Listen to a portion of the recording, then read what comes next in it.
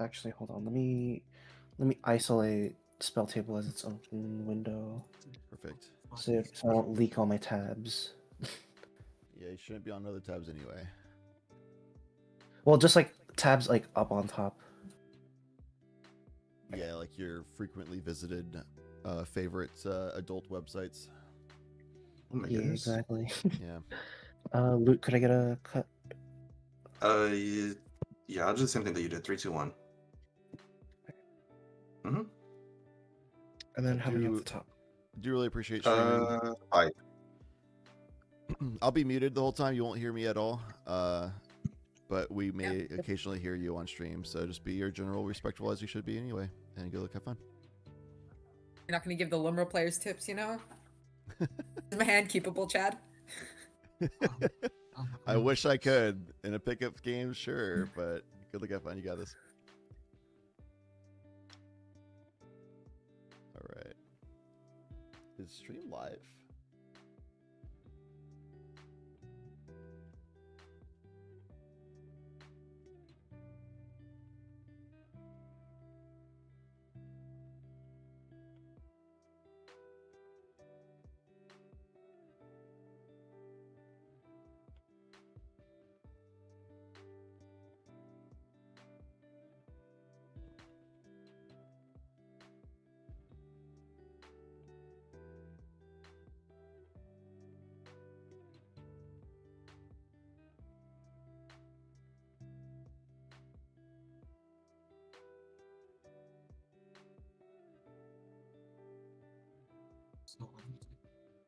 I could keep this hand. Yeah, I'll keep my hand.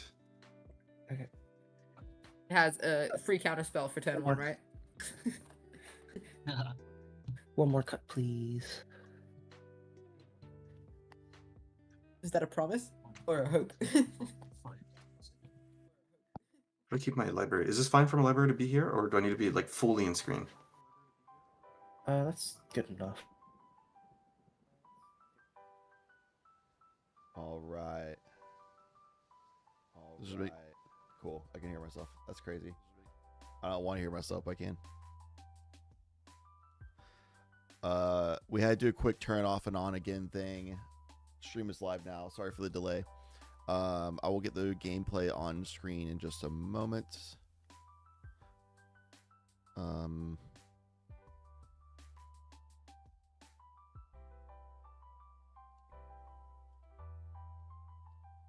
This needs to be this. There you go. We'll be able to see stream chat later. All right, cool. And then switch to this. We making waves. All right. If I do this. Cool.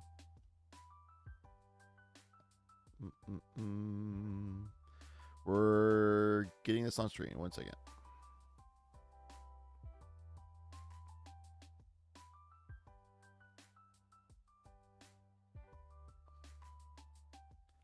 Try to center as best I can. There we go. How about that? Now I need to get this stream link posted in the Discord. Now that I know it's live.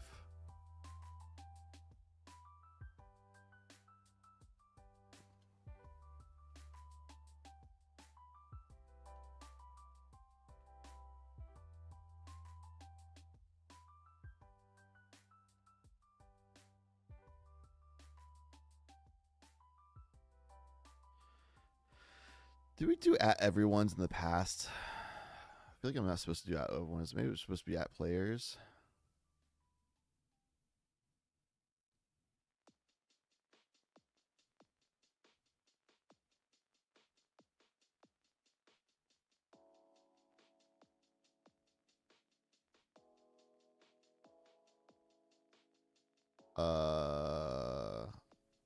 I did at everyone in the past, but nobody else has ever pinged at everyone, so I feel like maybe I was wrong in doing that.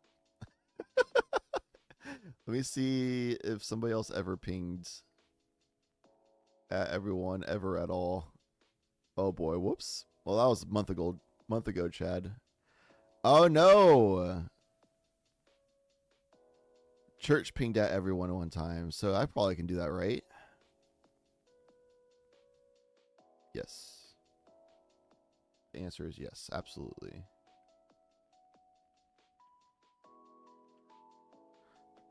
If not, then Nil can yell at me later, and then I'll just never do it again. Easy peasy.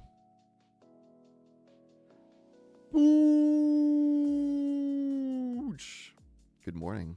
What time is it for you? 4:30 or 16:30 if you do military? I'm so confused on if Europe does the 24 cycle or if it resets 212s for AM PM.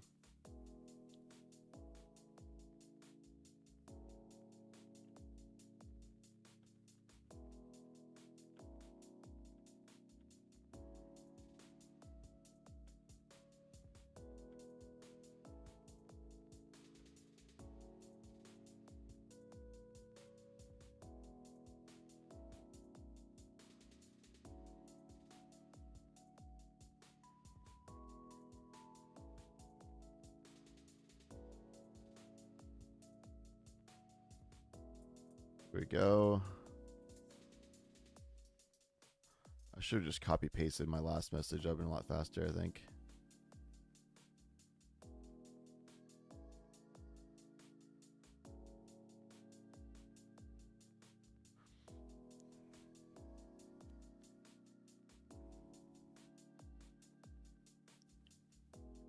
Stream is live. Stream is live. Stream is live. Woo.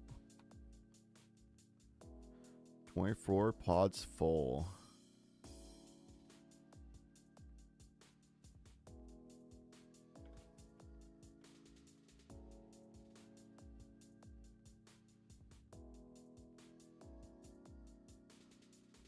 I capitalized. Thanks, that was awkward.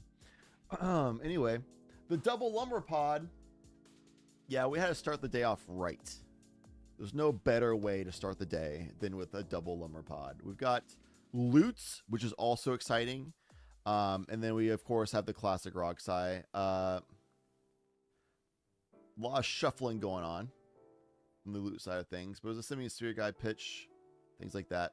Webcam's a little blurry. I can't quite tell what they actually played. But Roxai started on the fish, which this is honestly probably the worst pod of all time to keep a starting hand that's a turn one fish. This has got to be the easiest fish to play around of all time. Like, we have two Lumbras that just want to play lands and creatures mostly. And if we play a non-creature, it's usually going to be like a stacks piece or like just one out of like 2 to 3 turns. How many players today?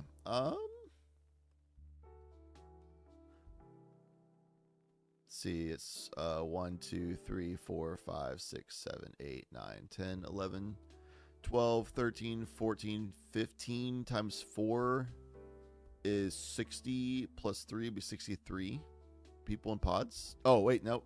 1, 2, 3, 4, 5, 6, 7, 8. Another 8 times 4, which is 32. So it's 95 players. Quick maths. They say to never do math on cast, but they've never met me. I'm like, God damn it, professional. Look at me go. Yeah, it's going to be a tapped land and pass. Looks like they're playing the fight spell land, which is interesting. A lot of Lumber players don't play that anymore, but Selena, she's on it, which is respectable. The card from Auditorius also went off camera, so we extra have no idea what that is. No clue.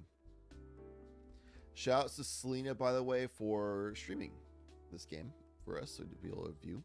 It's awesome. I have to go into Discord pods and then hope that one of them can actually stream, and if not, then I'll be like, okay, well, good luck, have fun, and go to another pod. Hopefully someday we can get a better system where Spell Table or one of their competitors not only has a good server stability and features, but one of those features being that I can just go and spectate a pod in a private pod. That'd be great.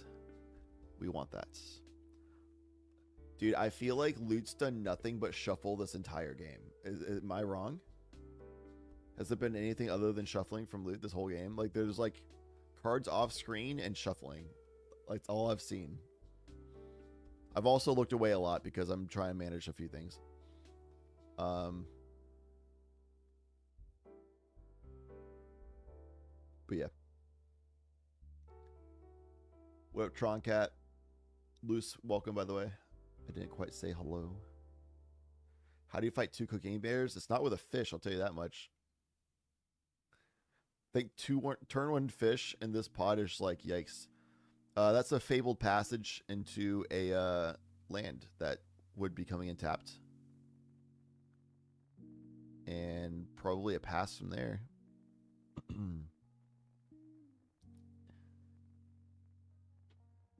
I'm pretty confident that fish drew no cards. And they'll probably continue drawing no cards if this table plays around it properly, which for Lumber especially, that's totally fine. We're just going to play land for turn. Sounds good. That's all we want to do, is play lands for turn.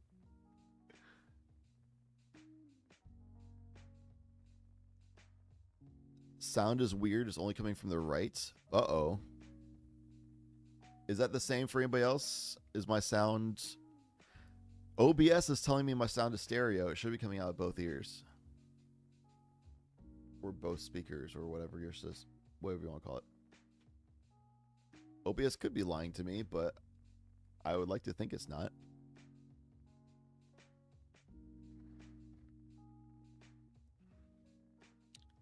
They're paying for the fish and casting Mana Vault. Interesting. Well, they're set up for a oh no, that's a is it land? Well, they're still set up that they could probably do a turn 3 on turn ad naz. Honestly, in this pod though, Rogside's chilling. Loot's generally lower than average interaction deck for blue decks, and then Lumra is like borderline no interaction. There are interactions and funny like creative things Lumra can do, but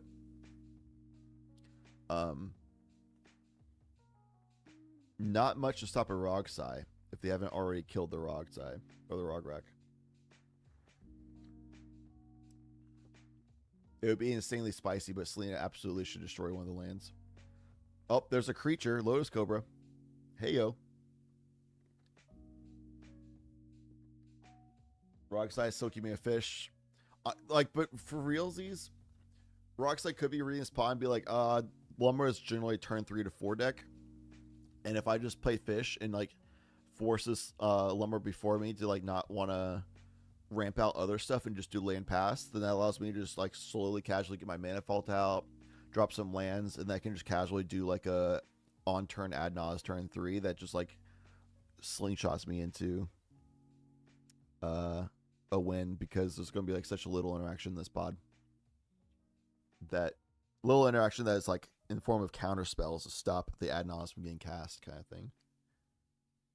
Because they can just Culling the Weak and tap Mana Vault and then ad naz, and then they'll have a ton of mana off the ad naz to keep doing stuff on the main phase. So I thought that was an Arcane Signet, and it looks like I was correct from that turn 1 Simian Spirit Guide pitch. It's been 3 lands, and now we have a creature. We have Displacer Kitten, which is huge for loot. Massive piece. One of my favorite creatures in the game, actually. We have 2 of my favorite creatures in CDH in this pod now, Lumbering and Displacer Kitten. How cool is that? Going to turn 3, slow pod, but it's mostly because Lumber is happy with slow pod, and Rockside is like, well, I'm just going to vibe into an interaction, into like an ad naz or something like that, no interaction. Everyone's just doing lands and creatures only to work around that fish as well. Oh, they're going to draw them a card? No. Andromeda. No. You better have an Elvish Spirit guy and be like YOLOing Lumber here.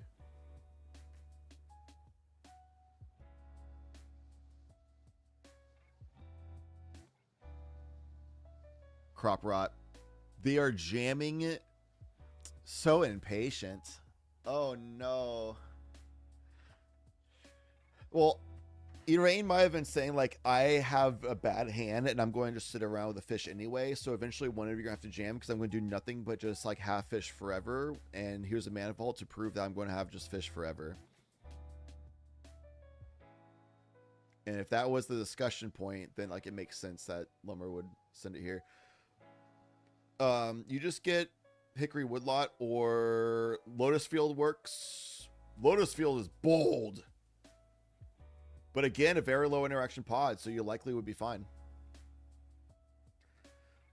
Like, Rogside and Loot definitely have interaction. The other Lumber's tapped out, which means they basically have nothing here. If Lumber's not tapped out, they could have some creative, cheeky interaction stuff.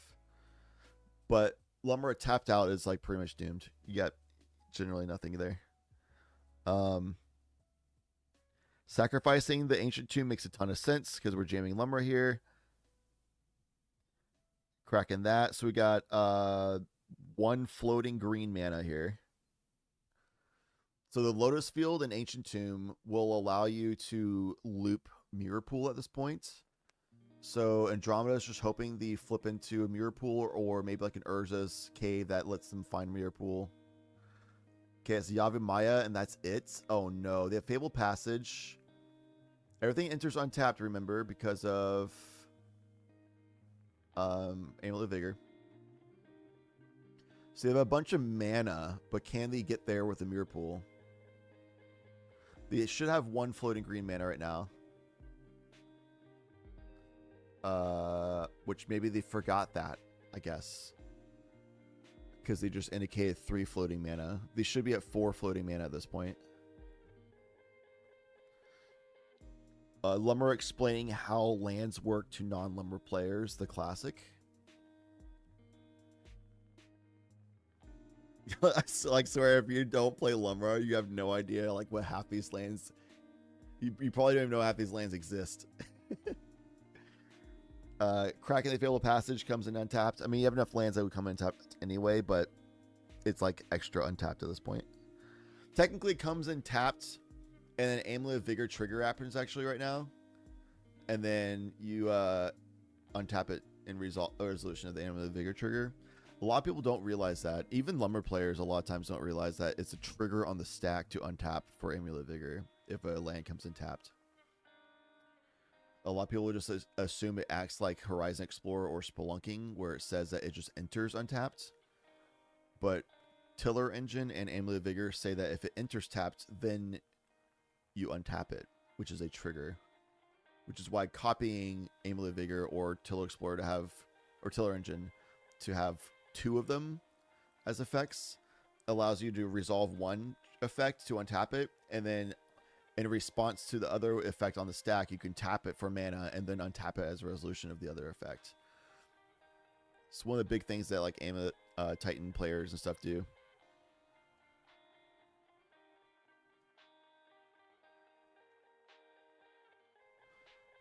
I gotta fix.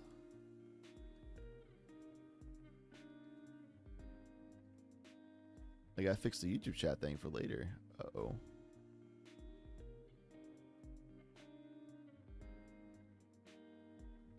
There we go.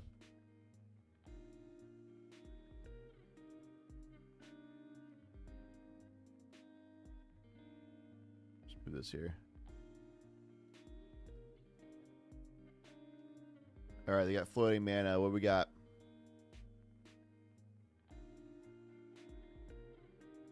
I'm just going to listen in to see what they have. Me when turn order. Yeah. Felt, Selena.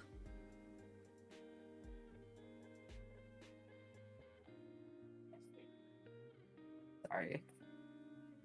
This is what I get for registering 10 minutes before the tournament started. Well, I'll put a scape shift on the stack using 2 green, 2 colorless. Oh my god! If there's no interaction, this is game. If there's no interaction here, this is game. 100%. Scape Shift was just fine. Need Mirror Pool and what other lands you might need. And we already have the Lotus Field plus Ancient Tomb set up. So Skip Shift will just make a mirror pool, and there's enough floating mana from everything else that you'll just win the game here. So if this resolves, that's GG. I Yeah, see, no. so I cannot do anything unless you let me draw a card. I have no response in my hand. I can extreme. Pass priority, everyone. For me, I'm passing. We're on I average. have to pass priority. Yeah, that's good. In response. Oh no, I can't. Can I activate mana? I can't remember. No, No, you can't do more. it That's already. fine. This is still fine for Andromeda. That obviously is unfortunate and a mistake. You're supposed to activate mana before cast or holding priority after cast, but once priority is passed, then you can't activate mana like that. You can angle shoot for mana activation there, but it's pretty poor taste, in my opinion. But yeah, everyone indicated they have no interaction, which means this is game. So even though they didn't tap for mana, it doesn't matter. They can get Crystal Vein here, as you see. Hickory Woodlot taps for 2. Crystal Vein taps for 2. They can get 4 lands here, so they get Mirror Pool, and you need another 1 mana to activate Mirror Pool, which you'll just have from literally anything else. They got Havenwood Battleground, Hickory Woodlot, and Crystal Vein. So they have 3 lands that tap for 6 mana total, 2 of it being colorless. Activate Mirror Pool. That's going to make a copy of Lumra. The copy dies, but Mirror Pool plus the lowest field of Nation Tomb will come back from the graveyard. Untap thanks to Amulet of Vigor, and it starts the loop infinitely from there that you just make infinite Lumras, and you'll infinitely mill out your deck, and you'll eventually find the Sunscorched Desert, which allows you to ping out the table. So this is game unless anybody else has any interaction. On depletion counter. So 2 floating colored mana, sack Crystal Vein, 2 floating colorless mana, sack Havenwood Battleground, 2 more floating green mana. I'll use 5 of that mana, leaving 1 green floating to activate Mirror Pool targeting Lumra. Responses. You got it. I have nothing. I will demonstrate the loop once, and then if you have no more interaction, the game will be over. L4. Yeah. 10 lands. The key ones being Crystal Vein. I mean, Havenwood Battleground matters, but more importantly, Lotus Field and Crystal Vein will generate the mana from Mirror Pool every time. So I have infinite activations of Mirror Pool, 1 at a time, and they will return because they Yeah, you got it. sacrifice. And then so I'll mill my deck and then pin you all to death with a Sunscorched Desert. Mm-hmm. Sounds good. GG's. GG's. Let's go, Yeah. dude. If that Ancient Tomb was 1 turn earlier, that would have been a turn 2 win, which has never happened before for me in Lumra. I don't know why I drew so many lands. It was insane. Let's go, Bear. GG's. Sure. Thanks for streaming. Good luck, everybody else. Plenty of Swiss rounds still to go. All right. Sorry, I'm just too Bear biased. I had to go. Let's go, Bear in there. Shout out to Andromeda, all the way from Australia, by the way. Playing from Australia. It's kind of crazy.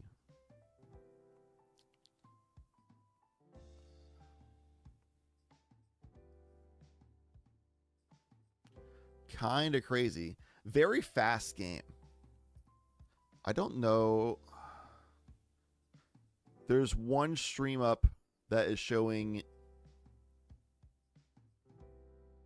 info to a judge. Let's let that linger for a little bit. I might be able to go in there soon. And there's another stream that's just showing their POV because I guess Spell Table's making a mess. Oh, I'm still in the waiting stage on my phone. Interesting. Hold on 1 second. I should get out of the waiting stage from my phone.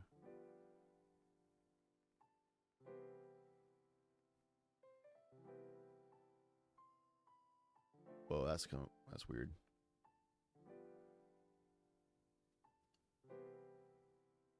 Okay. I opened the Discord app on my phone and it made me leave immediately.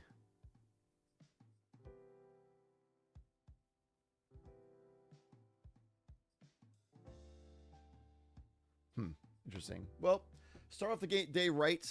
We got a lumber one. We love to see it. We'd love to see it. That is simply the best. Let me see what the judge call note was there. Okay, it's just a time extension thing. Nope. That was a different pod. Okay. We'll hop to pod 20 because there's just a time extension. So we'll hop in there to see what's up. Just checking some messages real quick. Make sure all is good.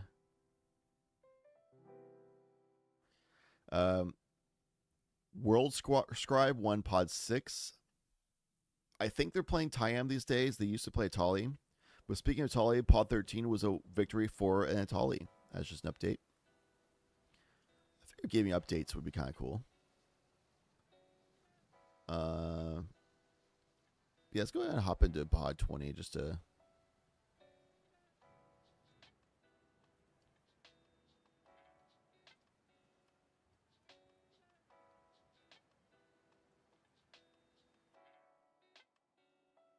just have something, feel alive, you know.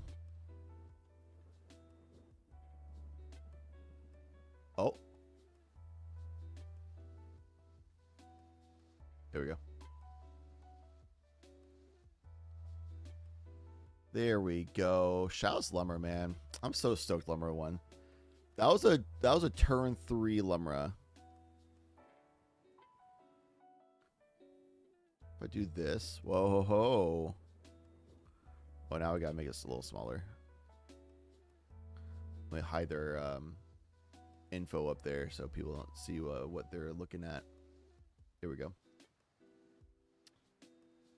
We don't want to dox people. None of this information would actually be dox. I also just wouldn't want people to know what they're into. No, their life's going ons. Dargo Ishai and Mono Blue Malcolm. Yeah.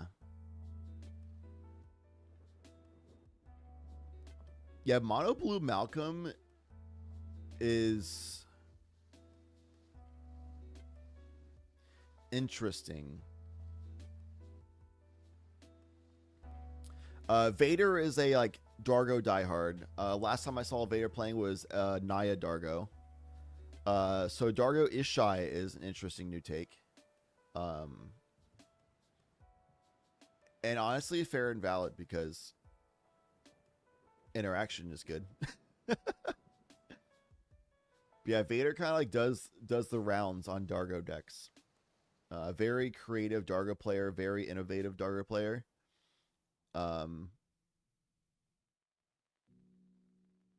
They definitely know how to play their outs like that too, which is really good. Other 3 players I'm not really familiar with, to be honest. I mean, Sisei running Silvala tells us that it's just like your general like Legends Sisei. It's not Clam Chowder, which I personally prefer. I don't want to see Clam Chowder. You just, I don't know. I'm not stoked about just 5-color good stuff Sisei. I want to see the cool Sisei lines. The G list falling out a lot, but always good to see an old one of the old dogs come out, you know. How you doing, by the way, Pigeon?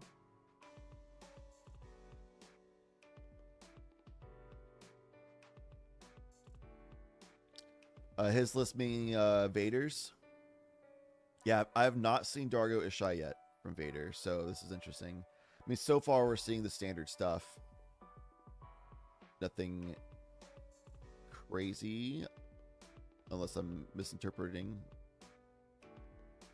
Like, it's literally Chrome Box, Esper Sentinel, Imperial Recruiter lands. I didn't see what the Goth Imperial Recruiter because it got here a little late. But it's just like 2 land passes from Malcolm.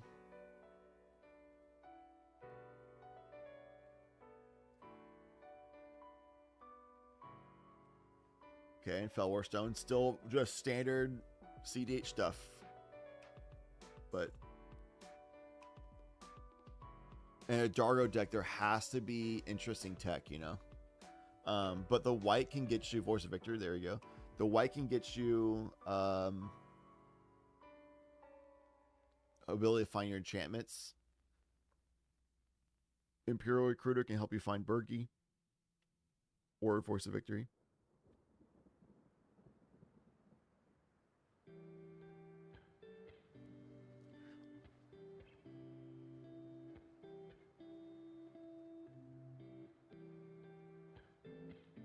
Yeah, basically every Malcolm deck wants Malcolm out turn 1, turn 2 latest.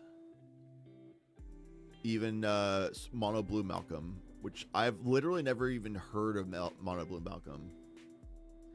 Recruiter can't get Bergie. Can Recruiter the Guard get it? Not Imperial Recruiter. Recruiter the Guard.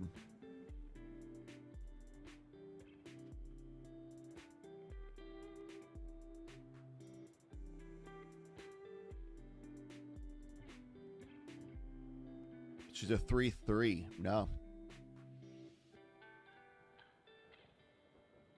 She cannot. Huh. I thought she was a 3/2 for some reason. Not bad. I mean, I guess you can still gamble for them. Interesting. I guess that's the big part about why Naya Dargo was so good. Is all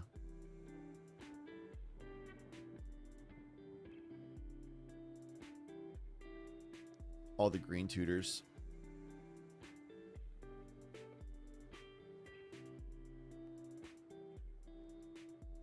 All right, Faber Elder top tapping for 4. Oh my god, my tongue stopped working there. That was crazy.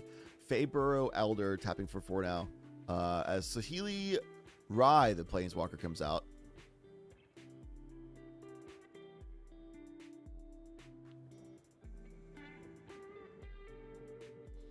It's a copier Planeswalker.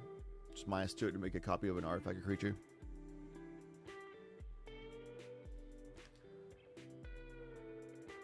It does gain haste and it allows you to make a copy of Faber Elder here, which is actually insanely important. So they're doing the Sisay thing, which I believe might be a win here, isn't it? Don't you just get the untapper from Sisay? And that's 5 color, and you untap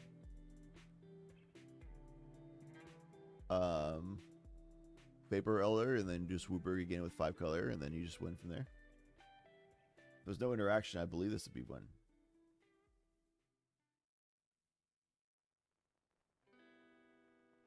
And you get 3 counters on Malcolm and start doing that thing. So being 1 turn behind means it's going to be hard to win. It's going to be even harder to win if they have no interaction here. But you're absolutely right. I also don't know mono blue Malcolm strategies, and it seems like you are aware, which is awesome.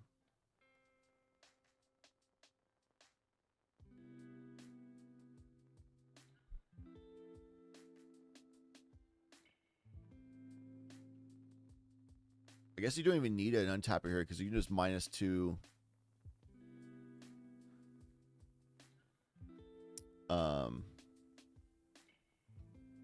Saheeli, make a copy of Faber that has haste, and then just tap again.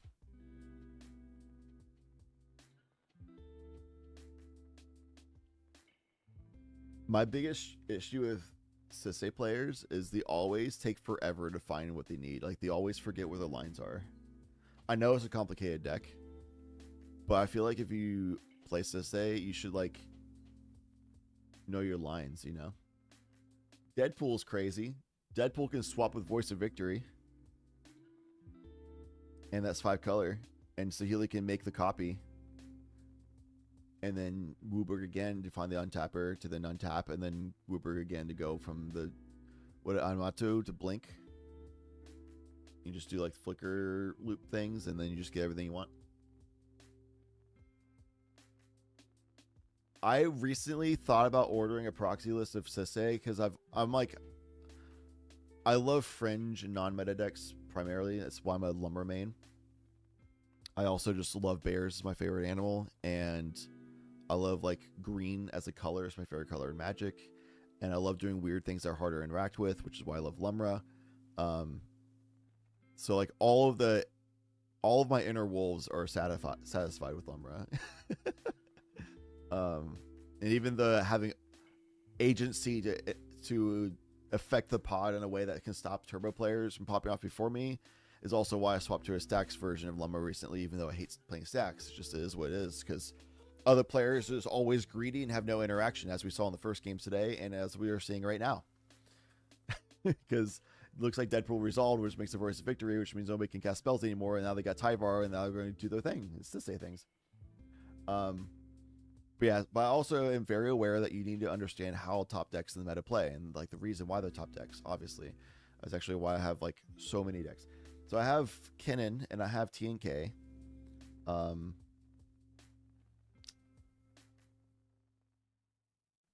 I was thinking about getting Sisay to learn Sisay lines a lot better because I think it's really valuable. But the other part of me was like, I don't wanna. And I also don't play tournaments like ever because my local scene is pretty terrible.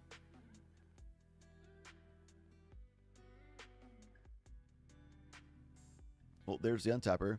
I actually just bought Eoreth of the Healing House for my Rex Cyberhound deck I recently started building. The Azorius energy-based solitaire deck, basically.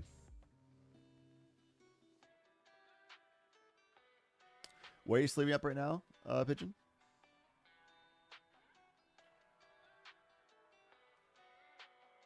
Basically what we're waiting to see here is there's Marvin. Sisay's just vomiting their entire deck out onto the field at this point because they have nothing but copiers and untappers, and Marvin can copy Eoreth, and because of Tyvar, he can activate it instantly despite summoning sickness, and because of activate ability, which then activates to tap to untap 2 other legendary creatures, which untaps Sylvala and Eoreth, which makes a bunch of mana, and Eoreth can then untap Sylvala again and make even more mana, plus whatever other. Well, I guess Eoreth can untap Faber Elder at that point. And then we have Derevi. And we have a bunch of mana and a Derevi coming out.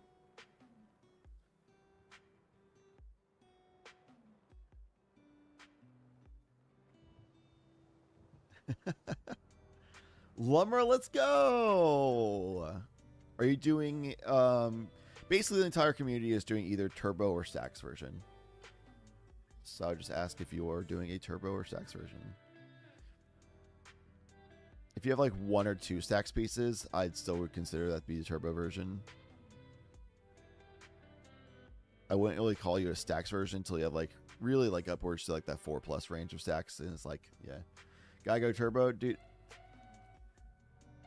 When Looper first came out, it was all about like mid-range grind value, and you like value as much as you can in an uninteractable way, or at least hard to interact with way.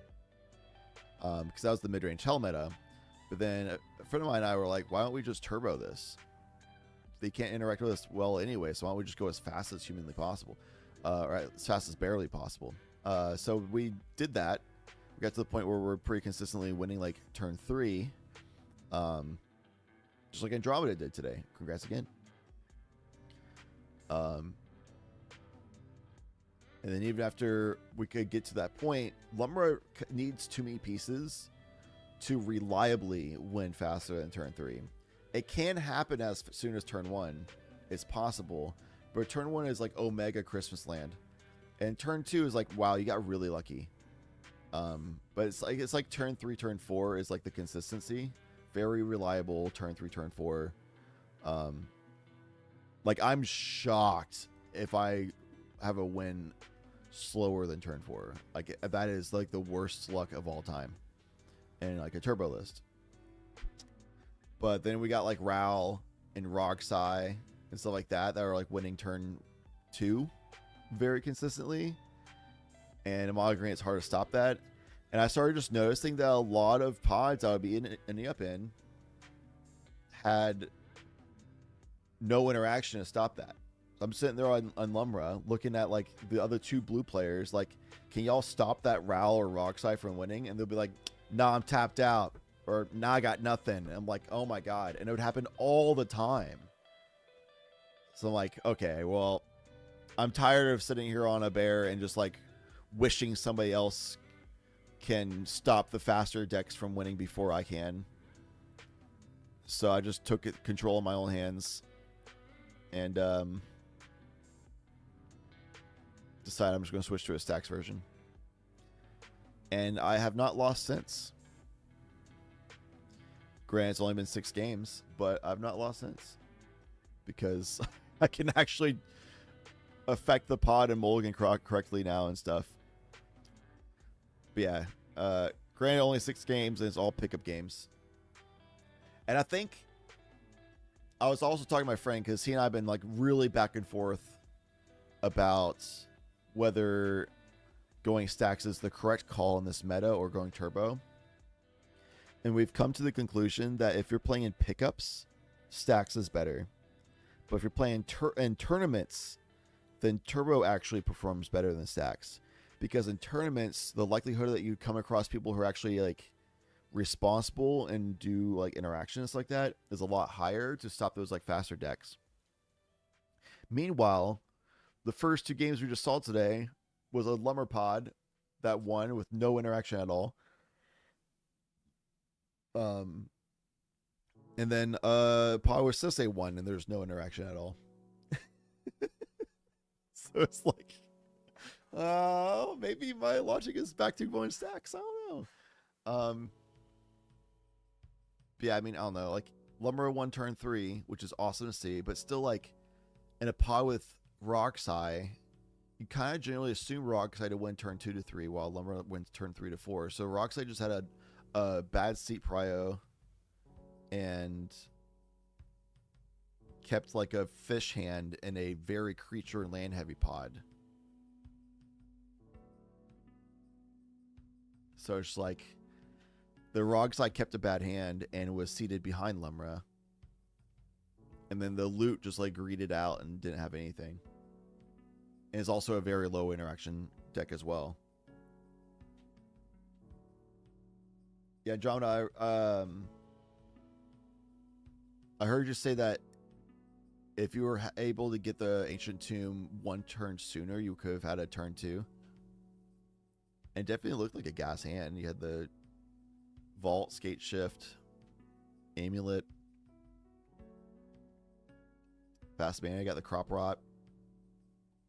It's a good line. Yeah, not tapping before Scape Shift's priority pass was unfortunate, but it clearly didn't matter, and you knew that. You're like, oh, bummer.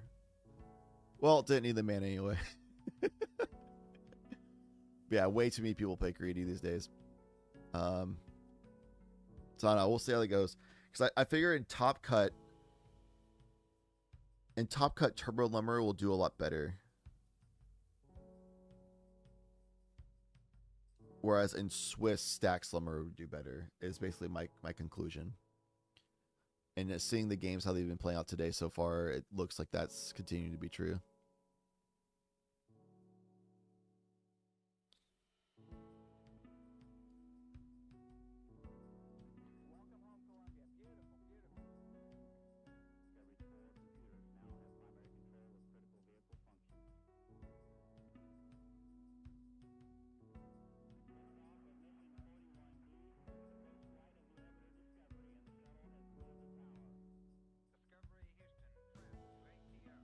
I'll fix it 1 second.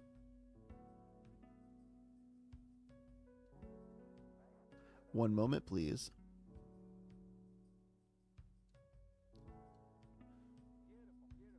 So I'd imagine if you rely on your own player skill enough and your ability to politic and things like that, and try like turn 0, tell people to like focus on like holding a good interaction hand and stuff like that to deal with the faster decks, then you could probably get through Swiss fine enough to where if you're on turbo, then you have a better chance in top cut to actually winning the event. Whereas Stacks Lumra is a lot more self-reliant, and you'd be able to just run the tables yourself.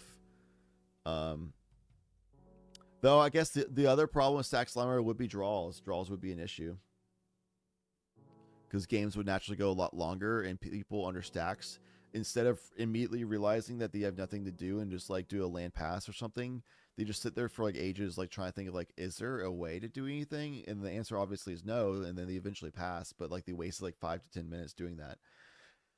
So I guess Stacks Lumber Swiss issue would be like, even though you have a better chance of winning, you also have a better chance of going to draw a lot more often. The Tivit problem. Anyway, this pot is TNT versus TNK versus, well, I want to say GTA, but I guess it doesn't really count.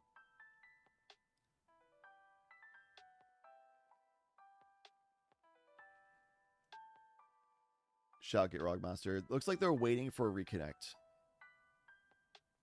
Let's go ahead and tune in and see what's going on. Yeah, we've got judges in here waiting for a reconnect and stuff.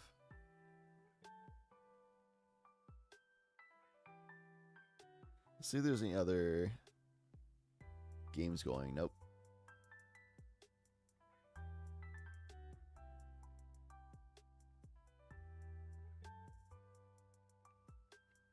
The only other pod with a stream going is somebody streaming their own, like just their setup because of a spell table thing. You can't get streamed to a spell table.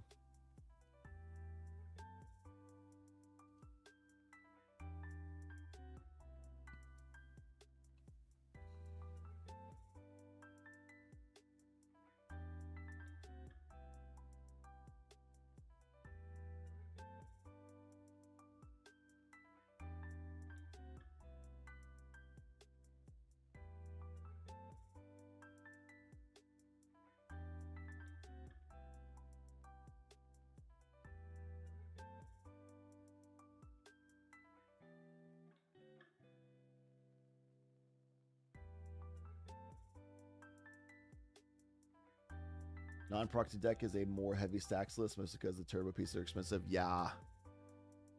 Turbo pieces are crazy expensive. Though, to be fair, the most expensive piece in Lumra is a stacks piece. Tabernacle. The match reporting channel is supposed to be for like if top deck is making mistakes and you can't actually report it through top deck as errors, then you can report it in the match reporting channel. But a lot of people report pods what they've won anyway, which I like that, especially if they say what they won with, because that can say what decks are winning. But as a player, it's not ideal to say what you won with, because then you're just basically telling everybody what you're playing, and it's easier for them to mentally prepare for you.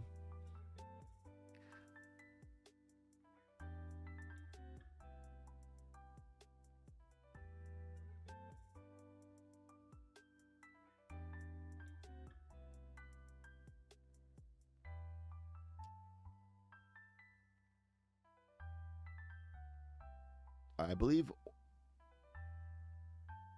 yeah, I think one player's dead, and the judges are talking to a player here. Shotgun death. Out something.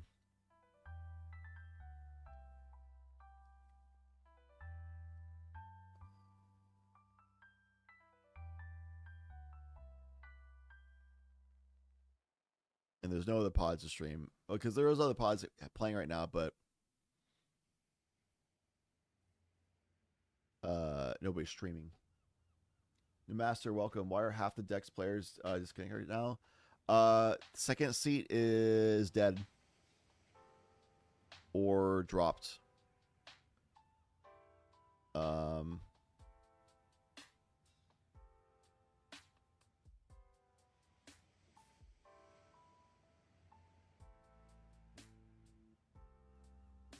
Yeah, second seat's gone. They're done. And third seat, Shotgun, who just came back, just went in a chat with judges to talk to them on the side. I don't know why, but they want to have a private conversation with the judges. Usually that means they're just asking rulings, clarifications, questions that they don't want to ask in front of the pod because it gives away their hand or something, you know? I also just got here because we just watched 2 other games conclude to get to this point. So we got into this pod late.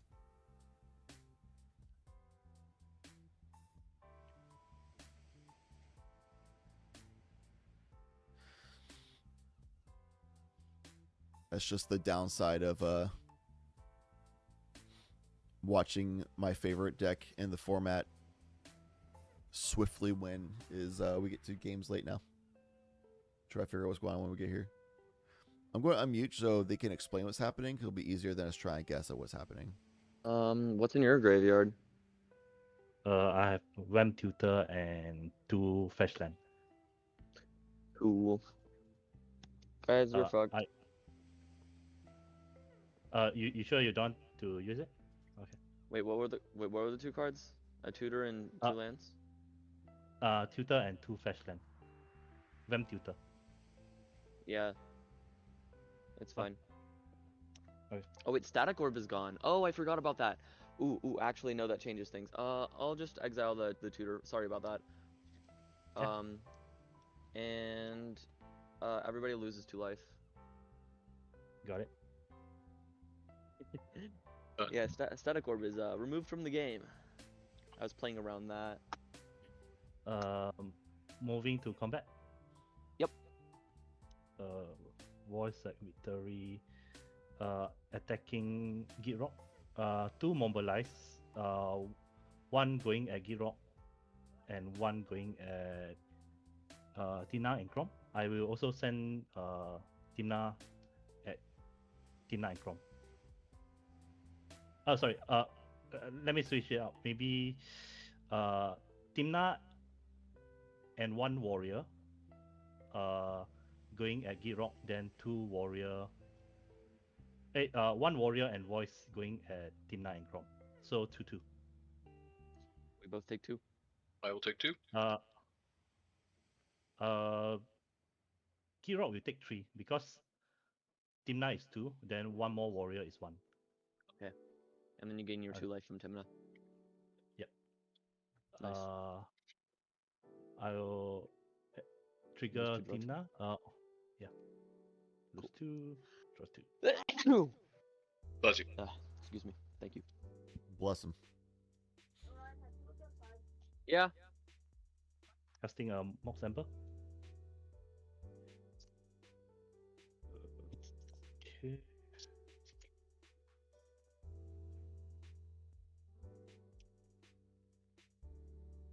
I will filter the colorless mana into. Hang on. What do I? Do I just do this?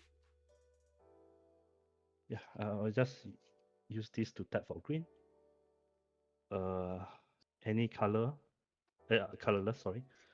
Devoted Druid.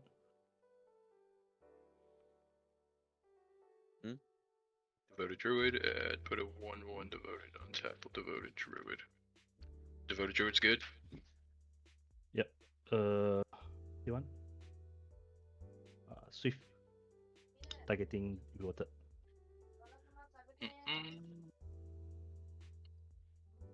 How good? Swift is good. There's Voice of Victory out, which means the only way this is not a victory for TNT right now is if somebody has like Boseiju specifically. Because nobody has the mana for Odawara. And actually, nope, that's GG because Gitrog's tapped out. And TNK can't do Boseiju because they don't have green. So there's the colors available to cast Thrasios. And the infinite mana you just cycle through your deck and you eventually get you'll eventually get the mana to then cast and the cards to cast their Thoracle Wind. Because Voice of Victory is out, this is just GG's. looks like it's a turn 4 TNT win. I don't know. Based on what Gitrog's talking about, seat 2 seemed to have been a Staxy player, which stacks people out, but then like lost somehow or dropped from the tournament or something. I believe the judge calls and things like that were having to do with that player leaving. Yeah, it was tech issues. Looking at judge notes, I won't say secret information that's like supposed to be secret, obviously, but it was tech issues, which caused like the delays here. Is what it is. But they got their victory. Congrats to them.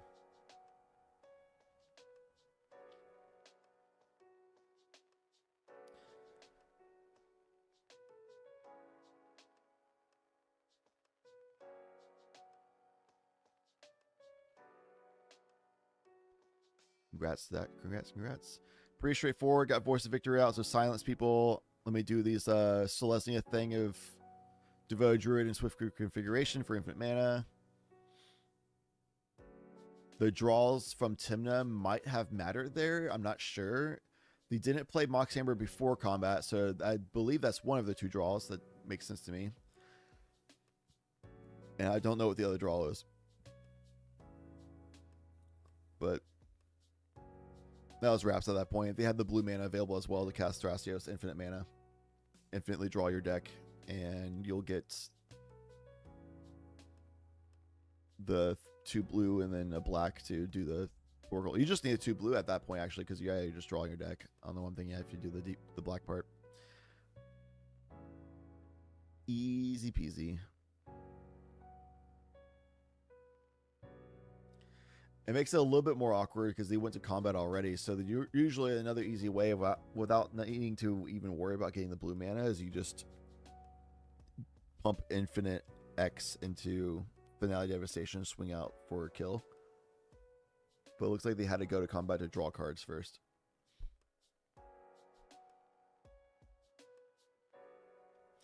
Never mind. I was gonna say I'm surprised they swung out Voice of Victory at TNK, but yeah, it's a 1/3, right? So Grand Baalisha couldn't kill anyway. Didn't matter. Like I still would block with Grand Baalisha. Like at least just take 1 less damage.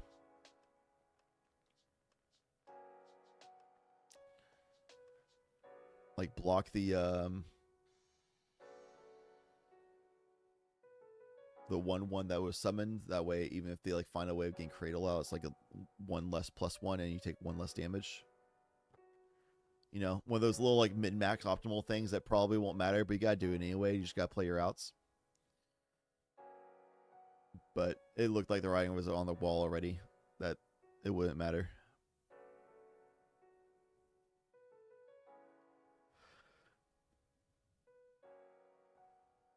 I think that's gonna be a wrap on Swiss Round 1.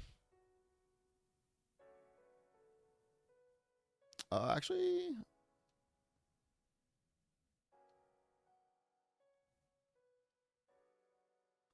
no. Oh, it is. I came too late. No. Seat 1 Xerus lost in this pod. Seat 2 is Kefka. Seat 3 was Malcolm Kedis. Seat 4 is TNK.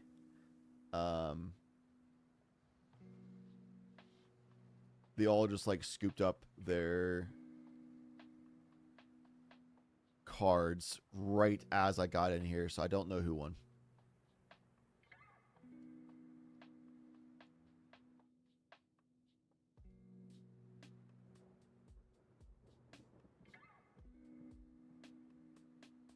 Oh well.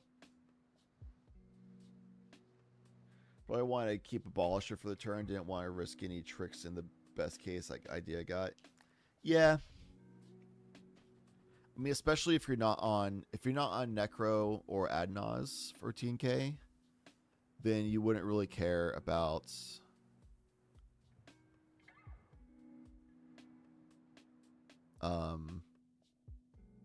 one point of damage in your life total. And if they already played land for turn, then the likelihood of them getting a guy's crate out is super low. Though they could just draw into a crop rot and crop rot into a guy's cradle. But then at that point, that 1/1 token creature would just be basically like the rebate on the crop rot, which could matter.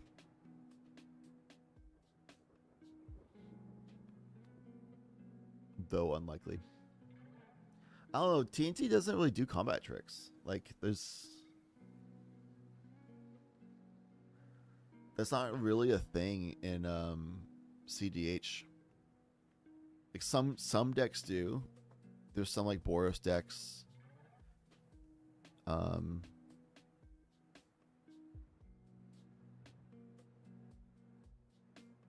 some like Jeskai decks.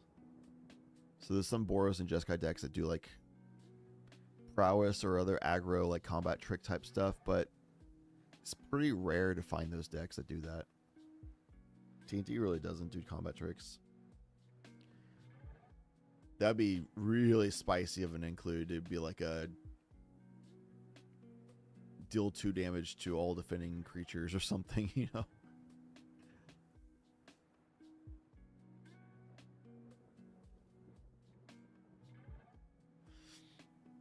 All right.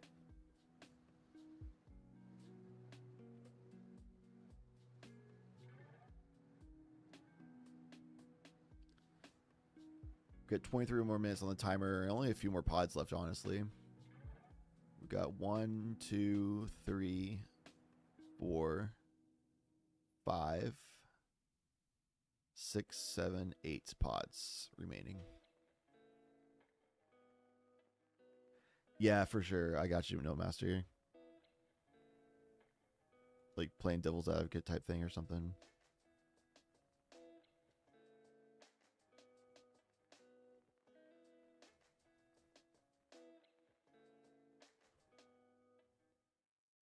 I think 10 times out of 10 I would block the 1/1 with a Grand Abolisher there.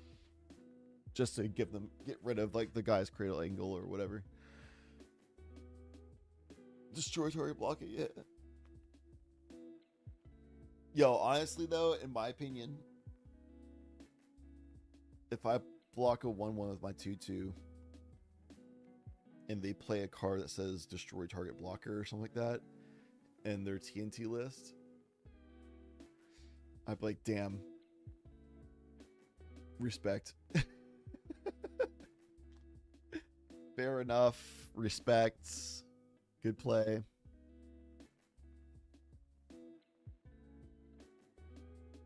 Like, you definitely countered the meta there of that spice include. Yeah.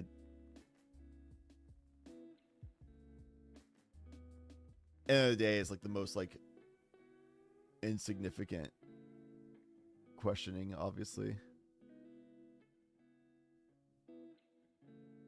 If TNK had win in hand their turn, then yeah, you just sit there and hope. It wouldn't really matter.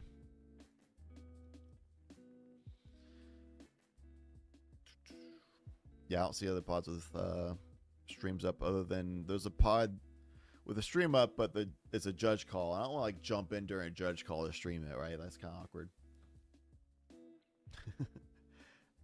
Hey, what's the drama, guys? I feel like that's like not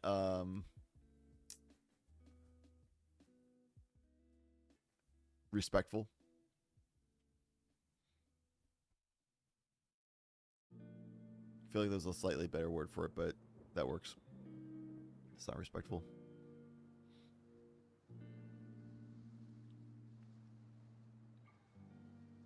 Oh my goodness. All right, well, I'm going to take a break. I'm here all day long. I'm solo casting all day long as well, it looks like. I had originally church for the first half of the day and then chance for the second half of the day. But good old corporate America dragged my co-caster away for the morning shift. Rest in peace, church. He's off to work. And then Chance had family stuff, which I won't say what because personal, but valid. And all is good, which is good. Just family matters. So I am now a lone caster for the day. Yeah, I don't want to be intrusive. Whoa! What's up, E? How are you? Yeah, I don't want to be intrusive. There's like a competitive integrity type terminology there. Like, but competitive integrity didn't really make sense either because I'm not a competitor. But yeah, I think it's my responsibility as a staff member of this tournament to not be disruptive of pods. Is a long form of saying it. For the sake of competitive integrity, I should not be disruptive of pods, even though I am like running the stream. So if somebody's already streaming and there's no mod in there and there's no like judge being called into there and stuff like that, then sure I can hop in and just watch the stream.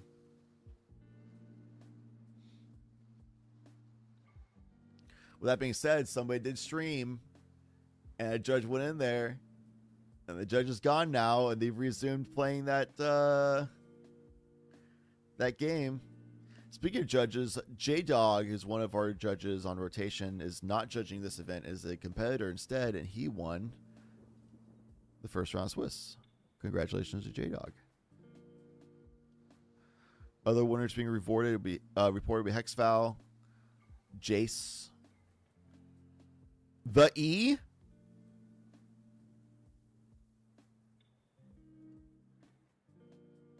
the E.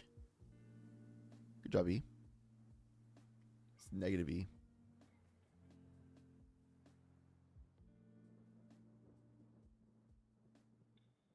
The E?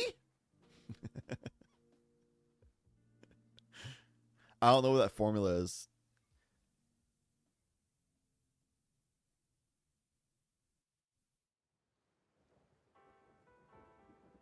Negative E to the power of I pi, but I don't know what that is.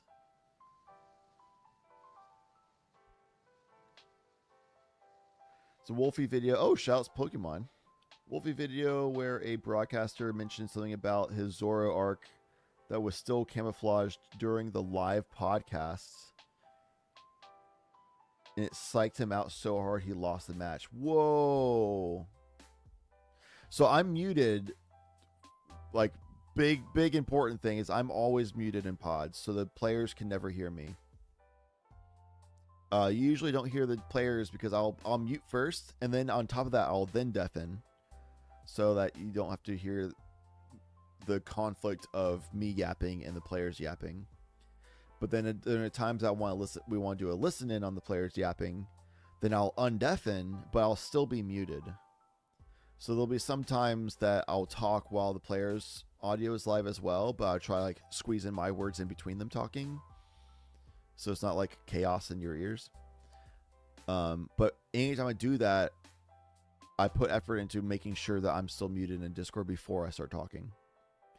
It's also against the rules for players to be watching a stream, the live stream of their pod that's active, because of that whole like insider information type thing, or like it's basically an outside influence type deal.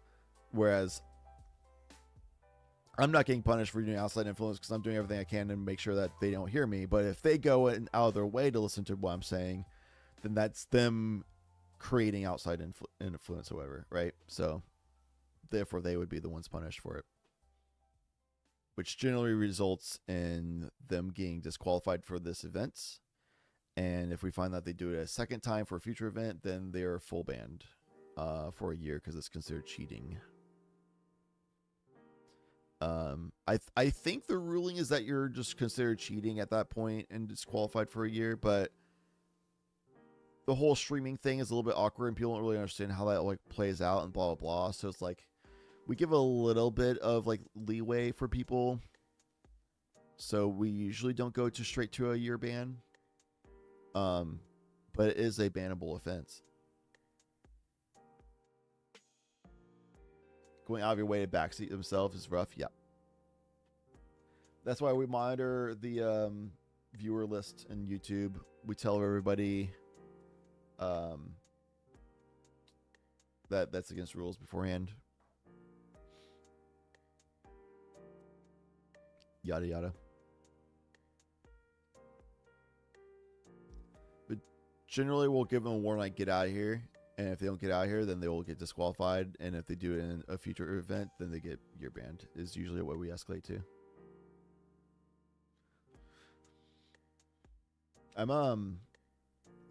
If you watch Pokemon, you probably know of Sierra Dawn. She's really cool. She's a pretty good friend of mine. I met her through Valorant casting way back. She casts Valorant too. I used to do that professionally, but then my local business took off really well to where I just didn't have time to do professional casting as well as my local business. And my local business honestly just paid way more. Like I can actually support myself financially independently through my local business, whereas casting is just like a side hustle as far as money goes, unless you're like one of the 1% of casters that are like doing the biggest events.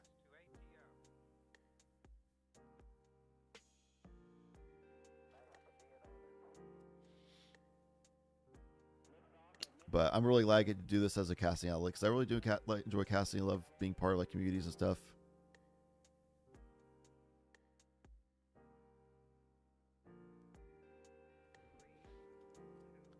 I'm definitely a big fan of CDH. And I like this community a lot.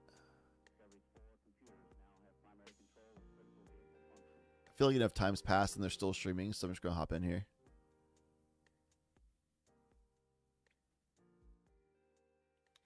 I'm familiar with Duncan, Sisse Pilot, who's kind of gone back and forth between Clam Chowder and Legends. So it's always a bit of a guessing game whether Duncan's on Clam Chowder or Legends. I just call it Legends, which is like the typical Sisse stuff, to specify that away from Clam Chowder.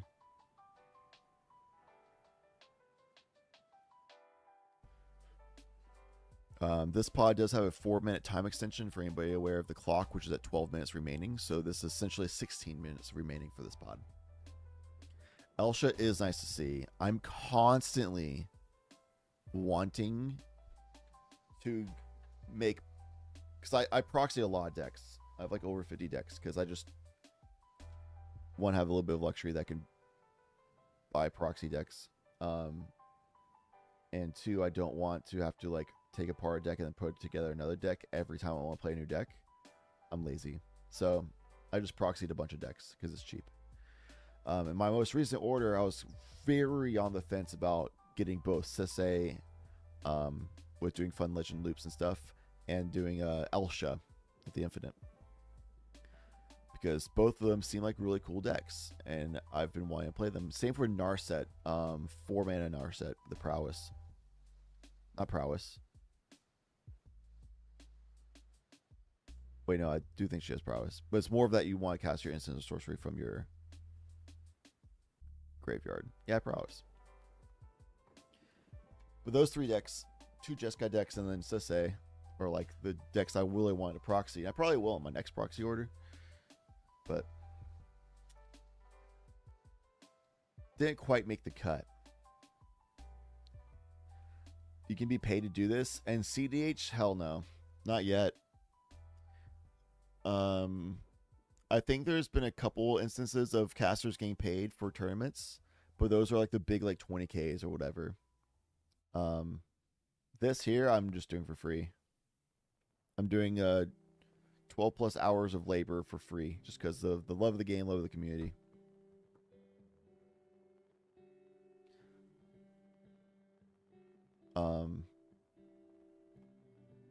In esports, yes, you can get paid doing casting.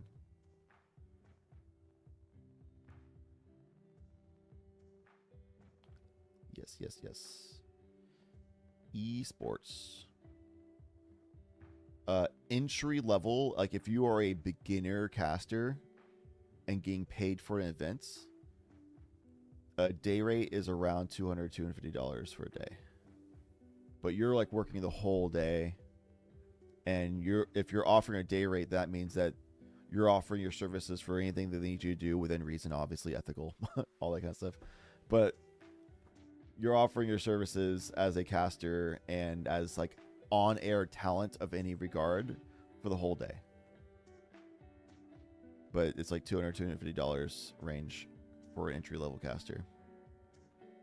Whereas if you get paid hourly instead, they don't want to do a day rate. They want to just pay you by the hour or by the match.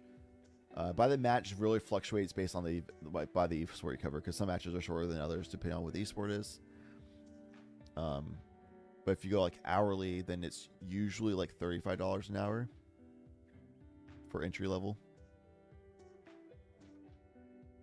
But that's entry level paid, which means you've already done a lot of casting for free for like the low end events to try to build up a resume and build up your casting reel to try to get into paid level, which paid level is like tier 3.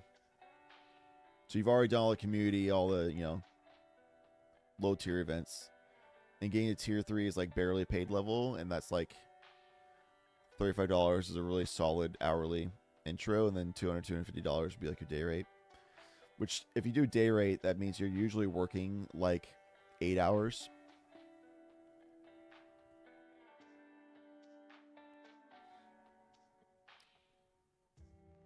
I'm also a lot more casual and chill, and we're treating it like a coffee shop here, just chatting, because I'm not getting paid for this.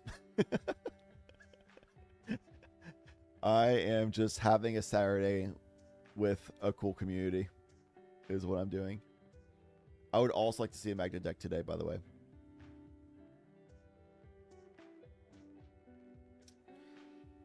But yeah, once you get to like the upper echelon, like you're casting like worlds for League of Legends or something,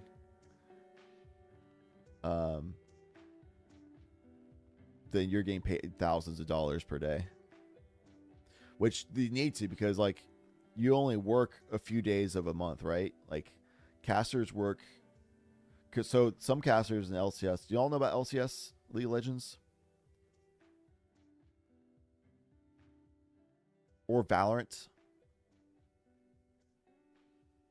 Probably know about CSGO.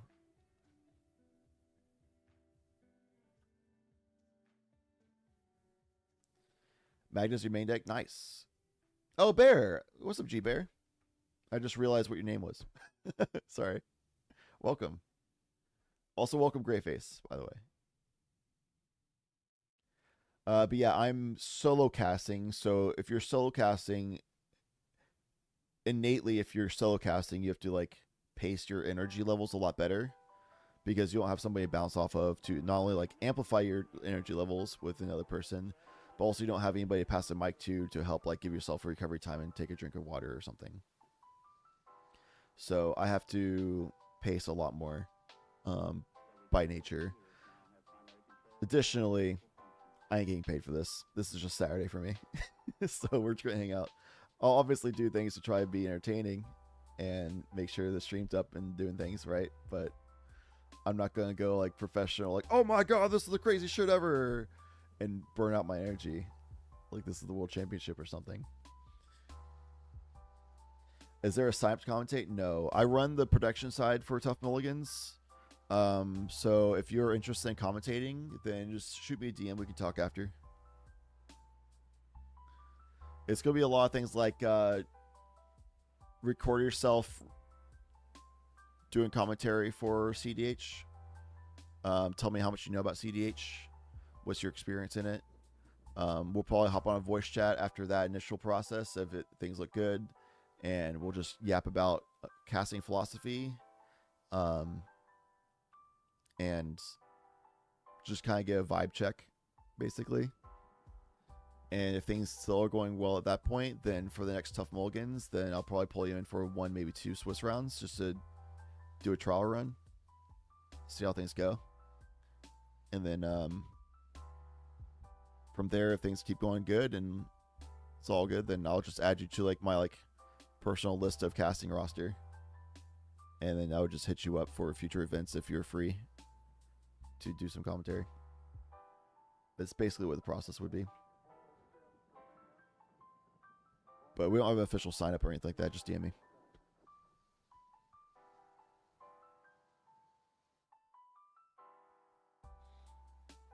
But I definitely would want to get to know you better. Like, I've seen your name around, but I haven't really like talked to you on voice chat and stuff. You know, I don't know what your microphone quality is like, and etc.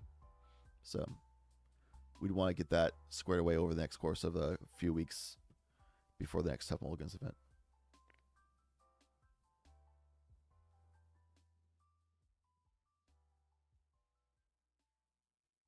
I'm gonna be a bit quieter then, since I think I've been talking too much and potentially drawing the other. If you're talking about in chat, you're not. You're good.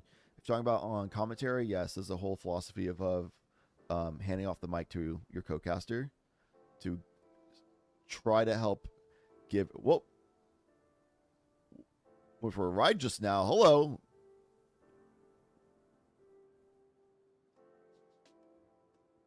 Oh my God, it's like an earthquake. Your nice mug, by the way, Beep. Is that a mug? No, it's not. Now that the camera stabilized, I can clearly tell it is not a mug. But it looked like a cool, like, porcelain mug for a moment. Oh, well. Knowing how to share insight without being too technical is a skill? Yes. That is one of my favorite things about casting with Chance. If y'all have watched the most recent couple of top cuts for Tough Mulligans the past couple of months, he is so non-technical. He is insanely just, I'm here for the comedy, here for the good vibes, but he knows the format enough that he makes like funny jokes and quips and jokes and like banter here and there about decks. And he admits he doesn't know, he's not the most technical knowledge person in the world. He is not like a top 100 player of CDH or anything, but he knows the format enough that he has a general idea of what's going on, and he knows his own decks really well, such as Kennen. But he's just here for good vibes and just keep up the good positive energy, which is honestly the most important thing. Like, if we're going to be real, most people that come into these streams are already CDH players and know what's going on. So I'll at times explain win lines and explain things going on, but usually people already know.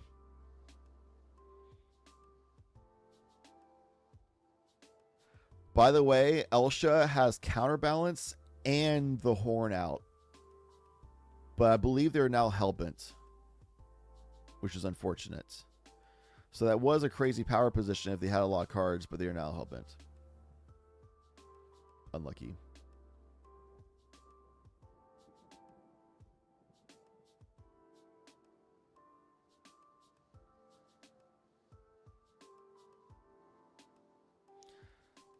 Currently doing a brain freeze line for Duncan, so it looks like they are on clam chowder. So say again, Duncan's cool.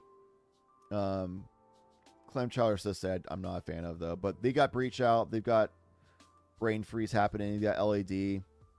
Looks like we're wrapping up the series here.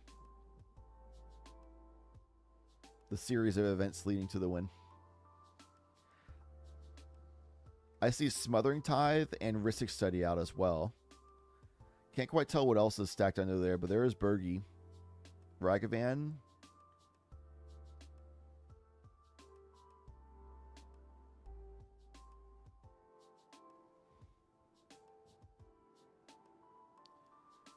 But yeah, there's a Pyroblast shown for protection. Elsha already burned through their Force of Will, as you can see in their discard.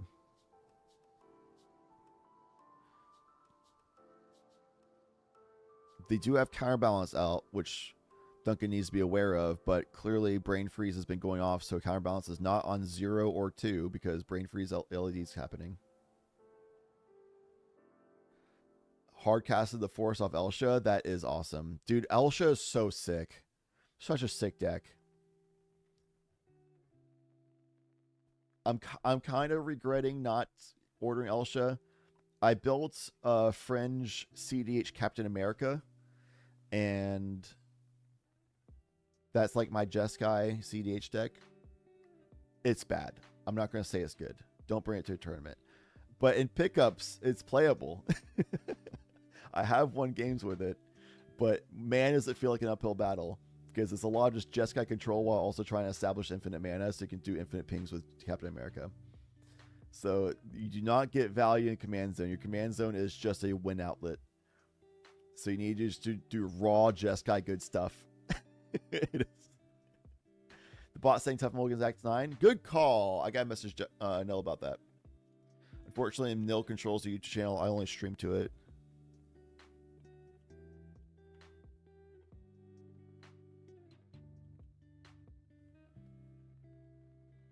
The link is broken too because it just says https://top deck and then nothing else.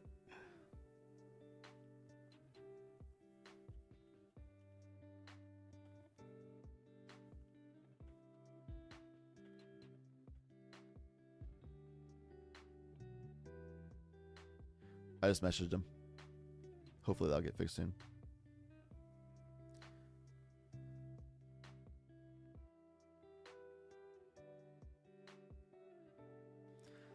I do really appreciate how cleanly Duncan keeps his game state. That's good. Clears out the mana indicating tokens when the mana is gone. He's just moving at a quick pace, but then making the clean game state clear, which is awesome. Calfetti, sorry for unintentionally ignoring your earlier message about Vicky came from Overwatch and LCS commentary and is still going in Apex. So I know the grind gotta be crazy. It is gotta be crazy. If you're a commentator, you need to not be attached to a game. You need to be as, like, if you're getting into commentary, you have to be as aware of as many games as possible, be as knowledgeable about as many games as possible, and try and network as well as you can to get any gigs as possible in any game, and try to establish a brand anywhere you can. Eventually, you'll get to the point where you can establish yourself in a game somewhere, but you'll see people go to different games even at the upper level.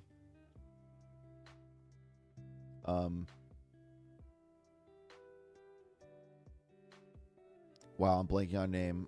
I'm thinking Zoe, but I feel like that's wrong. By the way, we're in red time, but this pod had 4 minutes of time extension.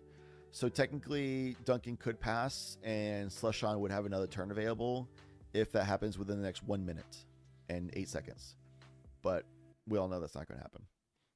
This will be the last turn, so if Duncan doesn't win, realistically, I'll say, this will be the last turn. And if Duncan doesn't win, they'll go to a draw. But it seems very apparent that Duncan's going to, like, do the thing and get to the win here.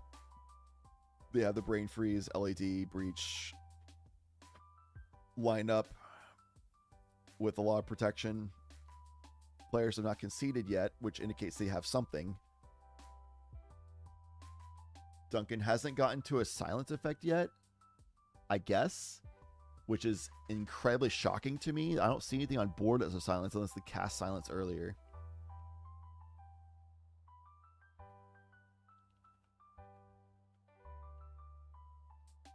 Yeah, Zoe. Nice, nailed it. So Zoe is a perfect example of someone who was very established in Overwatch. She's like one of the goats of Overwatch commentary broadcasting. And Overwatch kind of was like falling, and she masterfully pivoted away from Overwatch. I believe she does Valorant now. But she used to do like Dota. Like, she's been going since like 2017. Well, no, she's been going for longer. She's been going for over a decade. But back in the day, she's done Dota, Quake, StarCraft, and as games fall, she pivots. Like, it's not her fault that the people running those games did a bad job, right? StarCraft didn't do a bad job, but just kind of got outdated. So she pivoted to Overwatch back in like 2017, and nowadays I believe she does Valorant in Europe.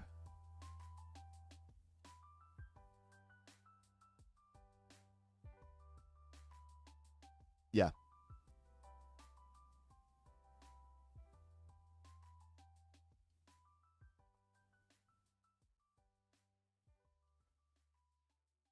Oh no, she's Valorant in NA. Let's go. Did she just swap this year? I thought she was Europe Valorant. I've been out of the scene for a couple years because I stopped going commentary and just like, well, and I started loosely keeping track of things. But yeah, she's one of the GOATs. And she's a perfect example of like being able to pivot as needed. The Power Blast destroying the counterbalance was a good call by Duncan.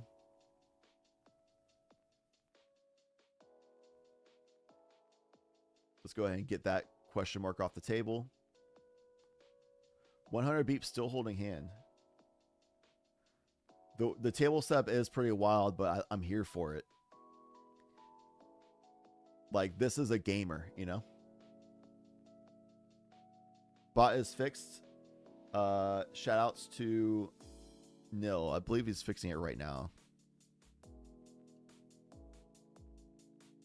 The bracket is HT. Huh.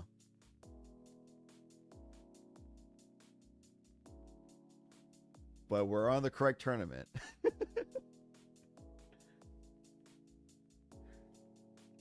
Yo, you gotta have that container for the snackies, you know? Reminds me of having no heat and a broken headset playing Call of Duty in the 2000s. Oh my god, dude. My first streaming setup, I had clamps, like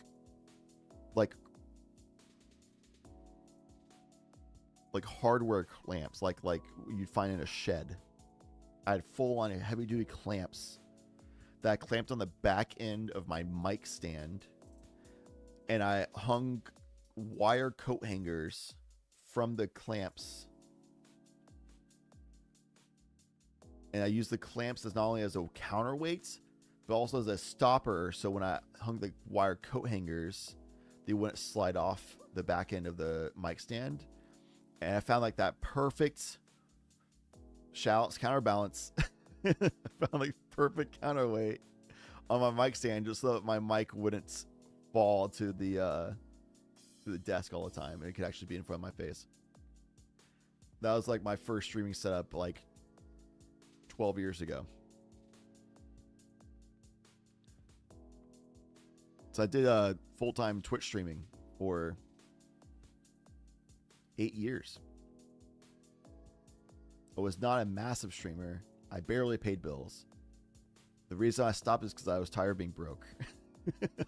So I started up as a small business local, and then I did casting on the side to make money so I can actually live independently financially and not let finances depress me anymore. And here we are. Now we're playing CDH, and I'm back to financial depression. I'm kidding. I do proxy on everything. But I do like try to get real cards. It's just some things like Gaia's Cradle and stuff I can't really justify. Me personally, I'm not going to flame anybody else who does it because I think it's awesome and I'm very envious. Someday after I get a house and other financial things set up, then I'll do that. But I finally finished paying off my debts. Thank God. That's been years of grinding. And now I'm trying to get a house, which is tough. A lot of saving. So I sacrificed not getting to have the cool shiny cards for the sake of trying to get a house. But once I get a house, by golly, am I going to get some shiny cards. I won't have to save as much anymore. Like Candelabra, yeah. Like my main deck is Lumra, and in that alone you have LED, you have and Chrome Mox is up there now, and like Mox Opal, you have Mox Diamond, Jesus Christ, you have Gaia's Cradle, oh my god, and Lumra is actually one of the worst decks to make real because like, yeah, you don't have to run dual lands, but you still got Gaia's Cradle, but you have to run freaking Tabernacle of Pendrell Vale, dude. That bastard's $2,500. That's like almost 2 months of mortgage. Insane.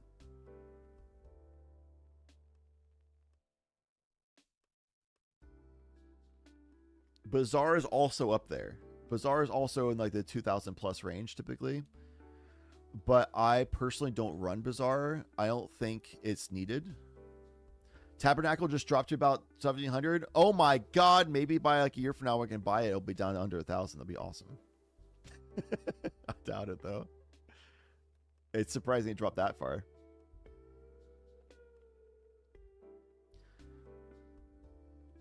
But yeah, I think Bazaar is very cuttable. I think that's one. I think that is very firmly understood in the lumber community as a flex spot card, to where nobody's gonna be like flaming you for running it, and everybody's gonna be like, yeah, it's very fair that you ran it. Shout out to Duncan for winning. We knew he was gonna get it, but we decided to watch him play it out.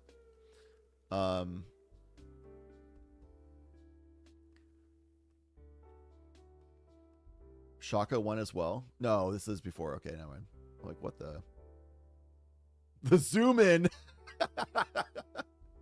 Hell yeah. Bash GG, Duncan won. Congratulations. Solid clam chowder, Sisay, Underworld Breach, Brain Freeze, LED line to mill their entire deck and have access to everything they want in the graveyard, which is going to be a Thoracle if it's clam chowder. To just win with Thoracle with no library. Very standard. And has access to all the interaction they ever want in their graveyard so they can beat anybody out. So, very clean cut, dry. Duncan keeping board state clean as well. Love seeing that. It's good. Yeah, I think I was on Bazaar originally, but I did eventually get to the point where so Bazaar Baghdad is awesome in a very mid-range hell meta. If you're in a very like heavy stacks and mid-range meta, then Bazaar Baghdad is great for like digging through your deck and milling faster and getting through things. But in this turbo meta and it's like turbo / greed meta that we're currently in, and every once in a while you'll find like a mid-range or stacksy your control deck, but it's usually turbo greed decks. Then like Bazaar Baghdad does nothing at all for speeding up your game plan. It will only disrupt you and make your opening hands worse to deal with. Is absolutely a long-term grindy card. Using your turbo deck, Godspeed. Oh, but you play Crick. Okay, I'm talking about Lumra. It is different. Crick, you don't need mana that much. Lumra, you need mana. You need your lands to make mana usually. Yeah, Crick is definitely different for sure. Gitrog is definitely really cool. But Gitrog, the main land for Gitrog is Dakmor Salvage, which is insanely cheap. I just bought a Dakmor Salvage for my Lewin Worm Army deck. I'm calling it Wormageddon. That my girlfriend was really excited about playing. Because when we were opening Lorwyn cards,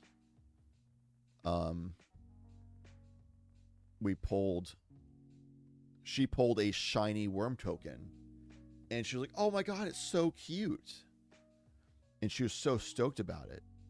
And we kept opening a whole collector booster box of cards, plus nearly 30 play booster packs at this point. Because while I'm the one saving for a house, she's the one who's like buying for funsies stuff. I also have committed to buying one collector box per in-universe set, which I'm not regretting, but I definitely feel it in my wallet every time that comes around. But shout outs to Universes Beyond for saving my wallet. That's less sets for me to spend on a collector box. So I have to spend it on like 3 sets a year instead of like 5 or 6.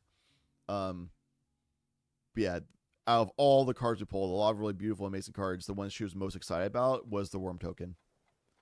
She was so fucking stoked about that 1/1 worm token that was shiny.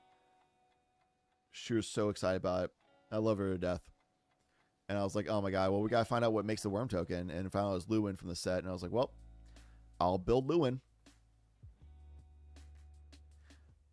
But it's not even the WURM worm, which are like the big worms that are 3/3 or bigger. It was the WORM worm that's just a 1/1.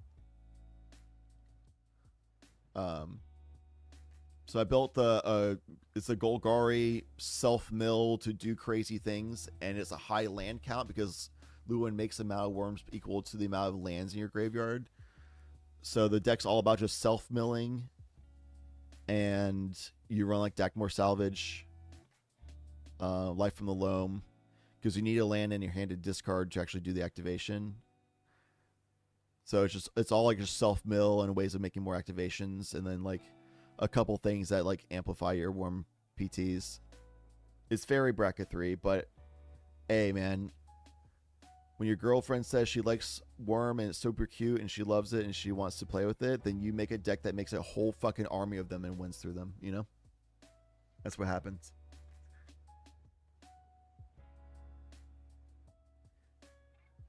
I agree, Traveling Gamer. It is definitely the best Worm token ever made.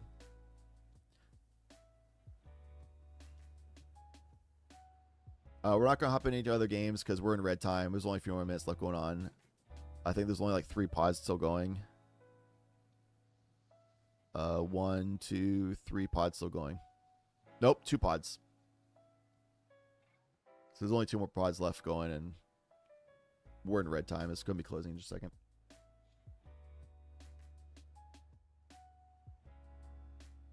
Did I miss anything? We thought the rock that's what went over the top. Yeah, I guess not.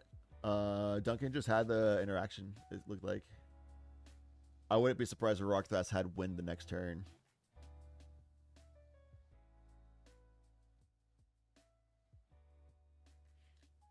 Yeah, no master, shoot me a DM. I'll try to respond during the day today, but you basically already know what I would want from you, so just go ahead and do the recording. Send me a recording of you casting. It's like a practice cast. And then just provide like basically what your resume would be, you know? Like, what do you know about CDH? How long you've been playing it? That kind of stuff. Just shoot me that information whenever it's good for you. And I'll read it when I can. Speaking of Candelabra, I also really want to put together a Toph Naya. Looks like such a fun deck to play.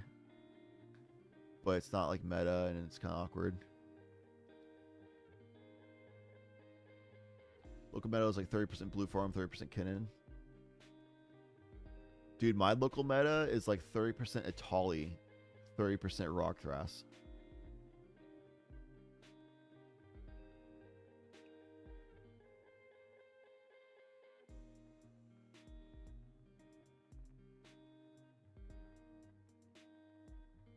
But I also don't play my local meta. My local like tournament scene is literally once every 3 or 4 months. You have to pay like $100 to play. And the pricing, we're not allowed to do cash pricing or anything because of city rules. So the pricing is a card. One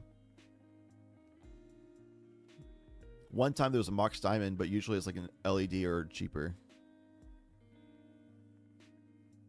With a $100 buy-in. So it's like, house. I don't know. I could definitely afford it. Just, I don't know. There's also part of me that's like I'm too old for this shit and I'd rather cast anyway.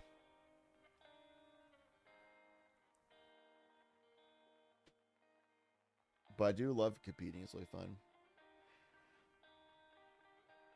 Good luck to everyone else who's playing next round or two. Are you playing Greyface? Greyface, I feel like your name is different in the Discord than in YouTube, and I forget that every time. But I know you're a Crick player.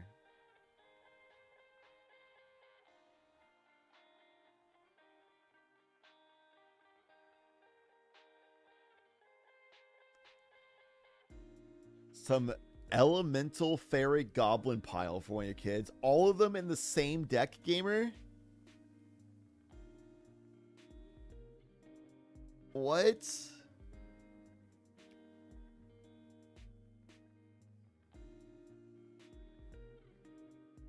Camden ID is a local for you. Oh, yeah.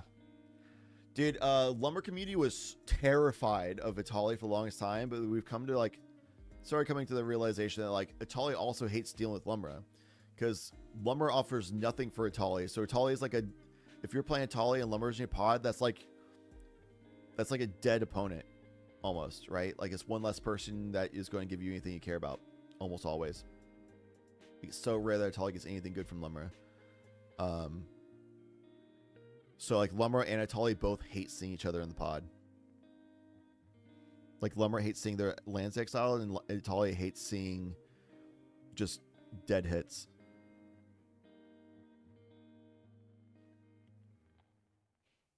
Lumra's actual worst matchup is Ral in the current meta. Ral's the fastest deck in the meta, and too many people greed or also play turbo or low interaction, and Lumber can't do anything to stop Ral realistically in the first like 2 turns. And Lumber's like a turn 3-4 deck, whereas Ral's like a turn 2 deck almost always. So it's like, man.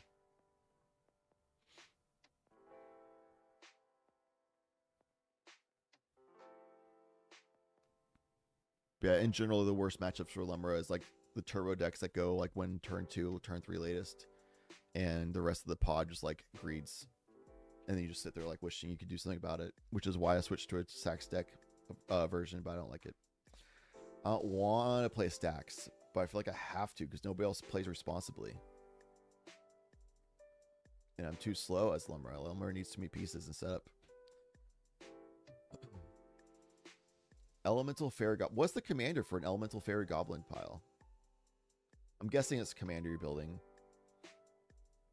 Though I guess that could be like a standard or modern.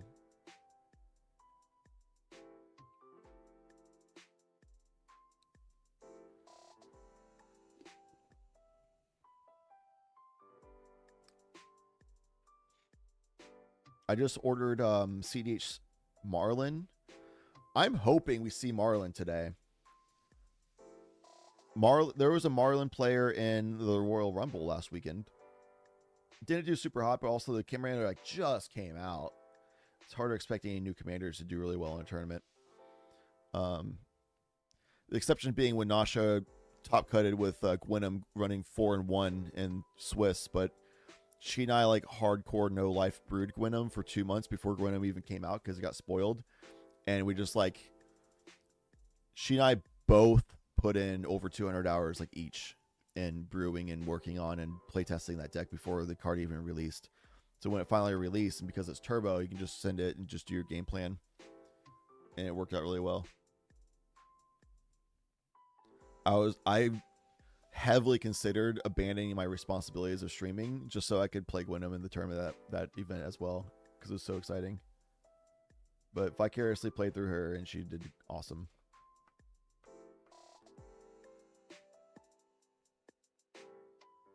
LED and Mox Diamond about the same cost now? Yeah.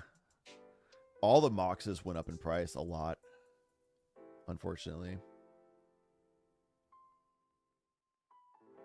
Vial Smasher and Crom at the helm. Whoa. Whoa. Vial Smasher in an elemental deck that could evoke, but it does damage based on the mana cost, not the evoke cost. That sounds so lit for like a bracket 3 like fun deck for a kid to play kind of thing. That's awesome. Marlin, the new Sultai Food Chain deck, yeah. I bet they are, gamer. Sounds cracked.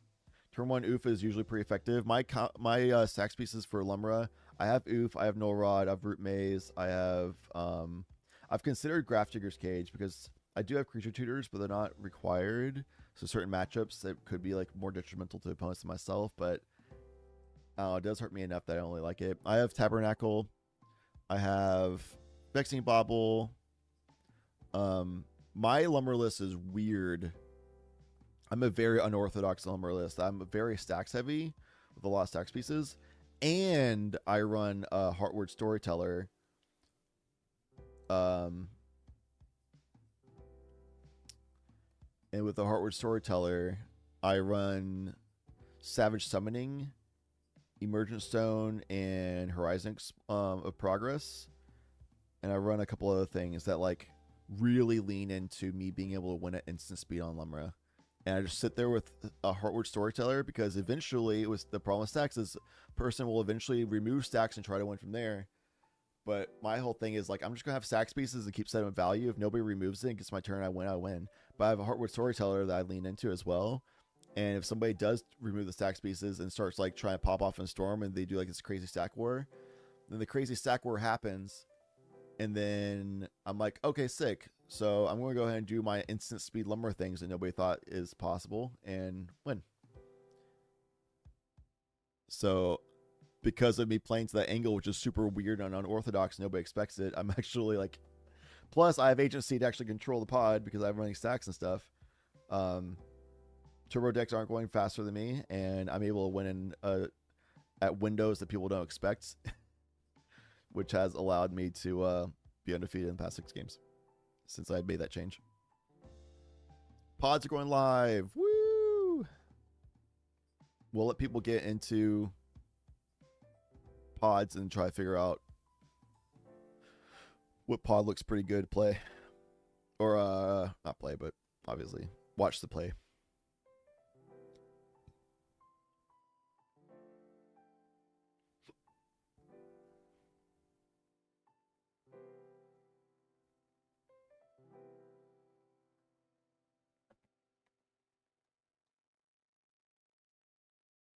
Sax pieces are just onboard counter spells, basically, yeah.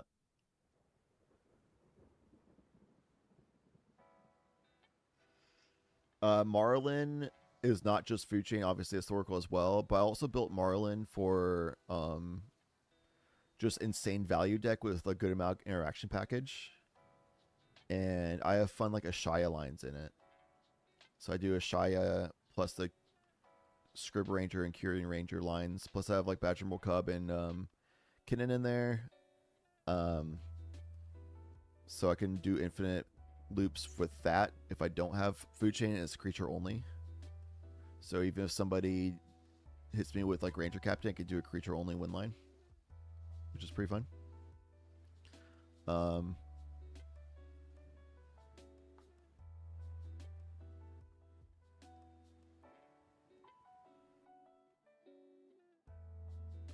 I don't know of anybody that's playing Magda, by the way. If anybody, I know somebody in chat requested Magda earlier. If anybody in chat knows of somebody in the tournament that is playing on Magda, let me know. And I can try to find them for gameplay.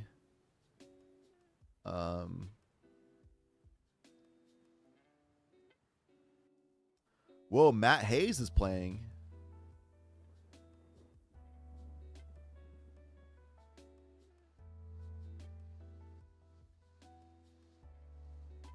Whoa.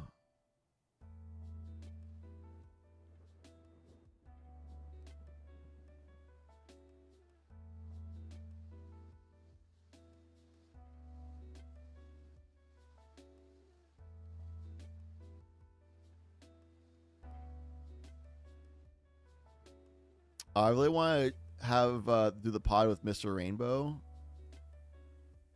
but we just saw Selena on Lemra. Though Selena didn't get the win, I really want to showcase Mr. Rainbow. Let's do it.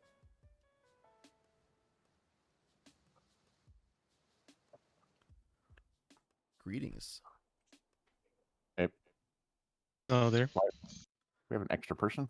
I am streaming for the event, so if anybody can stream on Discord, that'd be awesome. Appreciated. You won't hear me during the events or during the match. Sometimes we'll hear you. Are you following me? Thank you, Selena.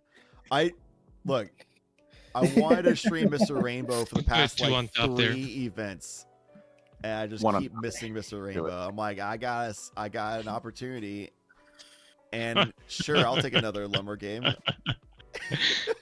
This is the second pod with a double mono green. So Alucard.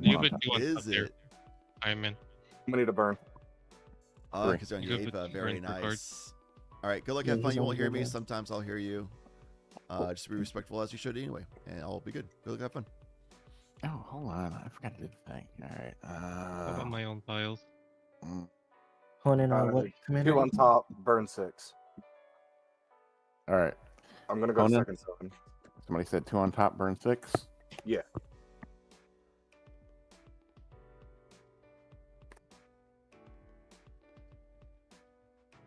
Uh, 1, 2, 3 here.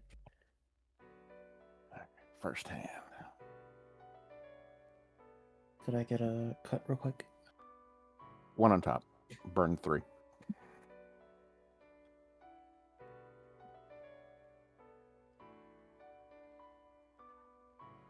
Eva, Mr. Rainbow, can you get a cut?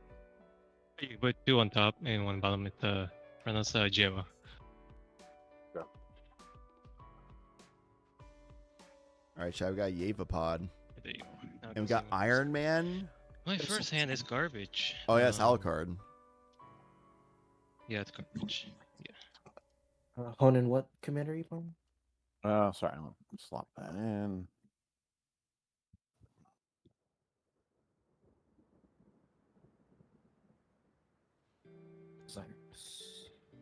Zyrus. Fun. Very fun.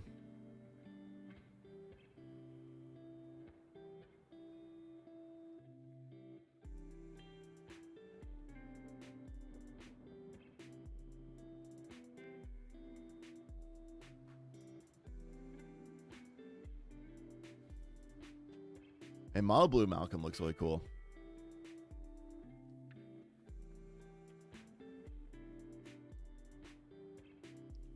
Yeah, Yeva, Nature's Herald, Mono Green deck. It's a 4 mana flat. I'm just explaining it because people are not used to it. Oh my god, it's a Rainbow Cam. A Mr. Rainbow Cam. That's awesome. But for those who are not used to Yeva, Nature's Herald, it's a very like unorthodox commander for what you normally would see in CDH. Mono Green, 4 cost, Flash, Elf, Shaman, 4/4. You may cast green creature spells as though they had Flash. So there's a lot of like, it's literally what I was just talking about of how I built Lumra to be a Flash speed version of Lumra under stacks, with heavy draw that abuses the meta and plays at angles that people not weren't used to and unorthodox.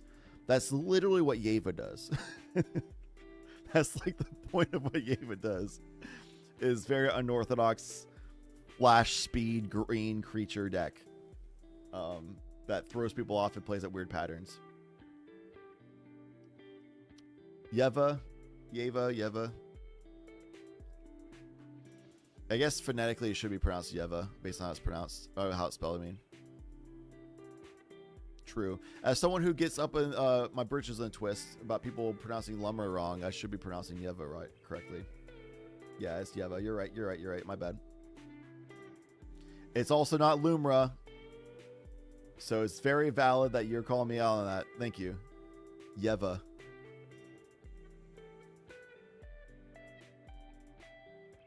Oh my god. It drives me crazy that people call it Lumra.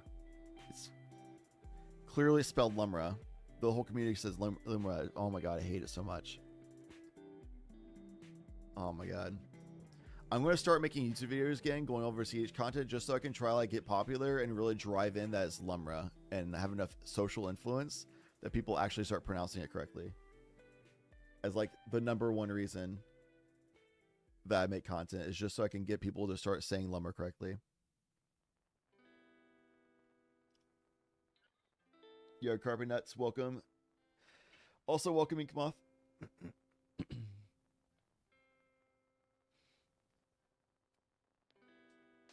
But yeah, Graph Diggers doesn't really stop a bunch of the turbo decks that go faster than Lumra, which is why I haven't put it in. It hurts Lumra. It's workaroundable, but does hurt Lumra. And doesn't really stop the turbo decks that go faster than Lumra, which is ultimately the reason why I have stacks in Lumra, is to stop the faster decks.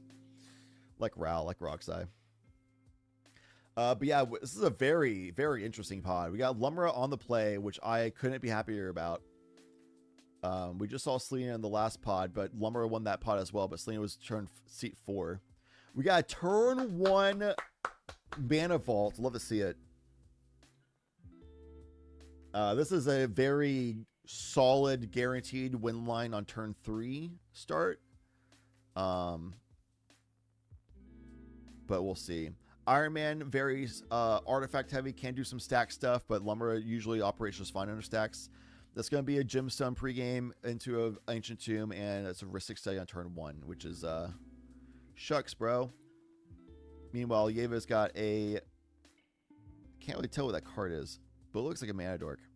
But it's a forest. It's one draw for Iron Man. A Note Taker is Alucard. Alucard is like the Iron Man player of Tough Mulligans. Every month we see Alucard show with Iron Man. Every month we see Alucard do pretty well. Top cuts pretty commonly. Yeah, it looks like a mana dork elf. Land of War elves. Or any other green taps for green dork. But yeah, it looks like Land of War elves. Meanwhile, Tinderwall coming out for Xyrus. Xyrus also very interesting as a CDH commander. It being Teamer. Try and get Xyrus out so you can get value off of like such as a Ristic Study. So you can make a bunch of snakes when like Iron Man's drawing a bunch of cards from Ristic Study. You can make a bunch of snakes. And you just do value off of like Gaia's Cradle stuff with all your snakes that you created. And just do Teamer things with creature value. But not the greatest pod overall. So we have a land entering and paying for the Ristic Study from Selena, not wanting to give a card to Iron Man, not wanting to give well, Xyrus isn't out yet.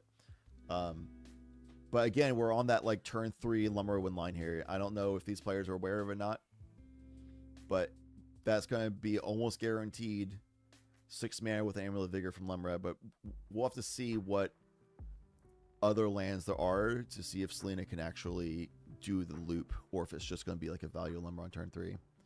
But almost guaranteed a turn 3 Lemra. Iron Man has haste.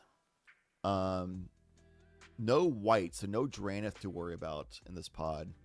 But there is some like really gnarly stacks pieces from Iron Man that could affect Lemra, but not often. I'm very Lemra biased, so I'm just talking about Lemra perspective here a lot. Also, I'm not familiar enough with Iron Man to be like, yeah, they're obviously going to do this here, right? I'm familiar with Lemra, so I can be like, yeah, obviously they're going to do this. Whereas Xyrus, I'm just like, oh, they're going to make a lot of creatures, and then Gaia's Cradle for a bunch of mana.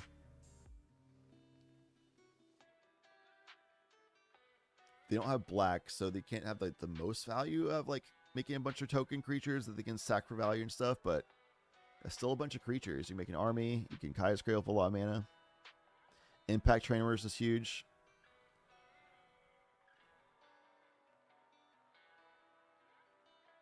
Rest in peace, Alucard. Get that camera back soon.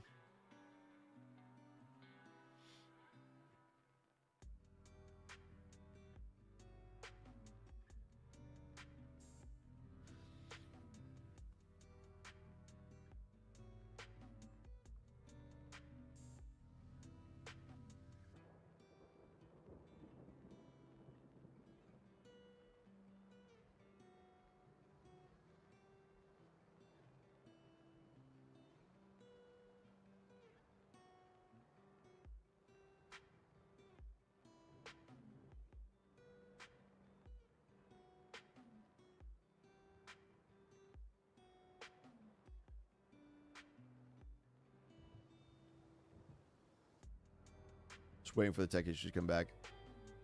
I love that Mr. Rainbow set a timer on the phone that's on screen as well to indicate how long of a delay has been caused by the webcam disconnect. That's really cool. We do have a judge in the pod here observing and just notating the time as well.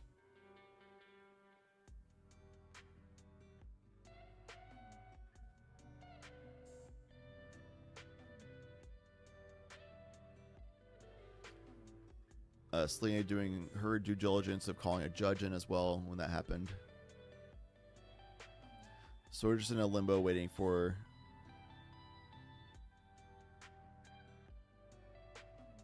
the reconnect.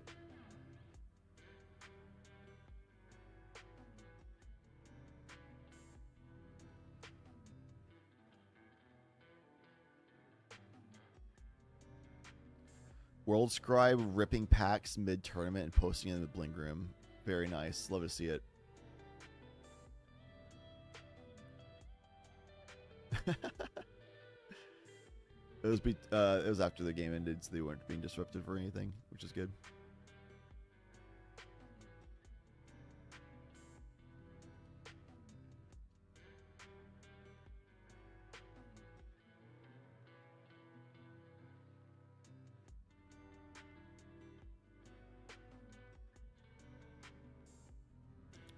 Oh my goodness.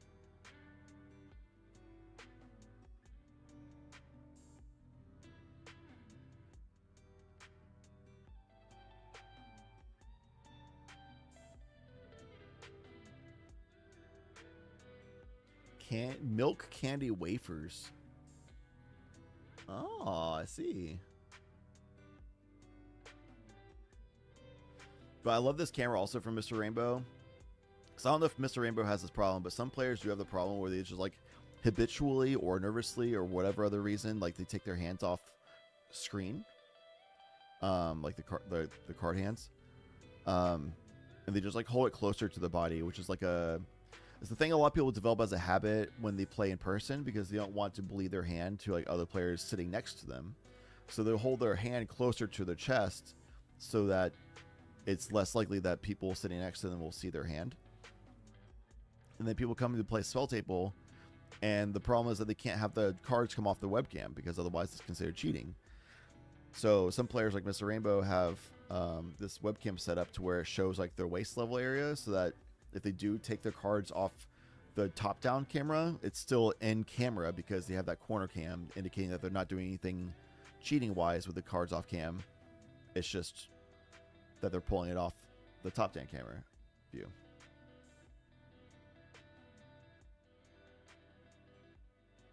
I want to see this Lumber turn 3 so bad.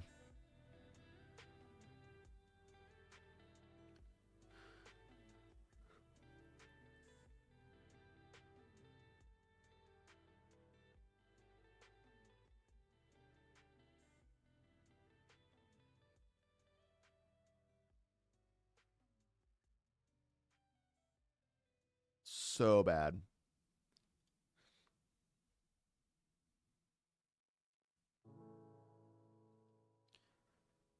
Okay, so we're Alucard messaged the judges saying that they're having too many issues. It doesn't look like they're able to fix it, and they were having issues in the first game as well.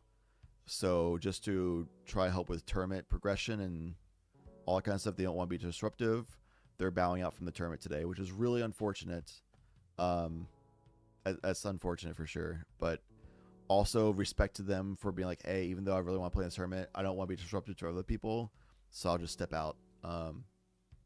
So shouts to Alucard. Honestly, Lumber's biggest threat as well, so as a Lumber enjoyer, kind of happy about that, but definitely a bummer for Alucard, 100%. But much respect to them for bowing out. Damn, that's a bummer. So it's a 3-pod now, which is good for Lumra.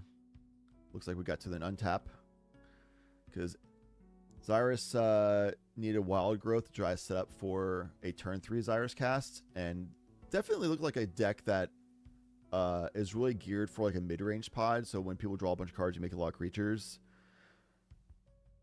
But alas, here we are. We got a turn 3 Cavern of Souls to make an uncounterable Lumra, though I don't think that would have been countered anyway. Now we're going to see a flip. Hopefully we get some good lands. Yeah. If I'm not mistaken, that's one of the new mirror pool arts. In which case... Yo, Chance, love you too, buddy. Chance, no cannons yet. Not yet. We've seen Lumber win, we've seen Sisse win, we've seen TNT win, and we saw another Sisse win. We saw Legends Sisse and Clam Chowder Sisse win, and TNT win, and a Lumber win. So this is our 5th game shown on the day, which is the first game of round 2. A lot of fast games. This game's also going to be relatively quick because one player had to disconnect and is not able to rejoin. So it's a 3-pod. We got Instep Crop Rot to get Ancient Tomb.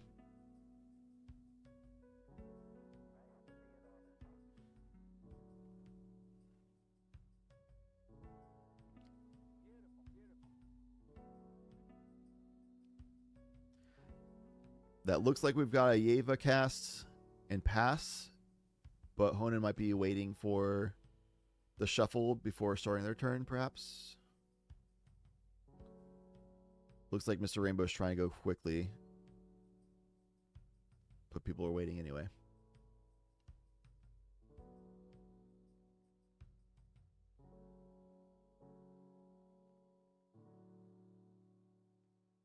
Oh, it was an Instep Yeva. Of course. Very good. Nice angle, Rainbow. I don't know why I thought otherwise. Yeah, I left the guy's grill untapped. The Land of Warhills was something sick. Tap the force to crop out the force into an Ancient Tomb, lose a 2 life, and then that's 2 from Ancient Tomb, 1 from the Land of War Elves, and 1 from Guy's Cradle. That's 4 for Yeva, which has Flash on Instep Yeva Flash. Pretty cool line. Yeva's a cool deck. You so rarely see it, which is a big part of why I've been wanting to showcase Mr. Rainbow. Not only do I know that Mr. Rainbow, he plays Yeva, but also just a player who's been in the community for a long time and loves doing unorthodox fringe, like weird decks, which I love that so much. I first met Mr. Rainbow because he started and ran the Hashton Discord. We all know Hashton doesn't do well. And Mr. Rainbow also seems to favor green decks. First time I saw Mr. Rainbow play a game was on Mr. Stickfingers, and it was like this weird like Oops No Creatures Stickfingers or something like that. It was like a really weird deck. That was all like stacks pieces and like you find your line. It was really cool. It's now on Yevo, which is awesome. Thinking about tapping out, deciding against tapping out. Figuring out what the line wants to be. Let's tune in. Player or is it our player? The other person who joined, because I believe nobody else can see the game. Like can't see the stream. I can't see because I'm not at No, the it's fine. I think all Discord of screen. us are here. It doesn't matter. Ignore it. Press on. Okie dokie. Play a natural order. I will sacrifice my commander. There you go. That's a little scary, but yeah, I can't really deal with it. Whoa. I'm not familiar with Yeva lines, so I guess this is not similar to Lumber lines. It's definitely mono green lines. Priorities on Cyrus. All right. My turn? No, There are like priorities on priorities the on the natural natural order. order. No. Natural order's good. I don't have anything. Okay. No. Okay.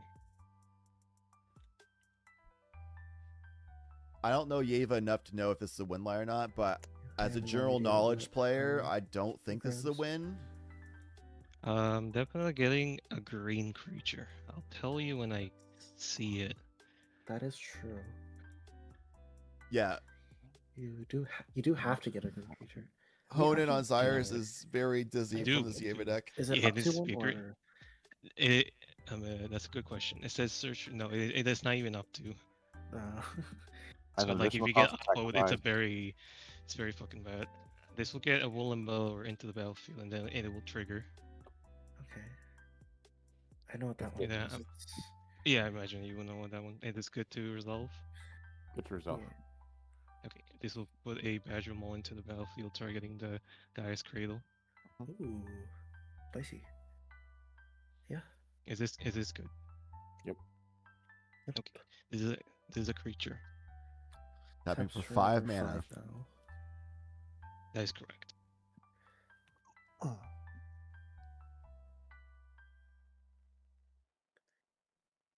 Still one off of being able to cast your commander though.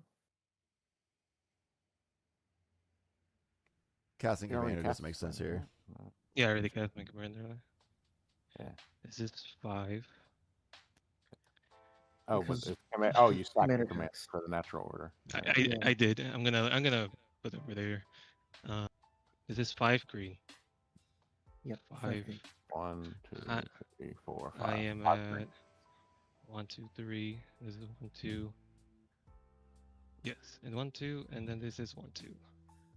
1, and then 1, 2, 3. So this is 1, 2, 3, and then 1, 2, 3. There you go. This is a Horde of Calling X equals 3. So you have 1 green floating. Yes, 1 green floating. X is 3. Yeah. You have 7, right, for the chord. So X. This is 3. No, he says X is 3, X is X 3. is 3. Right. and he Yeah. has 1 green floating. 1 green floating. Okay. Good to go. We'll get a creature into the battlefield. While Rainbow is searching right now, I'm just going to leave it on player comms because it's such a unique deck that I'm not super familiar with it.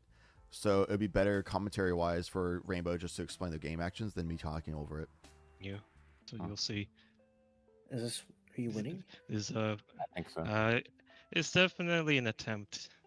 I will put a formidable speaker into the battlefield, and then it will trigger. Yes. Formidable speaker, you say? Mhm. Yeah. He gets to do a single. What's it called? Survival of Discard the fittest. card. If he does search his library for a creature card, reveal it, put it into the hand, and shuffle. All right, good to go. I have nothing. It'll discard a forest, and it'll get a Warrior Symbiote, and I'll cast it.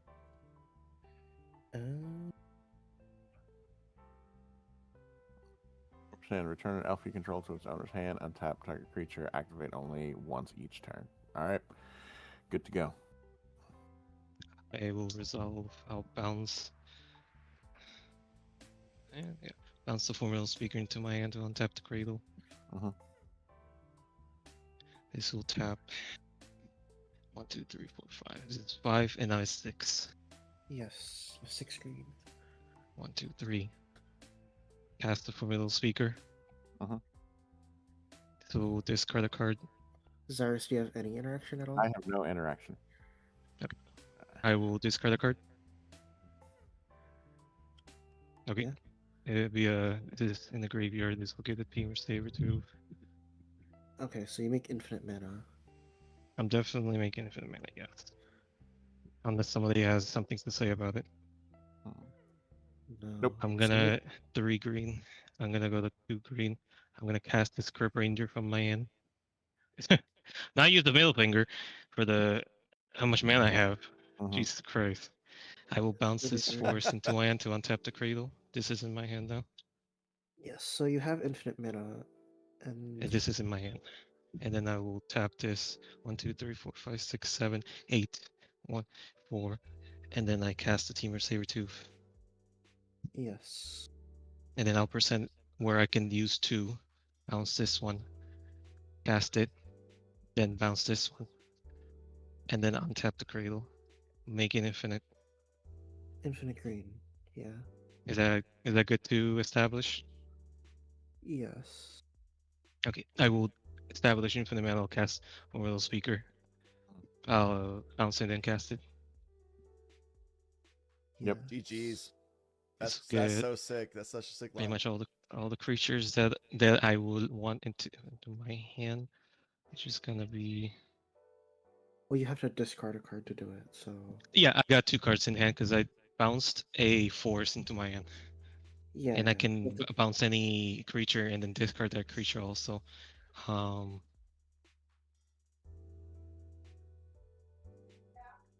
just don't know how you win with infinite. I'm definitely. I mean, unless nobody has anything, I'm gonna show just to win. I'm trying to look for the creature that gets me all the creatures, so you'll know I have access to my whole entire deck.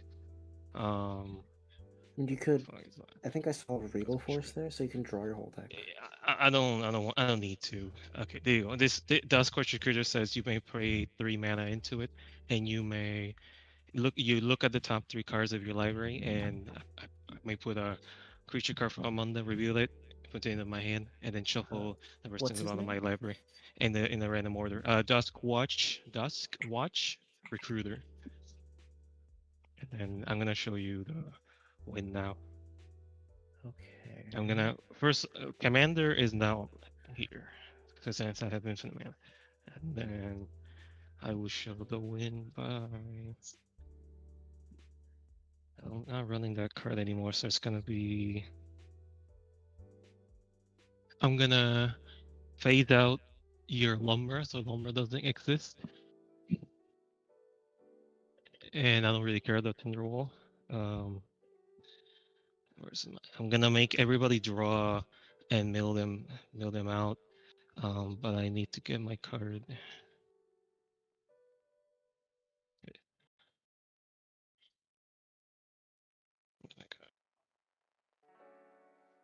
Yeah, I might have to pick up Yave, I'm not gonna lie. Mr. Rainbow's And inspiring I'm also me. gonna proceed to try to exile everybody's lands there that I don't control with the Miko Spawn. I do have a way to make infinite colorless with the Ancient Tomb. Even if I take life, I have also another way to make infinite life for that. It's just something I can do if in case somebody for some reason stops this. Well, I'm gonna present it that I make this Gary Sanitarium into a creature with the badge of war, right? And I will infinitely activate and then untap it with the way that I can untap creatures like the Wirewood or the Scrub Ranger. For every one activation, there will be one endurance trigger on top of that targeting myself. And that will mean that I can make infinite Gary Sanitarium triggers, activations, and endurance triggers targeting myself. Can you?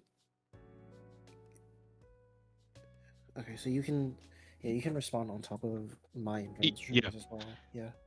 Correct. Yeah, your lumber currently doesn't exist, and if I for some reason get stopped, I will survive, and y'all will mill out anyways because of the a million triggers of Gary Sanitarium and endurance and Gary Sanitarium activations and triggers. Yeah. That's a super sick line. Yeah, just establishing infinite mana because of Yeva allowing you to cast creature spells at instant speed and turning Gaia Reach into a creature with Badger Roll Club loops. Rainbow can hold priority on the stack to make an infinite amount of Gaia Reach into endurance layers to slingshot back and forth between Gaia Reach, then endurance, then Gaia Reach, and then endurance, and then Gaia Reach and endurance, and do that infinitely to the point where even if somebody tries interacting at any point in time, the only thing they could try to do to stop it would be hold on, let me just do this. Only thing somebody can do to stop it would be to try to like mind break trap. But because of how that works, even if they'd have mind break trap, one, mind break trap just exiles the endurance, and two, it's still a trigger from ETB. So like it wouldn't really do it. It's all just triggers layered. So yeah, mind break trap wouldn't work either. You'd have to have like, what's that card that like stifles all triggers on a stack from a certain card kind of thing?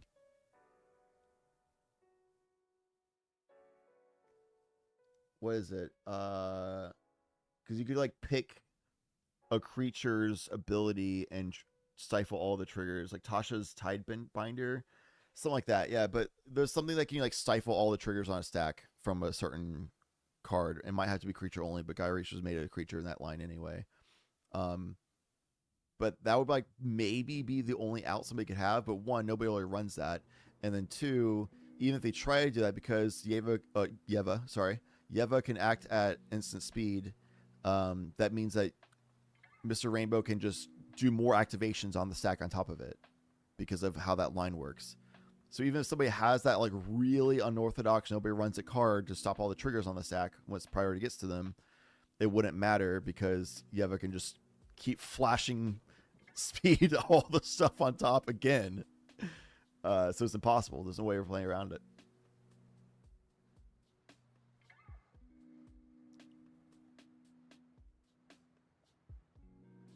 Yeah, Mind Protect doesn't work. Because priority never gets to them to even cast it. because active player, which is really funny, is because Rainbow did that line as active player is why they were able to get around even a Mind Break trap. Whereas if Rainbow is trying to do this whole like instant flash speed, you might think, oh, we do creature lines at flash speed. That means you might try to do something on somebody else's turn. It actually was more powerful because Rainbow did it at flash speed on his own turn. Because otherwise, priority would reset after casting something to allow someone to Mind Break trap the endurance or something.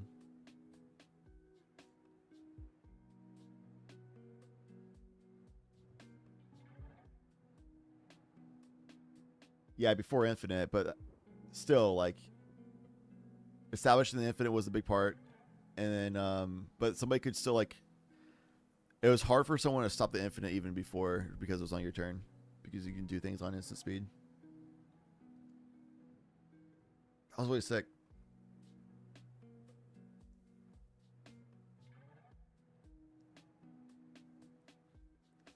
I finally got to stream a Mr. Rainbow game and you popped the fuck off. Nice work. That's awesome.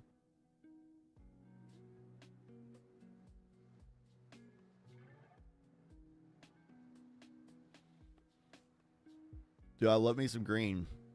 Big fan of green. It's my favorite color in Magic.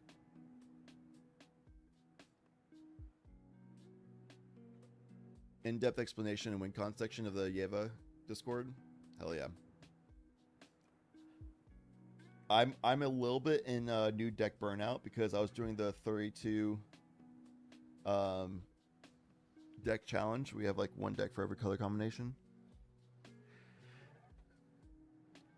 So like I just built Zahur as Orzhov because I wanted a max speed deck. I needed an Orzhov deck. So I built that. I built both Rex, the Cyberhound, and Hilda, the like Ice Queen or whatever, as Azurius because I didn't have any Azurius decks. Those are casual decks. I built Kroxa and Kunaros as my Mardu deck. And Saskia as my Dune deck, the Sans Blue. I built Atraxa because Witchmaw. I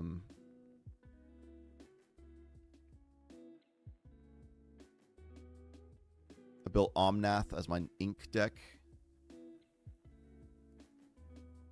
And then I also recently built Marlin.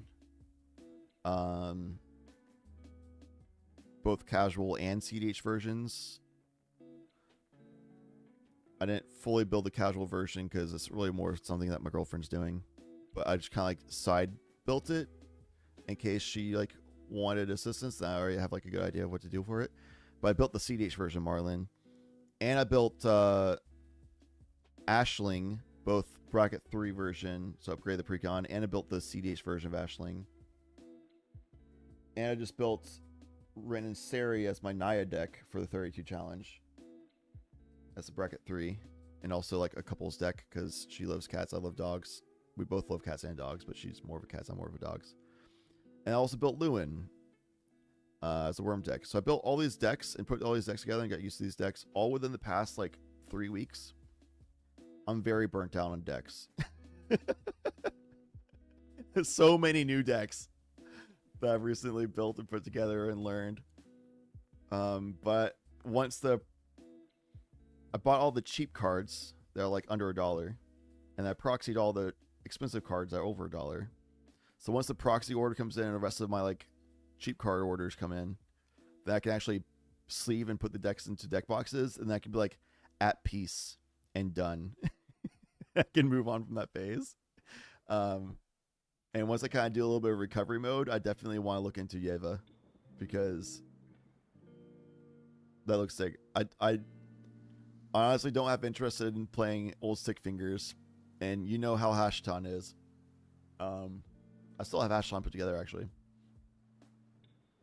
but Yeva looks sick. I was thinking about building Selvala, but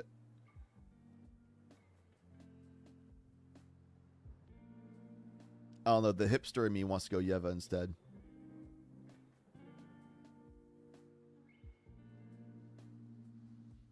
And shout out's Formidable Speaker, by the way. What a game changer. Dude, I really want to go. The only other pod that is streaming right now is the one with Matt Hayes in it, which obviously we all want to see Matt Hayes play. But last event, Matt Hayes had to deal with a lot of disruptions and shenanigans, and he's such a like really well-known and top player that like I don't want to keep disrupting his games. I want his experience to be as smooth as possible, you know? I don't know. We want top players in this event, so it's so awesome to see him in this event as well, like coming back from last month.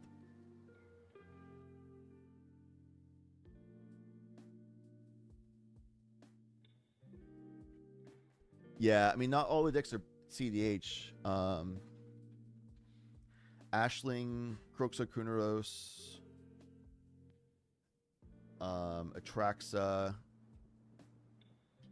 Marlin.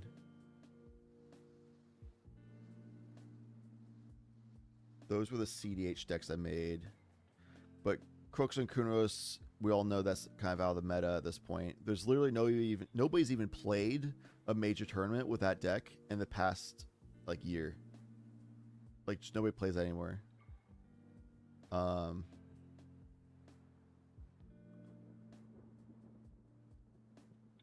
But in my local meta, it's Kalia, Godo, and Brea is like, and by local meta I mean like the pod I play with like local friends. They only those are their only CDH decks. Is Kalia, Godo, and Brea. Very low interaction, very turbo greedy. So I just built my Kroxokuneros deck in a way that fits that specific pod meta. So that it can be considered CDH for that specific pod meta. Because I have a lot of like certain interaction pieces and things that can stop those decks from popping off faster than Kroxokuneros, and then that can just go off because they have such little interaction that once they get Altered Dimension and Kroxokuneros, it's just over. I don't have to worry about like interaction that much. So her can be CDH, which is interesting. It's like the only max speed deck that I know of that can be CDH, but it's really bad CDH. I just did it as a bracket 4. That way I can also have mostly real cards, not have to spend money on the expensive stuff. It's actually a 0 game changers and 0 fast mana other than Soul Ring bracket 4 deck, which is pretty crazy. But that's just the power of Orzhov Aristocrats in bracket 4. Top players here will boost the player count, yeah. Which is why I really want to showcase Matt Hayes. And I was between that pod and your pod actually, Rainbow. But I was like, man, I haven't seen Rainbow ever in TM on stream. It's like I gotta get a game in. Plus, there's a Lumber in the pod. So it's either you popping off in your mono green deck or Lumber popping off in like a low interaction deck. I was like, you were here for it, but.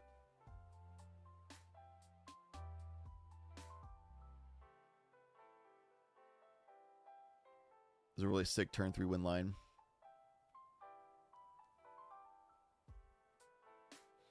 But yeah, that was the Lumber special of like a turn 3 untapper with Lumra, but then kind of whiffing on lands so you couldn't continue on the line. So you're just like sitting there like, yeah, I'll have a turn 4 win. It's like Lumra is like too gambly with too many pieces needed to set up to like reliably get like a turn 3 average. So you're more of like a 3.5 average for Lumra, unfortunately. Thanks, Rainbow.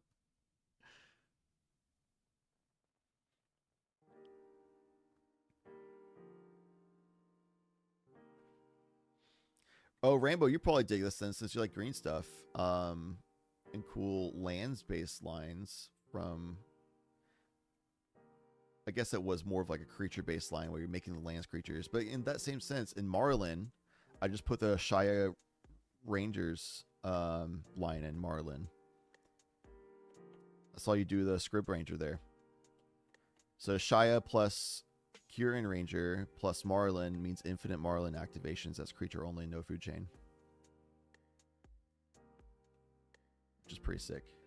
So obviously you try and just do like Sultai stuff with like Food Chain, Thoracle, Draw Engines, get some interaction stuff going on. But a lot of like elves for mana, and it's very consistent from all the mana from elves. You also run Badgermore Club and Kinnan in the deck. And I just recently added the Shia plus both Kyrian Ranger and Scrib Ranger lines.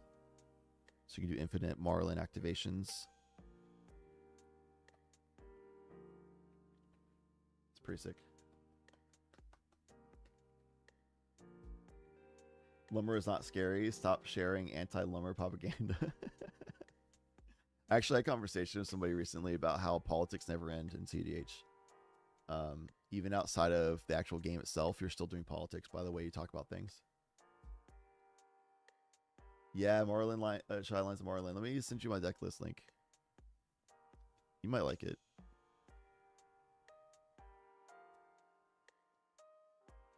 What do you mean sign me out of Moxfield?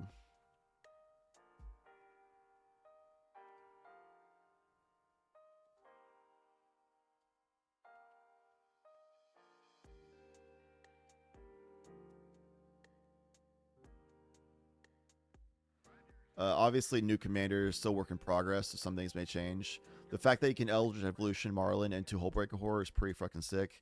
You can Eldritch Evolution Formidable Seeker after you already do his tap and turn him into a Shio or Wandering Archaic. You can do really cool Eternal Witness with snap lines in the deck. And there's like basically no bad cards except for Miss Hologriffin, but like Thoracle and Miss Hologriffin are the two like on their own do nothing for you cards, but they're just such significant pieces to win lines that it's just like, all right, sure.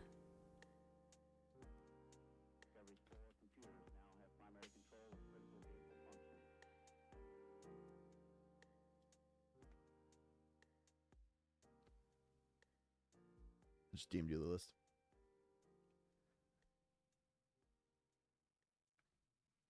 Lumber's probably the best mono green list at the moment, and the rest are in the same tier.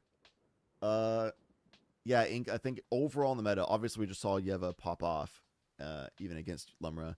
But overall in the meta, the reason why Lumber does better than other mono green decks, like Selvala and Yeva and some other mono green stuff, can pop off like crazy. There's also really cool lists that are Nissa, Resurgent Animist, as the commander with Lumra. It's literally a Lumber deck. But you have Nissa as the commander with Lumber with a 99 instead, because you can get Nissa out very reliably very early, and for their trigger, the only elves and elementals you have in the deck are Aftermath Analyst, which does the land loop lines, Lumra for land loop lines, and Root Path Purifier, so you can do a lot of basic land searching, or actually all lands are basic now, so you can get the good lands searching. So you actually don't run a Shia because it's too clunky for that list, which is crazy. So it's actually a turbo list that's faster than Lumra is. And it's a lot more reliable to get like a turn 2, maybe turn 3 latest win. So it can compete with those turbo decks like Ral and stuff. However, the problem with the deck is that it is a lot more Glass Cannon. So similar to like Ral's issue of being Glass Cannon. But Ral has blue, which is a busted color. So Ral can sometimes get back and have a good line later on. Nissa kind of does the same thing, but Ral can do things at instant speed sometimes that Nissa can't. But it's a really sick deck. If you want to do Lumra and you want to go turbo and you feel like you're still not going fast enough, then just swap the Lumra for Nissa as commander and make some other changes so you have some more fetch lands and then take a Shia out, that kind of stuff. So you have to do some deck edits, but it's still basically a Lumber deck for Lumber land loops lines. So it's a very consistent turn 2 to 3 win. It's really cool.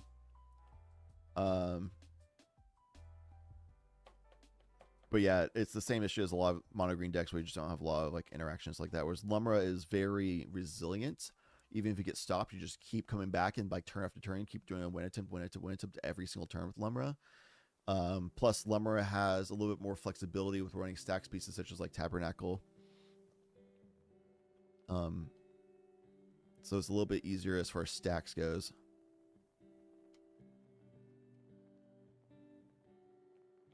So that's why kind of ends up being the best mono green deck in the meta, even though the mono green decks definitely can't pop off. Someone who is 2-0 with Lumber right now. Let's go, Andromeda, all the way from Australia. It's like 3 a.m. or something for you, and you're still getting wins. That's so sick. Keep it up. Keep it up. Marlin is a really cool commander. A lot of people instantly went to jumping to doubting her because Food Chain is not a great win con these days, but it still can win the game. You still have Thoracle in the deck. Sultai is notoriously slow, but the fact that this deck really values a lot of like elves and fairies, you can do a bunch of mana dorks and still like ramp out a ton of mana to where I'm doing win lines turn 3-ish on average with Marlin.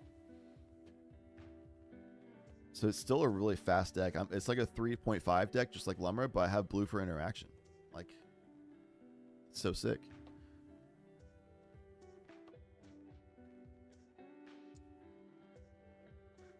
Drannith destroys it, though. We can still win around Drannith, just like Lumber can. Shout out Nil for fixing the bracket link and everything. That's awesome. Looks awesome. Looks great.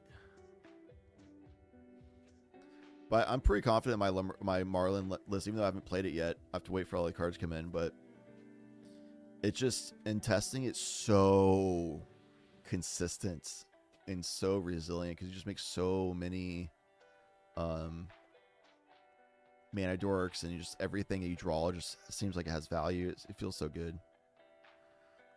Somebody else started a stream. That means we can watch. I'll try to get Matt Hayes in next game. I just didn't want to jump in mid-game and annoy a top player because we want top players here so we can grow the player count like Mr. Rainbow said. Goals. Goals.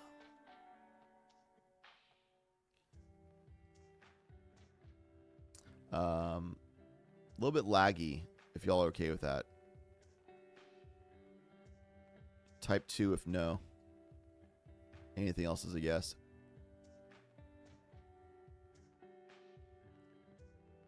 All right, we got Yoshi Thras, TNK, Zerda, and Kefka.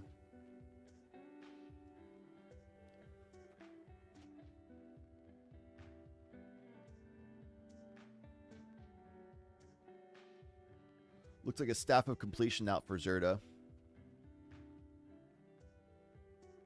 I don't know if Zerda has been cast and sent back to Command Zone or not yet, but it looks like Zerda is not on the field. Kind of hard to tell, to be honest, but looks like that's the case. Another formidable speaker showing up. 4, that's a yes.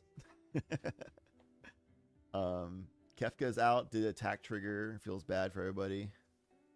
Still a lot of cards in hands for Zerda, it looks like, which is interesting, but they haven't really played much, it seems, so.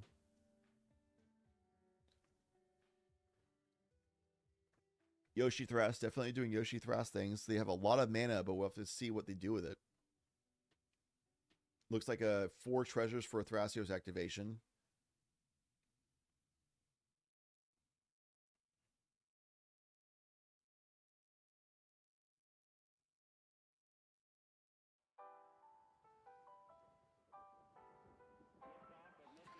Oh, wait. Oh, mine. That's 4 mana for a Fairy Mastermind activation, so they can make all that mana from the Smothering Tithe. So the netting -1 mana every time they do a Fairy Mastermind activation, which is why Zerda's hand is so big, is because they keep drawing them cards. So they're doing net -1 mana every time they do a Fairy Mastermind activation, but they get to see more cards. So they're just trying to dig. Which might be kind of reckless, to be honest, because I feel like TNK is just frothing at the mouth at this point. Salivating. Same as Zerda. Zerda's like, I'm playing Boros and I'm getting a tons of cards drawn. Hell yeah. So at this point, it'd be hard to imagine Zerda doesn't win on their turn. Because usually the problem is not seeing enough cards. Yeah, I would click that too. I have no idea what that card is.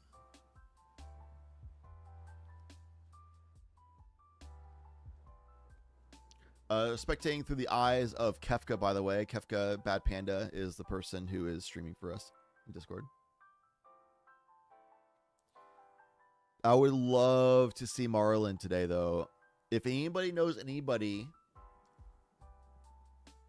Yeah, it looks like a Flusterstorm. It looks like they did Fairy Mastermind digging to try to find an answer to the Tainted Pact that Kefka is trying to do. So Flusterstorm would do it. Kefka would have to tap out and crack LED, and maybe that could pay for it. But people are indicating more numbers than 5 or more numbers than 6, which it looks like they have access to 6. Is that Ancient Tomb? Maybe not. For Kefka, bottom left. Hard to tell.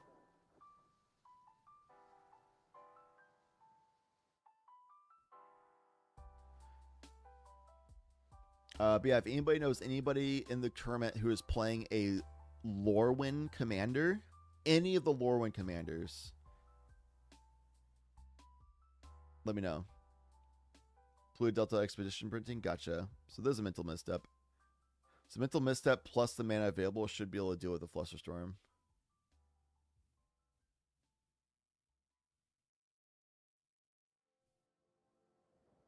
Based on the numbers I saw. Yeah, listen, I'm looking for any Lorwyn commanders. Ashling, Brigid, Marlin, Auntie Uul will be sick. Any Lorwyn commanders. I want to see a game of it today. If anybody knows anybody in the tournament playing that. Anything. It's a matter of interaction.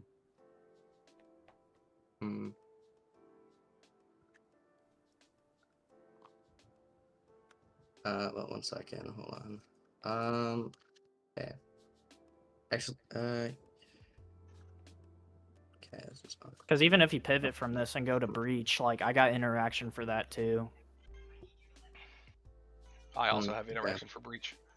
Yeah. So it's like we have enough interaction to make sure that this impact resolves, right? Yeah, that too. I can also. I can. Okay. I think I've already agreed to draw, so. Yeah. Okay. We're just waiting on Kevin. I've not yet. Yep. Okay, hold on. Just figuring out. It's just easier for my hand to put it in the king make position, and then like I just don't feel comfortable interacting without a draw. And I'll show it. I have training grounds. I have win on my turn. Yeah. Oh yeah.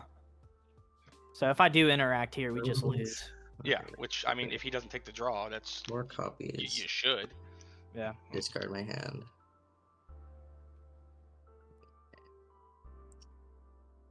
I'm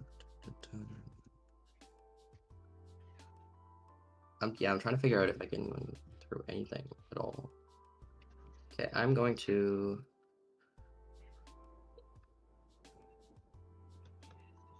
What's everyone's graveyards for creatures? Oh, creatures? I don't have any creatures. Mm-hmm. I have 2 in mine. Bridget. Yeah. Bridget, and what's the other? Cloud of Fairies. Cloud of Fairies. Okay. Okay. I think there's. Okay. I also fucked up. I should have just. I'll show it because he's gonna win here or he's not. I could have up Stormcount. I have Summoner's Pact in my hand. Oh yeah. I could have just zeroed it and up to Stormcount and he wouldn't have got it off. I mean, that also grabs you an endurance for more interaction. I know. That's why I didn't do it. Yeah. Yet. Yeah. Okay. But yeah, so like okay, so like I think I don't want to be that guy, but draw, right? Yeah. I'm trying to figure out if I can still go through because I think there might be. You only what do you have? 8 cards in your hand. You should be able to tell if you can go through or not. With us telling you. It's been a while since I played this deck. Yeah. Okay, so that I discard my hand. That breach, I'm assuming, gets answered. Minimum, there's 3 pieces of interaction that interact with a breach. Yeah. Yeah, and this stack's not scary for me if we passed on any of this. I still can interact and force a draw regardless. So it's just offered right now. If you want to resume, you can resume, but we are ticking down on time. Yeah. Yeah. So okay. It's getting a little slow here. That's why I said you should be able to.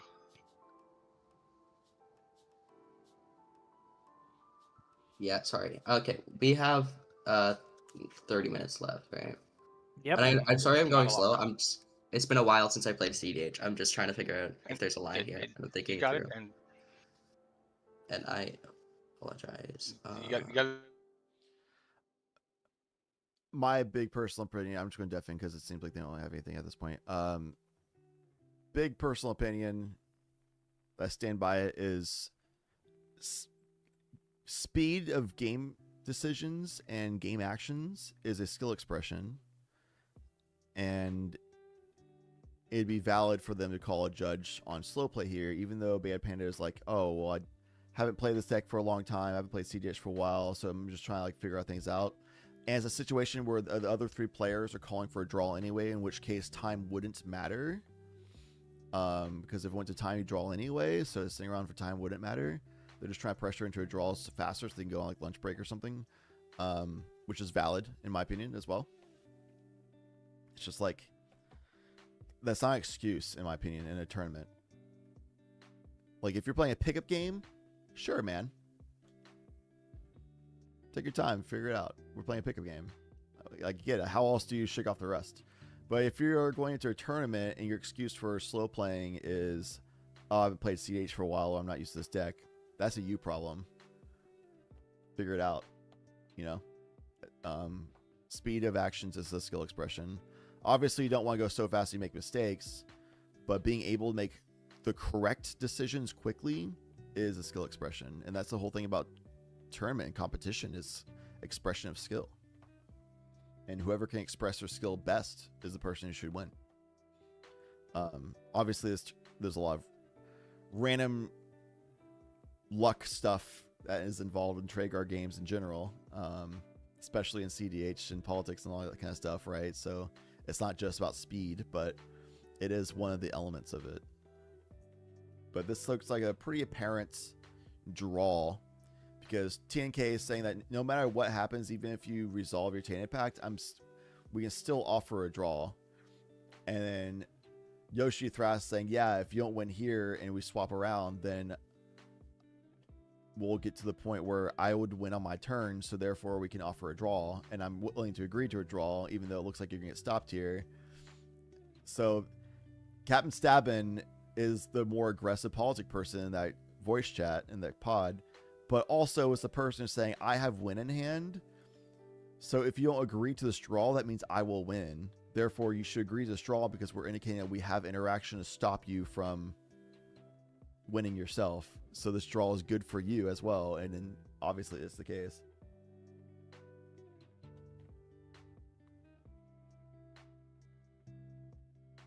People are opting for draws more aggressively than before. Yeah, because we swapped away from that system of you lose all points on a draw just like on a loss. We're back to you get half your points back on a draw, which at this point it's realistically no different than the 5 points for a win, 1 point for a draw, 0 points for a loss system. It's basically no difference from that. There is technically a difference in the system that is technically better for discouraging draws, but most players don't know the math behind that, and they're just going to perceive it as the same as a 5-1-0 system, or 5-0-1, depending on how you order win, loss, draw, or win, draw, loss. But as long as you get some benefit from a draw, people are willing to draw.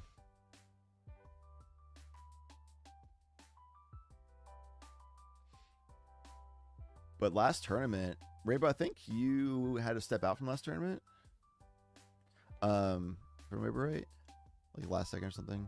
But last tournament, there was a lot of draws, and all but one of the draws I saw on stream was due to slow play.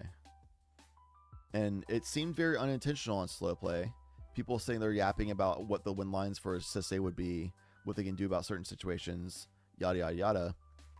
But like, if you have to yap for like 20 minutes with the other two people you're currently allied with to try to deal with that one person, try to figure out what their win lines are and what they could possibly do, if you're taking that long to talk about it, that means your skill is poor.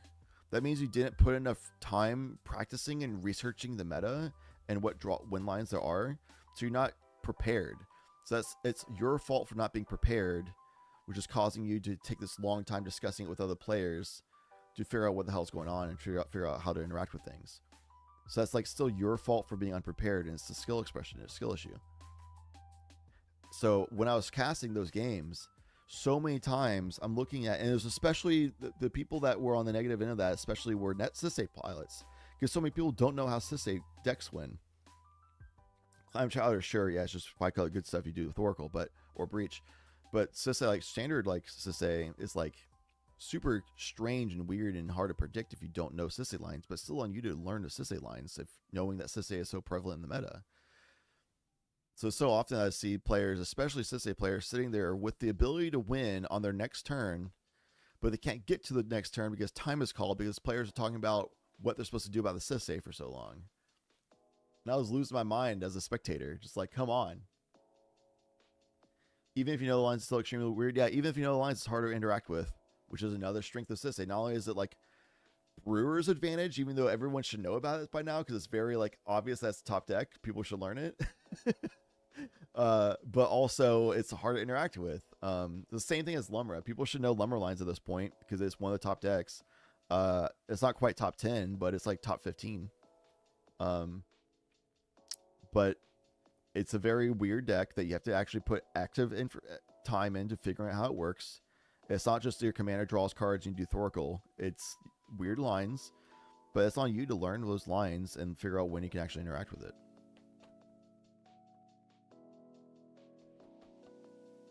Let me look at this event, what the round 1 was.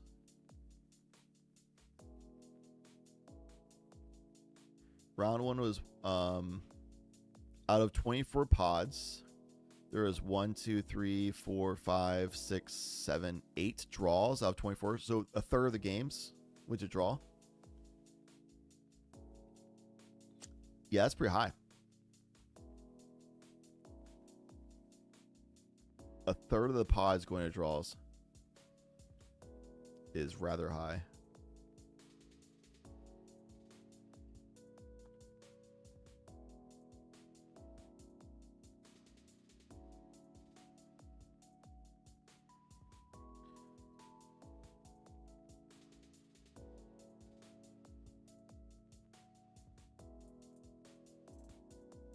We've got 23 minutes left on timer, and then we have 20 minutes red time with this current round.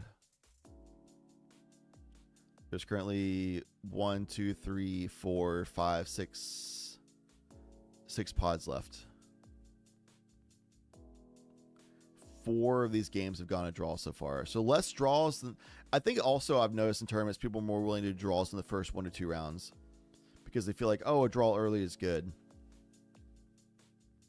Which, yes, a draw is better than a loss, and you have plenty of rounds to go forward, so it's like feels better about I have better chances in the future. I should be able to find a win eventually, kind of thing, but still a little awkward. Statistically not insane. You should still play for the win every single round, not just like immediately say, oh, well, let's just draw, and not actually try to think about how you can win.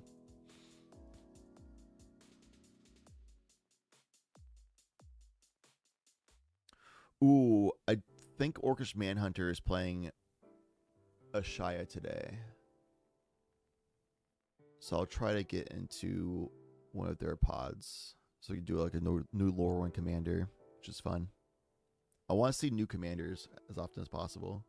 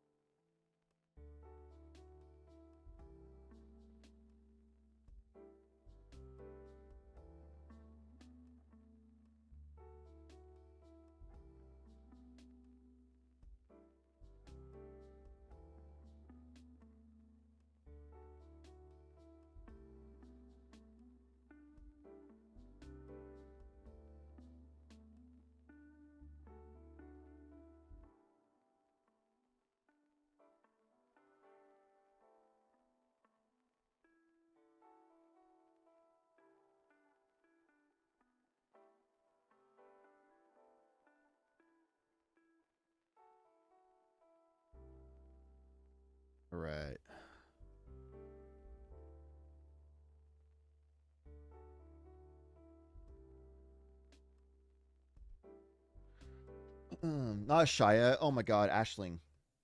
The other Ash. My bad. Ashaya would be sick, but I don't see how Ashaya would be a really good CDH commander.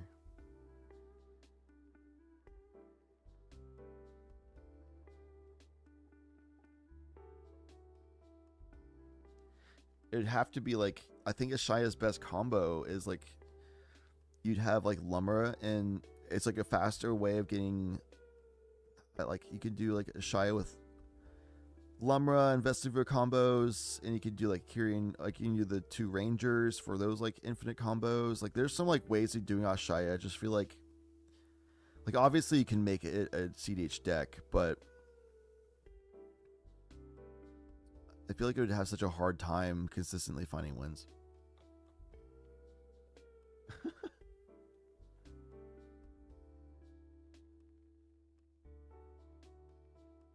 You're declining early draws, use of guys round 1. I mean, I'm willing to do a draw if it's like obviously this is like I'm going to lose this game. If it's so obvious I'm going to lose this game, then yeah, I'll take a draw. Why not? But like if it's like a question mark and we're not sure and like there's always a chance, then like, yeah, dude, let's try push it. I'm not against draws being in the format and stuff like that. There's a lot of really successful sports out there that have draws as like a regular thing. And so draws intrinsically aren't a problem. It's just the biggest problem with draws are slow playing issues and duration of events issues. So if everyone knows this draw, like that last game, everyone knows this draw and it's early enough and on, like let's just call a draw then. Like if we interact and stop you here, then the other person has win and we don't have enough interaction or draw engine set up to be able to actually do an interaction with them and they have a win known for the next turn. So I'm either stopping your win or I'm stopping their win, which means I'm letting you win now. In which case, let's do a draw. And then you're in a situation like, all right, we'll just go to draw. And you just, everyone knows that's the situation. It should be pretty obvious for skilled players. And be like, all right, well, it is what it is. And you just do a draw. And you do a draw quickly. And cool, we can go do like a mini lunch break or something. And I think that's totally fair. And I don't think there's any way of getting around it. But there's also a problem with people like slow playing and trying to angle shoot the timer for draws, which is a problem. And then some people are just lacking skill and don't know what they're doing and making games take forever and ends up in a draw, which is a problem. Yeah, Shia, I can see Shia being a CDH commander, but I think it is nowhere above fringe. I don't think it offers enough value in the command zone to really get there that reliably, but it is mono green, and mono green, as we know, is really good. There are ways of doing that. So I think it would be fair as a commander. I had to step back from my statement earlier, but I do think it wouldn't be an ideal one. But Ashling, I think Ashling's pretty sick. I brewed the Ashling CH deck recently. It was really awesome.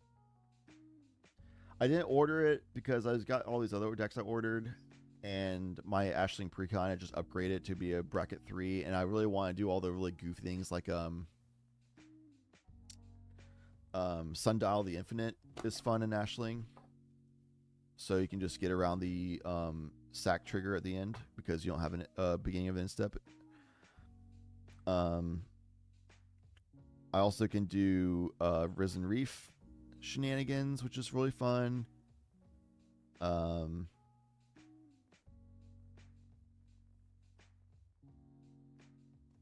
can do like Champion of the Path lines, which is pretty fun, which is a new lore card where just ETB deals damage type stuff.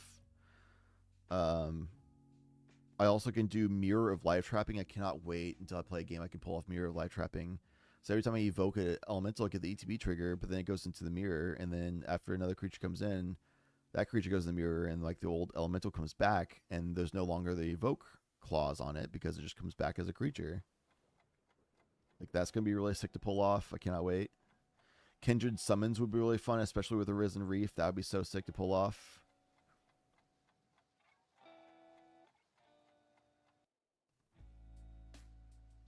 They're going to take Springleaf Parade out of this deck, though. I'm looking at my deck right now. Yeah, some really cool stuff like Maelstrom Wanderer. I want to get those Cascades off for 4 mana. That sounds so sick. It's like there's like such like fun, sick things to do. in this deck at bracket 3 level that I want to do. And I feel like if I build this as a CDH deck and I start playing CDH, it would like ruin my fun in bracket 3, because I have this thing inside of me that's like, if I know I can be playing a powerful version, then I lose fun playing the weaker versions, because I'm like, why don't I just play this more powerful? And it kind of takes the soul out of it. So some decks like this, I just leave in a casual form and never make it the CDH actual, because I don't want to ruin the soul and fun of the deck for myself.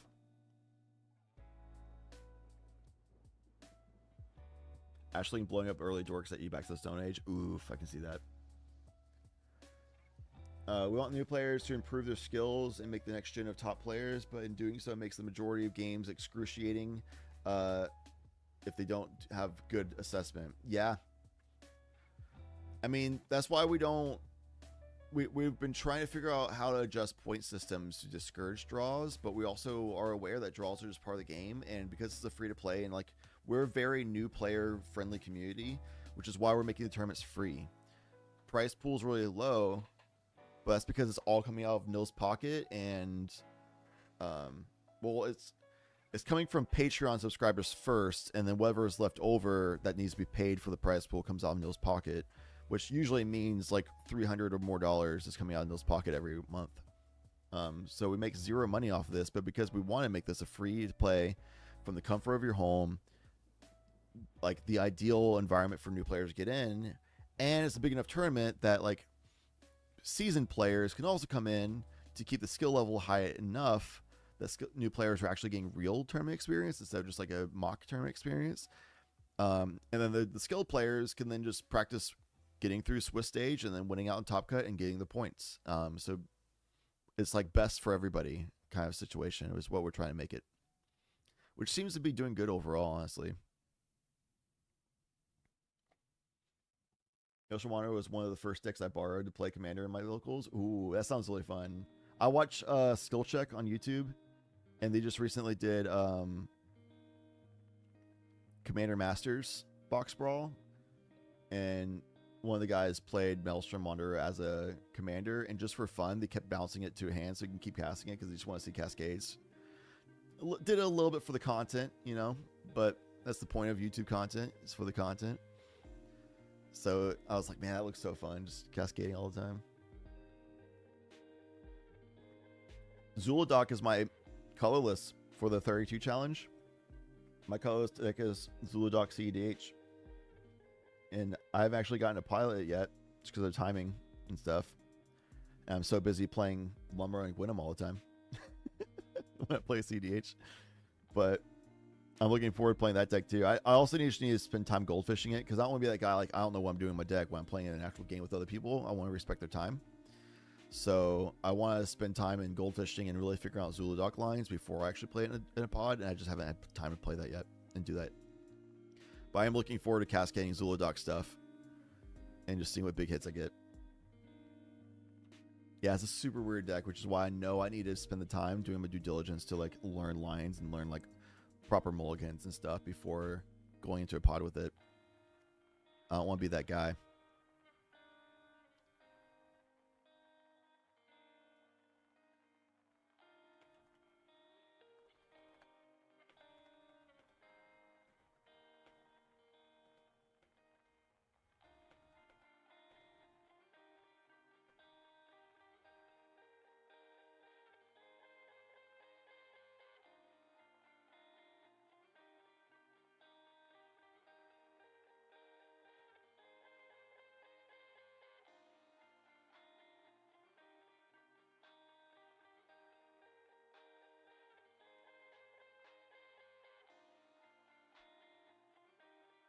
Being a free tournament is incredibly generous considering the money, time, and staff. Yeah.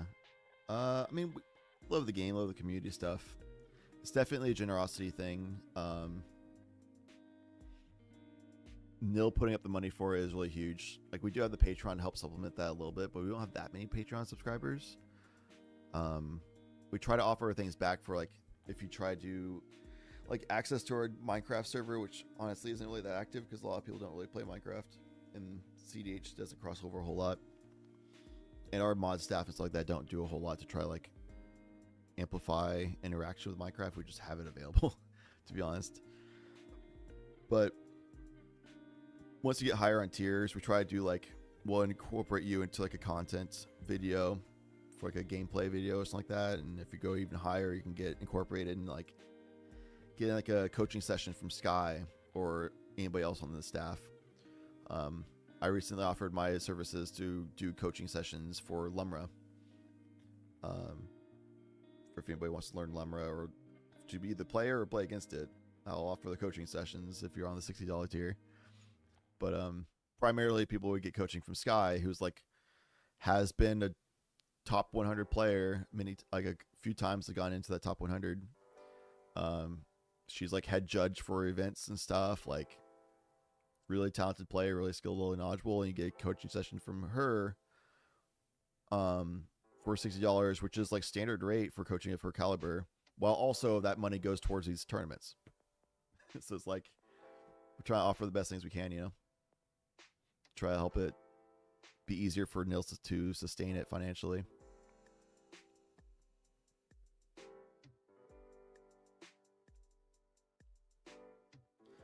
For anybody wondering what's going on, we're just waiting for the next pod to end so we can get to the third round of Swiss. You've got me all day today. It was supposed to be church the first 4 rounds of Swiss, but corporate America grasped them away. Unfortunately, some schedule shenanigans from corporate messed up, and he's the guy who had to go and fix it. So he has to work today. Feels bad. And then Chance was going to join me for Top Cut like he has in the past couple of events, but he unfortunately had some personal stuff. All is good. He's doing well. He just had personal stuff come up that took him away.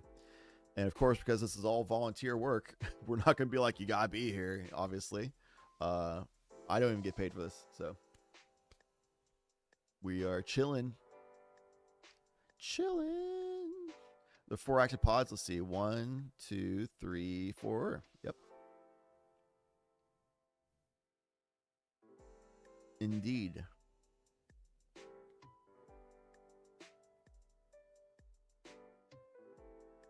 Will do. I'll DM him right now.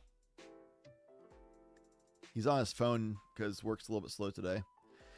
I mean, it's freezing up there, you know? Like, nobody's going into the local retail store for hardware equipment when there's an active like blizzard happening. So he's just hanging out the store, not having much to do all day. But technically the store is going to be open and has to be manned by a minimum amount of people, and they were 1 below the minimum, so he had to go and fix that by being there.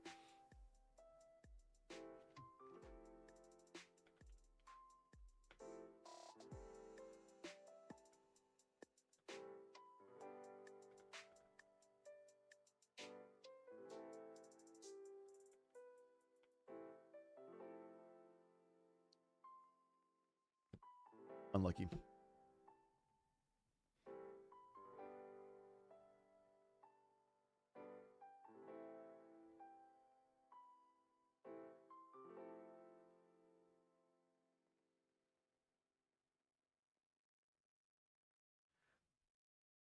Yeah, I'm always surprised to see draws in pickup games, but even then, like I understand, like sometimes it just is that way.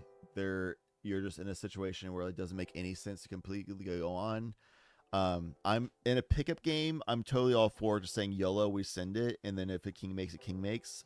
In those situations, I'm not against it, but at the same time, I'm also not against people agreeing to do a draw because that's more of like an actual practice for a tournament kind of situation.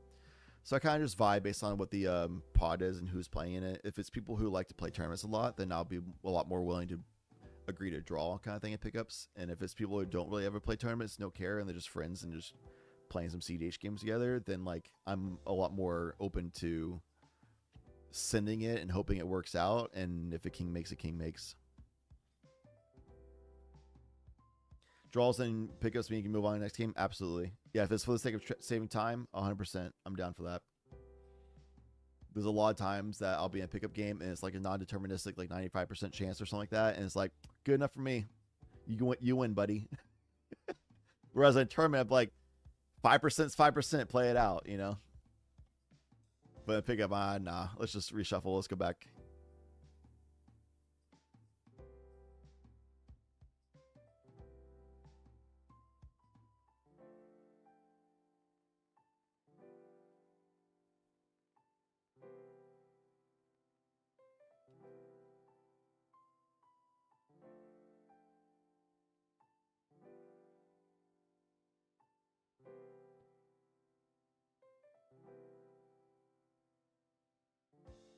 bum. Church says hi, Rainbow.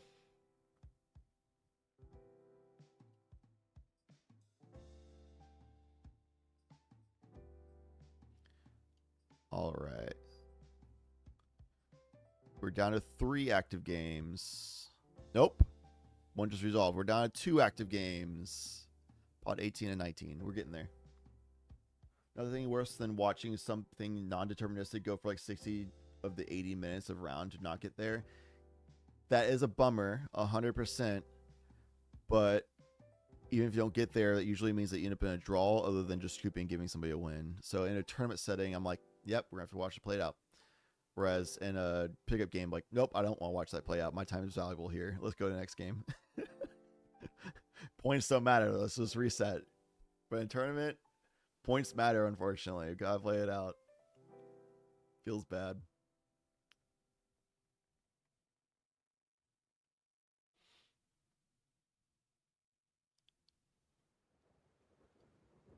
Feels bad. Chat. Tomorrow, I'm going to get back on the content train. I haven't been making content in years. But tomorrow, I'm getting back on the bandwagon. I downloaded video editing software. It's DaVinci Resolve. Apparently, is the best free video editing software. I used to use Adobe Premiere. I don't want to pay for anything right now. So I got DaVinci Resolve. I'm going to get familiar with that, which apparently is very similar to Adobe Premiere, so it shouldn't be too bad. Shake off the rust with it. Apparently, CapCut's like the best thing for like shorts and reels. I've never made a short or a reel before, so I'm gonna figure that out. And start making some content. Do some educational CDH content.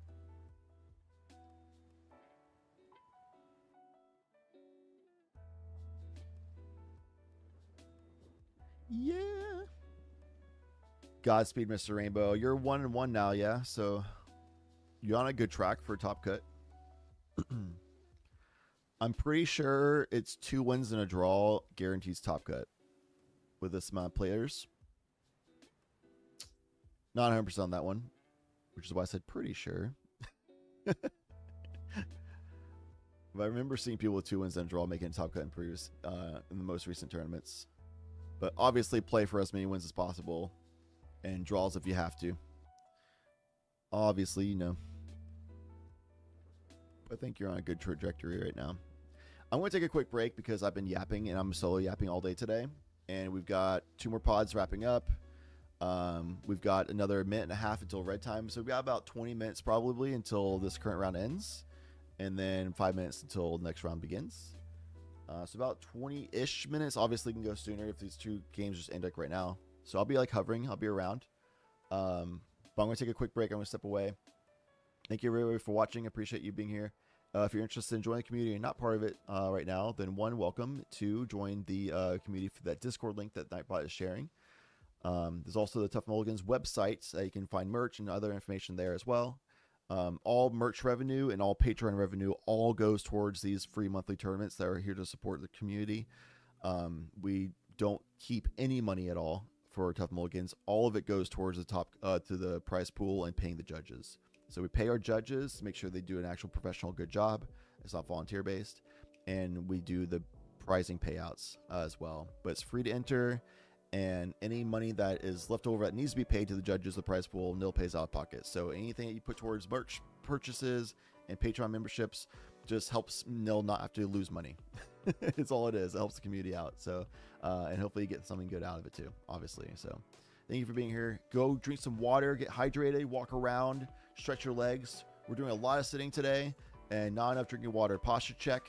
If you need a good nutritious meal or snack, do that. We'll be back in about 15 to 20 minutes, and we'll see you soon. Thanks for hanging out.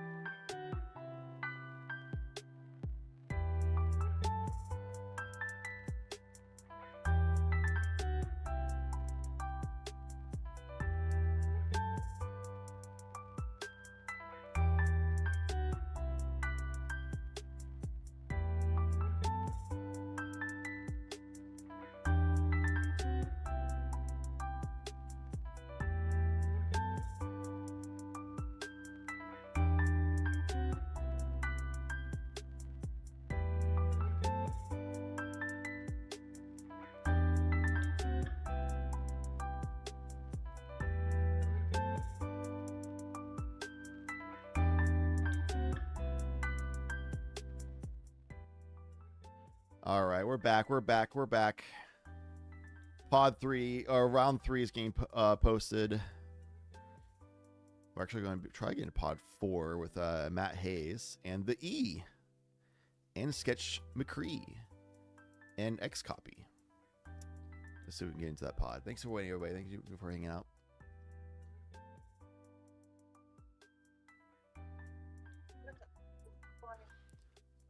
Hello.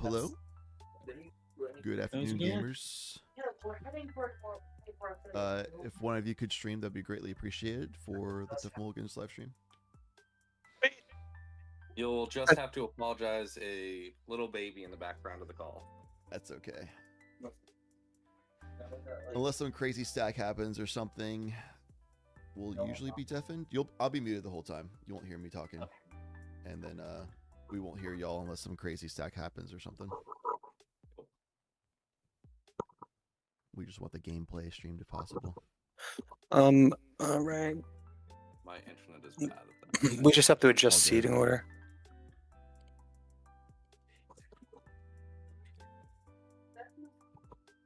Matt will be in seat 4 where he belongs. That's true. Every round he should be in seat 4.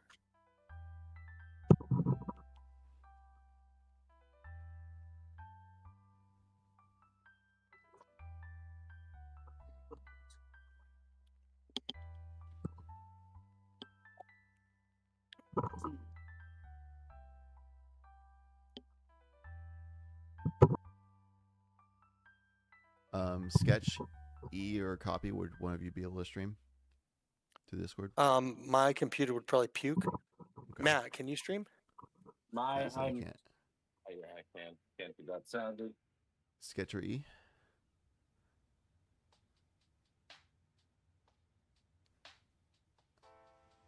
I don't know what that formula means, so I'm just saying E.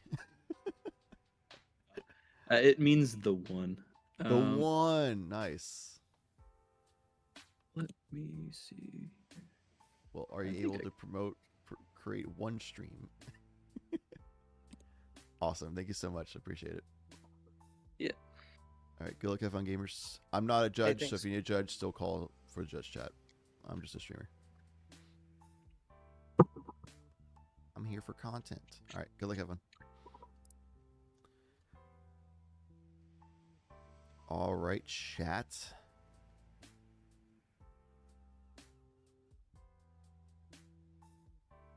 Let me just fix this real quick.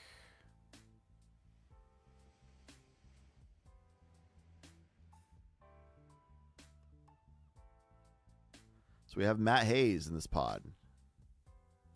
Big deal. Big gamer. Oh. Switch round 3. Here we go. Oh, thanks, E. We have 2 E's.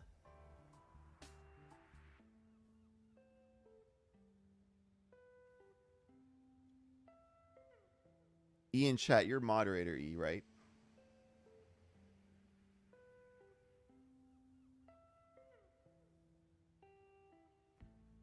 Because this E in the pod is the negative E to the power of I pi, which apparently means the one.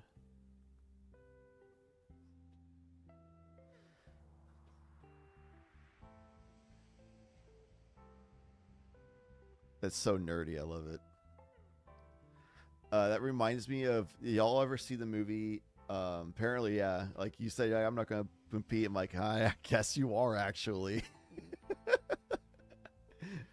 There's a movie called The Wonders. It's about a band on the rise kind of thing, and they're like a rock band from like, I don't know, like 80s or something, 70s, 80s, something like that. The Wonders. I watched it loosely forever ago. Which is why I don't remember exactly.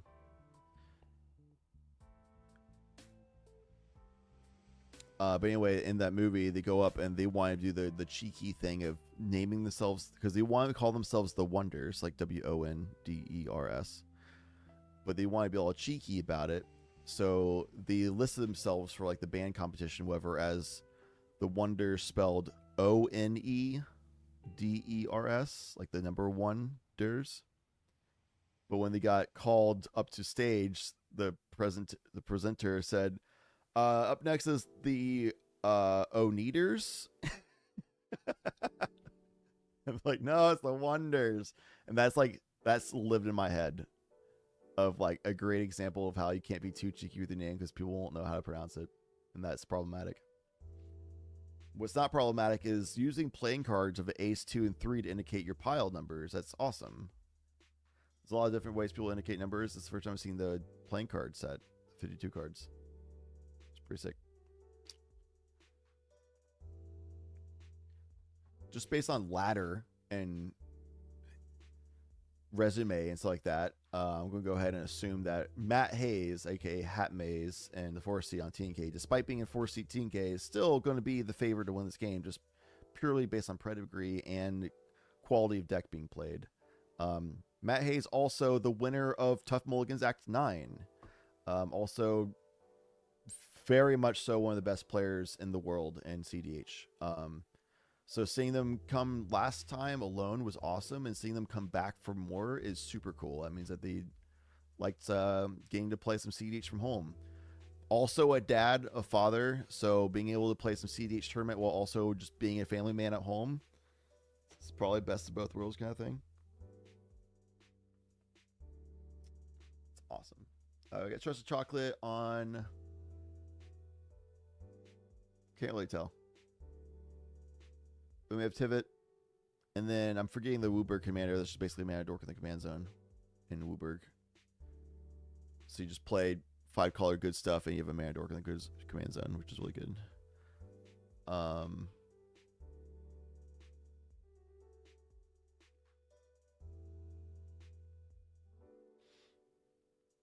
Essica. Yes.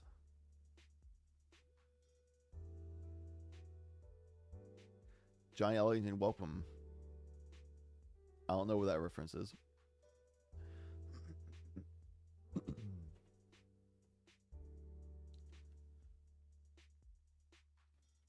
Oh, it's Clue Farm.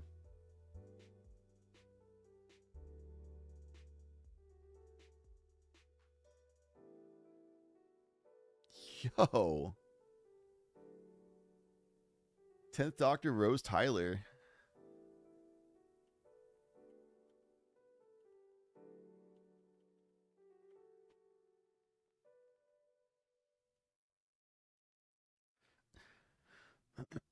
Tenth Doctor, whenever you attack, exile cards from the top of your library until you exile a non-land card. Put 3 time counters on it. If it doesn't have suspend, it gains suspend.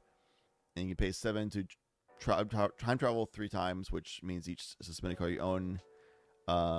With a time counter on it, you may add or remove a time counter. So you just make a bunch of mana. It's a Jeskai deck.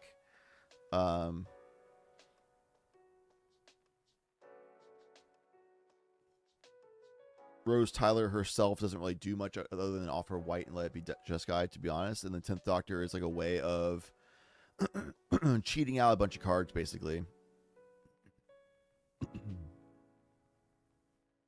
Rose Tyler is like the person who can attack and survive the attacks pretty well, while 10th Doctor is the person that sets it up to where you can actually get the attack trigger off. And once you do get the attack trigger off from Rose Tyler or whatever else is going on, like maybe like a Voice of Victory or something, Ragavan, stuff like that, then you'll be able to cheat out cards. So it's go to beats Jeskai stuff plus cheat out cards and do other Jeskai shenanigans to win.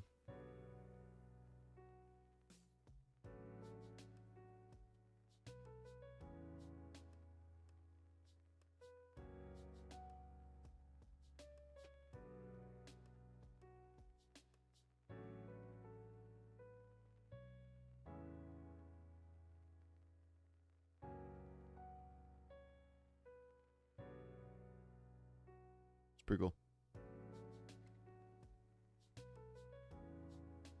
It's not Clue Farm.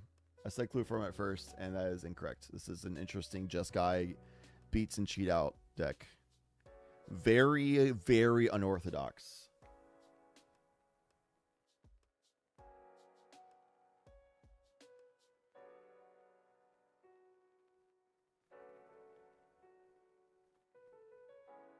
Very cool. Obviously, based on meta and pedigree, we still look at Matt Hayes as like the favorite to win. But fourth seat, though, we got pregame action at Gemstone Caverns for Essica as well. 5-color good stuff with mana. Good position to be in.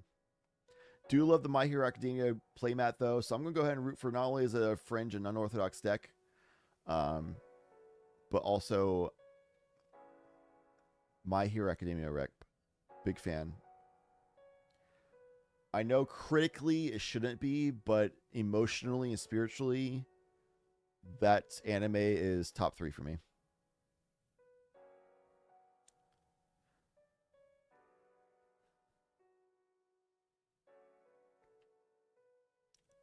Cried many a times, and I'm a sucker for superhero stuff, and they did it so well in anime form. Keep an eye on Essica as a Turbo Nas deck? Yes. I'll say that I don't know specifically if X copy is on Turbo Nas lists, but Essica is commonly found as a Turbo Nas deck, correct? Tivit, meanwhile, wants to just control. Matt Hayes is really good at being able to predict things and be able to like keep good hands to try to stop that from happening. I genuinely don't know exactly what Trusty Chocolate is going to be doing here with the Just Guy 10th Dr. Rose Tyler. The 10th Rose, if you will.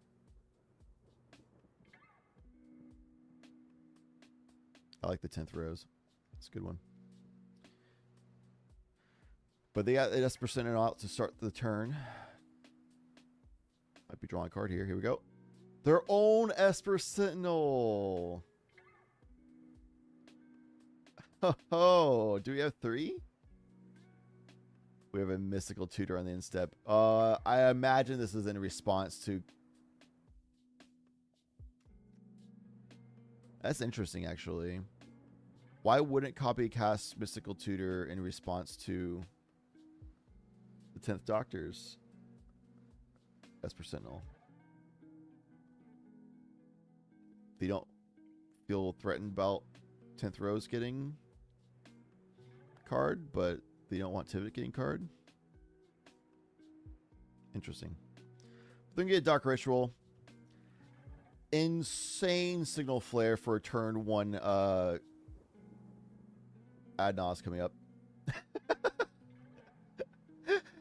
Everyone looked at the mystical tutoring for Dark Ritual before their first turn. Being like, huh.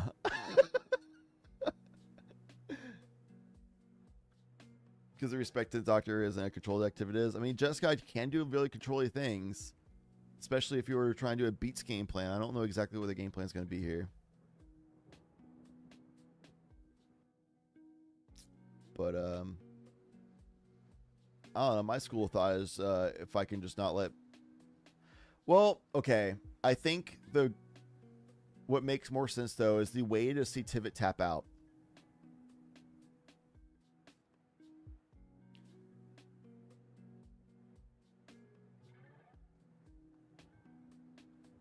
Doing the Soul Ring before playing a land for turn. Mox Amber. Oh my god. Okay, well, never mind. I don't know.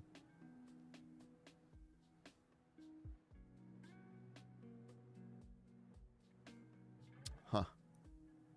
I don't know anymore. I was like, okay, well, if they waited for seeing Tivit tap out, then it'll be more likely they can actually get the Adnos off. But then they don't have Adnos, so then it's like, oh. Then why did they draw 10th Rose a card? I don't get it. Anyway, Mox Opal's online.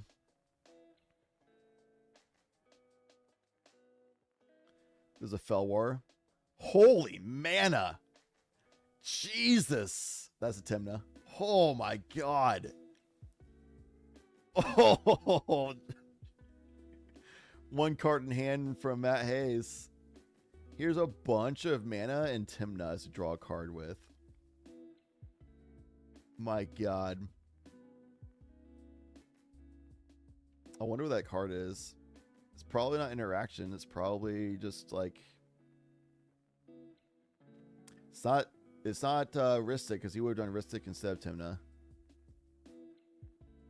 Sensei's Top. Ooh.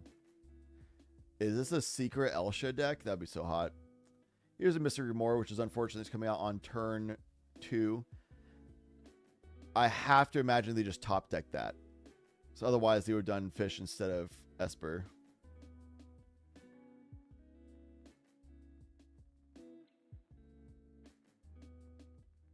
Remember, folks, even if you have a turn 1 tutor, you don't have to fire off until the most opportune time. Yeah, I agree.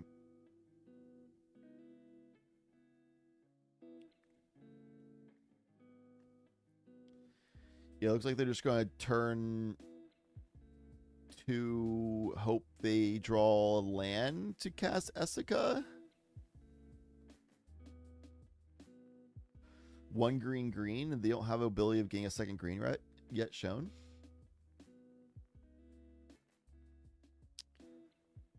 But anyway, that Fish is mental misstepped. Rest in peace. I think valid considering the game state for Bad Brad on Tivit to do that, because a little bit of a mystery of what the 10th Rose is going to be doing. So drawing the cards is a little bit concerning. And T&K just jumped a bunch of mana with only 1 card in hand and clearly doesn't have Ristic Study, so they don't have a really good draw engine online right now. Which means, well, my Esper is just good as anything else. I want my Tivit to last longer. And what else am I going to Mental Misstep? Because it's not that common, and clearly people don't have like heavy interaction packages in their hands. And I'm not going to be doing a sack war anytime soon. I'm just going to Mental Misstep that Fish because that is like the greatest sign of problematic. So even though you don't generally counter draw engines and CDH, that is one of the times that I think that was a good call. Graph Tickers does do nothing here. I agree.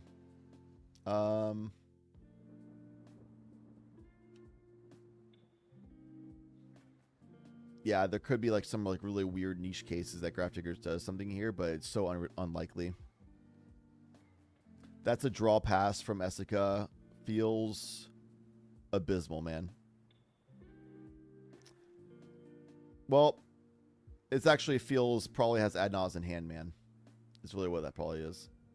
Since they grab Dark Ritual and they just draw a pass, they're probably just going to wait to instep Adnaz. Matt Hayes tapping out for Crom. Not fully, actually. It has the starting town still. With the haste, we'll be able to get 2 attacks. Crom can get over the Esper Sentinels, and they probably don't want to sacrifice those anyway. And then no blockers from X copies. So that's going to be 2 life loss, 2 draws for Matt Hayes. Did not indicate the life. Oh, there's life link from Timna, so just neutrals. That's right.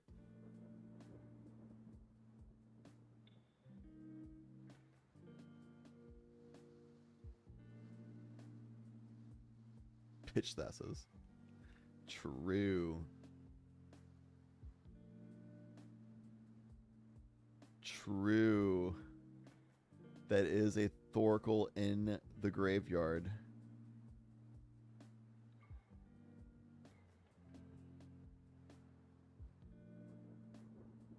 Wait, where did they pitch Thassos from? Hold on. Am I lost? How did Thassos Oracle end up in the graveyard?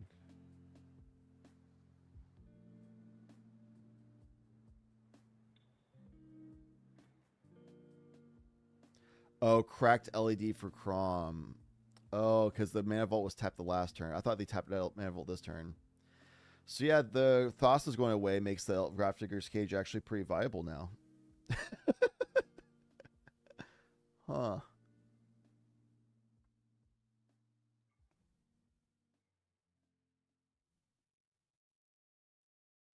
Not looking good, as I agree, wise. And it's a pretty signal flared Adnaz from Essica set up since they did nothing on the turn and kept the hand that they kept.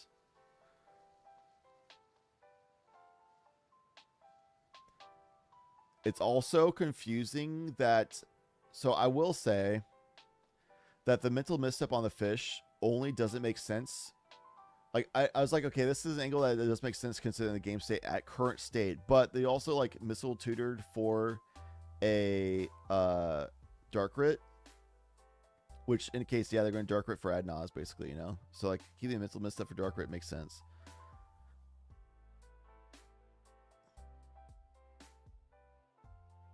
Matt Hayes doing a lot of finger pointing.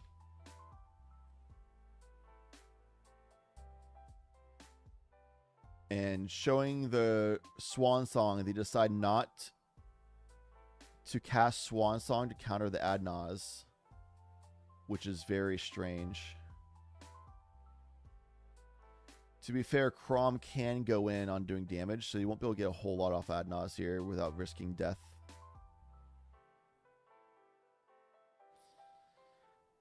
I know that whenever the Mystical Tutor or Mystic Remorter was getting mental missteps, Matt Hayes started pointing towards the Eska player and started yapping, which would indicate like, hey, we got something to do with this ad nos, blah, blah, and then they're like, yeah, so let that happen.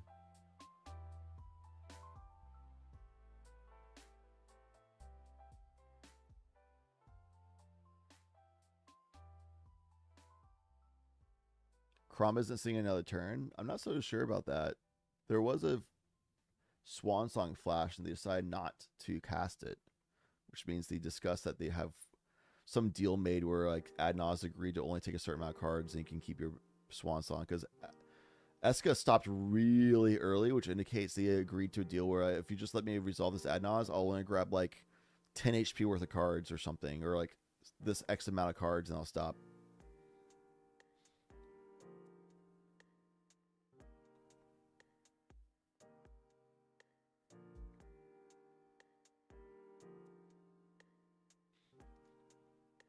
Because, yeah, if Crom can threaten, like, life, things like that, blah, blah, but the Swan Song was flashed and decided not to be used, and Eska stopped at 26 HP with the Adnaz, which just says that they agreed to a deal. Let me just do this as, can I just do this as a value Adnaz to reset my hand to size of 7, and then I'll stop, and they agreed.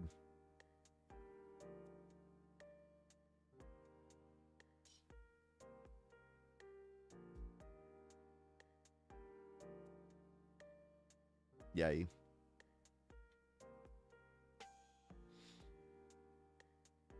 So anyway, I'm going to go ahead and grab this Jessica's will.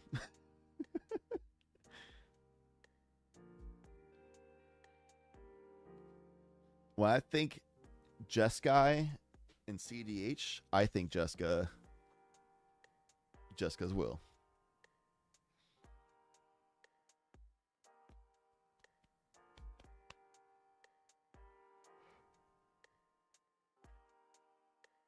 The premonition of dropping Grafdiggers, knowing that Matt Hayes is going to crack an LED pitching the Thoracle to get Crom out, is huge.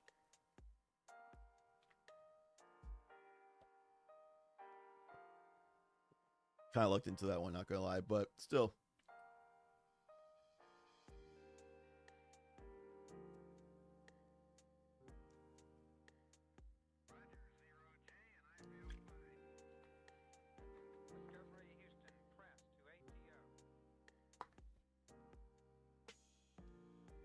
Sitting here wondering why I'm starting to feel hungry and realizing it's been 5 hours since I ate.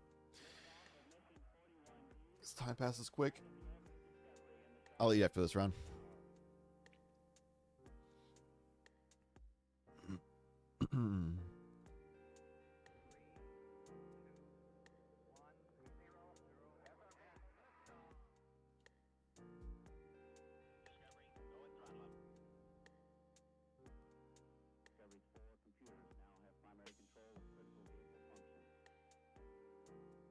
The old shuffle. All right, I really want to get... There's a player I know of who said they were going to play Ashling, but I don't know if they actually decided to play Ashling. I'll try to get them in next round so we can see one of the new Lauren commanders. Possibility Storm.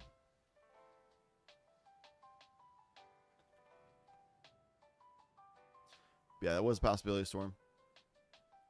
Whenever a player casts a spell from his or her hand, that player exiles it. Then exiles cards from the top of the library until he or she exiles a card that shares a type with it. The player may cast that card without paying a mana cost. Then he or she puts all cards exiled with possibility storm at the bottom of the library in random order. So possibility storm is like a fun chaos thing. But if somebody has Dranth Magistrate, holy.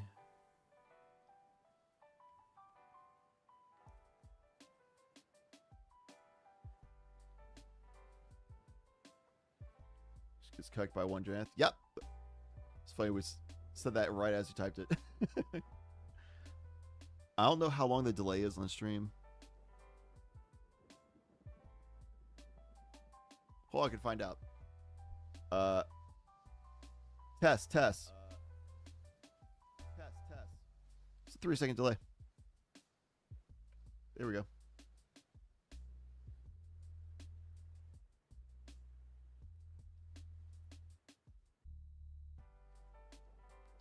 Get a 1, 2, 3 in the MIC. All right, finally, Mox Amber's online for they also have this giant, glaringly white line across the board state. I have no idea what that other card is. Oh my god, what is that? It looks like a arcane signet. Yeah. Arcane signet. How do you use Mox Amber to cast Essica?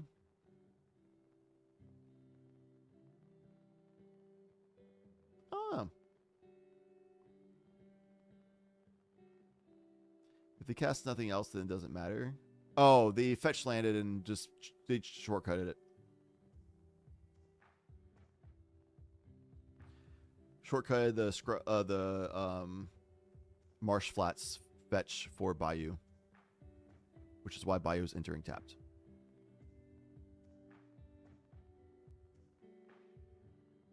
I was so distracted by this giant white light. Ooh, scheming symmetry. We gotta listen in.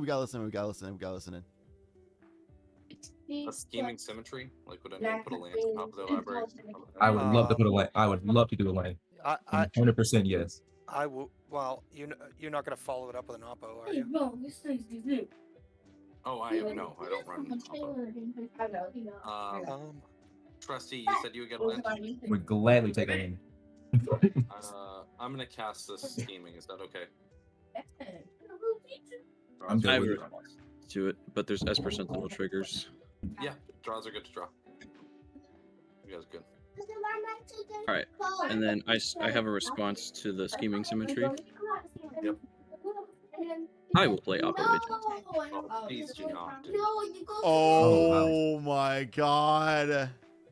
Like, now we have to waste interaction countering this. I'm willing to get something super benign, but like, we're just gonna waste interaction. I'm gonna pass on oppo. Crazy amount of shit. Is there any chance I could get you to not do that? Like, if I gave you the tutor? What are you wanting to get? I don't think that we can reselect targets with the oppo. All I want to get is a draw engine. I'm happy to get like a fish. Okay, and Trusty's wanting to get a land. Yep. Yes. I would be okay with that. I would be okay with that. Cool. Thank you, man. I just don't want to like waste and then lose to known. Yeah, I got you. You know what I mean? I got you. Yeah. Okay, I'll cast a spell. Are we good to resolve it? I'm passing on scheming symmetry. All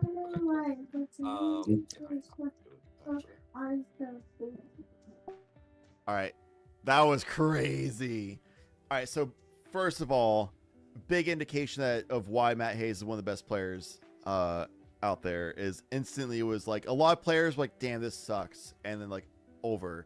Matt Hayes instantly was like, hey, look, we're gonna have to burn our interaction to counter the scheming symmetry in response to the opposition agent, which means we'll not have, because we don't want you to get that stuff from us, but also would then mean that we can't use our counter magic against the known culling ritual that we know that Eska has that would then just freely destroy our entire board states and go and pop off to do whatever they want. So immediately gave like a good, reasonable, and logical, like calm response to why that shouldn't happen, with the words counterspelled the opposition agent. Bounced it back to with the words that a free sinking to stupor on the opposition agent. Refunded their mana.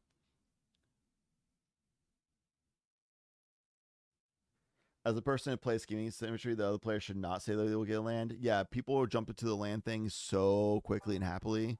Though, to be fair, there was a time I did the scheming symmetry thing when I was playing Gwynam, and my friend Church was playing Marnius, and it's like, oh, yeah, I'll take a land. And I was like, sure, okay. And I let him take a land, but I didn't indicate what land or anything. He got Ancient Tomb, and because of the Ancient Tomb, he was able to get just barely enough mana to have a turn 2 Smothering Tithe. I was like, damn it. So now I'll say, does anybody want a land that taps for 1 mana? I've learned my lesson. Who agrees to get a land that taps for 1 mana? It was a good play by Church. He got me. I thought just saying land was good enough, but it isn't. You have to say a land that taps for 1 mana. Smart guy. And Church runs Scheming Symmetry in his TNK list as well. That always taps for 1. Yeah, exactly. The land that will only tap for 1 mana ever. Command Tower is okay. You can get to Command Tower if you want. Yeah, exactly, gamer. I was thinking about Cradle too when I said that earlier.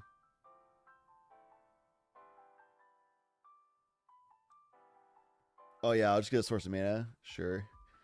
But Matt just saying like I'll just get a draw engine is also like, so the crazy thing about Matt just doing that is, one, his logic was sound because now we're gonna have to like, counter magic so you don't get stuff from our deck that kills us, right? 2, the result is that I will get a draw engine, which is so huge for him. It's all TNK really wants is draw engine and mana, and they'll find the win and interaction all the time. So Matt still came out on top after all that. They know about opposition agents, so now you can play around opposition agent at all times, and they have the interaction still in hand to stop either Jessica's Will, like right now that they're thinking about, or the Culling Ritual from later. So that was just like an insane politic moment for Matt Hayes, and it's proof of why he's one of the best players in CDH. Part of why he won 12 Mulligans last month. Try to give him some space, okay?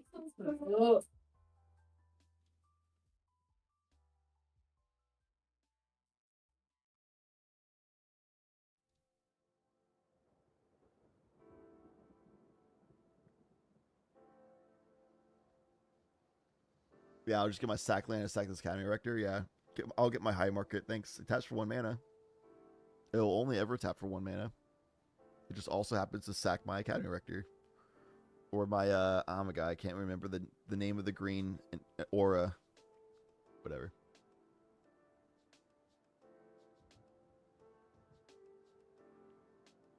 I agree. Absolutely does not show up well. In fact, it looks like it's part of his playmat.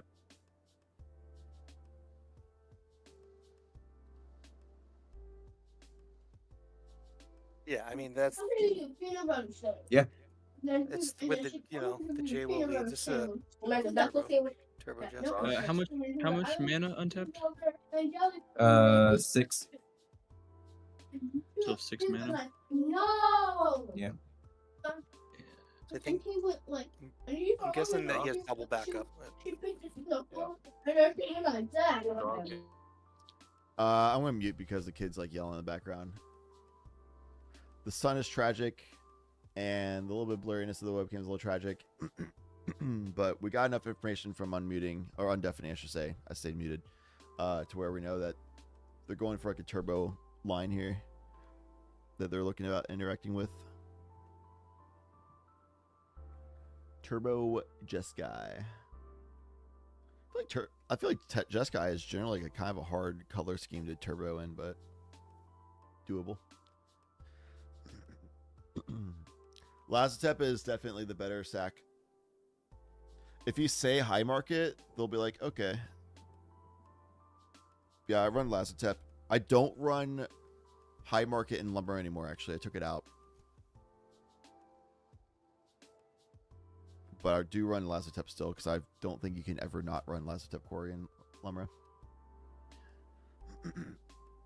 Raid rituals help. There's a little bit of draw engine. Little bit of tutors. If you build your deck right, that you can have enough tutors that give you like enough of the things you want. But without the black rituals to combo with as well, and not having the black tutors to specifically get what you want, it's a little bit janky sometimes. So it's a little bit less consistent, but you can make it happen.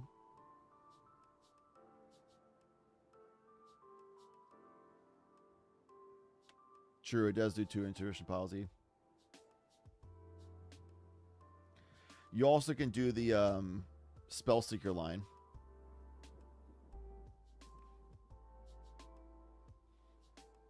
So if you have enough mana Spellseeker, you can just win from there.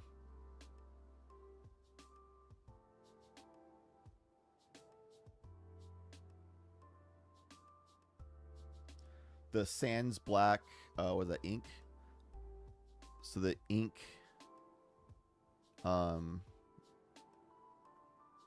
protected Spellseeker line is really consistent. Really good.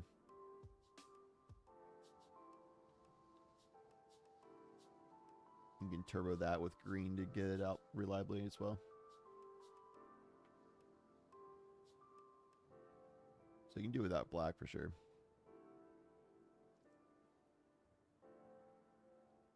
I would love to listen in, but like I just don't want to have the kids yelling in the background on stream. Hopefully y'all understand. Sam Black did a video on the 3-mana Narset that I think is interesting. Nice. A friend of mine has 3-mana, 4-mana, and 6-mana versions of Narset all built because Narset's just his favorite character in Magic. Just built all the versions. I probably would do the same thing with Lumbra if they make a new version of Lumbra on like Bloomburrow 2 or something, and then it's like viable in CDH. I'd do it.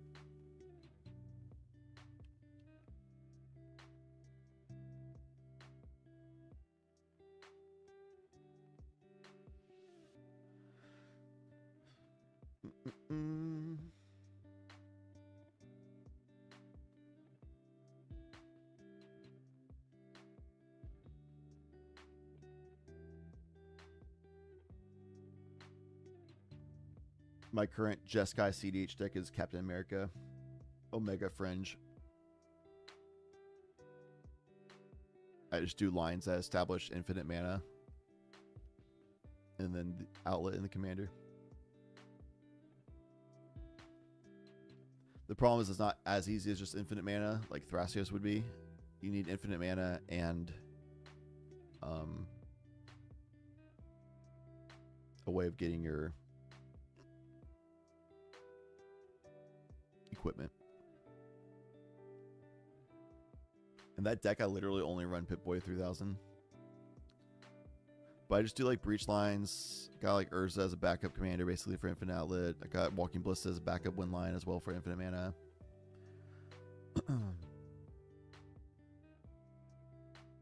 So Captain America is just like one of the outlets. And there's just a bunch of draw engines and interaction.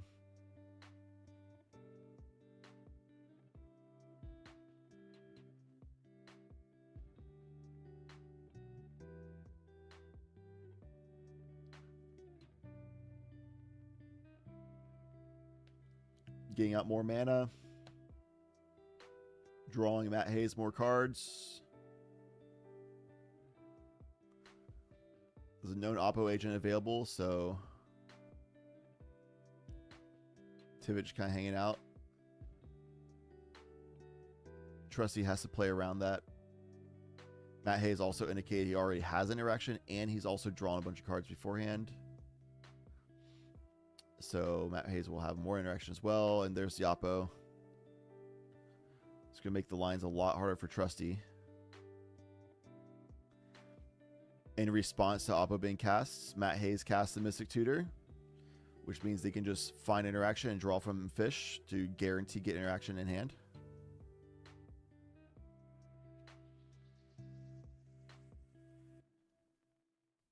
Or if he feels he's comfortable already having enough interaction, then you just get a one piece, but most likely he'll get an interaction here.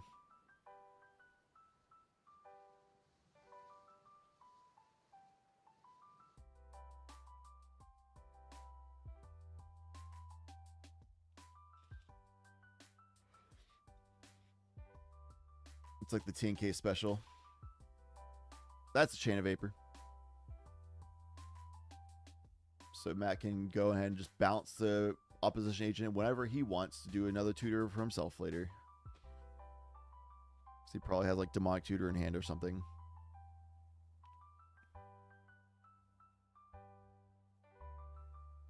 Might have like Vampiric Tutor to have a way to draw that later. Could be like Imp Seal, and then you just like bounce Oppo Agent, and then Imp Seal, and then go to attack and draw from Timina Trigger to turn the Imp Seal into a Demonic Tutor for 1 cost.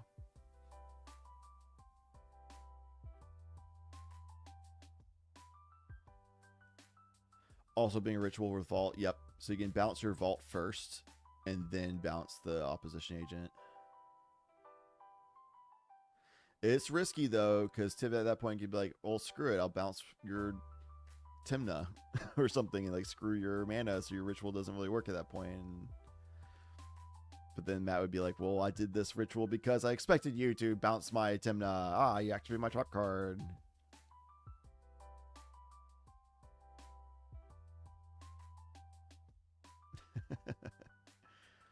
Well, Matt drew the Chain of Vapor.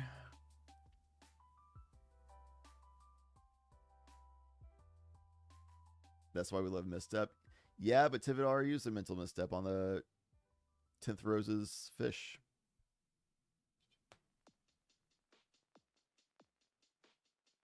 And then I'm pretty sure 10th Rose used their mental misstep against... No, they didn't. That was a different game I'm thinking of. Dark Ritual did go through.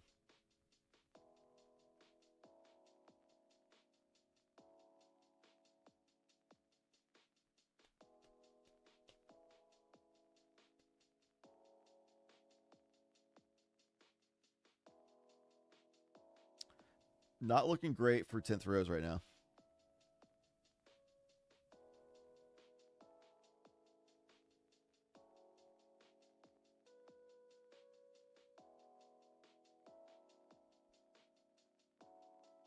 By the way, this stream is being provided to us by Tivit. Tivit is the E, aka the one, if you actually know the formula, apparently. Shane does just win with Breach. Yeah. Matt has presented enough information that if I was playing this pod, I'd be super concerned about Matt winning on his turn. Because Essica can't really do the culling ritual thing and knows that there's plenty of interaction that other players still have, because Matt's indicated he already had interaction before and now has Chain of Vapor as well and an untapped starting town.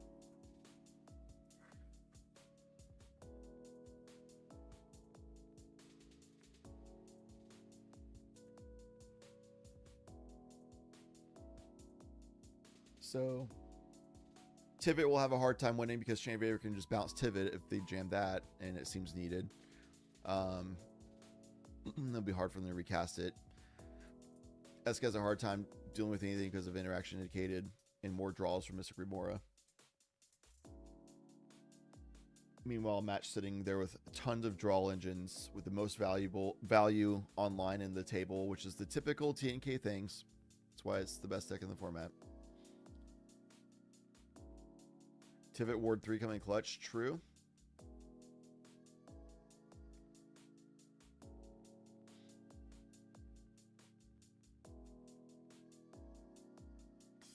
Tivit dropping a Ristic Study for the turn and passing with some mana up.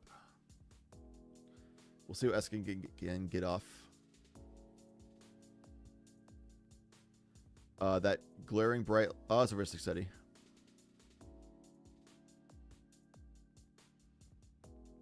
Land for turn. Scrub land.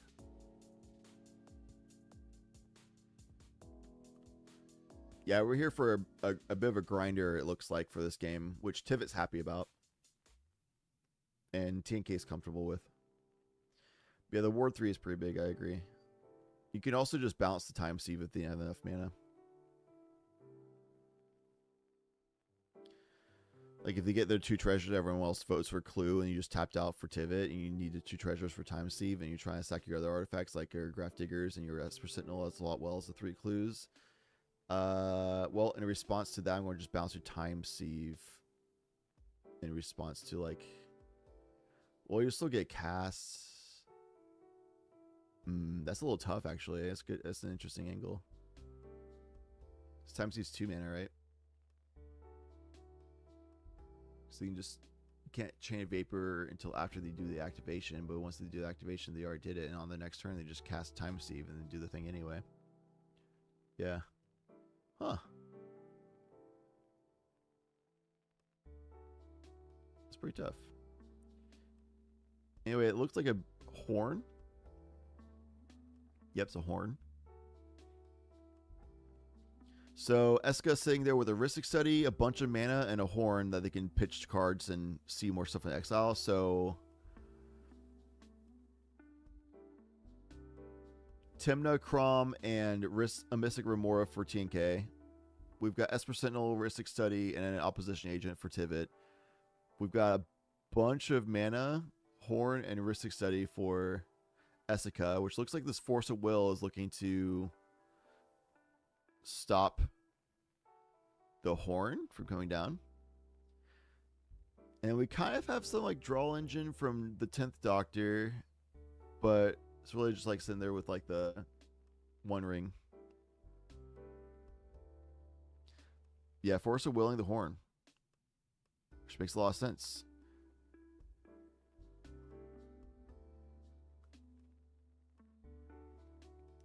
Because honestly, Esco is so set up at that point, because every card you draw from Ristic Study equates to 2 cards, essentially.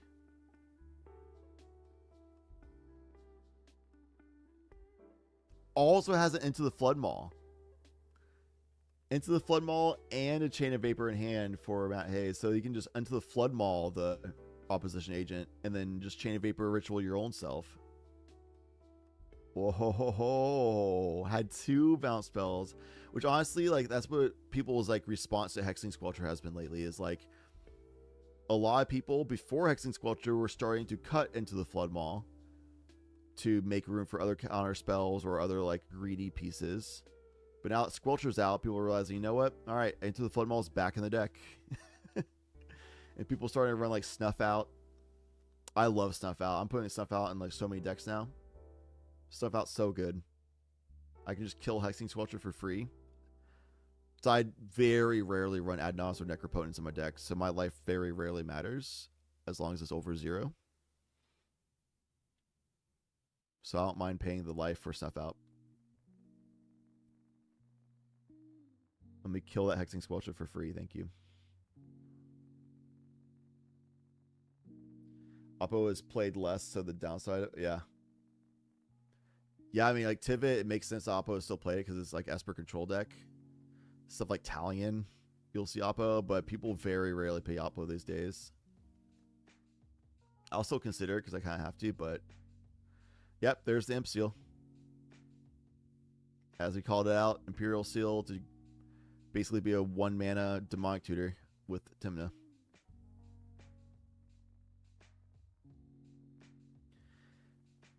Well, Drannith stopped finding popularity because Drannith and Oppo both stopped finding popularity for the same reasons. They both are bad cards unless your opponents happen to play in a way that lets you have value in them, which at the beginning of 2025 was pretty common. But people started figuring out how to play around those to where they would see mana up and be like, okay, well, will account for an Oppo maybe coming out. And people realize that Oppoing for land doesn't really make sense either for the fetch lands. And then for Drannith, people started realizing like we need to be able to build decks in ways that we can win without our commander if needed, just in case Drannith comes out. So people have very commonly found ways of winning without the commander, and Drannith has started finding less and less value because they spend like their mana and turn like 1 to 3 to getting a Drannith out, and people win around it anyway. I think Sultai Oppo is fair because Sultai and Esper are both like slower than the average top CDH decks, which means they do need to have a little more of a control package in them. Stuff like Oppo, counter spells, spot removal, that kind of stuff.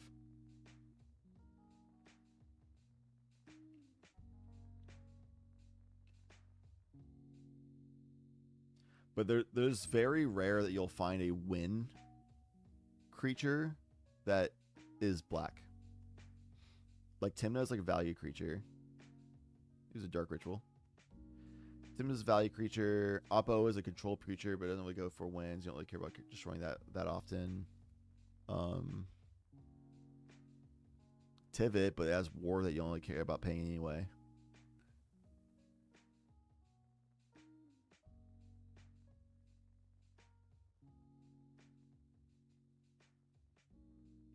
We got a Smothering Tithe. Oh, Matt is super comfortable with doing the long grind here. Holy. 2 Rhystic Studies and 2 Esper Sentinels out there. Yeah, here's a Smothering Tithe. And a Wondering that's about to draw 2 cards. Here's a Smothering Tithe with my Mystic that I kept around and my Tymna Crom. Get Rog. Yeah, Get Rog's a good one.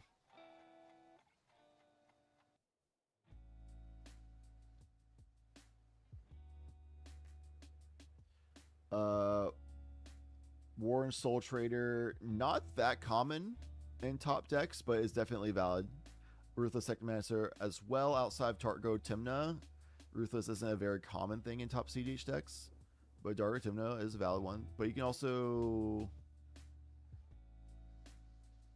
even in those lines, you can generally kill something that is a non-black to disrupt their lines as well. But those are all definitely valid. But also not very top meta decks, but definitely valid in the meta.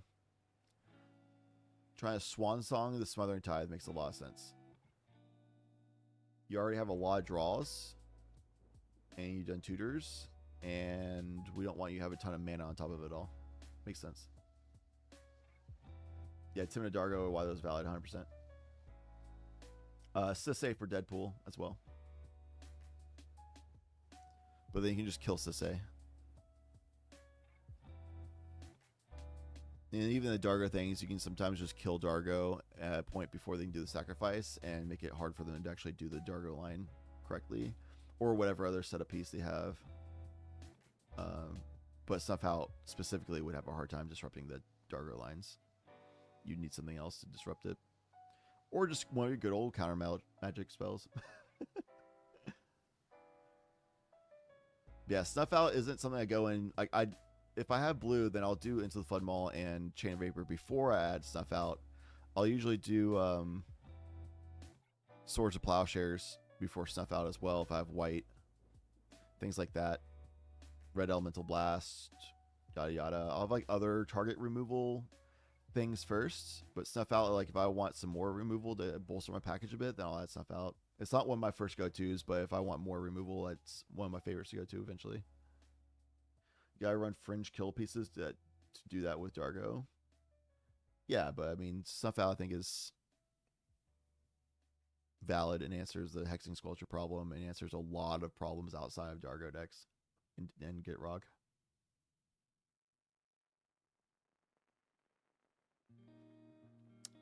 It doesn't deal with Gwynnum. 4 life and have a swamp, yeah. Which in black decks I'll just have a swamp, and then because I personally don't like running Adnaz and Necro decks, I don't care about the 4 life.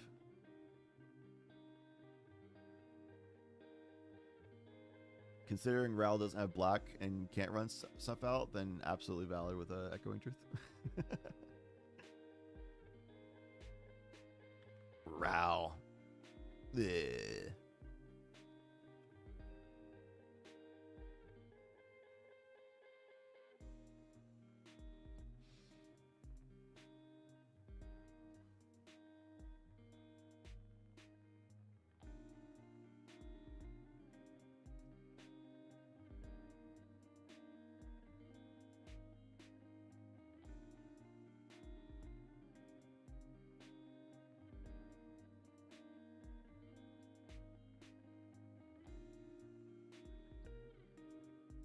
Yeah, Ral cost reduction is pretty nice.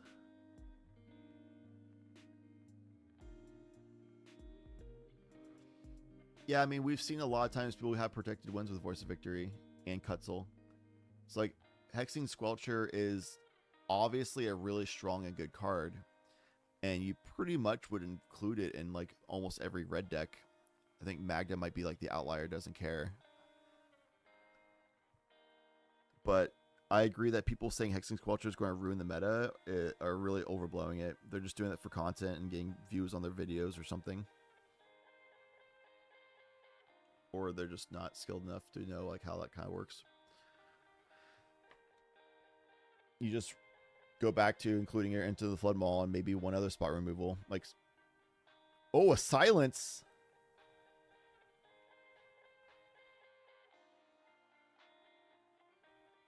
Whoa.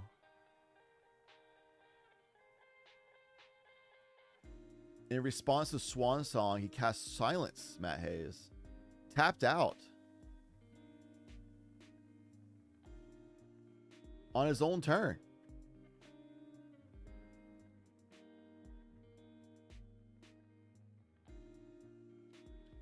So he did that in response, like over his own draw. Oh, no, there's a mental misstep from Mestica. Okay. So he did his draw, silence in response, deflecting swat the mental misstep to the Swan Song. Let's go. We cooking.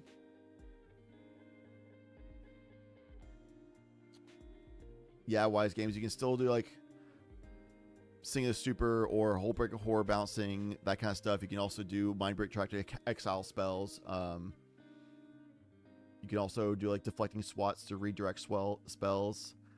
And you can also still just target removal of the Squelcher to allow yourself to counter spells again or the table.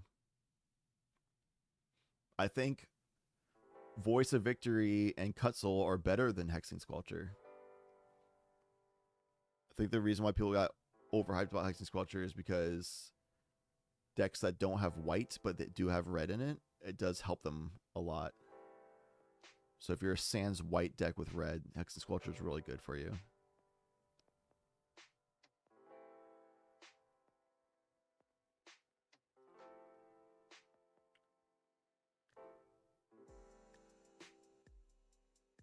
What was funny is I was talking to a Niv player, and he's like, yeah, Hexing Squelcher actually is worse for Niv Mizzet in the deck, so we don't even run it. Because we thrive in big stacks, because we draw a lot more cards and start pinging people and do board control and stuff, while also having more interaction than anybody else and doing a great job with it. And then Hexing Squelcher isn't a problem for Niv Mizzet at all, because Niv Mizzet basically needs to counter if a spell's on the stack and they have a Hexing Squelcher, then Niv Mizzet counters one, and then they hold prior, or they like counter it again, or do some other kind of instant sweet spell. And with the 2 ping triggers on the stack, those 2 ping triggers kill the Hexing Squelcher. Niv Mizzet doesn't care about the 4 life, 2+2, and then Squelcher's gone, and then the spell gets countered. So it's like Squelcher is so easily played around for like if you're a good player. Like obviously it's a good card, but it's so far from format breaking.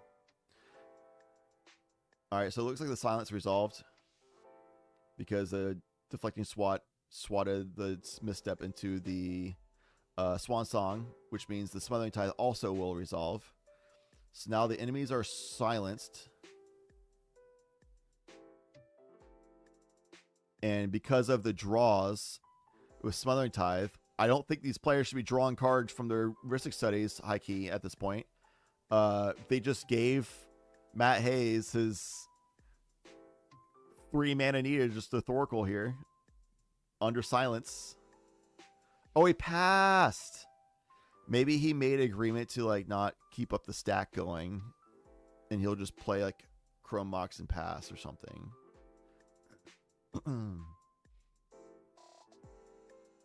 But Matt Hayes still in a very commanding position with a Thoracle, or with a Smothering Tithe and Mystic Remora, Tim Necrom, and a bunch of mana. And he's got a grip. Thoracle is engraved and he doesn't have the bounce for Grafdiggers. Well, he has a bounce. He has Chain of Vapor in hand. He could bounce Grafdiggers and then Thoracle out.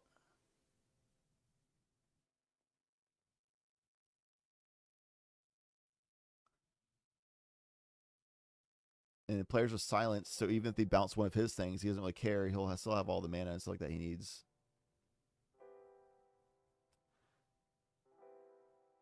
He might not have like Decon in hand or something, but the players were under silence. He could have bounced Grafdiggers. And even if Tivit sends a bounce back his way, what would he care about? He has... he'd be 1 mana short. Plus he Chrome Moxed a red spell, like a red mana source. Yeah, he was like 2 mana short. So instead he'll just hold interaction and just wait with the Chain of Vapor to bounce the Grafdiggers next turn.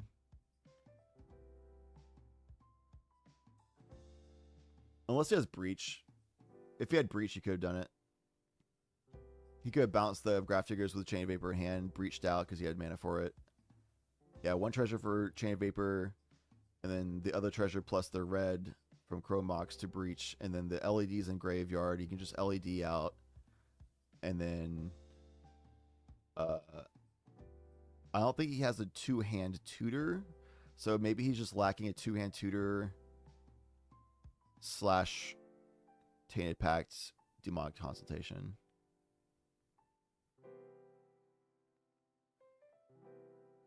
Yeah, you can copy a chain under it. As part of the chain resolution, you can choose to copy it because you're not casting a spell. Silence says you can't cast spells.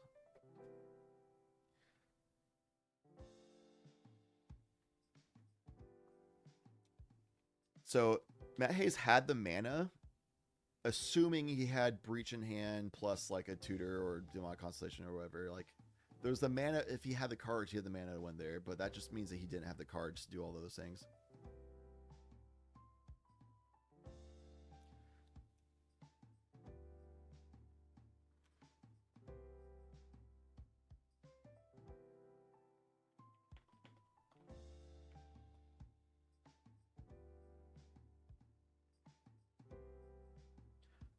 Yeah, the copy would be on the stack. You could counter the copy on the stack if Matt Hayes had more counterspell. Yeah, Savine's Reclamation would have been fine. So I think Matt just didn't have all of the cards needed. Had just barely enough mana to do the thing. And had a lot of cards and all like access to other pieces, but didn't quite have all of the cards needed. But anyway, here's a Voice of Victory.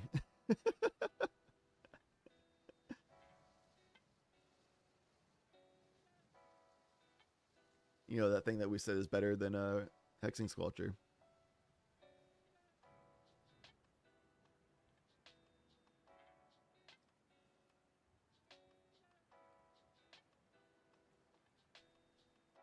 Yeah, my TNK list does not have Ad Naz. I'm trying to remember if I still have Egg Necro or not.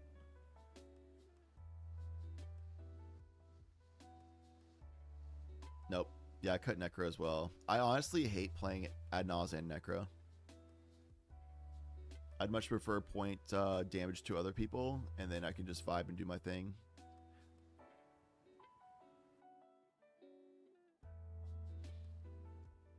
Plus, I run things like Snuff Out, which is bad in an Adnaz deck. I'm not saying those are bad cards. Obviously, Adnaz Necro is super freaking good. I just don't like playing them, and I'm not a tournament grinder, so I just don't do it. I'm a caster who plays some pickup games here and there. So I'll play the things I like playing.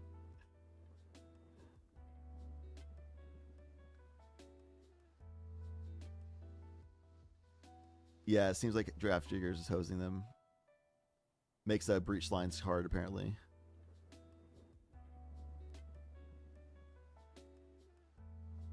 Those are Savines.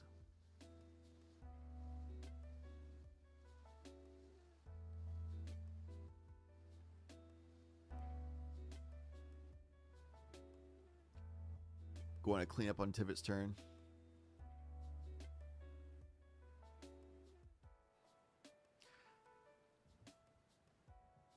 Okay. Notable discards were Amphibious Downpour and Opposition Agent. Voice of Victory not going for a win seems risky. 100%. I'm really surprised the Voice of Victory came down and they just kind of passed. But again, it's low mana. It's like a Tivit problem. It's the Esper classic of like not having enough mana to do things you want to do fast enough.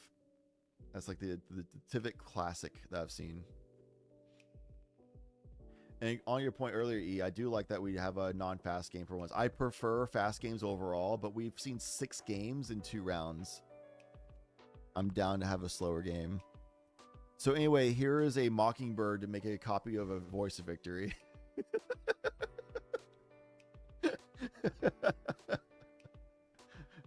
Cool. So my Turbo Nas deck has a Voice of Victory. Awesome. Sounds good.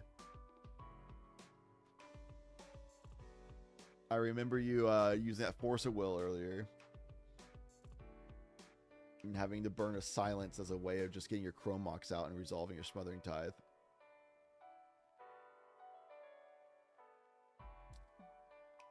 But there have been a lot more draws since then, so we might have some interaction for this Mockingbird.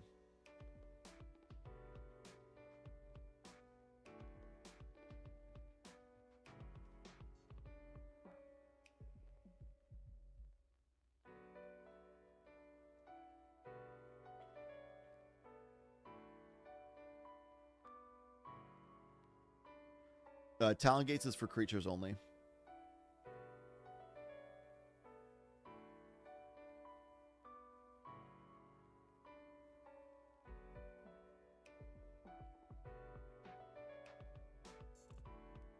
So it wasn't really a good option for Talon Gates. Absolutely Calfetti. I've seen a lot of people just like drop a silence creature out and just kind of hang out. And I've seen a lot of people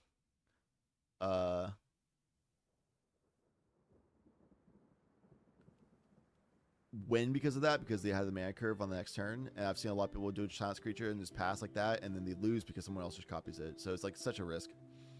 The Valley Flood Caller, here we go. Flash speed, 10k things. Just wanted to get more mana and more draws and then win over top somebody else, which is super valid. So when the Voice of Victory came down for Tivit, Tivit was like, yeah, I'm not going to be able to win this turn. And then Matt Hay was like, all right, I pass priority.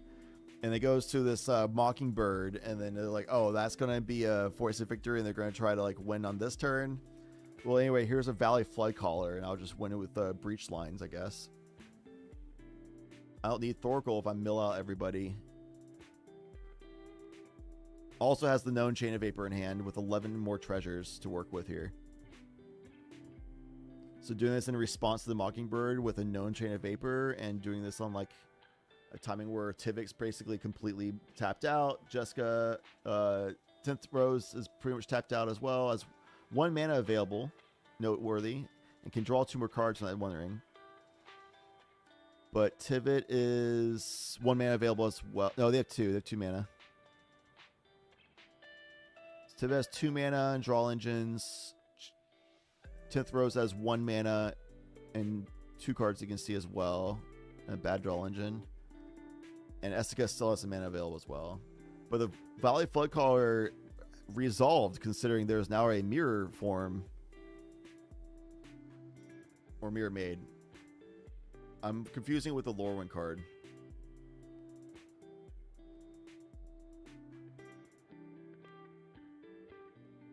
Mirror maid. Mirror form's the new Lorwyn card. That would be spicy to see in CDH. But mirror maid.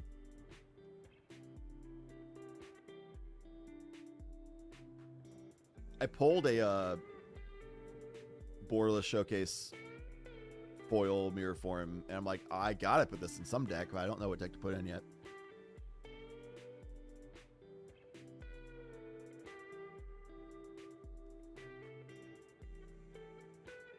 So an Enlightened Tutor with Mirror Maid becoming probably a I don't know. At this point, like, if you have an Enlightened Tutor to get Breach, you could just if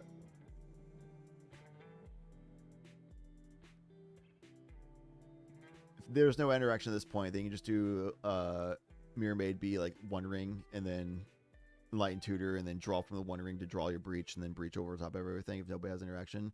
Or he Mirror Maided to become a Voice of Victory, and he has some way of drawing this card. I mean, with all that mana and the cards in hand that he has, and he like intentionally held up, that indicates to me that he had Valley Floodcaller the whole time and just passed turn knowing he could do instant speed stuff and just won more mana, more cards before he won over top people.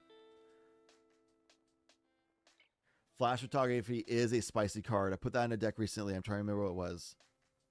What deck did I put Flash Photography in?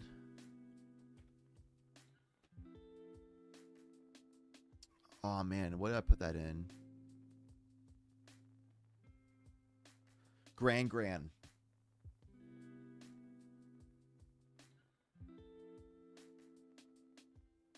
I think it's my mono blue Gran deck I made. Let me look.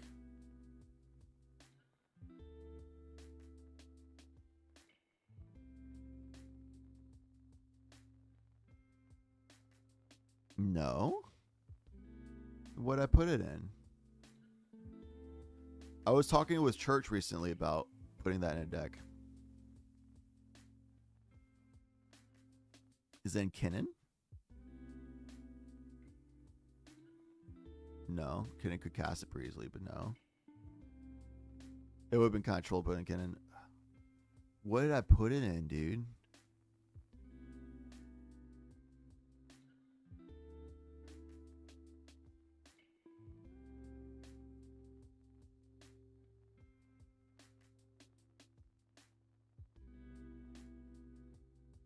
Was it Hobgoblin?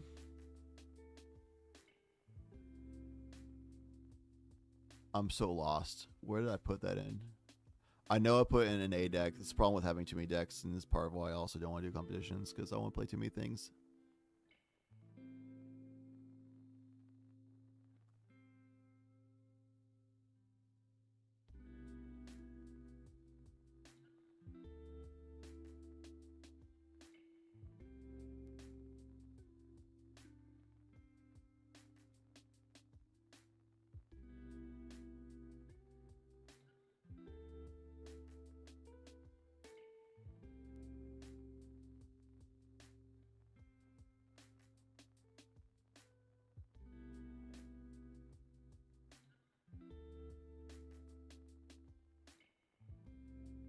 Man, I don't know. I put it in A deck recently, but I cannot for the life of me see it. Maybe I talked about putting it in, and I forgot to put it in, and now it's not in any lists.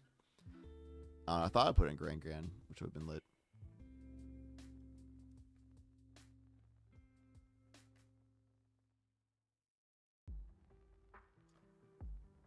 Alright, there goes Graph Diggers.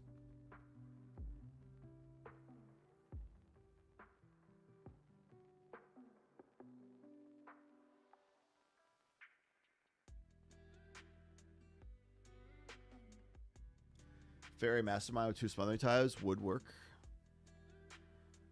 Ideally under a silence effect, though.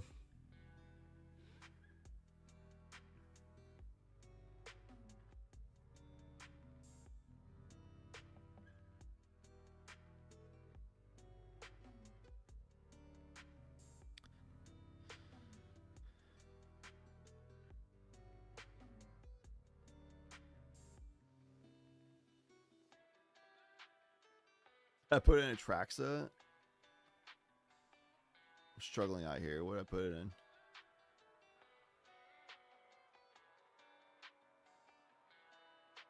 I did not put in Atraxa. Shoot, man, I don't know. Shoot, boy.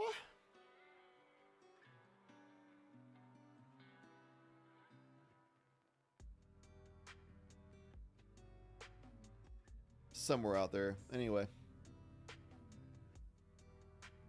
Cool card. Probably not quite worth it in CDH. I think it's valid in Green Goblin. Just discard it.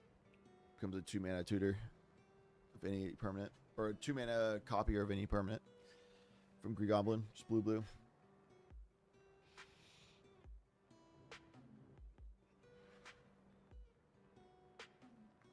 But Goblin doesn't care about copying for value. They just want turbo and like pop off in that moment. So functionally it works out, but archetypally it does not. Archetypally, is that a word?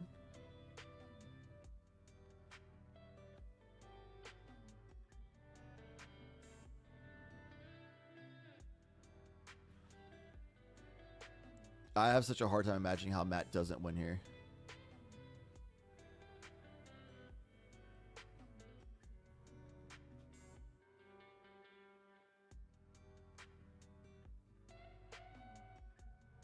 Oh, he doesn't counter the Chain of Vapor. But you can just recast the Valley Flood Caller.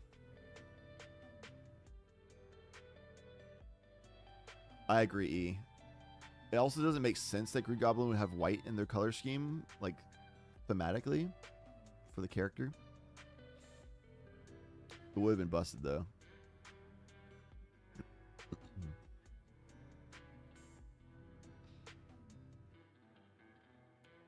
I think it would have been a really gnarly Mardu deck.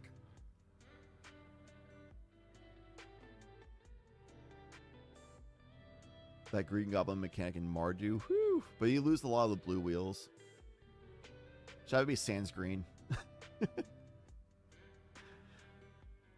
But then you'd be like, well, why is he not green? He's Green Goblin. I'm like, all right, fine, he'll be Wooburg.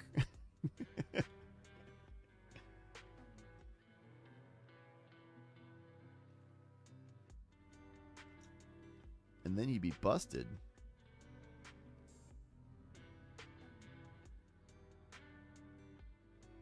Just a Wooburg Turbo Nas cost reducer and recaster.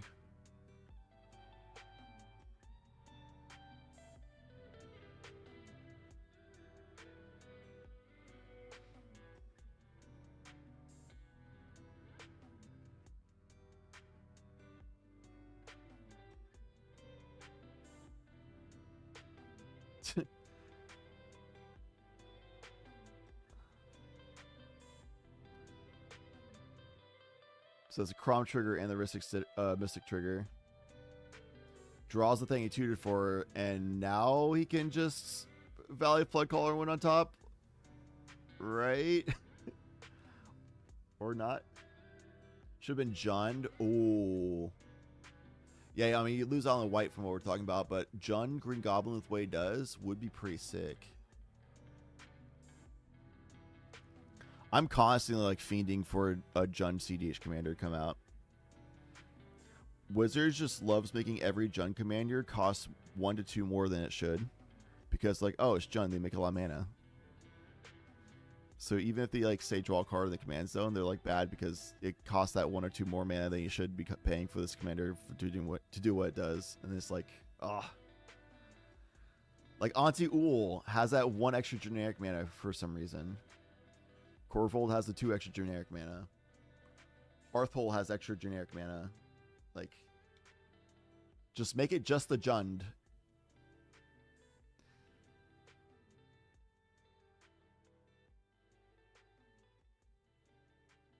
Yeah, you can still get away with Corvold, but you're not going to look to win a tournament with it. It's playable in pickups, and you can probably get to a top cut eventually, but yeah, it's definitely hurting. My Hearthhold list is very unorthodox and actually is really successful. It's honestly really troll, but it's troll in a way that I can control, and control the troll. Look at that troll. Anyway, it does in a way that like really screws with people's like perspective of what they should be doing in the game. It's hard to play around because it's a lands based like lumber-esque win lines that also has a lot of burn hate stuff.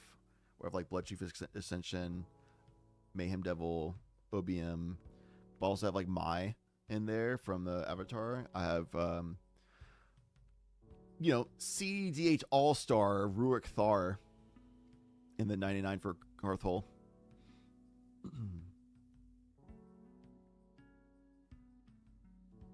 And ever since I swapped Hearthhole from being like a true just value land space deck I was trying to make happen, and just swapped to like the a lot of burn spell stuff and like group hate archetype plus lands, I've actually gone 3-0 since switching to group hate lands Hearthhole.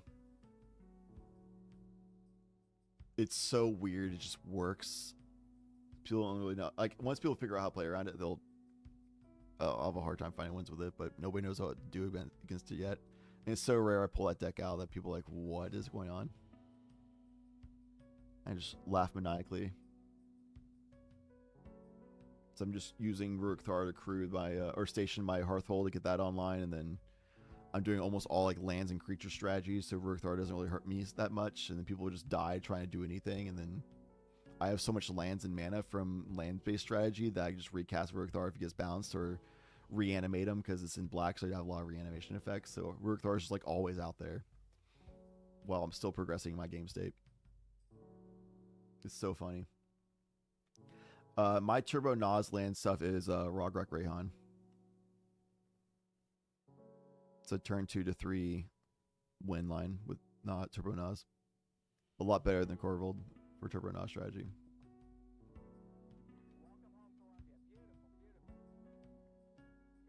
It's funny, the most successful Rogrek Rayhan deck list is the Oops No Lands.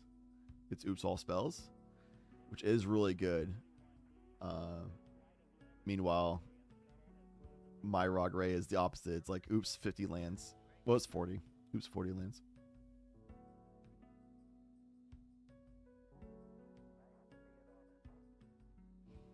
There's just someone in the server that plays Prosh E. It's KFC, 4KFC is their Discord name.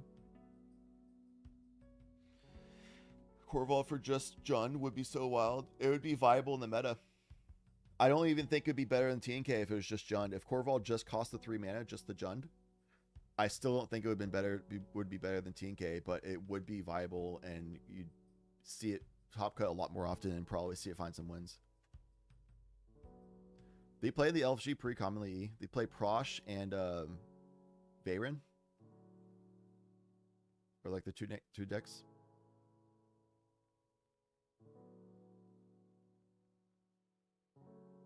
So if you ever like match them in LFG or just come in like and whatever, you can be like, hey, can you play Prosh? I've been really want to see it played, and they might be down. Is there in-game audio? I want to hear people yell at Matt. I had audio on earlier, but 2 different players in this pod both have children yelling in the background. So I'm not running player audio. We do that typically, especially when there's like big stacks, and there's been some big animations, like especially with copiers that I would want to listen in. But I also really don't want to listen to children yelling. So, with respect, we're going to be... Plus, like, children can say some crazy stuff in the background. Like, Matt has a baby, which just cries. But another player who's trusty, we've seen the kid sitting on the other chair on screen.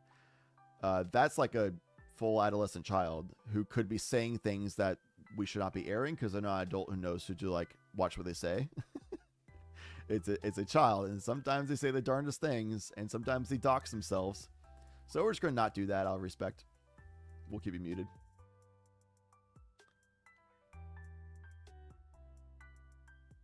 Thoracle is in the graveyard, and Grafdiggers has been bounced. So Decon removing is just going to do a reverse Thoracle where they can reanimate Thoracle. They probably have everything they need in hand. Copy enchantments. Probably just copies heuristic study, just get more draw in case they need it or something, or smothering tithe. I don't know. What other enchantment would they care about on the board?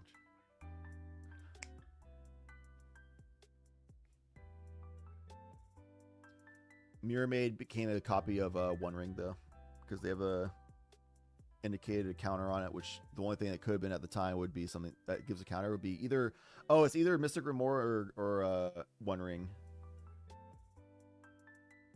So it could be a Mystic Remora. But I assume they copied One Ring at the time because they also did a top deck tutor with Enlightened Tutor, so that when it enters, they can just draw it from One Ring. Yeah, the LED play was ages ago. What's the timer on this round? Let's see. 50 seconds. So this is probably last turn.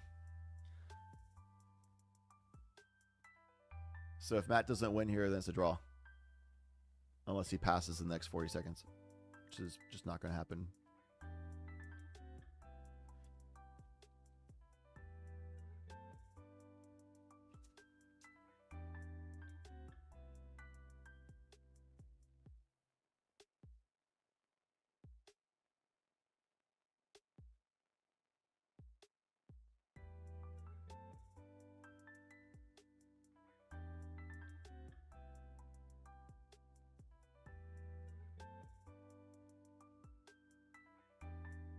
Yeah, considering Matt's play style, it's probably a fish. He did top deck tutor, but he probably just assumed that other people would draw him into the way he wants. And he has a Valley Flood Caller. He can flash speed into whatever happens from the draw as soon as somebody else casts a spell. So fish would have made a lot more sense. You just finished building lumber in this game and put the deck on Moxfield. Very nice, Pigeon. Definitely long game. Sleeving alone takes like an hour. It's surprisingly long to sleeve decks.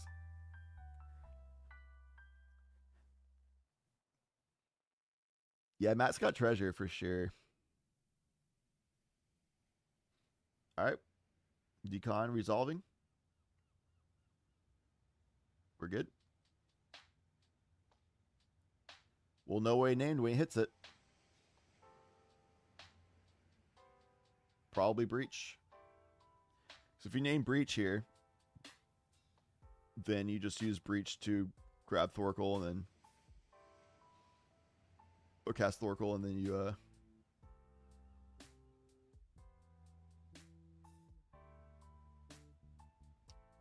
yeah, you have plenty of cards in the discard. You can do Thorkel and Decon again. So in his hand, we know he has a Valley of Flood Caller in hand. And it looks like he has 3 other cards in hand, maybe 2, 4. That could be anything. Could even be Breach.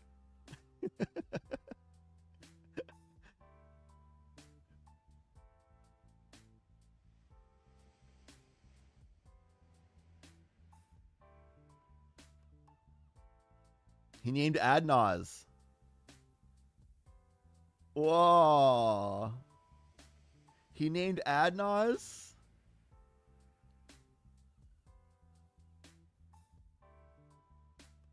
So he can draw basically whatever else he wants to draw right now.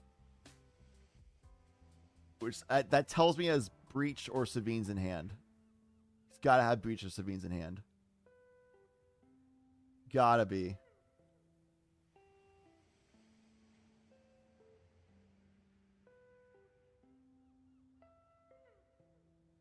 Savines was exiled? Oof. I wasn't watching that closely. I was also reading chat and monitoring a couple of other things in Discord. Both staff chat and looking at the timer. We are in red time. And there's no extensions, which means either Matt wins here or they go to a draw, basically.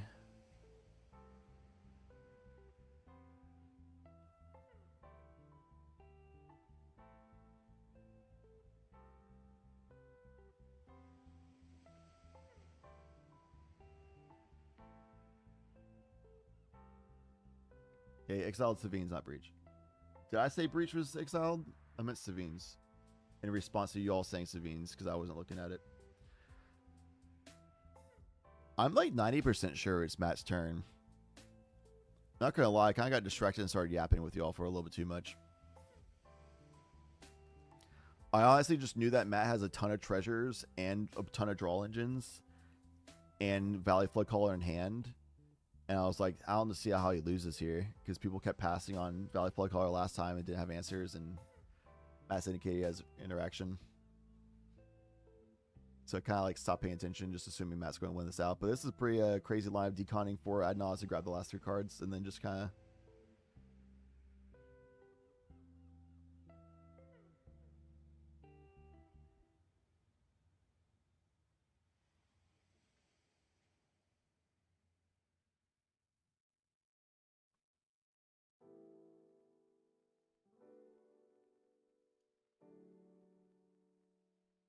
Looks like they're closing up here, closing up shop. It did come down to a draw.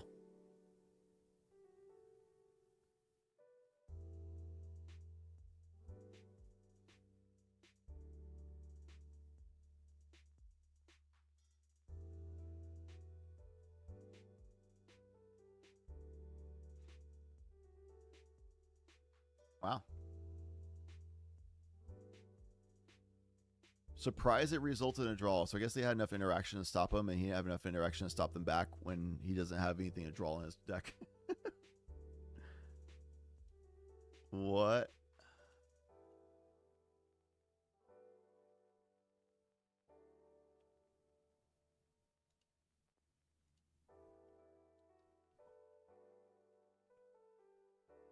Ayo.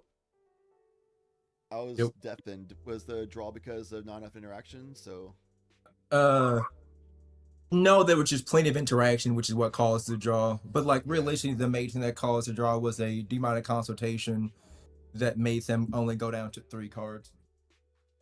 Yeah, so Adnaz didn't get him what he needs to actually win over top of interaction and stuff. Yeah. Yeah, unlucky. Yeah. Had he not had to demonic consultation down so far, I'm sure he probably could have fought over it, but yeah, I couldn't draw cards anymore in response to this missing. Gotcha. Oh yeah. Oh yeah. Yeah. Well, GG's. Good luck in round 5 or round 4. What year is it? Round 4. Yep, it's going to round 4. Yeah. Good luck. Have fun. Well, there you go. There you have it.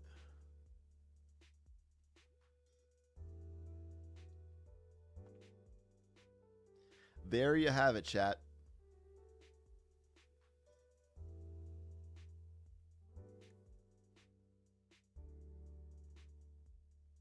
So they had enough indication that was communicated to him that they had enough interaction to stop him trying to jam the win. And because he exiled so many of his cards, he didn't have the ability to draw cards into his own interaction to respond to their interaction. So there's just enough interaction that he couldn't actually win in his past time. So it was just a draw. Yeah, he tried consulting for Adnaz to then use Adnaz to draw enough of his deck they can draw enough interaction and then like protect his win. But he didn't have enough protection to protect his win and he didn't feel comfortable with it. So he yellowed for a more greedy, self-reliance option, but it was more risky to get cards instead of just hoping he just draws into it with his draw engines. Either way is a big risk and a big gamble, and he chose one way and didn't work out. All right, there's 2 more pods going on.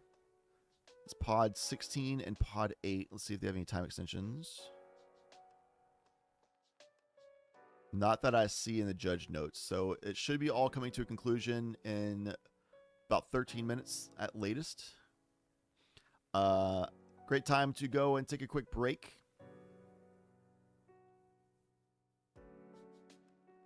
Oh, wait. 3 pods going. Pod 12 as well. And judges are in that pod. But no notes about time extension there. But maybe after resolution of the judge call, there might be a time extension. So 3 pods to resolve. And we're at 8 minutes of red time. So 20 is the max. So good time to stretch, walk around, stretch your legs, get some hydration. You know. Be back in a few minutes. And we'll get started on Swiss round 4. Trucking along on the day. Be right back. Thanks for hanging out.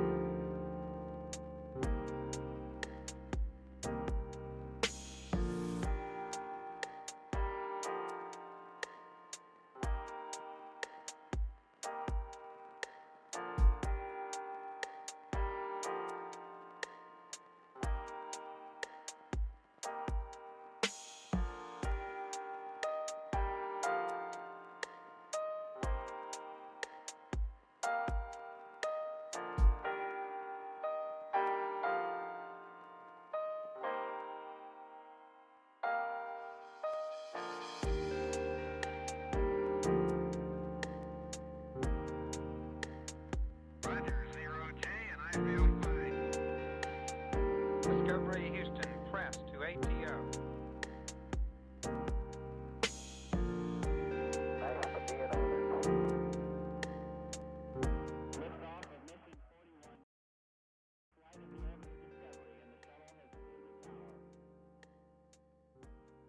All right, we're coming back. We're coming back. Thank you everybody for waiting. Appreciate you.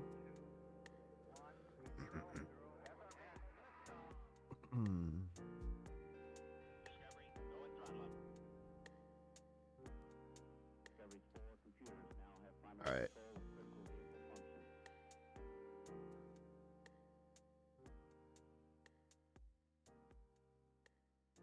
I am taking a risk. I hope this is going to be an Ashling game. Here we go. 3? Yep. Okay. Good afternoon, gamers. Good afternoon. Oh, Maryland. This will be the stream game for round 4. Oh. If one of you can offer a stream, that'd be awesome. Thank you very much. All you guys gotta do is just play your game, be respectful as you should. You'll not hear me. We'll sometimes hear you if there's like a big stack or something happening. Otherwise, good luck, have fun. Not perfect. Who is your commander, Zachary? It is Tim Nadargo. Let me add it.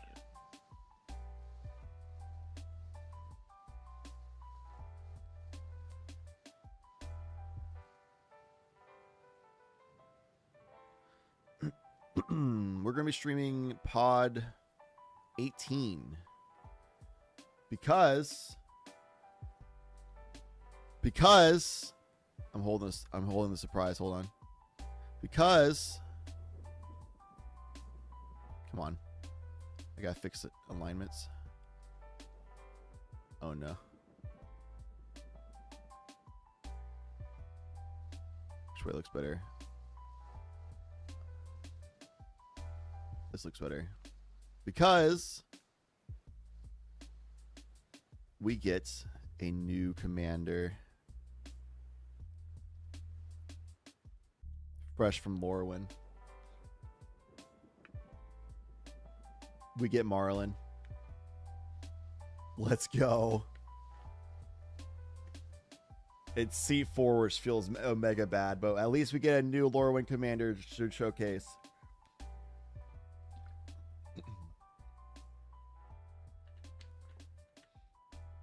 Pod 1 has a high chance that they just draw because points, how the points work. It's also a super high chance we see all those players in top cut anyway. So I don't want to go to Pod 1. I really consider it's between this pod and Pod 1. Because Pod 1 looks hot. But yeah, there's a decent chance to just draw anyway, and then cool people, 100%, and then those people we're gonna see in top cut anyway, you know. So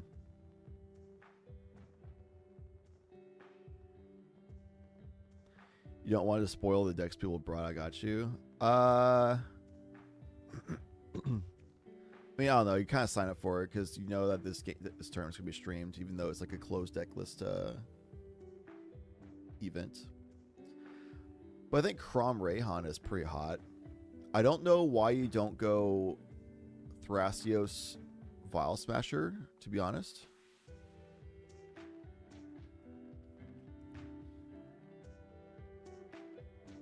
Like, I genuinely think you just go Thrasios Vile Smasher every day of the week instead of Crom Rayhan for the same colors. But, hey.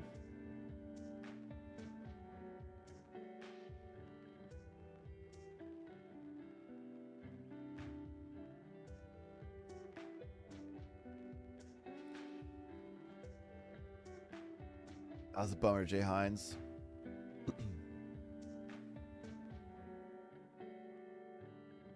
But I'm glad you come back. That's awesome.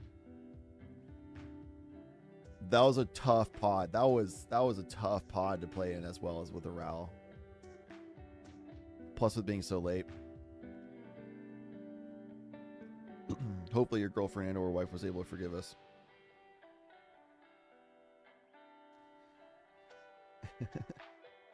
Dude, that feels like ages ago, man. It's been like, what, 6-7 weeks? Sheesh. But yeah, we're experimenting with a timed top cut this time around because we don't want it to go like that. That was just way too late for a free tournament and stuff, you know? Like, the prizing isn't worth people being up so late after such a grind of a day. We want this to be a fun way of spending your Saturday. We don't want people to be grinding into like crazy late hours. So we're experimenting with timed top cuts. The timer is longer than in Swiss, but still timed. I think we have 2 hours timed. Which is still a long time, but like, come on.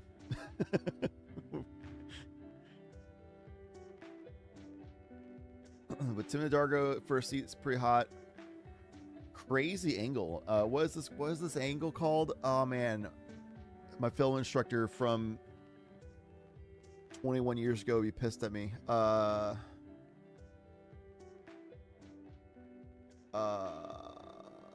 Kubrick angle, something like that. Rick. It's all like sideways and disorienting from Tim Dargo. And then Crom Rayhan, I still don't know why we go Crom Rayhan over Thrasios Vile Smasher, but here we are. And then we have Trax Granite Fire. I just put this deck together. I'm so stoked that it's basically a hidden commander. It's a hidden displacer hidden commander, which I'm so stoked to play. I'm waiting for the proxy to come in. And then Marlin, which is the main reason I actually came into this pod, is I knew Orcish Manhunter was playing a Lorwyn commander. I didn't know if it was going to be Marlin or Ashling because he brewed both. I've talked to him more about Ashling, but he is a Sultai main. So I figured it makes sense that he was playing Marlin. There goes the Deactivator Flash Fairy. Pitch to the One Ring, or the Gemstone, I mean. As well as Spire of Industry is pitched through Crom Rayhan's Gemstones. We got some pregame actions in mana already. Being Canadian who didn't care about talk about points, I had no skin in the finals plot. I just wanted it to end. I feel yeah, you were definitely like kind of checked out. Like, I just want to go to bed. My girl wants me to go to bed. I want to go to bed. Just, can we split the money and just go home? But like, you can't because you committed to this, and like, you don't want to screw up the pod for the other people, and like, that's kind of bad manners. And it's like, you run a podcast, so your community rep matters a lot. Like, here I am grinding it out. Yeah, we don't want that kind of situation to happen again. So, time top cut this time around, which I'm happy about as a caster as well, who does this for free. So, especially when I'm drunk in the back of the car. Yeah, dude. Oh man, I pushed earlier than I should have, but it wasn't a bet. No, I think we talked about how like that was like, it's not an ideal window, but when would you really have an ideal window? You definitely, if it was like early in the day, I'm convinced you would have waited. But because it's so late and you didn't care about points, and I think you all decided to split the prize pool, right? The money. I think you all agreed to split money but play for points. Yeah. So you're like, I have no reason to care at this point. I just want it to end. So you just said jam. But it wasn't king making either, because that was a valid window objectively that you pushed for. Like, if it was a terrible window and it was obvious, then yeah, it'd be king making. That's kind of bad manners. But like, all things considered, considering you're a RAL in a pod like that, that's just like crazy value engines .decks, like Kennen TNK, and I think it was another TNK, right, or something like that, something similar. And you're just like, when am I ever going to find a window again, realistically? So it was like the most valid window that you would jam in. Yeah, 2 TNKs. Recipes of Traxa. They saw a Ristic study and lost their mind. Peaced out. No, it's just some tech issue. Let's go Marlin. Dude, Marlin has so many sick lines. So many sick lines. I haven't talked to Mr. Man about his Marlin deck. I only talked to him about his Ashling deck. He actually was not brewing Marlin when I talked to him about Ashling, and I brewed Marlin with E. E, if you're in chat, this is the person we talked to with about Ashling. This is Mr. Man. But E and I sat there and grinded out brewing a tracks, not brewing, but like editing my tracks list together, which E was super nice to help out. So my tracks list, I feel like, is insanely good. And then the Marlin, we were brewing together because E has a lot of experience with Sultai decks, as well as TNT, Sultai plus white.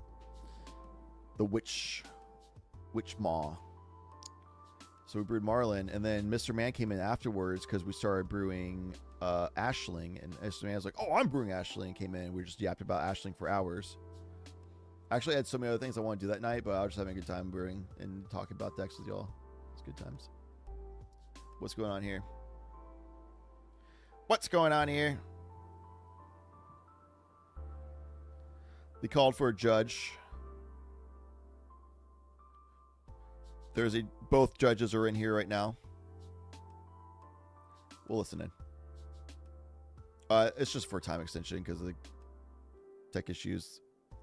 Almost guarantee this pod will get a time extension because the webcam fell off.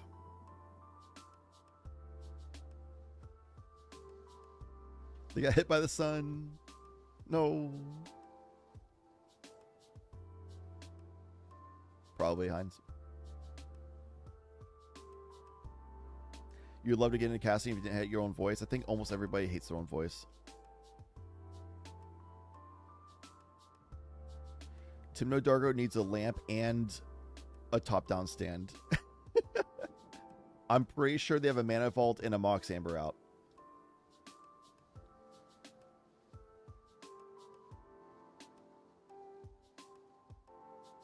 Sick goat, though. Yeah, I hated my voice for a very long time. It took me a long time to get used to it. Chromox and printing what, though? I thought it was Chromox at first, too. But I didn't see any indication of what the Chromox has imprinted.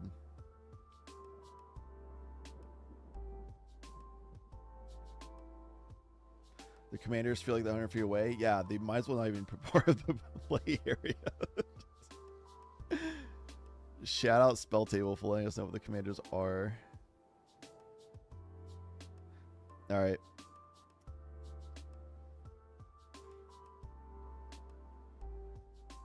So unfortunately, a lot of times a ruling like this would be that if their webcam is gone forever, then they have to like reshuffle.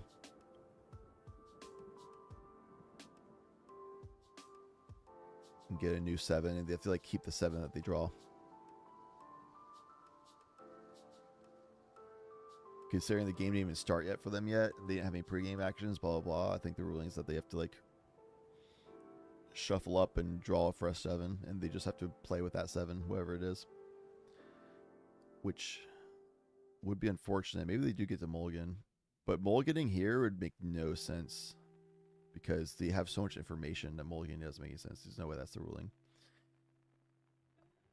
So maybe they have to mulligan down to 6. They take a 1-card penalty. Oh, no, yeah. They just keep whatever 7 they draw. Yeah, it's just a land for turn. That's what I thought it was.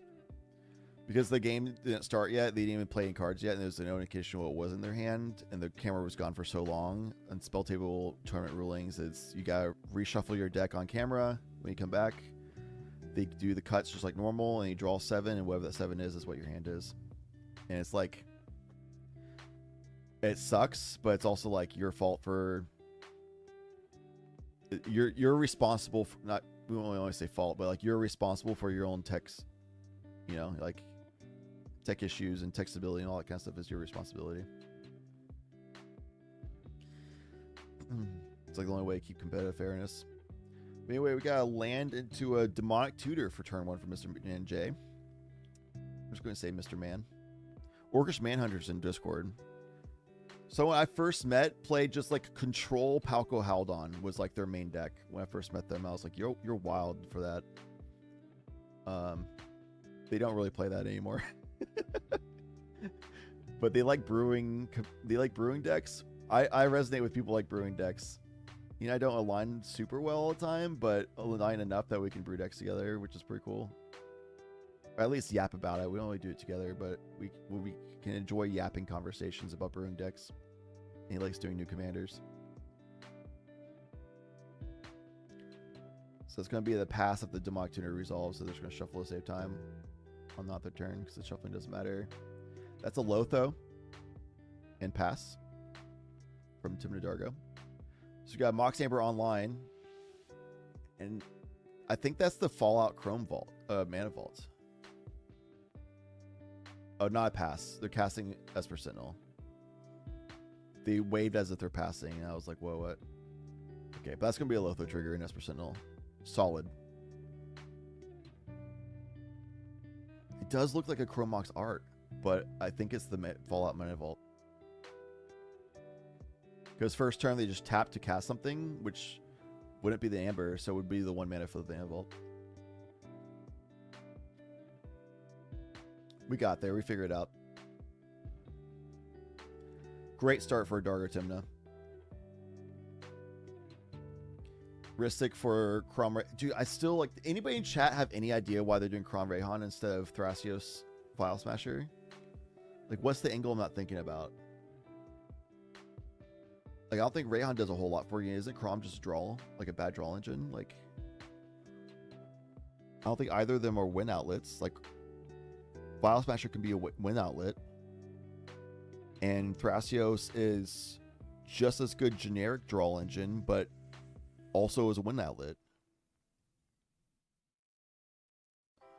Like, yeah, maybe their mana levels are like a certain threshold you can Neoform. Because what Crom is 5, it Neoforms into what at 6? Well, Crom can get Eldritch Evolutioned into Hullbreaker Horror. That's something.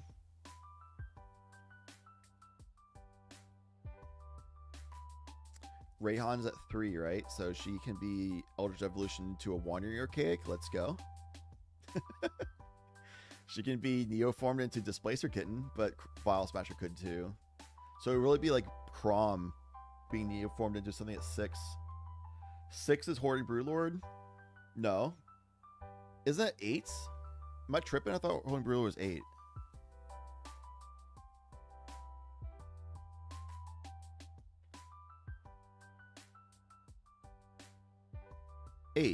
So Crom at 5 can only Neoform to 6 or Eldritch Evolution into 7. 6, 7 mentioned. Hoarding Brewlord is 8.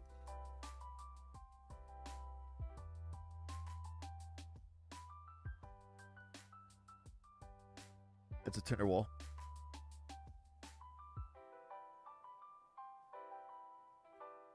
I also hope we see something from Marlin. Tron, my Marlin list is so hot, bro. I know Kane's been talking about his Marlin list and wanting to do an Anos thing. I mean, you saw me talk. I don't know if you actually saw me yapping it to him yesterday, but I know he wants to find a deck to play Anos and get comfortable with it. But, bro, Marlin ain't it for Anos, in my opinion. But my Marlin list is just value out the wazoo with multiple different cross-synergied win lines. And I'm so stoked to play it, dude. Yo, G-Bear, welcome. We got Marlin. Yes, we got a Lorwyn Commander. Seat 4, though, feels bad. Feels worse for Atraxa because of the tech issues. They had to reshuffle and take whatever 7 they got. Which so far has been a fetch land into Undercity Sewers, which surveilled a Veil of Summer into the bin, which means that they probably don't have anything good that they want to protect in their hand. And they're trying desperately to find something good here.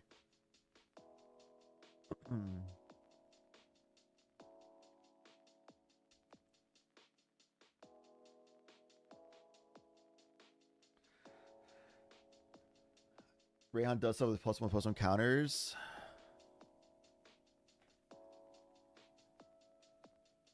So whenever she enters with 3 +1/+1 counters, whenever creature you control dies or is put into the command zone, if it had 1 or more +1/+1 counters, you may put that many +1/+1 counters on target creature. But like, yeah, you could Agatha's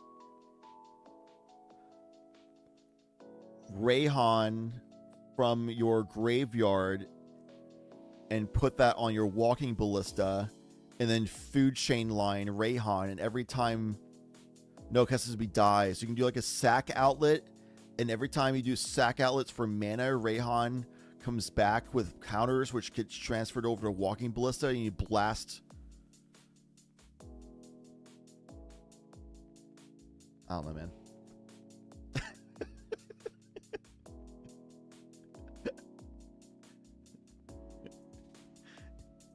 I don't know, dude. I don't know.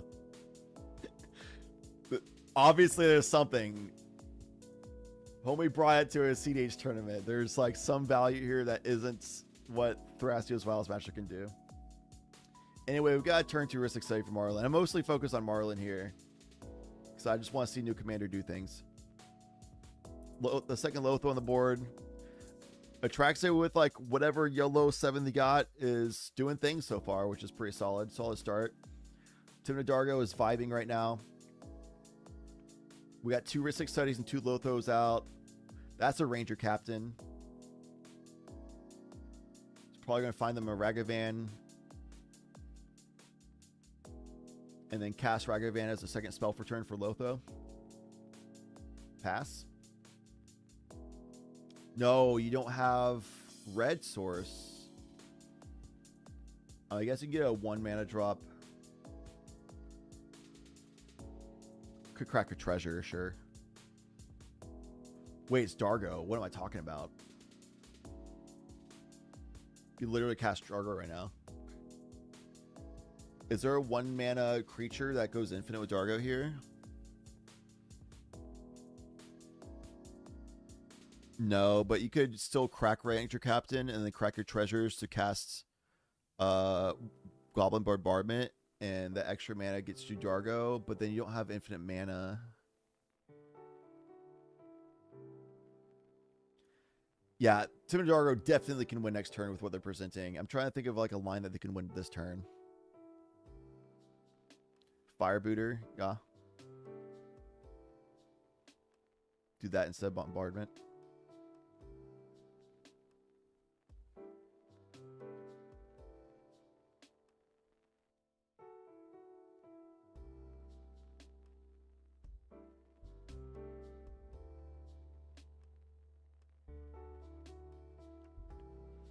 You're talking about Fire Slinger?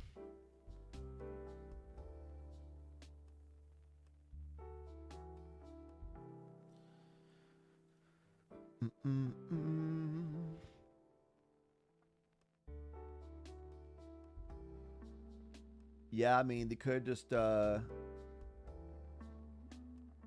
find... What do they reveal? It's a white creature. I can't tell.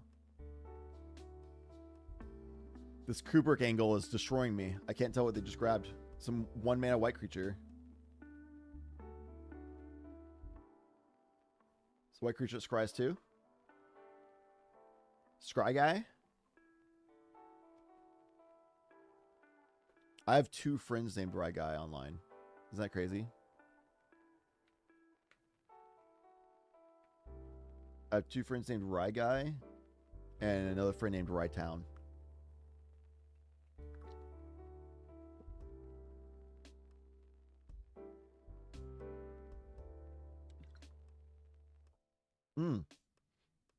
There's no kids this time, I think. We can listen in. Gonna pay for the bronze draw. I was gonna say, if you're gonna pay for one, don't pay for mine. You're gonna need me. Which, I mean... Yeah, so yours. Oh, yeah, so mine, yeah. I get it. Yeah, so you'll So only I get the my bronze draw. Okay. Then you make your treasure pasta, and then now you make your Karam draw. Alright. Sounds good. Mardu Devotee. Good to resolve? Yeah. Yes. ETB Scry 2. Same G-Bear. Mardu Devotee, you called it. We shall do 1 on top, 1 on bottom. I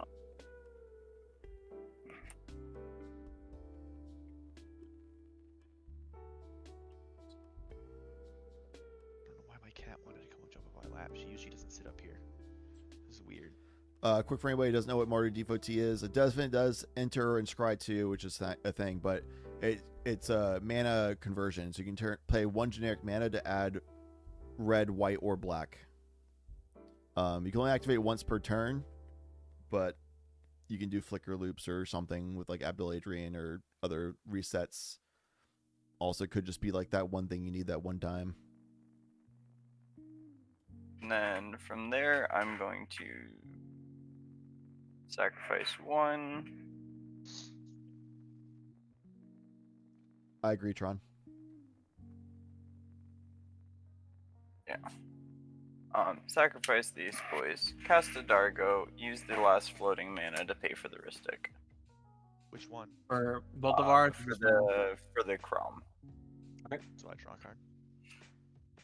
And then, if Dargo is good, I will be passing from there. Okay. Yeah. My upkeep. Untap, upkeep, draw. Yeah, as you saw, it's also just in Dargo, as part of the Dargo casting cost, you can sacrifice creatures to reduce the cost. So it's just Ranger Captain, you pay 1 as Scry 2, and it's basically a mana ramp to get Dargo out because that 1 mana turns into 2 mana when you sacrifice it to reduce Dargo cost. So you just get like basically a +1 mana and Scry 2. I don't think Dargo typically does flicker loops with that creature. It's more just like a way of cheating out Dargo a little bit sooner, but I have seen a couple Dargo lists that do flicker loops with that and translates infinite mana into whatever Mardu they want.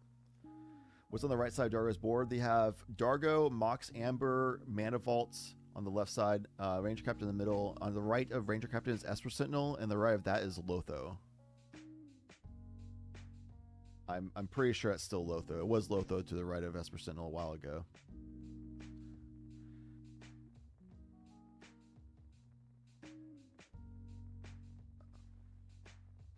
I think that is valid to call a judge to have them adjust the camera angle for that, but if they're announcing every card, then it's like, it's playable.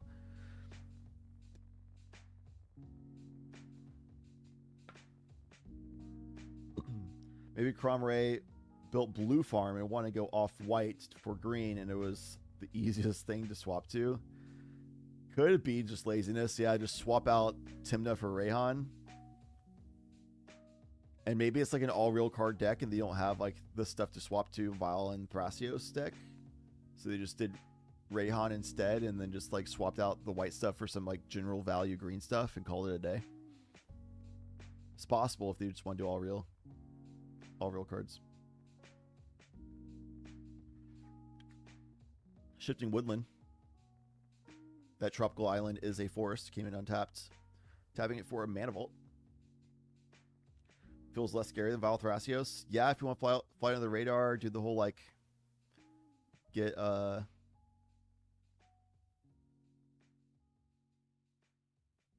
what's the word for it? Underestimated. Be a miss and print proxies at your local library. I think it's valid. I literally bought a printer because the cost of me buying a printer, knowing that I was going to print out a lot of proxies and decks over time, I've already saved money by buying my own printer and printing my own paper slip proxies versus even going to a library or like Kinko's or something. Not Kinko's. Yeah, Kinko's. FedEx Kinko's is usually a combo thing. I have a FedEx Kinko's near me.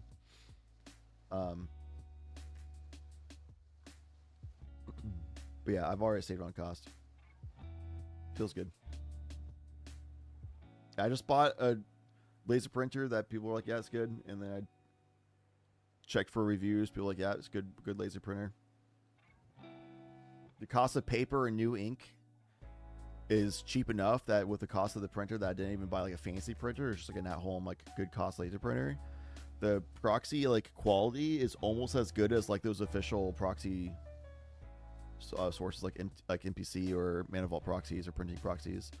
It's actually as good quality as printing proxies, if not better, as far as like the image itself, but it is on paper slips instead of like the cardstock. So I still prefer doing cardstock if possible. So I'd do that for if I'm like proxying like a whole deck or something. But if I'm just doing like deck edits, then I just proxy at home, and my god, I've saved so much money by just buying my own printer like a year ago.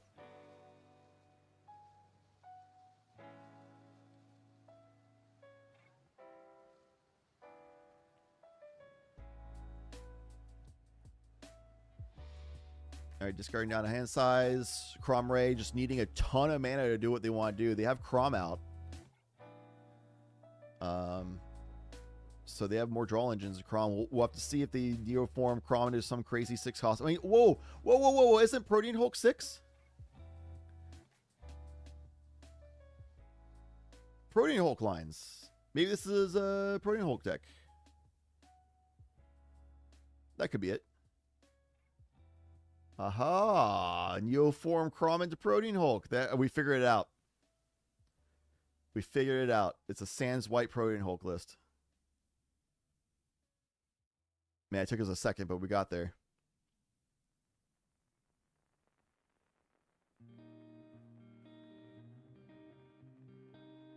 Yeah, that would do it. You can Natural Order Rayhan into Protean Hulk. You can Neoform or Eldritch Evolution Crom into Protean Hulk. And it's Protean Hulk with a steel chair! Oh no, that's gotta be what they're doing with this list is a Protean Hulk line. Protean Hulk loop with like... Dude, I'd snuff out Crom so fucking hard right now, dude. Get him out of here. Or Dargo. On my instep, I'd snuff out Ranger Captain, actually, if he's trying to go on a win for his turn. Unless he agrees to not do a win. God, I love snuff out. Oh, man, it's so not good, but so good at the same time. Can't do that Vile Thras. You'd have to... Only thing you do in Vile Thras would be natural ordering Thras into it.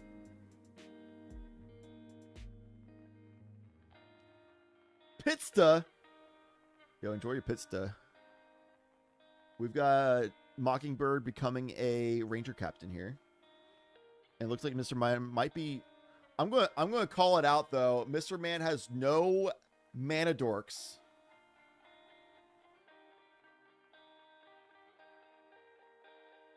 And might be missing a land drop. Snuff out in this economy? Yeah, if you don't run Adnos, then absolutely.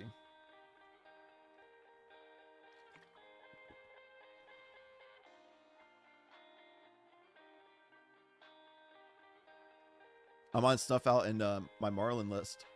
So I'm not on Adnos or Necro. So yeah, I'll pay the 4 life. I don't care. Let me destroy your Ranger Captain before you go to your turn. Let me destroy your Crom before you Neoform it into a freaking Protean Hulk. Let me destroy your Dargo before you can like have it there for loops. Let me destroy your Bergie so you can't use that for your Dargo loops. You know? Yeah, I absolutely gotta be talking to this Timna Dargo, just chilling with Dargo out and a Ranger Captain. And be like, hey, my man, you gonna be going for a win on your turn? And if they say anything other than I will not go for a win on my turn, then I'm snuffing out that Ranger Captain on my instep. Or on Mr. Man's instep if I'm not Mr. Man.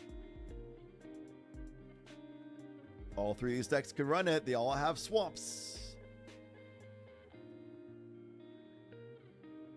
Actually, does Liger have a swamp? I can't tell what that land is under the tropical island. They might not have a swamp. And actually, Mr. Man doesn't have a swamp either. Oh my god. Atraxa, save us with your snuff out.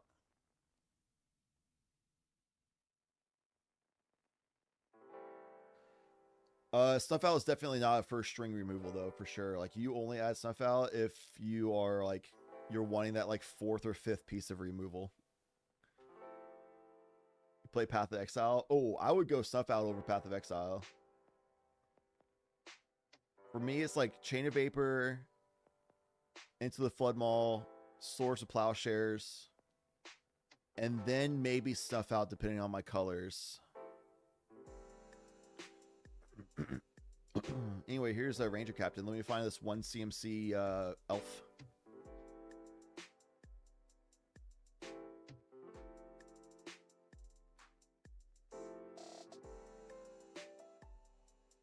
Do you imagine being Marlin here? You got your own Ranger Captain, and then you snuffed out the Timna Dargo's Ranger Captain? I'm the one with a Ranger Captain now. How sick would that be? Especially since Timna Dargo can actually win through creature lines only. Which would feel bad. Ranger Captain isn't that great. That's part of why I like the Marlins I have is I can do creature only lines. So Ranger Captains I don't fear the Captain of Rangers. Especially not one from Eos.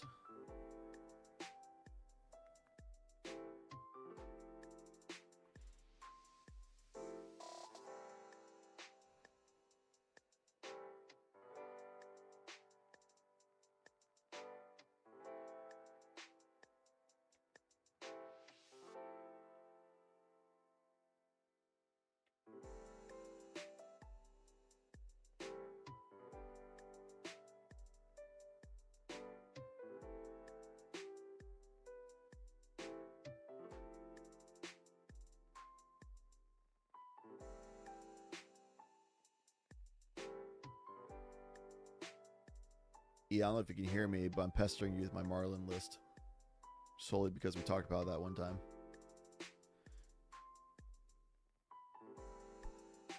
Whoa! Anyway, back to the game. We got Timna. We've got a Dargo attack. We out here slapping. Hitting Crom Rayhan. And Atraxa. And Marlin. Drawing some cards. What's he talking about? And Ristic. I have a there. You are good. Okay, I will draw. All right. I will make my treasure. I will make my treasure. Are you paying either the Ristics? I did No, you said not. you're good. You said Okay. you're good. I'll spit out my cards for you guys real quick. Pyre of Heroes, we're saying.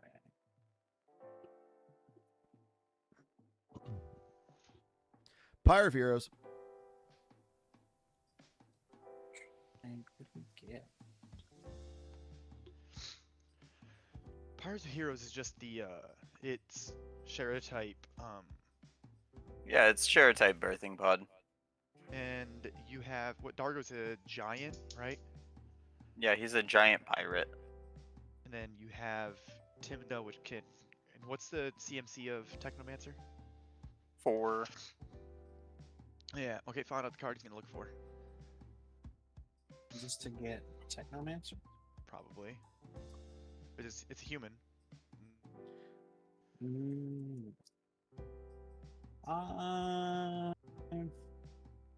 I'd be willing. I'm just guessing, but I'm assuming that's what it is. Yeah, it's a tutor, so that's still pretty good.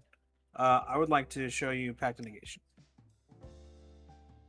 Sure thing. You're gonna pay one. I will not pay. And then I have an Esper.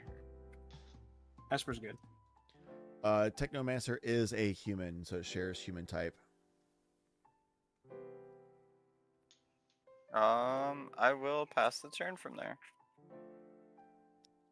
Yep, they're trying to jam kind of birthing pod to get Ruthless Technomancer and do loops with Dargo there, try to win. They surprised they didn't crack Ranger Captain. Oh, if they did it beforehand, then Marlin would have cracked in a response and they wouldn't have it to stop these other players. So they had to just jam the thing and just let Ranger Captain ride him out. That would be why. Lunch break after this, by the way, everybody. So 15 minutes lunch break after this round ends. Let's see that Nero form, baby.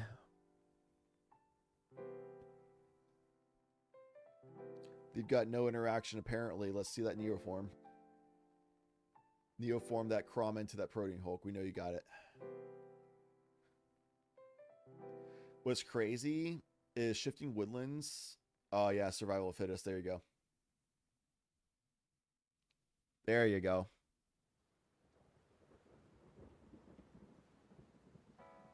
Shifting Woodland becoming Survival of Fittest. You can pay 1 discard creature card and search your library for a creature card.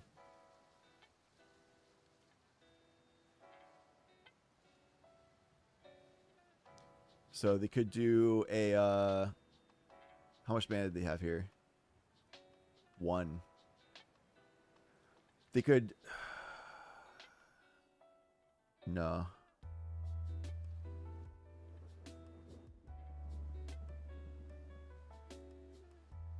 They don't have the mana. So I was like, they could just like do that to discard the Protean Hulk and find something else, and then like Dark Writ into a Necromancy during combat, so it would be done at flash speed, and then at the end step, it would force the Protean Hulk to get sacrificed to then just find the loop that you can do at instant speed, and do all that in your end step. Could have been the angle there. Could be Razaketh stuff as well. Also have to be like reanimation stuff. But yeah, I don't think they have the mana for this, because it pays 1 green mana. I don't see any indication that they have mana floating.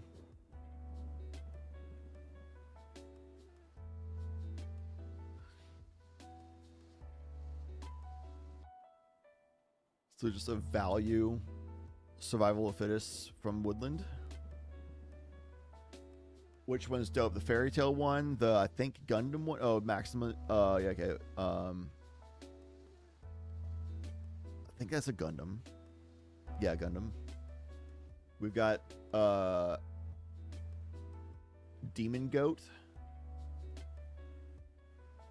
They definitely have a Timna Dargo vibe going on in their room. They've got these like reds to whites and yellows with like a Demon Goat playmat.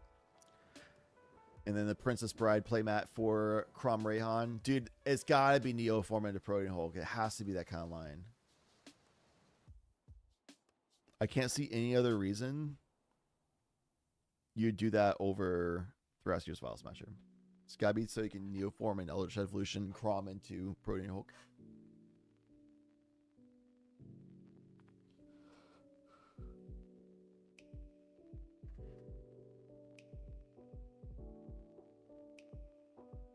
Which I think is still worse than Thracios File Smasher in most cases, but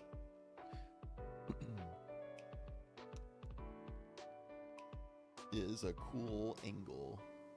Unfortunately, both are sorcery speed cards.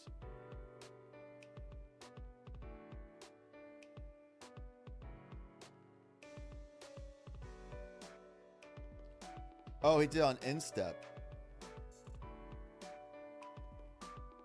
Oh, whoops. So on instep, he did the whole thing. That's 6. This is Protean Hulk here.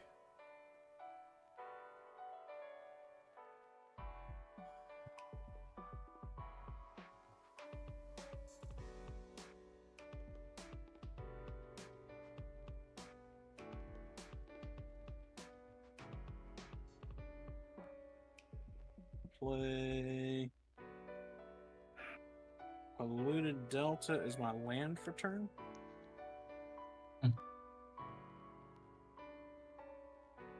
And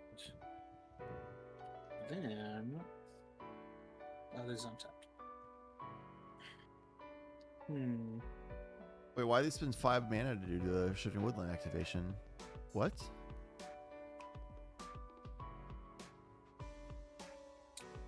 Guess I'll keep Crom back as a blocker.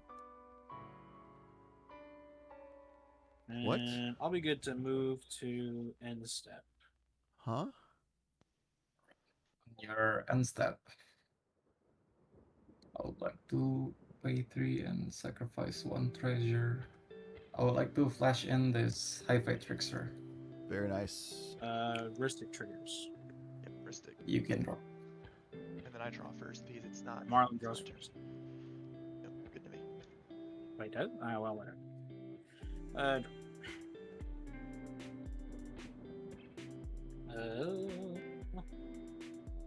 High Fade Trickster. Rayhan's gotta be for the colors, yeah. Um, Otherwise, you just do Kodama, but you want the black for the loops when we're in hope. Maryland has priority first. Yeah, it's good to me. Okay. Tim? I'm passing. My like one interactive spell has been used. Moving to discard. All right. I will. If this is good, I still have another play. Oh, okay. I would like to pay 1 and play this Deathrite Shaman. Nice. I will have a Lotho trigger and Chrome trigger and Ristic and stuff, whatever. You can have that.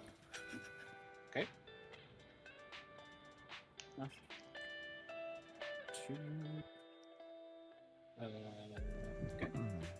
Oh, deflecting spots change the session. That's Yeah, right. gotcha. Good call. I'll make you fight for the death, right? 2 life for mental. Can I pay 1? Nah, I'm not paying Mercy. Or Esper. Hell yeah. What's that? Mental misstep, dude. Mental misstep. It's okay. It's a. That's cool. It's an alt. Is that That's not right, it's official counter. Wizards art, Okay. sir? Okay. You good to go to my Discord? Sure. I got a whole bunch of cards.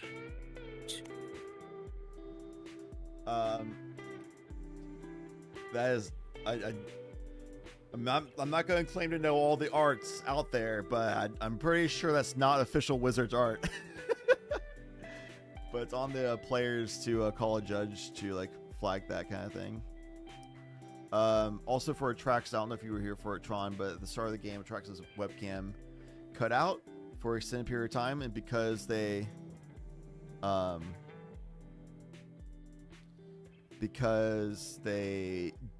hadn't taken any game actions yet, it was still completely concealed opening 7 hand.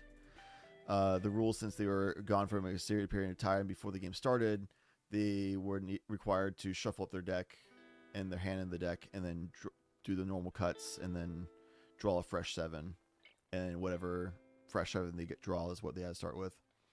So they're in a pretty good spot overall, considering that start. They haven't missed land drops. They have a low throw out early. They got a high fade out now. Try getting the Deathrite Shaman so they can get the mana for Atraxa sooner, but it is what it is.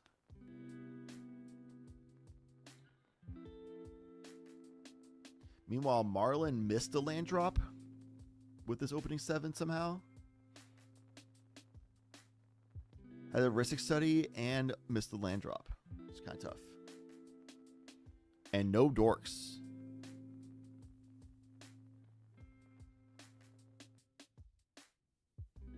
Alter the mirror? I think so too. Well, Thrasios is in the 99 for Krom Rayhan. Nice. Discarded. As well as a Flusterstorm, it looks like.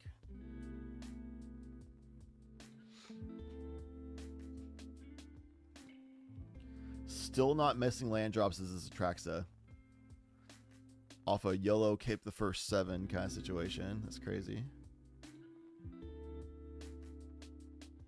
But if your deck's built good, then you should be able to do something off an opening 7 of any kind.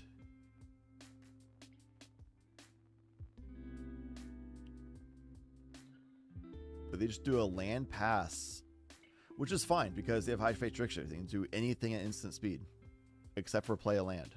So they did that part and then passed. And then just go over the top of anybody else things. So you don't want to feed the Ristic going into Marlin's turn. You want to feed the Ristic going out of Marlin's turn.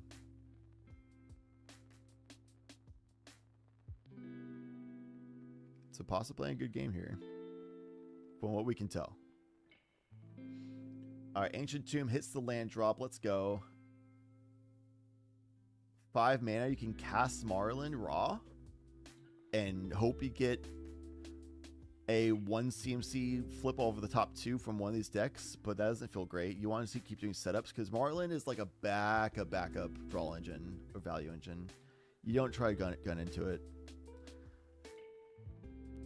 So what you want to do is set up like some pieces you can do a loop with. So this is likely going to be another setup turn and a pass from Mr. Man. Unless they're feeling a little spicy.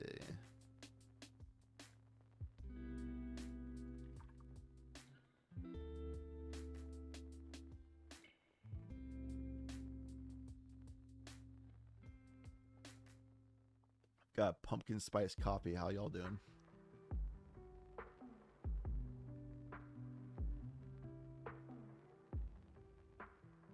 I don't care that it's almost February. I love me some pumpkin. Oh, here we go. Mystic turn. I'll pay with the extra. Okay. That's good. Yeah. Tap these two.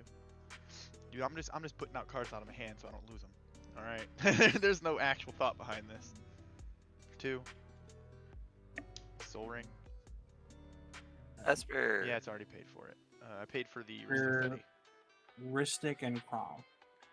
Yeah, I paid for the Ristic Study. Opal Trigger. You said you are paying the Ristic? Yeah, I paid for the Ristic Study. Or let me see. Actually, give me 1 second. And there is Esper too. And Lotho. I already made that treasure.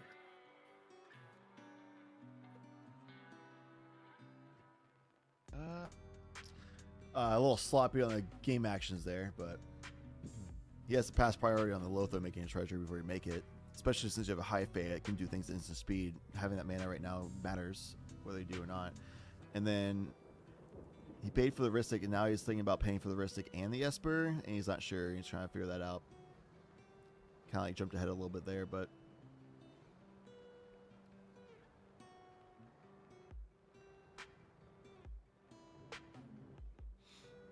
he's Life from the Loaming.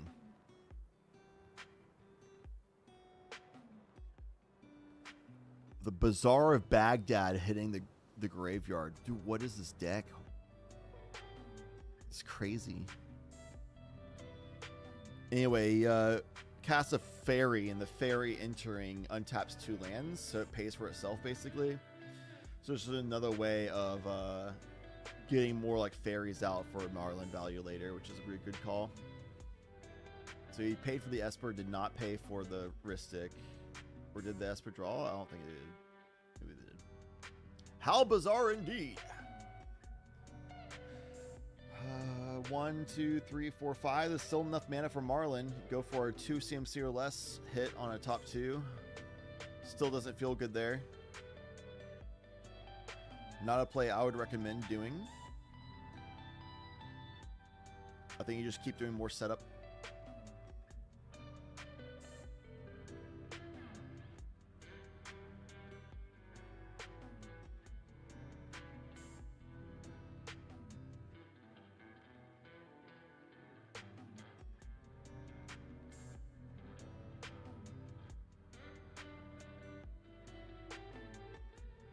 Dark Rit, floating a colorless to pay for the Ristic.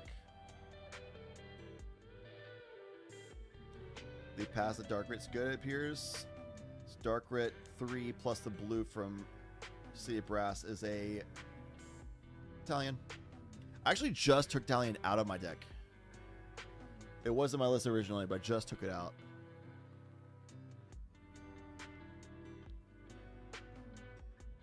I replaced it with a Wandering Minstrel because I felt like I needed more protection for my wins.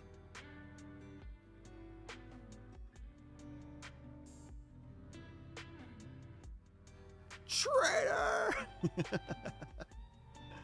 Bro, what's in there? But I'm like, man, Italian's just too slow and this deck's already too slow. Let me get a 1-year Archaic so I can protect my win lines a little better.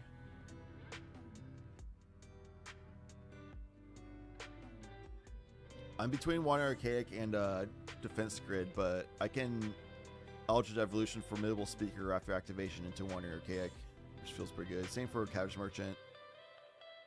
Same for a Raw cast, Elvish Spirit God. But yeah, the fairy casted earlier was a Cloud of Fairies. Here we get out Soul Ring, Cloud of Fairies, Talion, and a Bop. So now we're finally seeing some mana coming out and some more fairies and elves so that we can actually do some good Marlin stuff. So I think next turn is going to be a really big turn for Marlin. This was a setup turn here.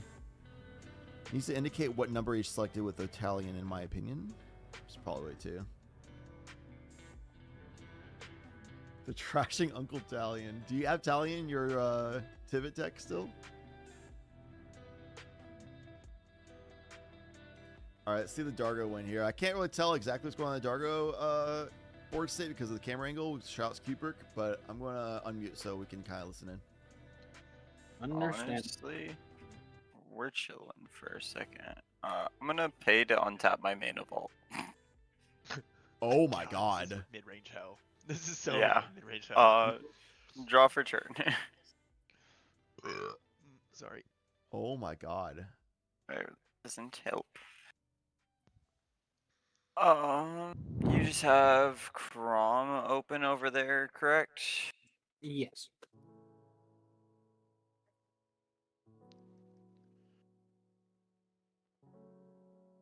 And I have Limb Duels my TNK list, and I don't like it.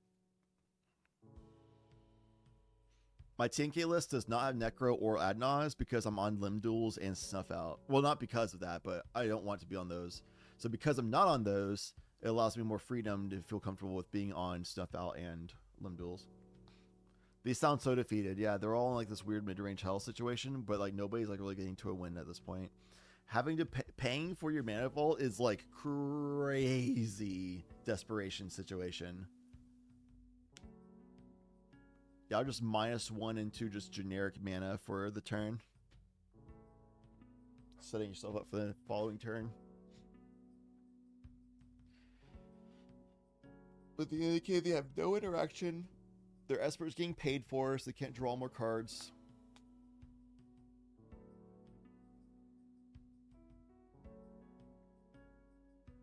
Two mana to waste your opponent's time? Hell yeah. Hey, you're just curating the optimal top deck here, right? Yeah, the Kubrick angle from seat 1 and the aspect ratio for seat 3 has me sent.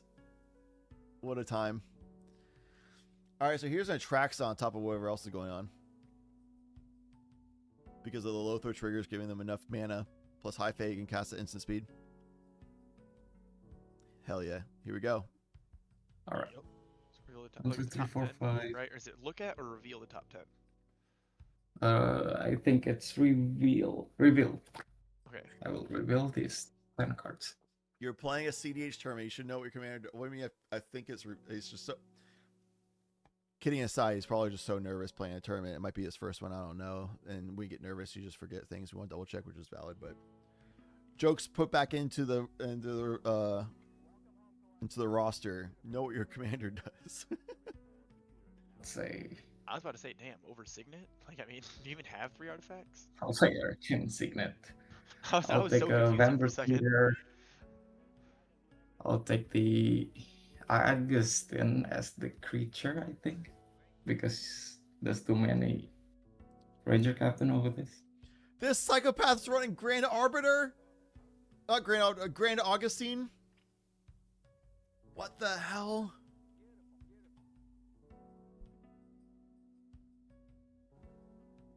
It was Grand Arbiter. I wasn't crazy. Grand Arbiter Augustine is all 3 of those words. What a time to be alive. Running that in their Atraxa list, bro. Holy. A Saxa. I'm not blocking. I will have to check. I'll block though with that Traxa. I'll gain 7. Oof. Alright, in response to... Actually, no. Yeah, I'm just gonna do Timna for 1. Lose life, draw a card.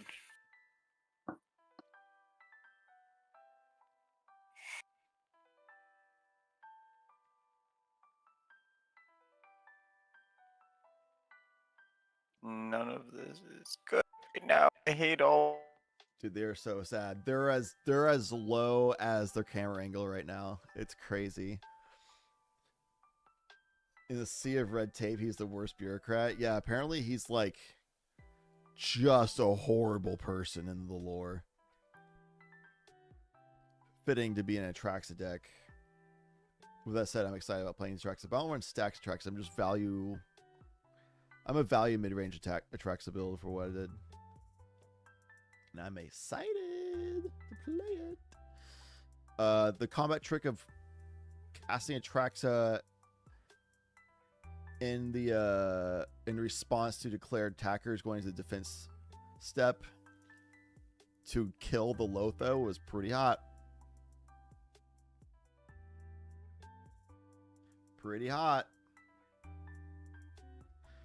Atraxa also notably would have killed Dargo if they sent Dargo their way.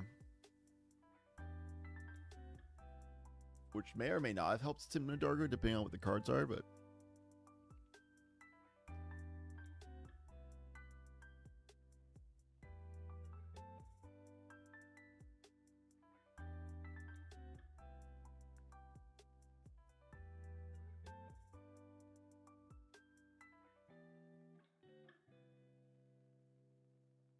the Necro? Hold on.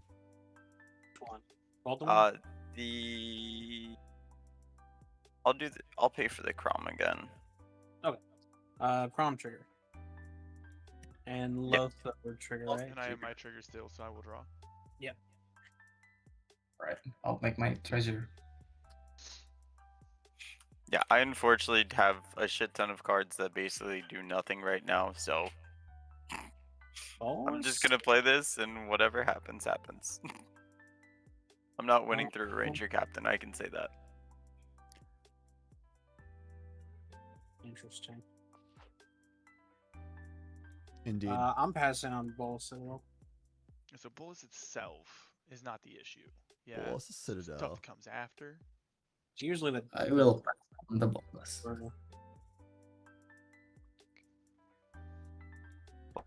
I'd say Bull Citadel itself is an issue. High key. But yeah, they might just hit a land anyway. So like it makes sense to let it go through. They might just hit a land anyway, and it's like, oh well, it is what it is. Pass. And then if they ever do come to something that actually matters, then you can just cast that thing, and they still pay the life for it and stuff. So yeah, letting bosses resolve doesn't feel good, but is like statistically the correct play. In most cases, obviously, gotta go case by case. No, I No, do you're not see. Did you just grabbed Vampire Tutor? Is that not just a way for you to try to win? I did. I might, but I cannot go through two restricts. Yeah, he would need like A plus B.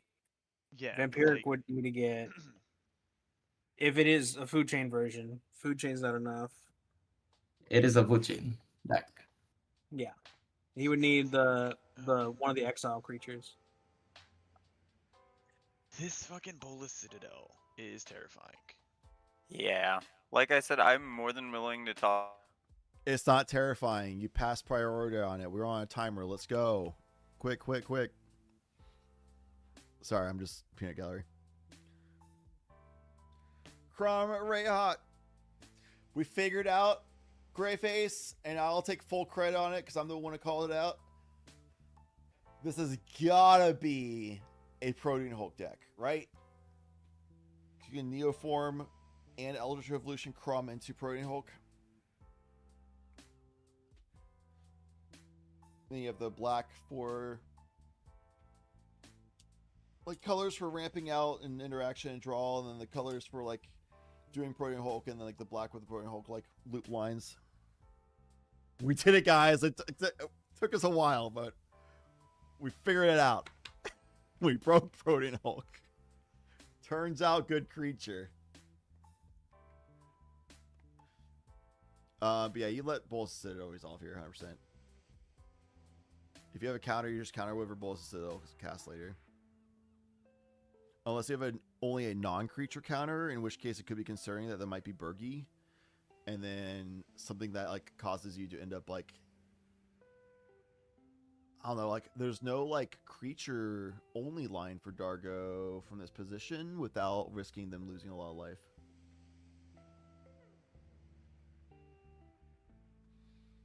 But it's just really funny when you let the boluses resolve after like 20 minutes of yapping and you think about whether or not you want to actually counter or not, and it resolves and like, oh, it's a land.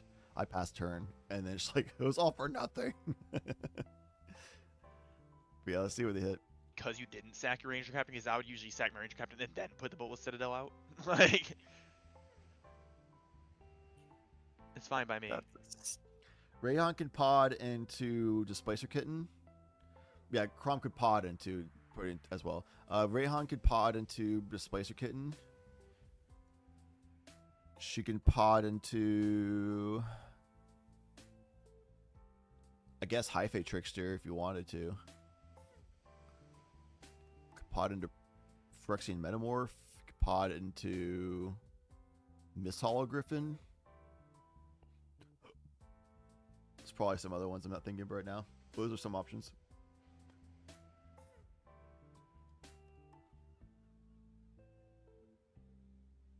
Oddly amounts of ways to get through 2 Ristics. I want to crack Polluted Delta your end step. Yeah. Guess what happened?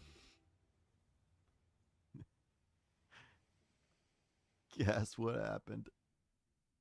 That's why we let Bolus Citadel resolve, and decks are not specifically geared for Bolus Citadel. If it's just a value Bolus Citadel, like the chance that they hit a land is pretty high. And if you don't hit a land, you just counter the other thing, and they already spit the life for it.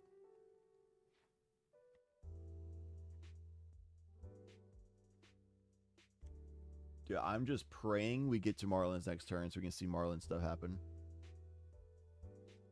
We are at 20 minutes on the timer, though. These people need to stop yapping and start taking game action so they can get to Marlin's turn. I'm going to be so disappointed if they keep yapping all the way through Atrax's turn and it goes in a draw before it gets to Marlin's turn again. It's turn 5 right now.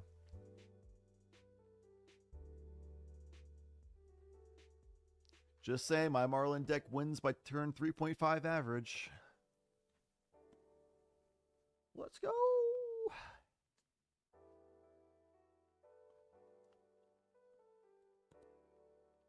Greyface, are you in the tournament today? I feel like I always forget what your Discord name is. I feel like I even mentioned that earlier today, and I still am in that state.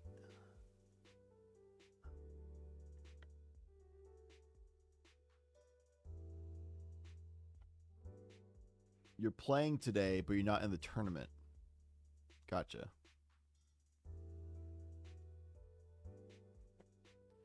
Yo, Andromeda, the Lumra player from Australia, is currently 3 wins, 0 losses, 1 draw. Let's fucking go, dude. Fucking go, dude. Dude, she's killing it. So stoked. Some of the players who call excessive talking, we've definitely had to reel it in from time to time between players. Yes. I was calling out constantly last tournament that like almost all draws that I saw were like moments where like a player who had to win on their next turn was not stopping people from yapping and not calling a judge to force game actions. They just sat there and let them do it, and then time ran out, and then they were like sad about it. I'm like, that was on you, dude. You should tell them to take game actions and call judges if they're not. Why were we arguing about 3 turns ago? Yeah, like you should know Bolus the Citadel, you just let resolve that situation, you know? Like it's a skill issue. You should know that decision making instantly. They didn't crack Ranger Captain before casting Bolus the Citadel, which I already discussed earlier. They literally can't because you have a Ranger Captain as Marlin. If they crack Ranger Captain, then you crack in response, and then like they can't cast their Bolus the Citadel anymore because you also know that they don't really have creature only lines in this angle unless they had like really lucky cards in hand.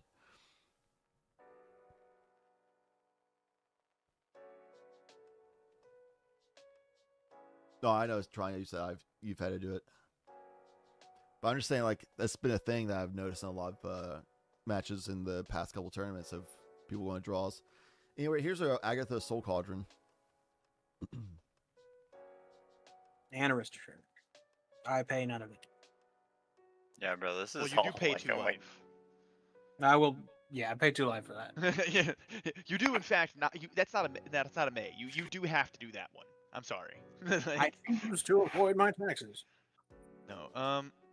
And so I need to know what are you trying to do with that thing? Well, I mean, if the Tim Dargo player goes off, like I can hit something. So in you're, there. okay, so I was gonna say you're keeping it up for Tim Dargo, yeah? Yeah. Okay. It's You're not not a trying to win with spicy it. graveyard or anything. There's no breach pieces currently. Yeah, but you're not trying to win with it right now, right? No, I'm gonna cast this and then pass the turn. Okay, no problem. Dude, so much free information. That's so sick. Oh man, I love getting free information from people. That's so awesome. It's my favorite. I love just asking questions and they just give you their entire game plan. It's the best ever. He just agreed to use it just to destroy Timidargo, and then now Timidargo's in check, and now as a Marlin, you're like, okay, cool, I can just do creature only win lines. I don't think Mr. Man's on creature only win lines though. This is like is this an exact situation of why I added the Ashaya Rangers into my Marlin deck, is so I can do a creature only win line with Marlin. So if somebody has a Ranger Captain Cracks, I'd be like, nah, I don't care. I've got hella mana and a creature only win line. We're chilling. But Mr. Man, I don't think is on that situation. I think they're going to have to like open with the food chain, which is awkward, and then go from there. But yeah, they're going to pass turn apparently from Crom Rayhan, which is crazy to me. 1, 2, 3, 4, 5 open mana.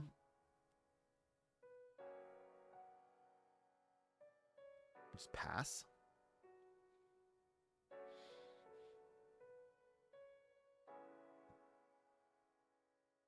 Crom Rayhan's cool. Now that I know there's lines to turn Crom into Protean Hulk, now I've realized that, it's a cool deck.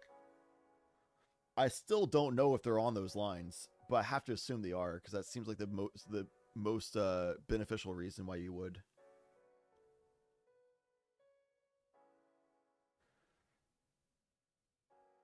Cracking the treasures to cast Arcane Signet on instep. Interesting.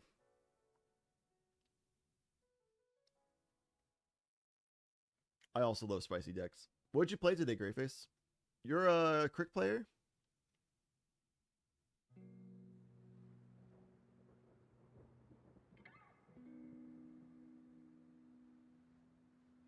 Are you Josh G?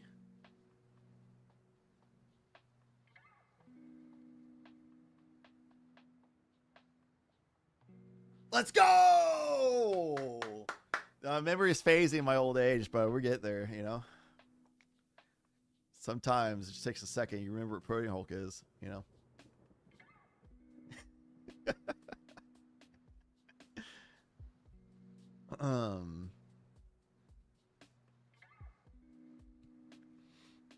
Anyway, I need to go to the bathroom really badly. Y'all watch over this for me, right? All right?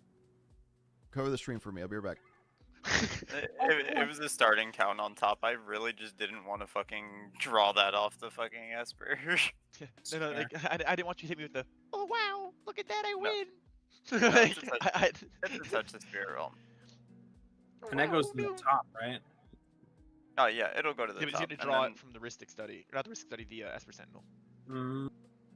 I see. It's pretty good. If I can just get cut here. Alright, 1, 2, 3. Okay. Okay. Alright. Like I trust. I don't think you're. I hope your starting town's right back on top. Oh, bro, I'd fucking cry. Alright, so this card goes on top. And then I have no further effects. And then now the other trigger of the draw, right? So we all draw now from the one that he responded to? Yeah. Okay, so 1 draw.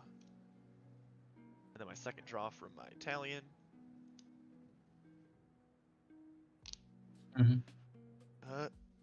And then you have your arcane signet for me. I'm good on it. Are you good on it, Timna? I'm back. So they had Vampiric Tutor they could have used to clear the land off the top, but they didn't want to because they felt like no matter what they did, they couldn't win through Ranger Capture and Heuristic Studies anyway. Which is valid. They need to find some like full silence effects. And they need to find a way of killing the Ranger Captain before their turn, and then find a full silence effect. Otherwise, they're kind of screwed. Or just killing the Ranger Captain might be enough by itself, because then they crack their own on their turn.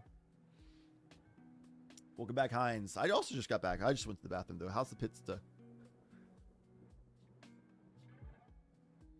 I almost dropped my ring in the toilet, and that would have been what we call a bummer. But dodged that. Imperial Seal on the stack for Atraxa, who has a High Fade Trickster out. On the end step of seat 2, about to go into their turn with a bunch of mana, which means it's probably going to be them winning. But they do have to deal with these 2 Ranger Captains, which is a problem. And the 2 Ranger Captains alone will probably result in this game going to a draw due to time. And that will probably be on either Trax's turn or Marlin's turn. So I don't think Tim Dargo or Cromway are going to see another turn. We will at most get to Marlin's turn, in which case we'll probably draw because the Ranger Captain cracks. That's where we're at. We got another 11 minutes on the timer until we get to red time. And people are taking their time. So Marlin's deciding to Force of Negation, which is a great call.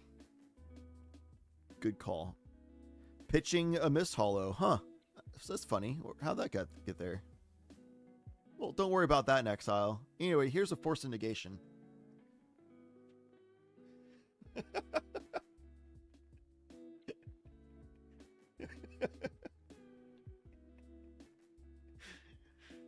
Oh, man. So sick.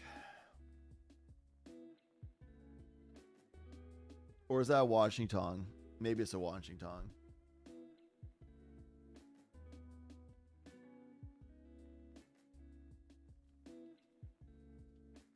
Is anybody else kind of like auto putting Washington in their decks and then like later being like, maybe it does come out? I feel like that's happening to me a couple times.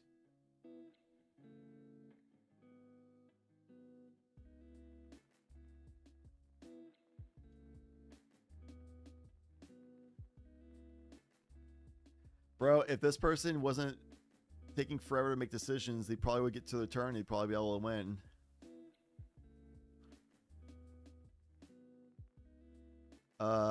It looks like a Washington. Now I'm looking at the art a little bit better. Pitching a Miss Hollow would have been pretty hot there. Also, Chance, if this person was on Ashaya Ranger lines like I am, they could win on this next turn. But I don't think they are, man. You could win through Ranger Crack. The Ranger Captain of Aos cracking, I should say. It's exactly why I put the Shire Ranger lines in. Why aren't they playing Lumra? Unfortunately, it makes 0 sense. Marlin. I'm always down for a value Lumra cast here and there. But considering it is a tournament, I'll go ahead and admit it would be a bad include for the deck.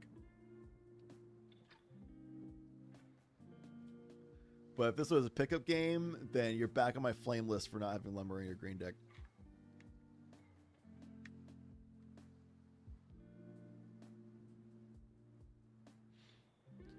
Anyway, we have 8.5 minutes left on the timer. Let's listen in on other yapping and delaying of game. They give you 10 more cards. No. Where? I'll gain 7 life. Let's cast these creature spell I have. I would like to cast a Grand Arbiter.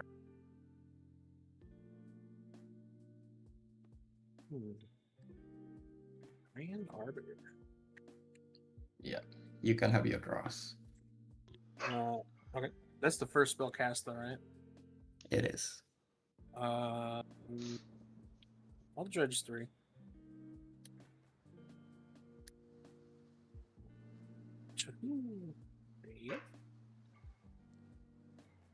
Cabbageman and Ottawa on a verdant catacombs. I will draw. I will. What's his power toughness, by the way? Just he's not a 2/2, right? He's not 2 anything. This is 2/3.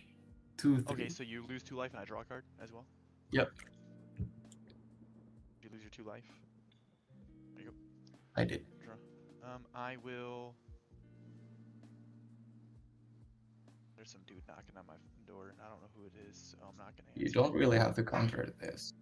I Absolutely counter this and let them pass the turn to your turn because you're at 7 minutes left on the round here.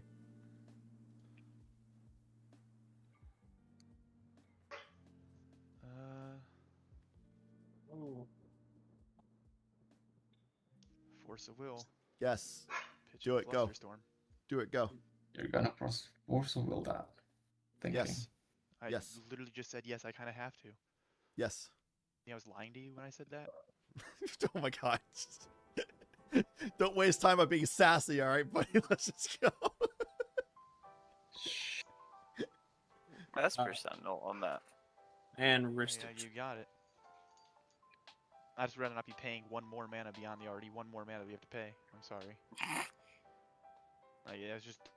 Summoning Sickness on the Borders of Paradise, so Marlin has no mana unless they pitch a Elvish Spirit Guide for some green mana. That wouldn't really matter, I don't think, for interaction here, so. 6 minutes on the clock, by the way. We'll have it counter.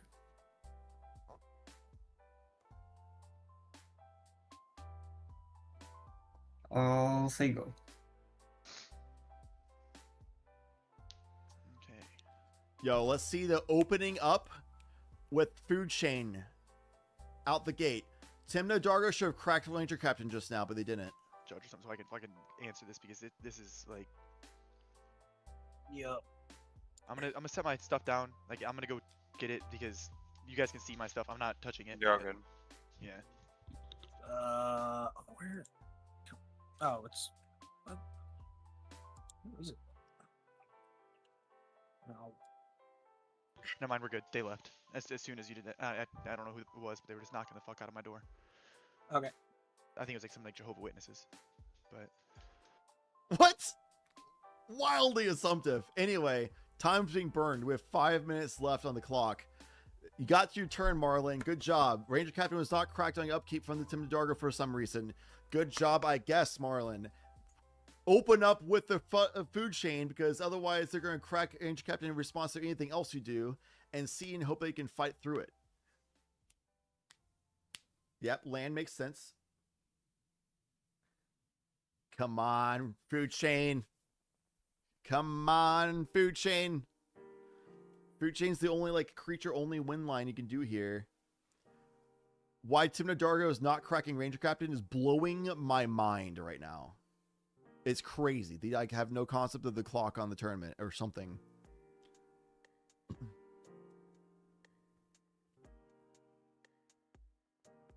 So around 30 cards in Timeless, you're about to dunk on them. Let's go, Tron. Did you drop the stacks and go Turbo Abzan like a real G?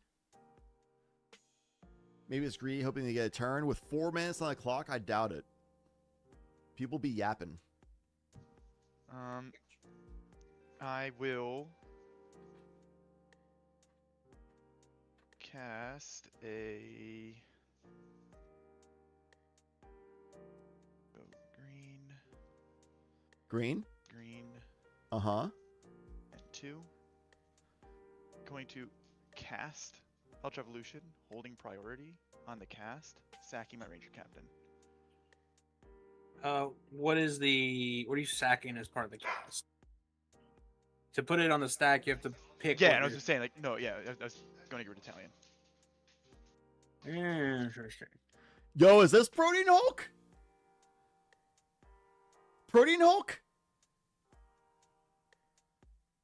There's also Lotho and Crom Trigger. Yep.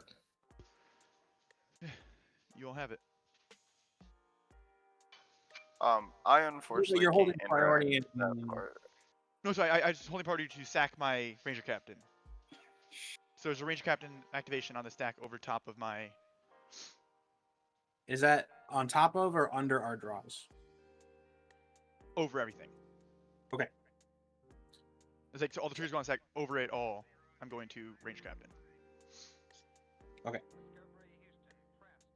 I would like to. Or. Yeah, I have to pass on that, unfortunately. Okay. No, Timno, you have to crack your Ranger Captain. What are you talking about? Holy! I guess like no, you can't crack the Ranger Captain now. You have to see about other people having interaction or not. Mm-hmm. Targeting devoted druid in my graveyard. Just you have on your battlefield.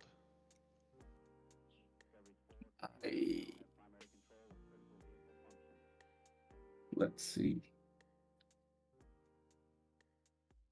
I think the Timo Dargo player is so mentally checked out that they forgot that they have Ranger Captain, or they. I think that it was a clear opportunity to crack it on upkeep, and they just didn't for some reason. So here we are. Ristic. Because they kind of can't now because they need other people to interact as well, and I think the camera angle is really throwing them off. I'll probably get a counter spell here. Yeah, Tron wants their creature captain, Ranger Captain cracked now, but not earlier. On upkeep, it would have been fine and good to crack it as Timo Dargo, but now it's too late. So they have to wait. I'm gonna Swan Song. Your tutor. Tap. Mike. Who's tutor? Who's tutor? The diabolic intent. Why? I'm gonna try. Right. Sure. I have no effects on that. Make a deal. Make a I'm deal. not Make a paying deal. Ristic. Make a deal. Make a deal. Make a deal. Make a deal. And- Or Okay. Yeah. Drop. So you get a 2/2 bird. What? Am I good to resolve devoted druid ability? Or the target on the Agatha Soul Culture. This is Agatha Soul Culture says what? Exile target card from a graveyard. Win a creature. 2, 1, red time. So if somebody doesn't win on Marlin's turn currently, then it goes to a draw. And if they're still on this like stack at this point and like still on this turn in 20 minutes, then it's a forced draw. I'm fine with that. Yeah. Fine with that. That's crazy. Good. Well, then the delayed trigger, I'm going to put a +1/+1 counter on Kron.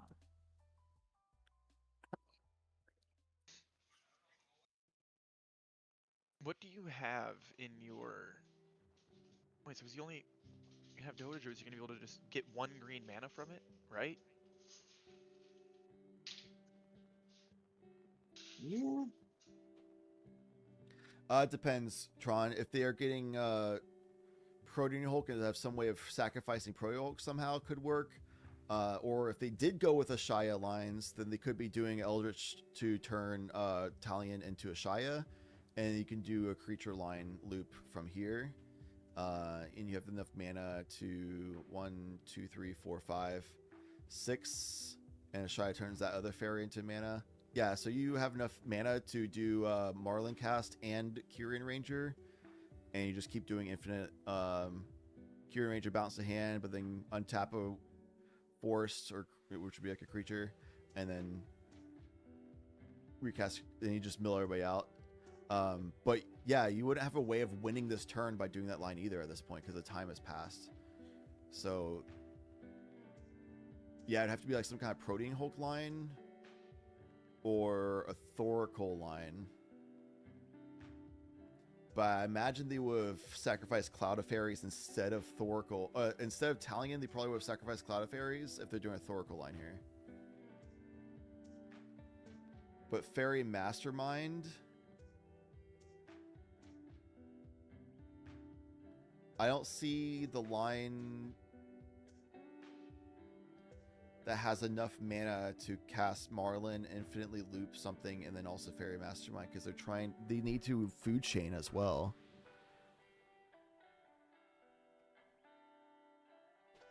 I don't know. I have a hard time seeing this game not go to a draw unless Crumb Raynon has a win here. For representing. Or What permanents how are in your many graveyard? times Chrome can be untapped? Crom is not untapped at all yet. Yeah. How many times can he do it? Once, and then he never becomes untapped because he can't. Once he untaps, he doesn't get the trigger again because he doesn't have a +1/+1 counter on him yet. Yeah, it'll remove the +1/+1 count. But no, the question is what's permanents in your graveyard? Like I asked. Oh, Like, is there anything that, like, yeah, like the ones that matter? The like. I mean, there's a bunch of creatures and spells. I mean, what? Thrasios. Okay, no, I do Thrasios. Okay, there you go. Thoracle. Okay, Thoracle, Thrasios. Okay, I was just wondering because I couldn't remember what you all milled. All right, you're fine. Again, I'm fine with it. Again, I have nothing to stop you from activating abilities. So He can bounce, but this game probably should go to a draw. I think I would like to propose a draw. Just to save time, we can propose draw, which is fine because we're going to break anyway, so you have a longer lunch. I love that Liger ZX there, just like quickly went through the last few cards when there was a Thoracle. Oh yeah, that's a Thoracle. Okay. But they can Necromancy and Decon over the top on the stack right here. The Agatha is making... I think that's a little strange. So you can basically just like make 1 mana. I don't know. Untapping, it does. I don't know. The Agatha's play was a little strange to me. There is a break after this round. After round 4, there's a 15-minute break. Because it's like the midway point of the tournament. That's usually when people are like completely doomed and out. We'll just like completely drop and step out because they're going on break anyway. And the people that are trying to get into top cut and keep pushing through will have that midway point of the tournament, so they can just have that lunch break in between. It's 5 Swiss rounds. 5 Swiss rounds, top cut to 16. So you play the top 16 and then you play the top 4. So it's essentially like 7 rounds total if you conclude the 2 top cut rounds. 5 Swiss rounds. So after 4, with top cut rounds being a longer timer than Swiss rounds, after round 4, Swiss is like the midway point. You had to buy at the worst time? No, you were at a buy on round 4. I mean, that counts as a win. If you're at 1 win, 3 losses, though, it's going to be a little bit tough to make it in with 2 wins, 3 losses. Having like 1 to 2 draws is going to be like needed, I think, almost always. It's a 1/1 tap fish.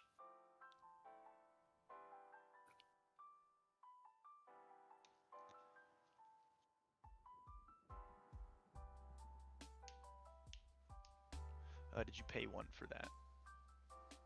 I do not. Okay.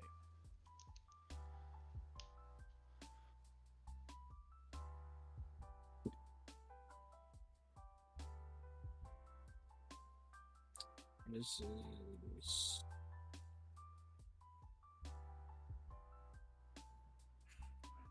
Sorry, remind me, this is Maryland's turn? Yes, it is my turn. Yes. Okay. Yeah, and we don't have, fortunately. Okay. So Soul Cauldron's in my hand. Yep. Exxon. Emergent Zone ability. Resolve. Yep.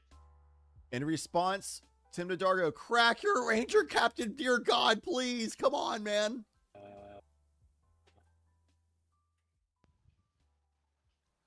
I'll cast Lion's Eye then.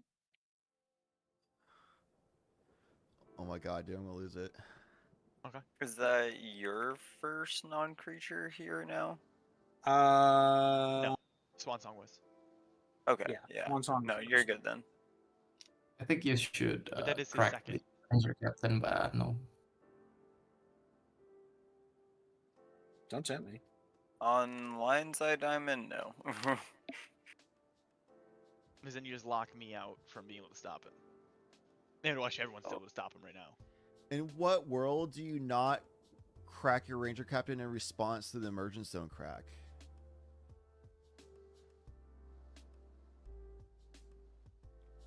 I guess there's a world that Marlin could have Born Upon a win and enough mana to do a Thoracle decon on top of your Ranger Captain crack, so you try and hold out to like not be baited by that.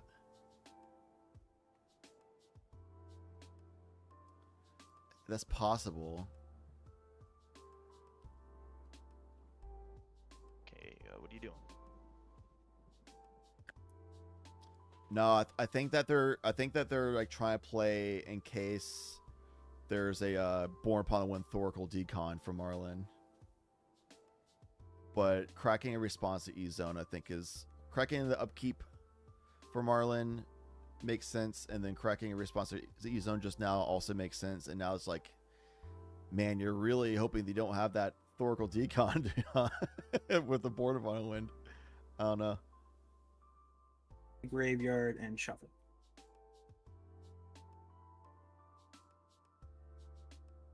That's a bird. I will redirect lightning. Changing target to redirect lightning.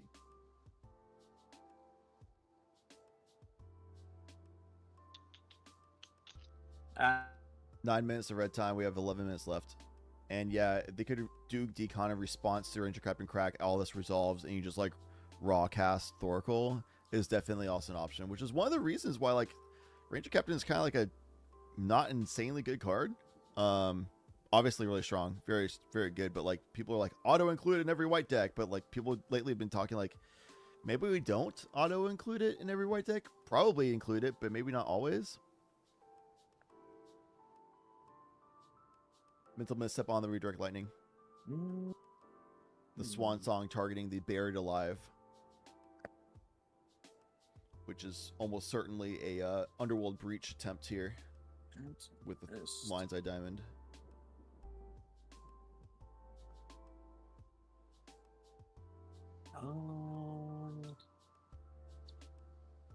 Yeah, Ranger Captain is far better for defending your own. I agree.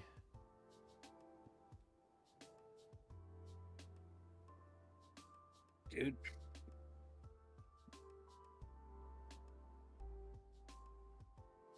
Do you pay the wrist? No, you got it. Okay.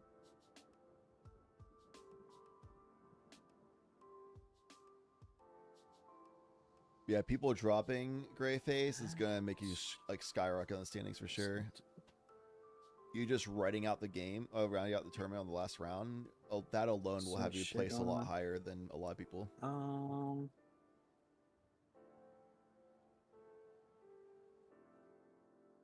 Definitely good throw against non-blue decks. Unfortunately, they're playing against 3 blue decks.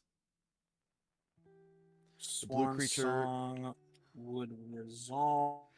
Blue creature on Atraxos board is High Fate Tricksters. It means you can cast any spell as if it has flash speed. Unfortunately, they're typed out, so that probably won't matter here.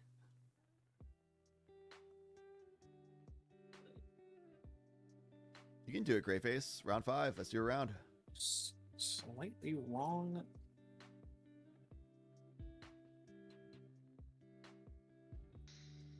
Combination of things in my hand that are just not lining up right.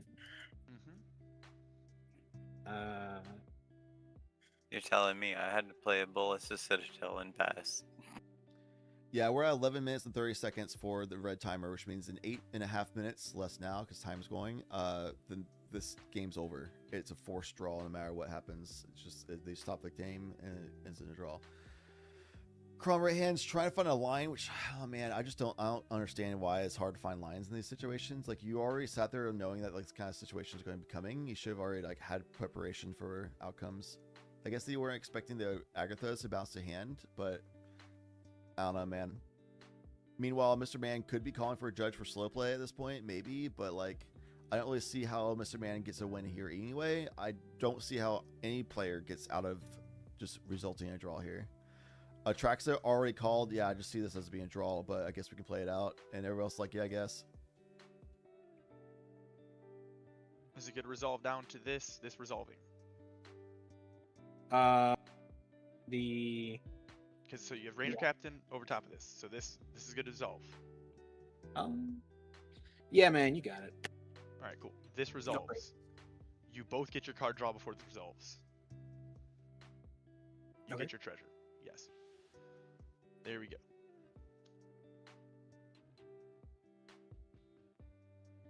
All right. That exiles. Yep. Sorry. Not. You good? Wasn't even thinking about it. All right. Cool. All right. So we have 7 minutes on the clock. You gotta find your creature quick. Do your shuffle and stuff like that really fast. Is that Tandem Lookout? I think you got Tandem Lookout. Have it enter. It's gonna soul bond with Cloud of Fairies. Mm-hmm. Make infinite. I'd like to respond there. Okay. With the ETB trigger on the stack, I'm going to discard this Touch the Spirit Realm. Yeah, no. I'm saying like it's fucky, but because he made me do everything under the sun to stop him from doing nothing. It's fine. I will. What does that do exactly? What is it? It's a channel. All right, so the Cloud Fairy is gonna be lost and no more infinite mana. Yeah, Tandem Lookout's a good line. No more infinite mana because Cloud Fairy is gonna be gone, and you're not on red, so you can't redirect that. Oh, if he has Misdirection, does Mr. Man have Misdirection in hand? I have another turn. Yeah. No. Oh, damn it. All right. I'm whatever. playing So for the we draw all, at this point. Yeah. So we all just all lose. So yeah. So we all lose. No one's going to the top 16. Is what I'm saying, right? I will. Let me see if I've got anything I can do to try to stop this. Cool. So you exile this, right? Yeah. All right. Cool. Comes back in my end step. Will tap for 1. Pasta. Oh yeah. 2, 3. What's happening? Yeah, my phone. 4. Does that work? Turn Yeah. off. So for 4. Tasty Salt, tasty. If you're scared, Guy's Cradle's already in my hand. Yeah, the site crashed. But I'll have nothing. Is it good? Yeah.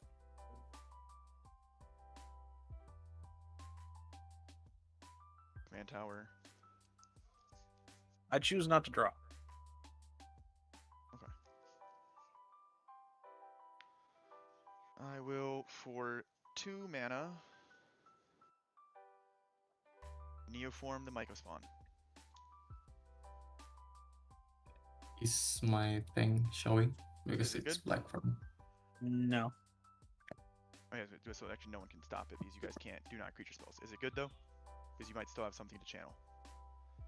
I'm not connecting with you. All right, cool. And then I will show you a other card that does the same thing, Peregrine Drake. I will present a loop of infinite mana once I untap all my 5 lands. Sorry, I lose my life from the thing.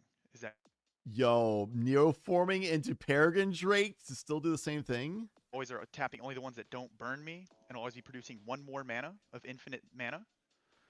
And then I will cast Maryland, exile every card in your library, and I will eventually find something that will help me win. If you guys want to run through it, we can. You can Ranger Captain me and give us a draw, technically, but I'll just... Actually, no, because I just can make infinite mana over top of it and then still do what I'm going to do. Like it's a long process, but I will exile every single card in your library, and I will also be able to play almost everything down that is CMC 1, and if I see anything else, it'll be more, because I will just cast all my creatures from my hand. Do you have a way to make us draw a card? Oh, that's saying like do you have in your deck, Crom, Fairy Mastermind? No. Do you, Atraxa, have Fairy Mastermind? Because once I have infinite mana, I will then just do Formidable. I'll just see if I can find something in my own deck first. Yeah, is that fair? Because I know because I have to try to find a a creature version of it that does it. So, or sorry, in your deck, do you run a Tainted Pact or Demonic Consultation, Crom? I run Tainted Pact. That'll work as well because I can just put my Thassa's into my hand. I can there's like. Well, no, if you've got Thassa's, then I was like, I can. There's millions of ways I can win here now. Where essentially Yeah, I could look through if your you've got I look Thassa's, through your you entire can- deck. Yeah, like I'll if look you've got through your entire Thassa's, deck. don't need to us out. You just do that. Yeah, mill you guys out, and then on the way down, if I see any Tainted Pact, I will instantly sack it, and then or I'll instantly use it, and then just win from there. Like it's like I said, like it's inevitable.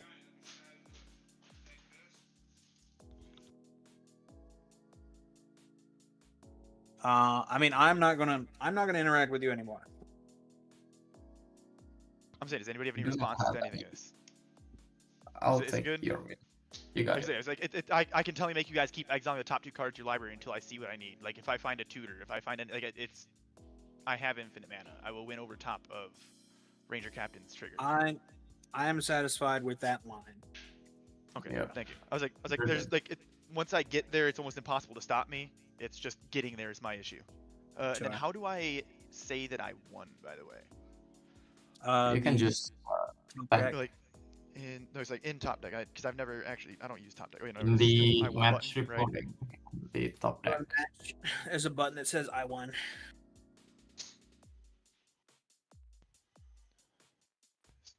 Dang. There we go. Yeah, but no, I mean, so the thing is the reason why I wouldn't have taken a draw on either anyways is I had 2 more counter spells with enough mana Yeah. to stop everything. Like I would never have taken a draw even if it wasn't for the thing. Yeah. Wait, why are you saying that, Scummy? You can't win over the trigger. You just sack it with Marlin on the stack.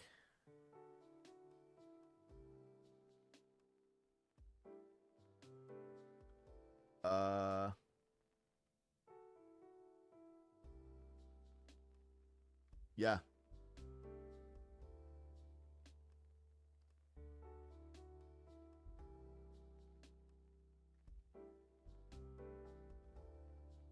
I don't know about scuzzing the game and lying.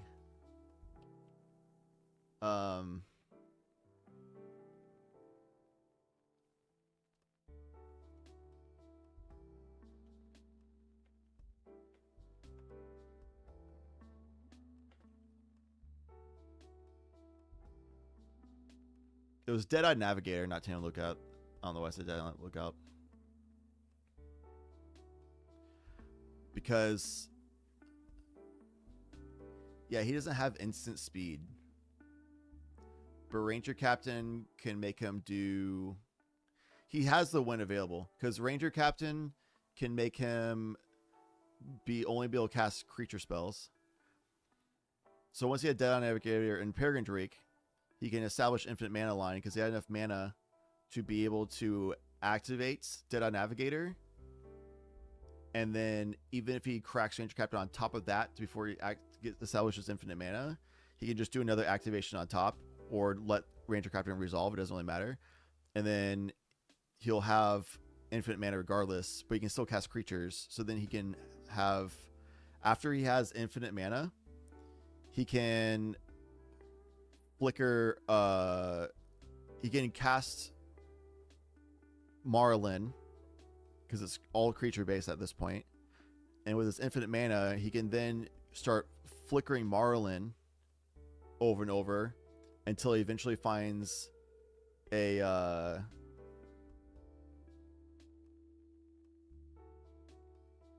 creature win line.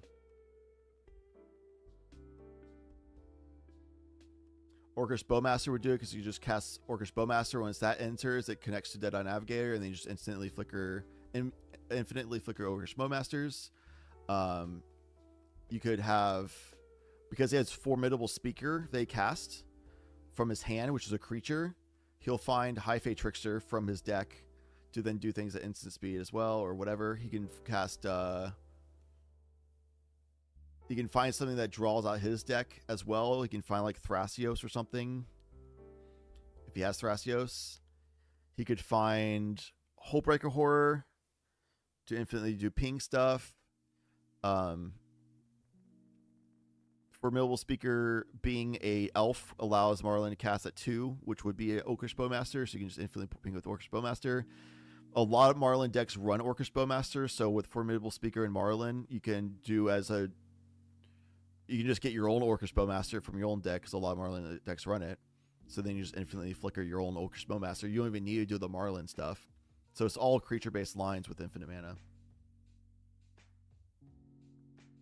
Make him do it. He doesn't have time, though. Time him out.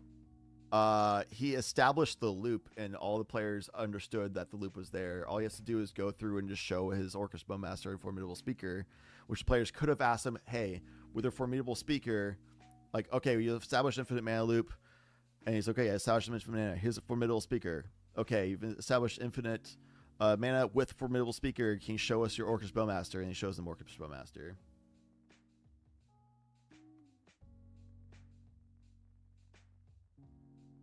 Speaker's the top of deck. All right, then he'll do something that gets him a draw from the top, like his Kinnan. Might grab somebody's Kinnan. Could grab somebody's Fairy Mastermind, which is also 2 mana. That's why he was mentioning Fairy Mastermind. They're like, yeah, we do have Fairy Mastermind in our deck. So he's like, okay, so I'll eventually just have infinite mana, Formidable Speaker to the top of the deck, Fairy Mastermind to draw a card, and I'll draw my Orcish Bowmaster and infinitely ping from there. Like,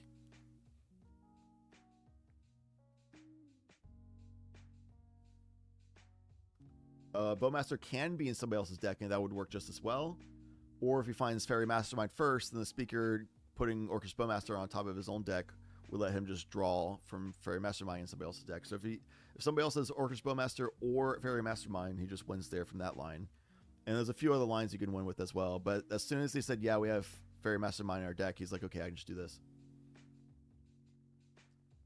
And I honestly hard disagree on that being scummy, because he was the whole time trying to push for people to take faster game actions in that last turn. Other players were like sitting there like, I don't know if I can do this line, and thinking, and they were like slow playing themselves, not him. So because the other people were like slow playing, forcing him to be short on the clock is why he was like quickly trying to explain the lines.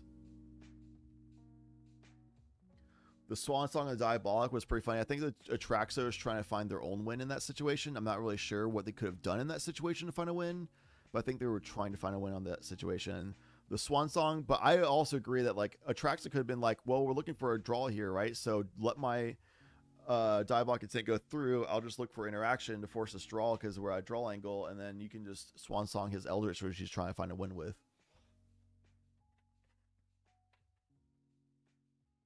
And he's like, I'm getting a counter, like I'm gonna do it anyway, because I think Seat 2 is trying to get through their own win on top of the stack, but Marlin, Seat 4, had just enough interaction to stop them from being able to do their own win line, and they sat there for like 5 to 10 minutes trying to figure out if they can still do a win line.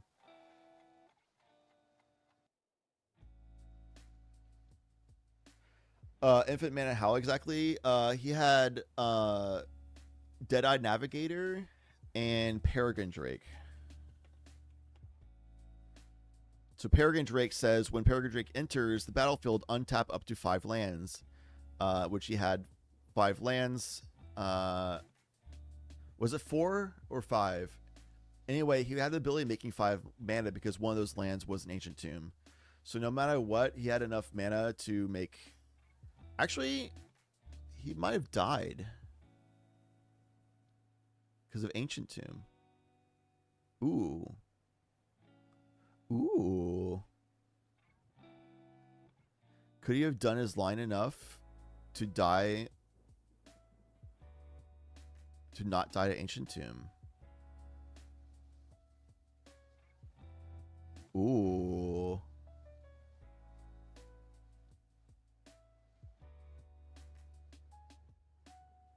Well, yeah, because you untap, it only costs 2 mana. So anyway, Dead-Eye Navigator is this 1 in a blue to exile this creature, then return it to the battlefield. They would have to have so much interaction for him to not die to his, for him to die to Ancient Tomb. Because he had at least 3 non-ancient tune lands. So he would always net at least 1. I think he had a 4th one. But yeah, he would not have needed to use Ancient Tomb for that line to establish infinite mana.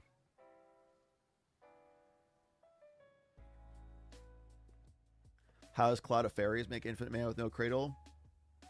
That would have been an Ancient Tomb line.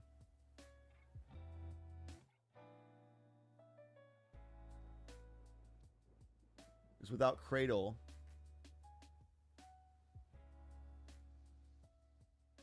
I wonder if he runs Horizon of Progress.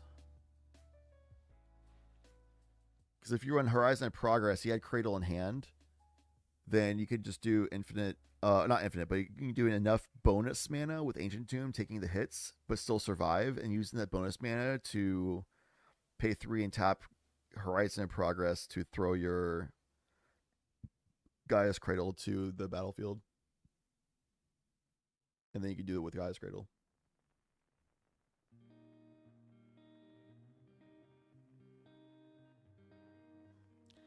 But the Peregrine Drake line was actually even better, and I think he let the Cloud of Fairies be a bait, because Peregrine Drake line actually lets him do that infinitely with all the colors, whereas with Cloud of Fairies, you'd only be able to net green positive.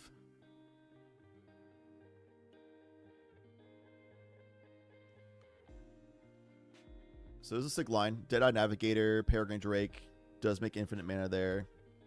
Even with the Ranger Captain Crack, he had the ability of doing an infinite line that's creature only to win the game through Formidable Speaker, putting Orcish Bowmaster on top of the deck, and then they keep flickering Marlin through Deadeye Navigator until you find either Fairy Mastermind or another opponent's Orcish Bowmaster. If you get Fairy Mastermind, you cast that for free because you have 2 elves, Formidable Speaker and Marlin. So it's a 2 CMC spell. And then the Fairy Mastermind, you have infinite mana established that you can just do the 1 draw and then cast your own Orcish Bowmaster to then flicker that with the Deadeye Navigator to infinitely ping people out. Or if you find an Orcish Bowmaster first, then you can just use that and then infinitely ping somebody else's, or flicker somebody else's Orcish Bowmaster. Either way, the line was there. Sick line. I don't think that was coming at all. What you said was true. He could have went over top of the Ranger Captain. It didn't matter.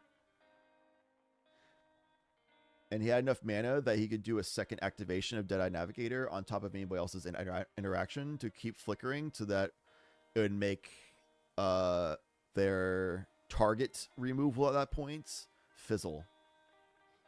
So nobody could have any target removal, because he just Deadeye Navigator, activate the Peregrine Drake again. If somebody tries to remove the Peregrine Drake in response, then he can just activate again to exile the Peregrine Drake again. Or if they try exiling or removing the Deadeye Navigator in response, he can just target the Deadeye Navigator instead and make that be protected by basically by flickering that.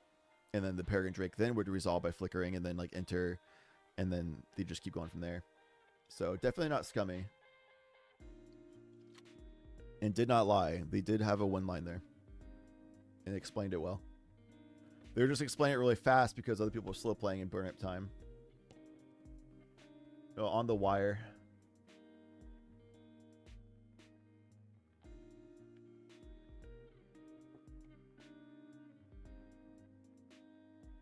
Whoops, I gotta switch to this scene. Here we go. Long game. The first 2 rounds, we had 4 games covered in the first round and 2 games covered in the second round. Like round 3 and round 4 were both really long rounds going into time, or going into red time. One was a draw, one was barely making it into a win.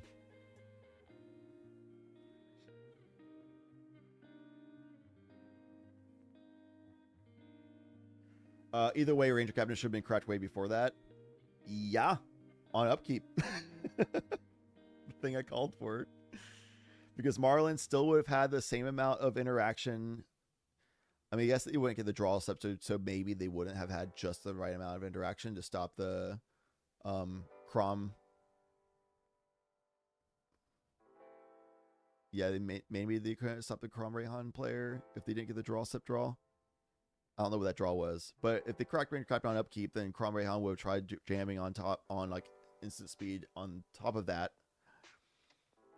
which then in response to that, Marlin would have been forced to have to crack their own Ranger Captain if they started running out of interaction. So they do their own interaction and try to stop the Crom Rayhan player from winning on top of the Ranger Captain crack. And regardless of all that, they would have to crack their own Ranger Captain on top of it because they wouldn't have the ability of instant speed winning on top of the Ranger Captain themselves. So it would force like that round to go to a pass. And Timna Dargo actually would have seen their own turn most likely. It's possible. The time was really, really low on regular time, but they definitely had a few minutes at the start of Marlin's turn.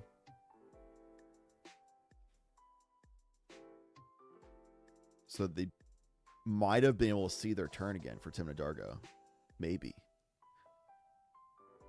At the very worst, they were forced to draw there.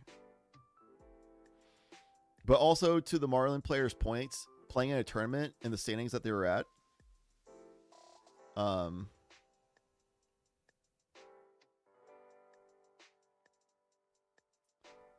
see.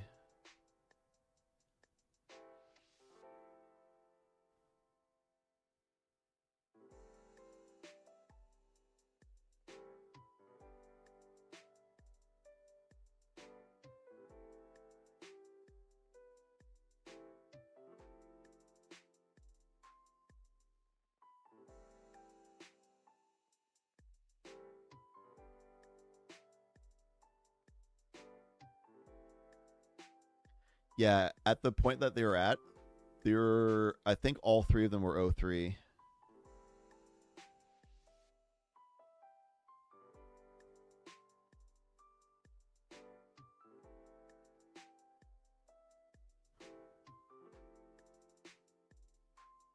I think all of them were either 0-3 or 2 losses, 1 draw. So for all of them, if they go to a draw on that turn on that game, it might make them feel good in the moment, but all of them would fail to make top cut. So the only way for any of them to have a hope to make it to top cut, they would have to play for a win.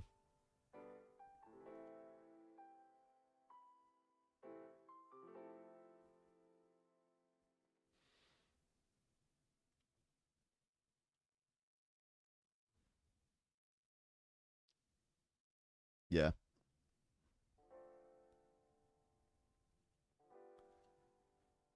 Which is what Marlin's point was like, oh, we're just all lose then. They're like, oh, no, it's a draw. I was like, no, we will all basically lose because none of us make it a top cut.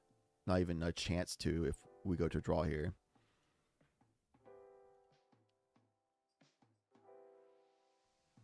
And that's kind of a gray area thing there of like, what would you do in that situation? If you're in a position where like, if you go to a draw, then none of you, guaranteed none of you make it to top cut, would you be willing to let somebody else win when you have no sign of being able to win yourself?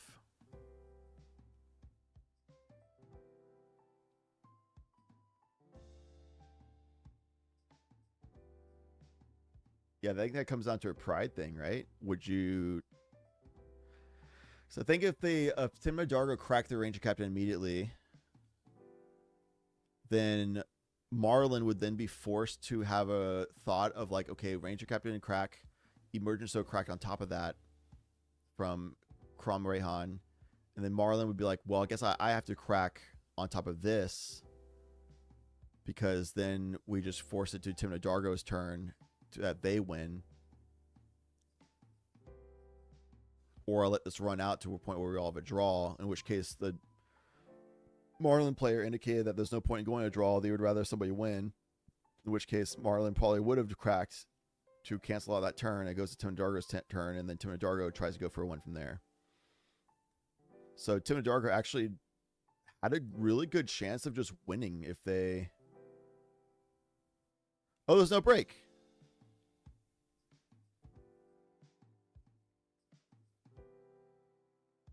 Oh no, I was yapping for so long the break's over already. Oh my god. Whoops.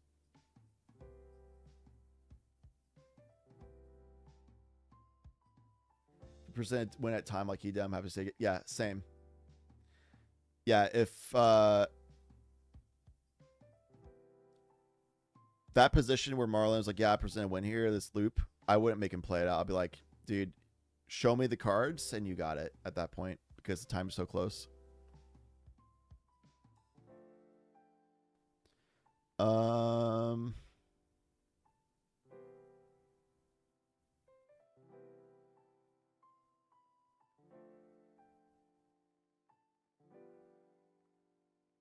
Pod 2.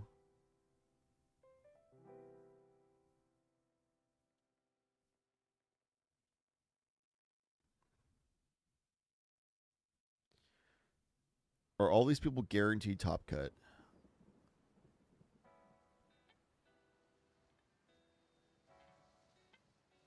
Nick, Adam Viking, and Hinton.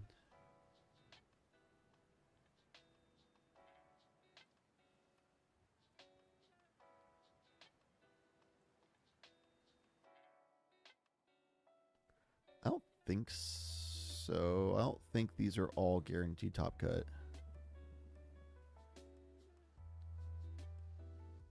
See if anything else stands out to me real quick, but we'll probably go to pod 2.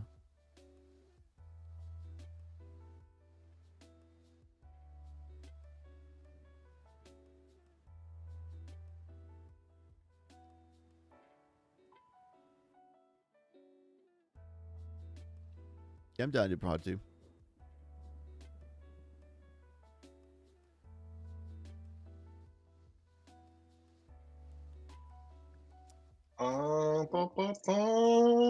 Greetings. Hello. What's happening? Hello. Is that Blue Farm? Oh my god, Shock, I have it 20%. Just Holy, say I rock. borderline muted you before. That's crazy. Are we getting streamed? Yes. Oh, fuck. Can you guys put your commanders in? Yes, sir. Yeah, I get you in Swiss around this time, Shaka, because you missed Top Cut last time.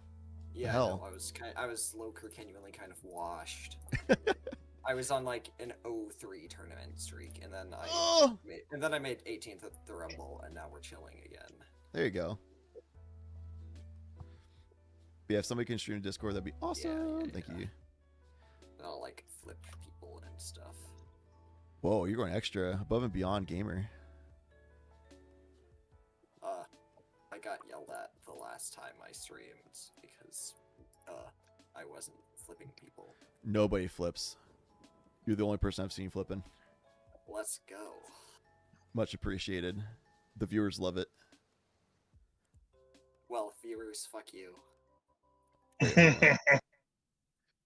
1, 2, 3. Oh my god. Click an entire 5 buttons for your convenience. I'm pretty sure I hear Minecraft in the background of your stream.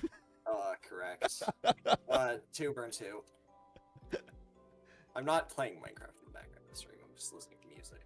It is good music. Was that Sisei that said 2? Yeah, two on top and then burn 2. I don't care where the rest of the piles go. TNK. Yeah, sorry. Well, what did you say? 2 on 3 on 1. Say that one more time, TNK. 2 on 3 on 1. 2, 3, 1. And how many to burn? Nick. 17. 2 on top. 17, my guy. Okay. All right.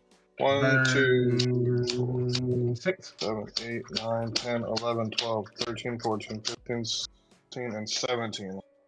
3, 6, 7. Okay. This one does nothing. Like, could you give me a cut? I'm going to 6. All right, all's looking good. Y'all will not hear me during the game. I might hear you sometimes or like stacks or something. Just generally be respectful as you should anyway. Cut, like, I want to see my first 7 things. Oh, I'm sorry, TNK. Where's 1? Let's go 2, 3, 1, and then burn 5. Also, I'm not a judge. If you need a judge, call a judge. Good luck, have fun. Yeah. All right. There we go. All right, we got M and I. Oh my god! Yeah. All right, we've got Sisei, which I believe Shaka generally plays Clam Chowder Sisei and not Legends. Last time I saw Shaka was Clam Chowder, at least. And then we got Eminon, which could either be Turbo Eminon, which would be spicy, or it's like a Staxy Eminon, which would be not spicy. I'm hoping it's Turbo. I have Turbo Eminon build, which is sick. There's also a mid-range version, which is pretty good too. So yeah, I prefer seeing a Turbo version, which is probably the worst version, but it's the most fun to watch. And then there's a mid-range version, which is probably the best version. And considering they have a lot of wins, that's probably where they are. Hold on, I gotta... Shaka's providing his own music for us in the background, so we'll just leave that playing, which is really funny. And then we have Timicrom. We all know about Timicrom. And then Rocco in the 4th seat, which is the first time I've seen a Naya deck, I think, since streaming Tough Mulligans tournaments. It's crazy. I didn't take a break because I yapped through the break. I'm going to go ahead and do that real quick while they're doing Mulligans. I'll be back in just a moment.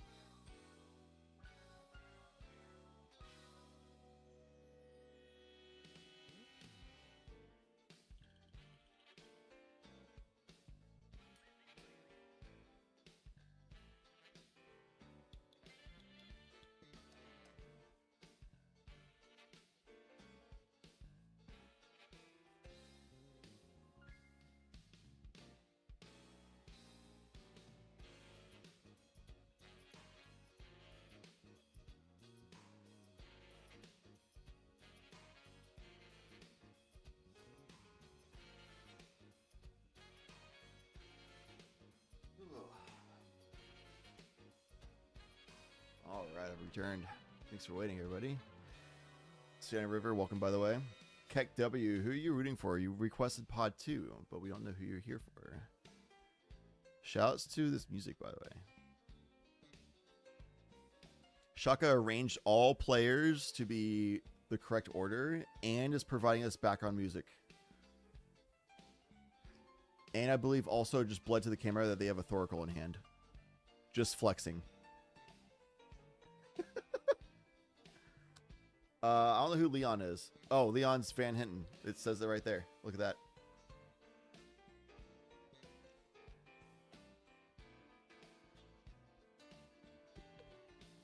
We have a 6-7 in chat. That definitely tells me we have a Shaka stream going on. Very nice. Welcome.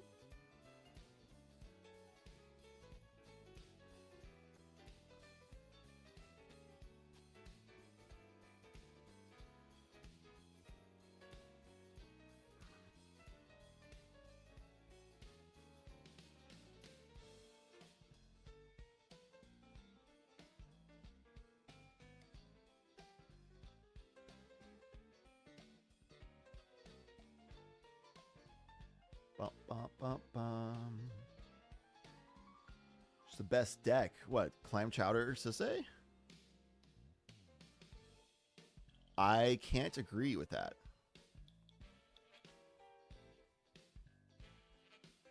If so.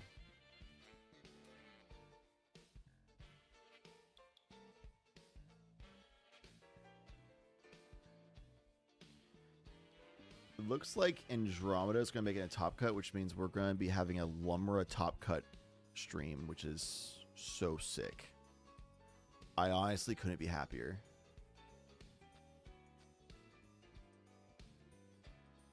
In the booth for a reason, eh?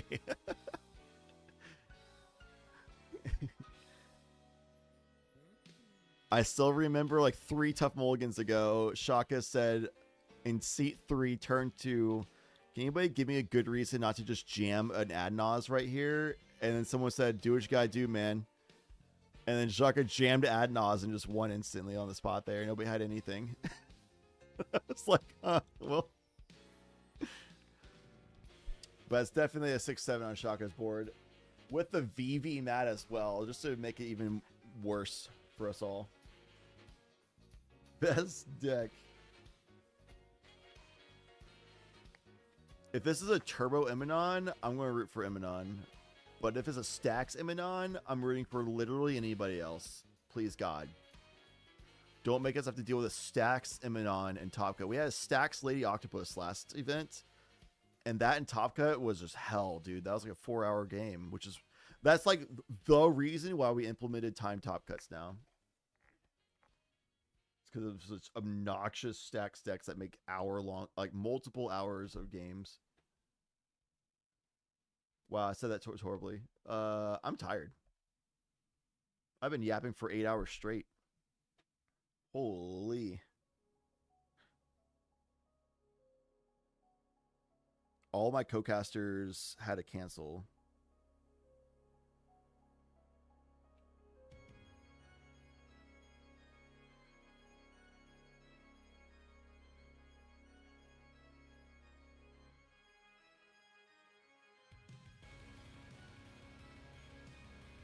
Somebody just sent me a picture of them finding the Star Wars Episode 1 Jar Jar Binks 3D adventure game. It's a tabletop board game.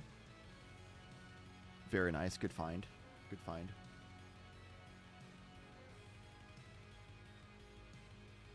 It's fantastic.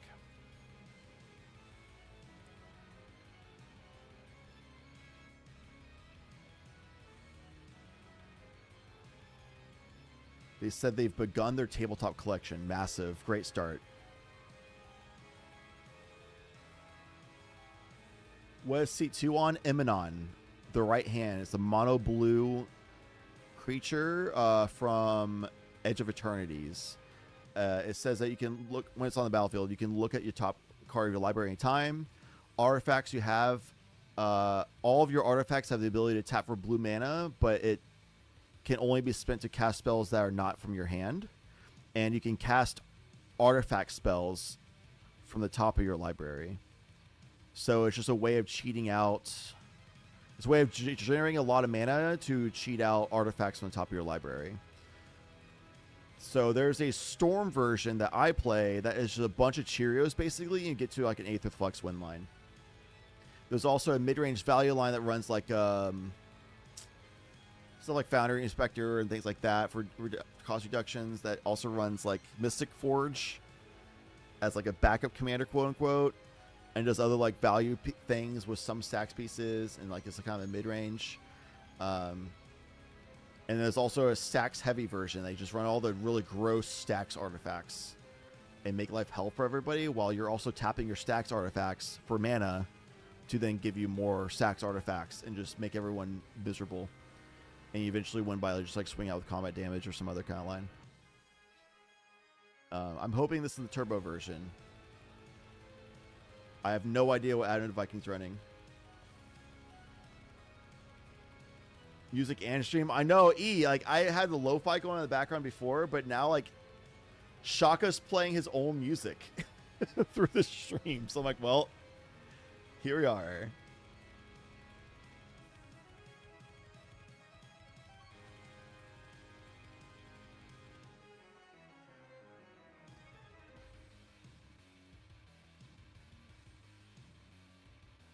All right, turn 1, we got a Bop and an Amber.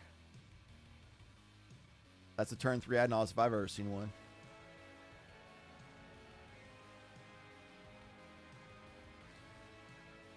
We got the Artifact Land, I believe that is, or it's just Basic Island. I think it's just Basic Island, into a key. So we still haven't seen any indication, because I think it's Voltaic Key. We still haven't seen any indication of which version of Eminon this is. Turbo, mid-range, or stacks. Yeah, all right, Claw.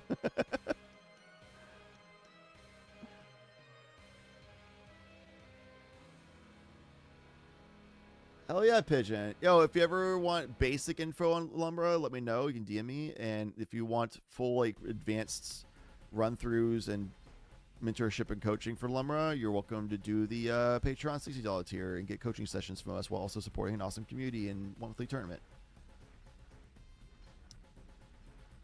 Yeah.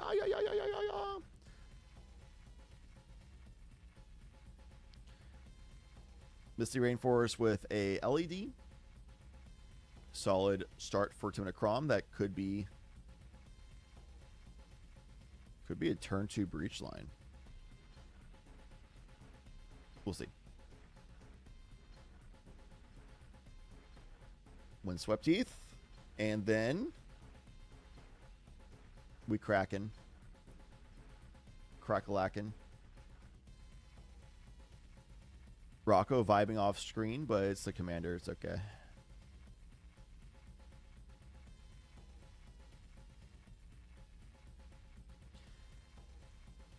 I don't know what that character is on Rocco Seat 4's playmat, but do you think that they're happy or in misery right now with that facial expression? Thoughts?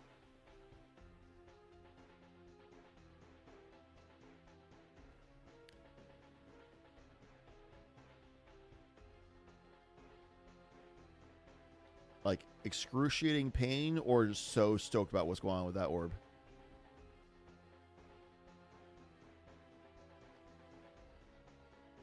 Or is that a bowl of goo? I don't think it's an orb. Bowl of goo looks like. That's Nesper Sentinel after getting the Savannah.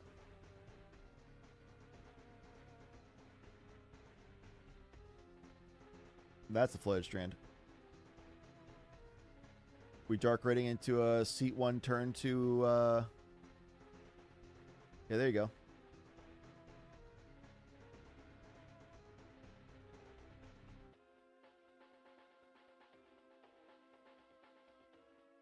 It's a good old demonic tutor shortcut.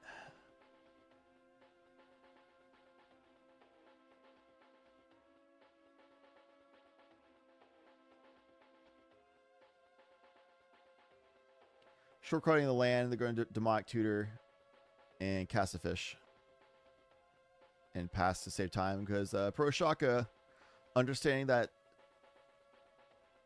there is a clock. Experienced tournament player. Chalice of the Void makes sense. I knew I'd definitely seen that image on a card. I just can't remember what. I've only played Chalice of the Void in one deck, which is actually, I believe, Imminot. Turbo Imminot.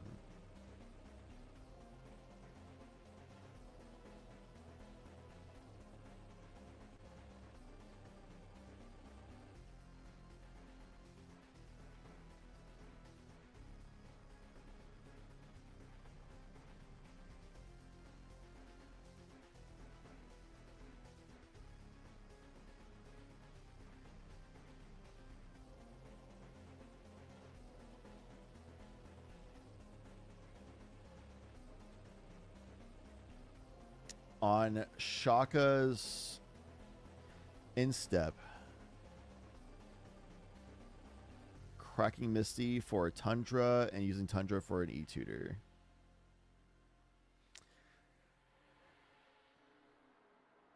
I'm going to assume the person in the Chalice of Void image is stoked to see what's going on in the Chalice. I don't think they're going to be in pain. I think that's more of a happy face than an in pain face. That's a Smothering Tithe.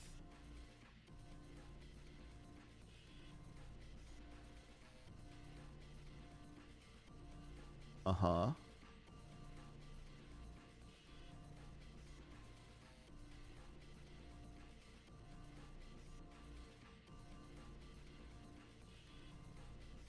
So it's either Dark Rid or Mana Vault plus land drop to cast Smothering Tithe. That's what I'm looking at. Looks like they are indicating they are looking to do a long-term game, which means jamming on a Turbo Immonon would be probably fine right now. But the Mystic, the fish, honestly, is so huge. If you're on Turbo Immonon, that fish wrecks you. You have no way of dealing with it. If it's Turbo Immonon. No good way. Oh my god, the past. Well, I think Adam the Viking is officially out of the game. So it looks like a 3-pod now.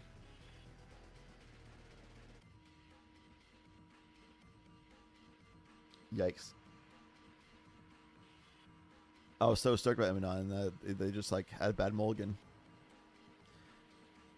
Seeing if they can shortcut, cracking the fetch land, they can shuffle and grind the land while somebody else's turn's happening. Which is fair.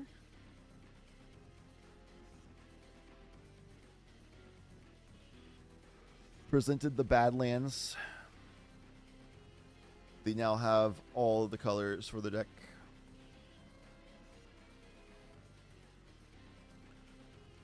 Untap upkeep draw for the Morocco. You don't need to do the indicated pile shuffle thing after Mulligans, but they're doing it anyway.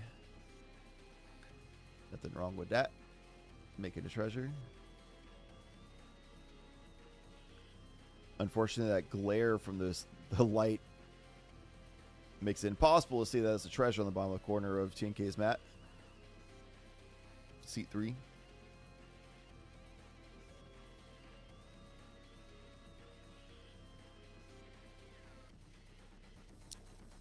Soul Ring.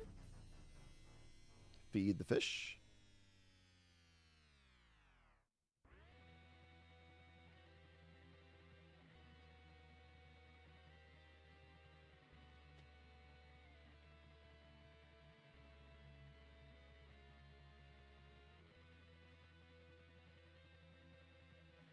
That's a squee.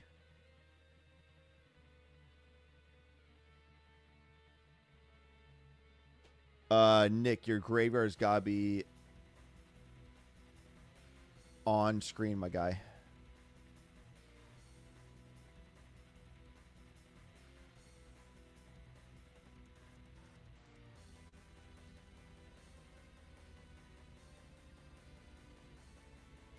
Are we paying for fish? Yes. Draw land Sisse. Mox Amber online? Question mark? Probably not. Clantra has to say Sisse is like a backup plan. You kind of just play Woober good stuff. And Sisse is like a backup if you need to.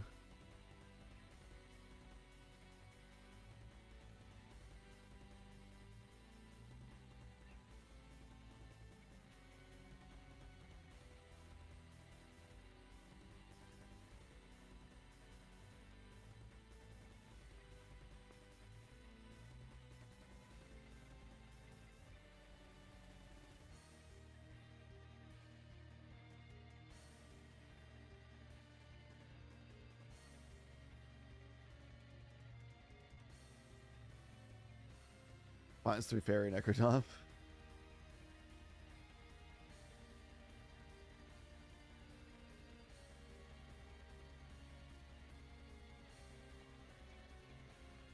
Ugh.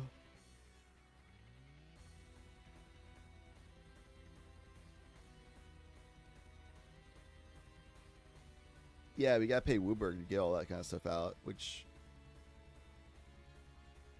by now they'll have that mana by next turn. We'll see what Shaka has in hand. There's nothing really good in hand, and they're relying on their fish to do a lot of the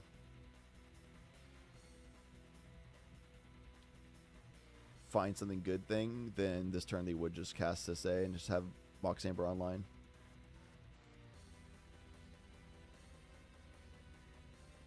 We'll see. Like, that's what I was saying. Is like Sisse is like a solid, like, it's a good option if you have nothing else better to do. But it's not like you generally wouldn't want to go for that angle now. It's like a backup option. Know what I'm saying?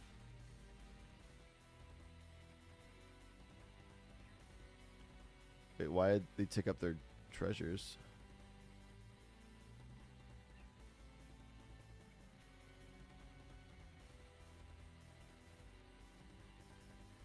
Oh, Shaka passed. Emnon drew and play a land.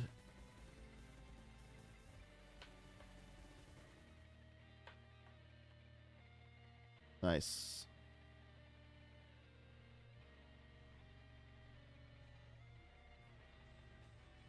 Just a good old rip the ad nause play.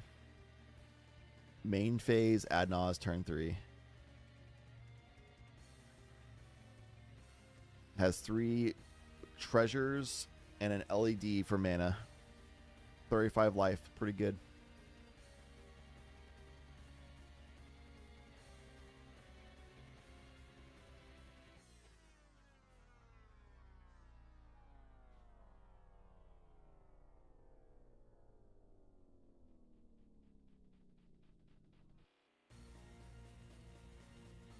Revealing a swan song.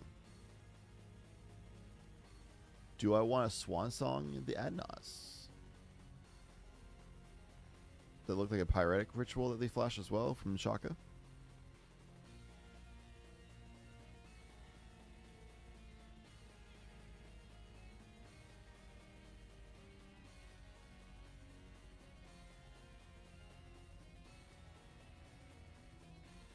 Sick Chainsaw Man Matt, by the way. For Van Hinton, Leon, TNK, C3.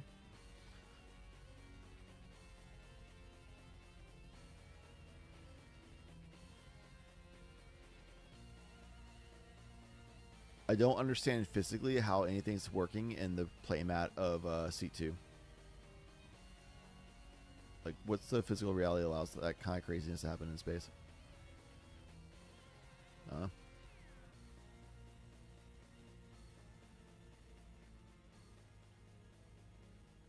Hey guys, I got an Adnos and 1 card in hand. And can you let me just do this? And I agree to just go up to 7 cards in hand. And you don't swan song me. I'll just value Adnos this. Is likely the deal being made here. We actually saw that exact same deal be made earlier today. Hey, I got this interaction, but I want to use it on you. If somebody else, because it might open up somebody else, like the Squee hanging out here, to just win with a food chain next turn. So if you agree just to value Adnos to get a full grip and then that's it, then I will not use the Swan Song on you. Is probably the deal I'd make from Shaka's position. And then from TNK's position, it's like, yeah, that makes sense. To get a value Adnos to get to 7, and I have a Smothering Tide still out. Sure.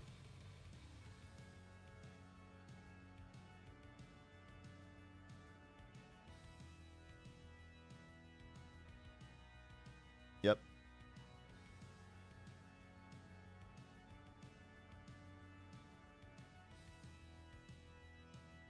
Oh no, I just reset. There we go. We're good. They're not doing the value thing.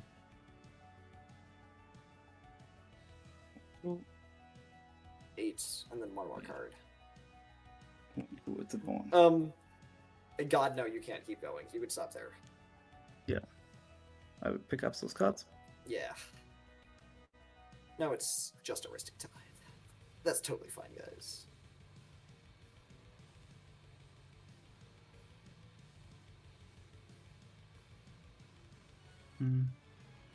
Can't believe you said it's just fine to have a Ristic and a Tithe on Blue Farm's board.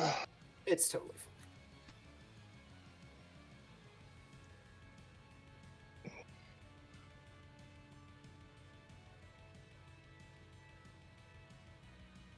I believe. I believe I can fly.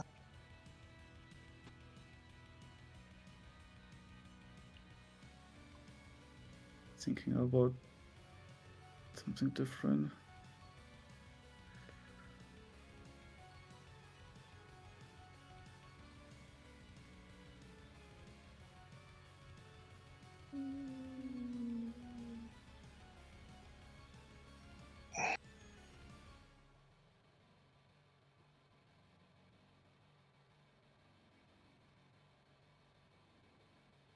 Quick update for everybody. Both Seat 2 and Seat 3 need to win this game to make it in guaranteed. If they draw, it's a maybe, but probably not if they draw. So both seat 2 and seat 3 need to win to make it in. Meanwhile, seat 1 and seat 4 are high enough in the standings that if they lose, they will still make it in top 16. Obviously, you want a better seat order, so you want your seating to be higher, so they would want to win here. And a draw would be not the worst thing. But there's not a stress to have to win this. Whereas seat 2 and seat 3 need to win this to guarantee top 16. It's a maybe on a draw. If they lose, they're out. And the deal was from Shaka, you can draw 9 cards. Basically use your Ad Naz as a value Necropotence, essentially. To just draw 9 cards for a fresh grip, and that's it, because I want to save my interaction to stop what could just be a food chain win from Rocco next turn. And Tim Necrom agreed to that, which I completely agree they should in that situation. Especially since they were able to get a Rhystic Study with their Smothering Tithe and TNK and Esper Sentinel out and LED already out. Vibin'. Good luck, Rocco. I think Imnon's done. I think seat 2 is like Omega out of this game at this point. It's going to be so hard for them to actually find a win because they have 2 lands and a Voltaic Key after passing on turn 3, going into this kind of board state where there's a bunch of mana for Sisei and a bunch of cards, Squee and mana, and some cards for Rocco, and then a Smothering Tithe Rhystic Study for Tim Necrom and the Esper Sentinel. Insane board state to be looking at in C2 here.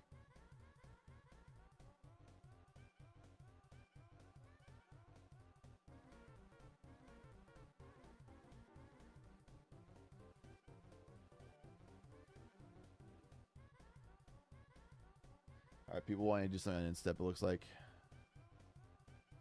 Oh, nope. They decide not to.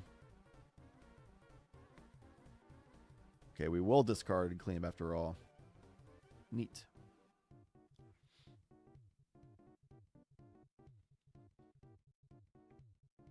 So we got the untap. Rocco now is like, well, if I try to jam a food chain here, I need the mana also like Pyroblast, REB, Redirect Lightning, something like that.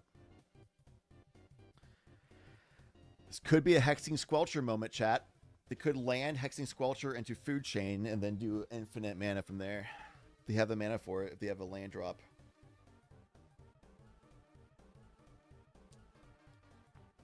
Land, Hexing Squelcher, Food Chain. Let's see it. Let's see it. Oh man, that'd be so hot.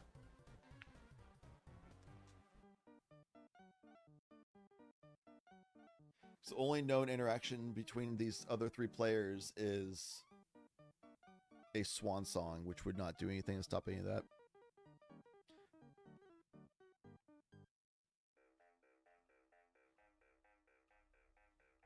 It'd probably be cast anyway at the food chain and draw a card for 2 cards for TNK and hope that draws them into some kind of like spot removal interaction on the Hexing Squelcher.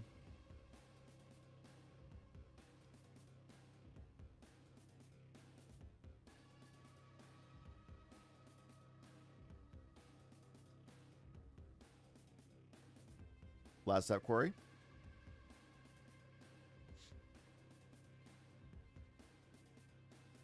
So we have the land. Do we have the Hexen Squelcher food chain? Or just food chain plus...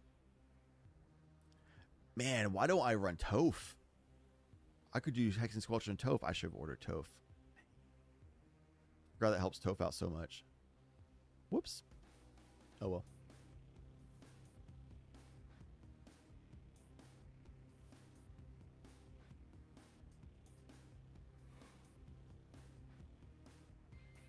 Hexing Squelcher, not a broken card, just a really good card. It's not as good as the Silencers. But in Naya, yeah. I'll run it. If I don't have blue, if I don't have blue and or don't have white, then Hexy Squelcher is insane in your deck.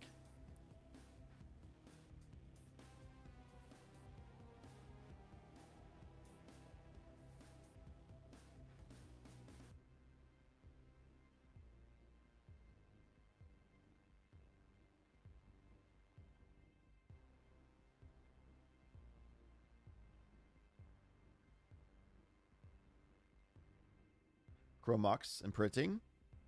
Oh, I wish the Chromox imprinted squee. That would have been so lit. What a best case scenario.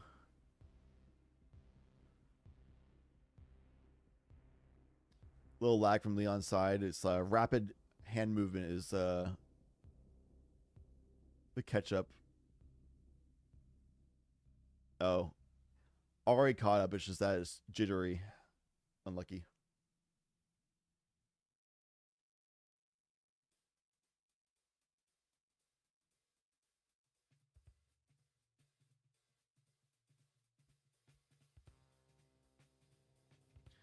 So I guess needed the mana because had enough mana to Squelcher and Food Chain. So I guess they just felt like they didn't. Well, that clearly tells me they don't have Squelcher and Food Chain.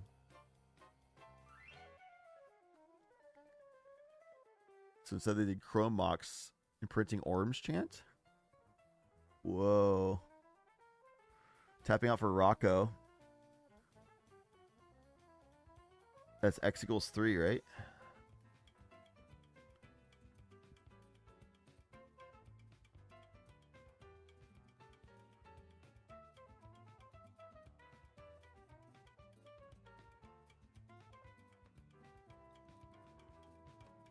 So creature card X equals 3.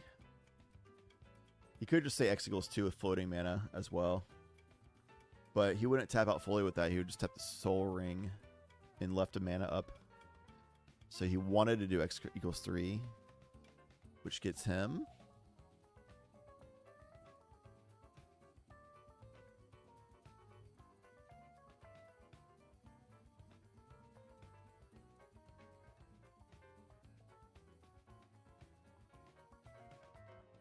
Yo, chat, I don't play Rocco enough. What X equals 3 does Rocco want here? Bergie? No.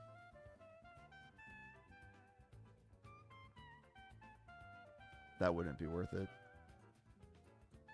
Balloon Man. Good call. Good call.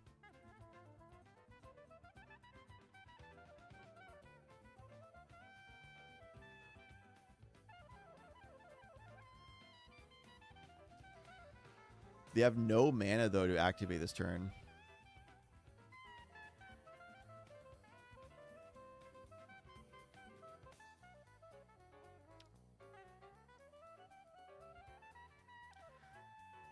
Ranger Captain for Wireward Symbiote. Could be that.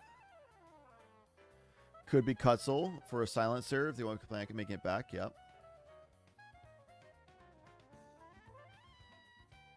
All good options. I feel like it won't be Balloon Man.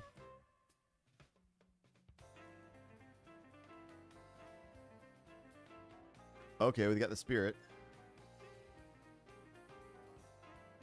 The Tithe.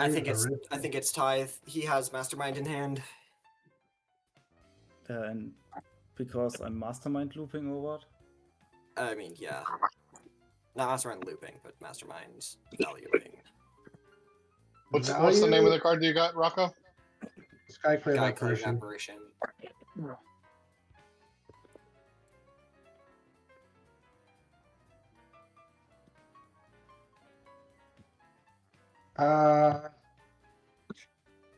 Very Mastermind Tithe is we all draw cards. He makes a treasure for each card. Yeah, it's they're just talking about it. But yeah, Skyclave Apparition means you can, when it enters, you can exile target non-land, non-token permanent you don't control with mana value 4 or less. And Shaka, I think, is rightly saying just get rid of Smothering Tithe. Don't let them have mana. Ristic Study is not as bad as Smothering Tithe, because if they get rid of Ristic Study instead, Timna and Crom will be able to draw them cards to use with the mana from Smothering Tithe. Whereas if they get rid of Smothering Tithe, then they'll draw cards anyway, but they won't have as much mana to do stuff with it.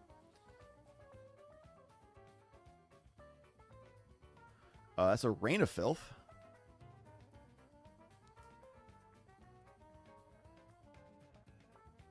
Right? Or am I crazy? What the... Back to comms. Cool with that. Yeah, sure. Yeah. Draw your card. As Tides Trigger. Yep. Yep. I'm good on Dragon Rain Fall. of Filth. Yep.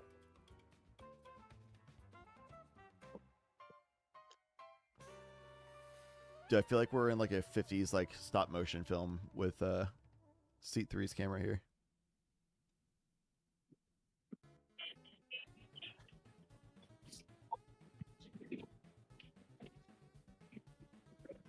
Into the flood mode targeting Mystic Remora. An attempted jam here is kind of crazy. Let's go. Ties. Yeah. Yeah, I'm chill with it. Okay.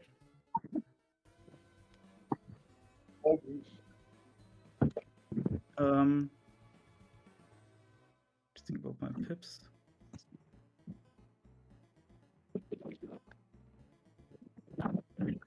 Could Born Underworld Breach here do something with it, but 1 up and win. I'm gonna respond and cast a Pyroblast. You guys can draw. Ristic, Esper. I will draw first of Yes, Esper. you draw 2 first. Esper, good. I will draw Yep. Esper. Well, technically mine triggers No, after yours his. draws Yeah, no, after that's yours. the You're Ristic active player. triggers still on the stack, and I'm debating if I want to respond to it. Yep.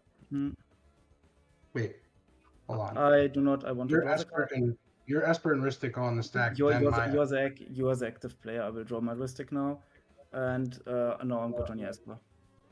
Oh. Yep. Yeah. Tides trigger. Sounds good. Leon just into the Flood Mauled the fish. Pyroblast onto the Born Upon the Wind that Leon casts afterwards. And now it's a mental misstep in response to the Pyroblasts. Resolves. Swan Song Born. Respond to Ristic trigger.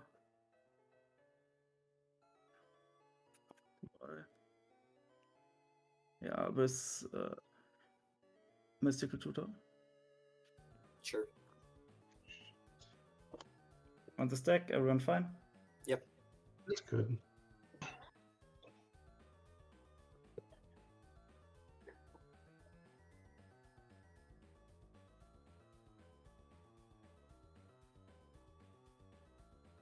I'd like to make it through this turn, so I'd like to remind everybody that I have a voltaic. Yeah.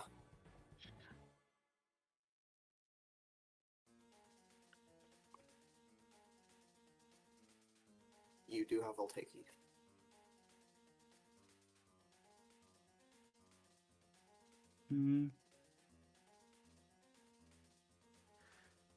Yeah, Shaka should have, or somebody should have a fish at this point. And that probably should be Imanon. If I was T&K, I'd be gifting the fish to Imanon. Because it doesn't have green in identity. So no cradle option. I don't think it will matter at all if Imanon has a fish or not. Sense. I'm gonna pay for my Ristic study. And I miscounted by 1 fucking mana because I'm a fucking idiot. Yeah, that does seem true. Yeah, I was like completely miscounting my mana. I should have like, you needed 1 more fish draw. Sorry. Yeah, you have to cut, guys. 2. Just do 2, 2, 3, 1. Okay, 2, 3, 1. Yep. Swan Song on Born. Swan Song on Born. It's a perfect time to just blunder my game. Why did I have to miscount that sheet?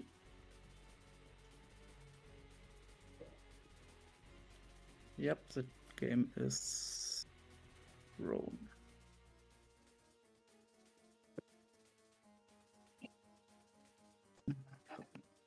So stupid. Okay, me 1 second if I'm. Ah, fuck my life.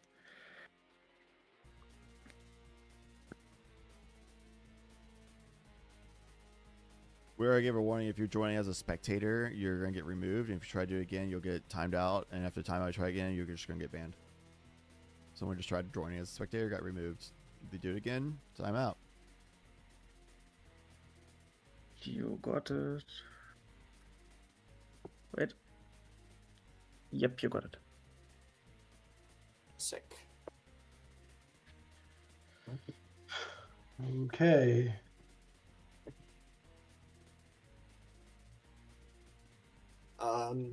Go to my turn.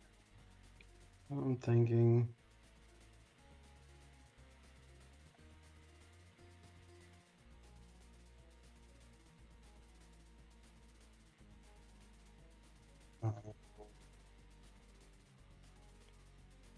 Esper and a birdie, huh?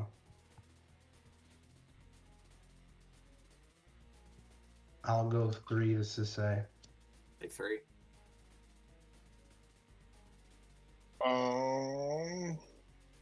Yeah, that's fine. My turn. Yep. What's Give me a up? second. So sorry. Okay, yeah, sure, you're good. I'm thinking. 1, 2, 3, 4, 5, 6, 7. Yeah, 7 cards. Because I still have the Rain of Fields mana. That is true. Come on, baby, let's go. And then let them burn.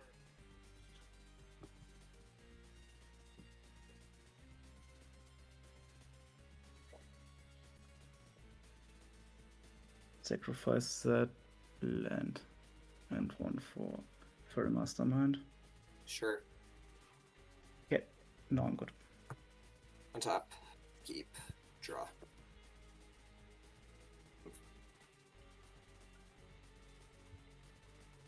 Tower.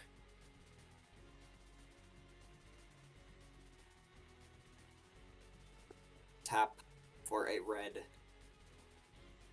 And tap Bayou to cast Calling the Weak, sacrificing birds. Ristic and Esper. And Yeah, this you're Esper. good. You're good to draw. He will draw. I will draw off Esper. I will draw off Ristic. Pass. Pass Good. on Culling the Weak. Yep.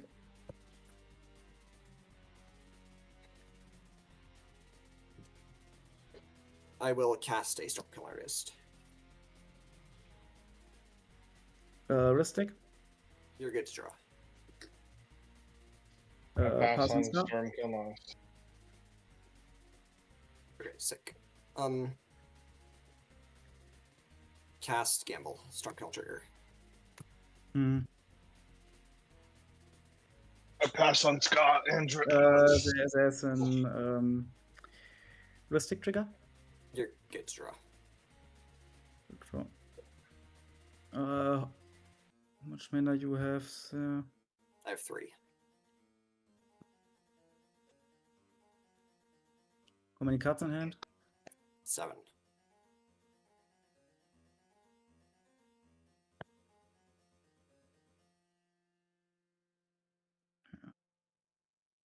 That needs to be flustered.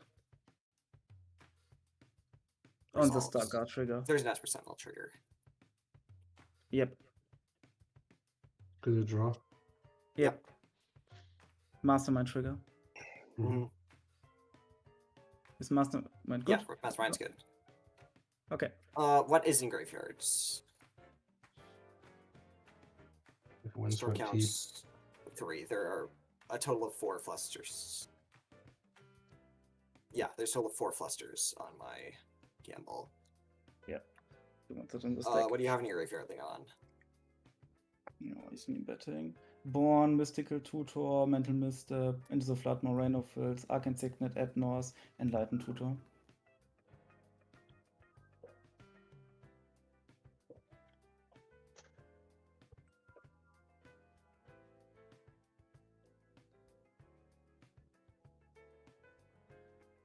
Is good enough. Gamble gets countered.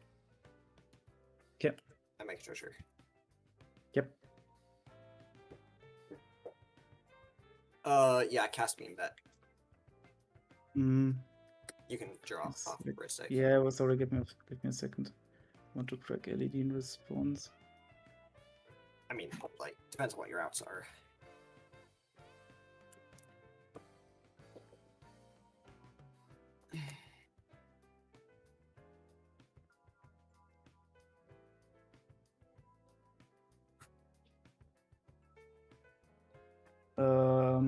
How much mana do you currently have? 1, and the Scotch trigger on the stack.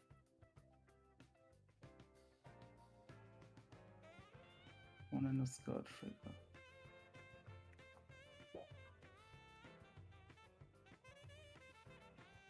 And that's a deterministic win for you.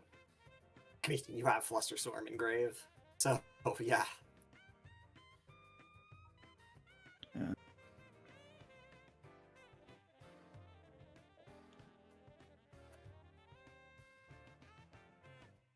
Yeah, I cannot like. Yep, I'm good on my Ristic trigger. Yeah, you're good to draw. Okay. I get to make treasure. Yep. Good to I'm good to call it here. Like, I don't need to see that played out. Like, Yeah. if nobody has anything here. I also still have 2 backup pieces. Yeah, I also think like Skycliff. Yeah, I'm gonna be under Upon Winds when I'm breaching after nosing for like some cards that definitely win me the game. I also have Enlightened Tutor for breach in my hand. Wait. But you had like when we fought last fight still had 2 pieces. My final draw was Pact. My draw for turn was Pact Negation. I was Sandbagging Force. I can expect that when the Skycliff landed on my stuff. GG? Yep. GG. Sounds like. What's the line? I have Enlightened Tutor. He has Adnos. Yeah, Enlightened Tutor, Born Upon a Wind, and then he will just grab and breach. I have and Demonic Tutor in my graveyards, so that for when I start freezing, I can counter my own freeze if you have Beseiju. I can like pact my own freeze on the stack and then re-freeze. Yeah. Okay. GG. GG. Oh, this is a horrible game. Yeah. That's a GG. Emanon just had a really bad mulligan. So it kind of became a 1 versus 1 between Shaka and Leon. Where both of their decks want to operate pretty much the same way. And Leon presented too much of a threat early, which meant Rocco had to spend their turn to deny resources from Leon. And because Rocco is not on blue, is less interaction from them. They didn't have much going on. They tapped out as well. And Shaka had like some interaction to do with that. The Storm Kiln into meme bets and using the Flusterstorm that Leon used against the Storm Kill, against the Gamble, was a sick line. That was really cool. Because with meme bet, you can just use Flusterstorm to pact something. You just cast some like random thing that's like 0, and then pact, and then you cast Flusterstorm to like what is it? You cast something that's like 1 mana because they had 2 mana available for Shaka, so use 1 mana from the treasure to like cast a 1 mana thing from one of their graveyards, and then pact it, and then use your last mana, which all those make Storm Killing Arts things, treasures anyway, so you might have more treasures. Pact it, and then you Flusterstorm your own pact, and all the copies make a ton of additional treasures to then give you all the mana you need to then use your Enlightened Tutor to use Leon's Born Upon the Wind to draw from the top deck, which would be Underworld Breach, to then go from there with your Breach to access your own Demonic Tutor, and you Demonic Tutor for Brain Freeze, and then you Brain Freeze down with on all this Storm Killing Arts triggers, get you all these more treasures, and then you just cast your Demonic Tutor again if you don't hit your LED to then hit LED, and then with your Demonic Tutor, and then with LED brain freeze loop with breach, chillin'. And you do all that like with like using the pyroblast on the Leon's Rhystic study early on, so that the Rhystic study is just destroyed. So they'd only get a few more draws. I think there's validity in Leon playing out the turn there, because they might have been able to hit interaction before it's too late, but it's so unlikely that they'd be able to hit interaction in time to stop the line. It's just so unlikely. All right, let's see if there's any other pods streaming. No. I do kind of need to take a break though anyway. So I think what I'm going to do is I'm going to take a break. We'll have Top Cut after this.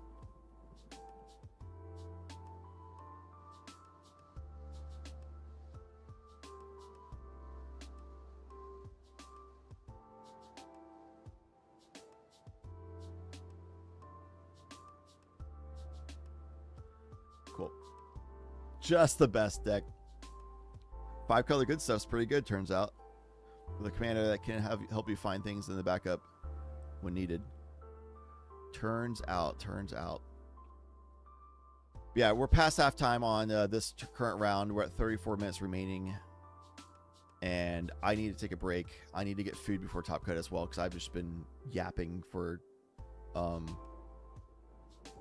hours now. So I'll be back in a little bit. Thanks for hanging out. When we return, it'll be Top Cut. It'll probably be in about 30 minutes. We'll see.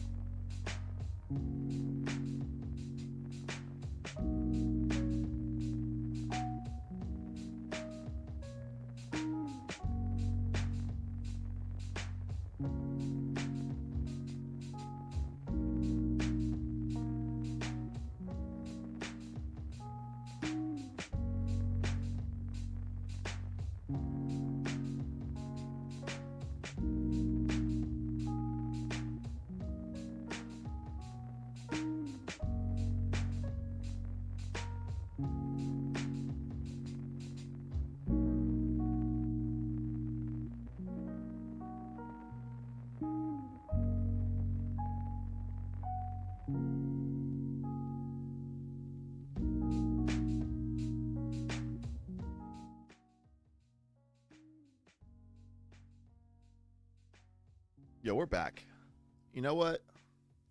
Who out here? Who out here? We got people here. Let's watch another game. I came back to the computer after a nice break. Oh, I honestly needed that break so badly. Came back and I see a pod streaming their game. So we can watch the game. Let's do that right now. Absolutely. Optimal Hunter in this pod.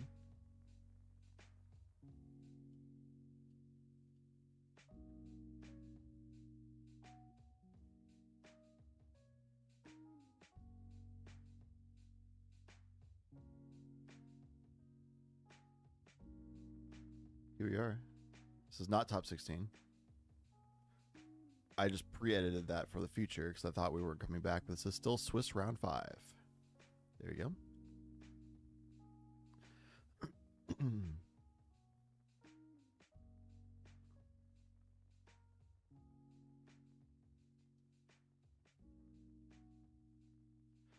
Now you can see what they're looking up a little bit there too. Attack Mimic. We got a Magda. Yo! Somebody in chat wanted to watch Magda earlier. And somebody in chat earlier wanted to watch Optimal Hunter gameplay. And here we are with both. Are either of those people in chat? Question? I hope so. That'd be so sick. That'd be so awesome. Well, we got Roxai with the Storm Kildars out here. So this is wrong side because they have Mirror Maid as well. We've got a wrong side deck. And then TNK in seat 2. Seat 3 is Magda. And seat 4 is Rog Thras. It looks like a Topper Orb from Magda is out.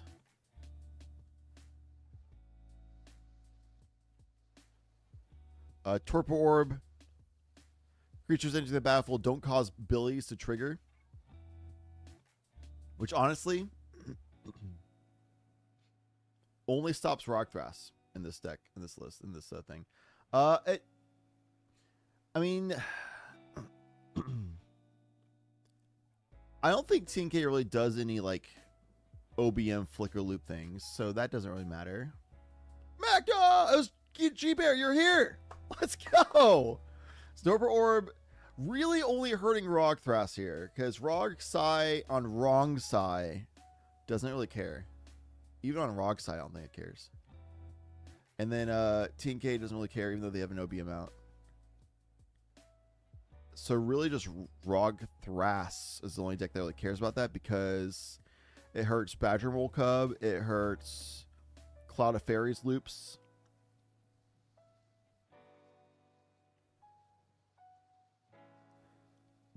Damping Sphere would do it. There's 5 treasures available for Magda right now.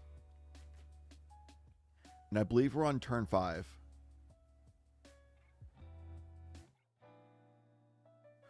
Yeah, I'm pretty sure we're turn 5 here. Oh, I'm so glad you're here, GB. I was hoping somebody would be here that you wanting Magda, and then I forget his name earlier. Wanting Optimal Hunters. Optimal Hunter's friend.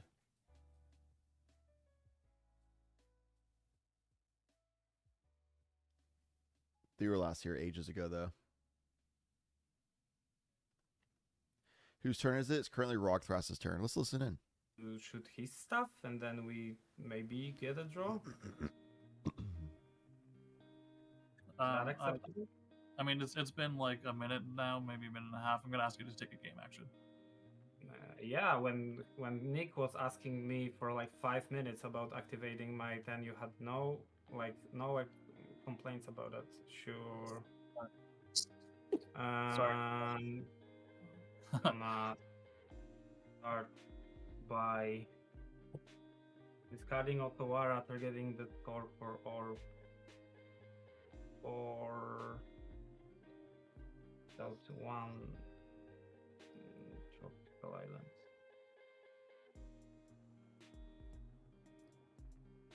I have nothing for this. I have nothing on this. I'm gonna pass if it gets to me. So Torpor Orb. Thunder? I'm good. Yeah. Okay, resolves. Go ahead and pick up your Torpor Orb. Thunder gets returned to your hand. There you go. I'm gonna cast a Gilded Drake. Trigger Ristic Study. Yeah, you guys can draw. I mean, wait, no. You can draw one card, but I will pay for Nick. Okay, I'm gonna draw my card. Yep.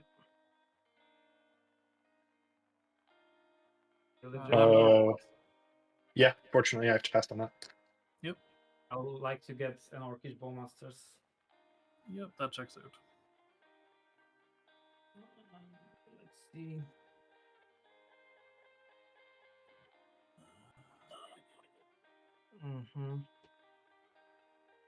Cast a Locus Petal.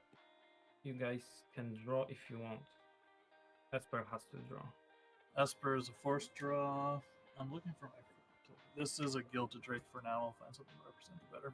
I'm gonna take 2 draws. I'll take one of them. And then Yeah, 2 Bowmaster triggers targeting the Stormkiln Artist.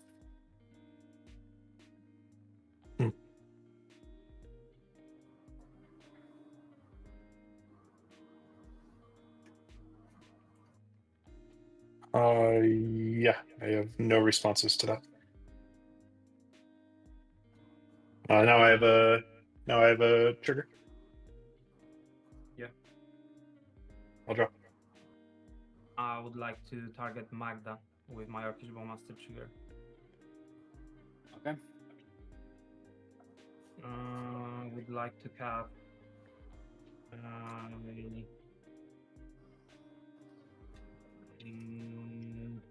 Mock Amber. Triggeristic. You guys can draw. I'll put 1 pink on the opposition agent, and then you can draw Nick if you want.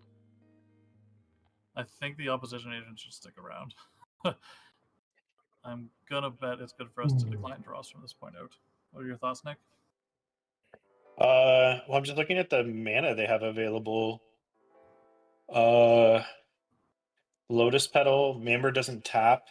Dryad Arbor taps for 2. 1, 2. Oh, they still have Deserted Temple untapped. I see. I'll decline my draw.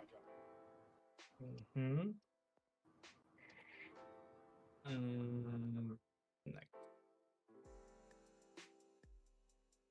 I would like to Lightning Bolt your opposition agent. You guys can draw. Triggeristic Study. May as well draw now. Kevin, do you mind, since I have open mana, do you mind declining yours so I can draw and potentially get interaction? Before the Bowmaster dies? Because I could draw into a deflecting SWAT. Like, there's things. But both of our draws trigger Bowmaster. Right, I'm asking you to decline yours so I can get a draw before the Oppo's being targeted the second time. Hell no, I'll take that draw every time. This odds are so low. Give me a card. Sure, but how many cards we got in hand there, Matthew? 10. I think this might be a matter of. Oppo's just dead, and it is what it is. Yeah, okay. Eventually, there's going to need to be something we respond to, and we're going to have to take draws. Okay, go ahead. So I'll take my draw. Yep. Yeah, I'll shoot the Rograk. Good call. And then I draw? Yeah. Then I'll shoot the Oppo again. Sure. Your lightning bolt. Fizzle. I'm gonna activate the Deserted Temple, targeting the Gaia's Cradle. I have to pass priority on this. Yeah. Yeah, I'm good.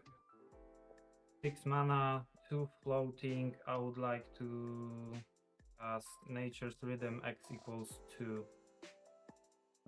Trigger heuristic. You guys can draw. Cloud Fairies. Okay. Devin Drew. I did. Yeah, I will shoot the Archivist of Oma with my first ping. Sure. And I'll draw. Yeah, then- you versus me having a draw here doesn't really matter that much, does it? Because your draw would be replacing the Archivist draw. So. Yep. Yep. I'll shoot it again. Yep. Nature's Rhythm. I have to pass on this. I can back you up. I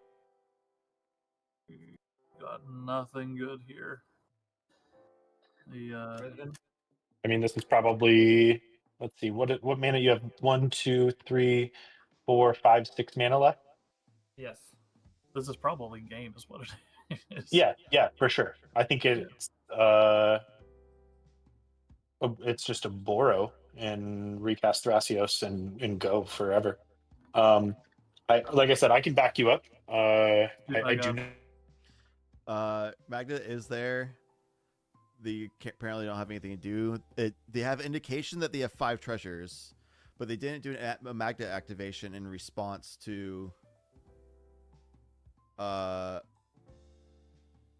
killing Magda with the Orcish Bowmaster ping, which I feel like they could have activated the Magda to get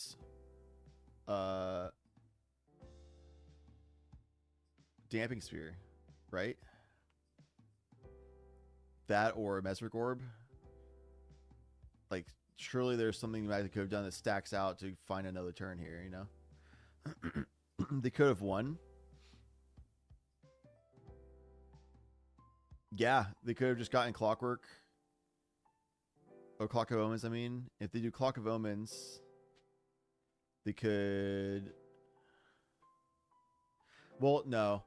I don't think you activate for Clock of Omens here because there's enough spells that Rockthras could cast, clearly, and with the mana they had and Big Grip and the Orcish Bowman Master being out there, they can just keep casting things to, like, kill their Metallic Mimic in response to what was going on. What was a big deal, though, is they only pinged Magda for 1 damage, but Magda has actually had 2 toughness because of Metallic Mimic being out there, so they actually should have... Magda technically should be alive right now, which means that another ping would have to go towards Magda. But anyway, there would be enough OBM triggers to kill Metallic Mimic to where they couldn't win through Clock of Omens. But they could have just gotten something that would just lock them out. But yeah, Cloud of Fairies first to then like untap the Cradle to then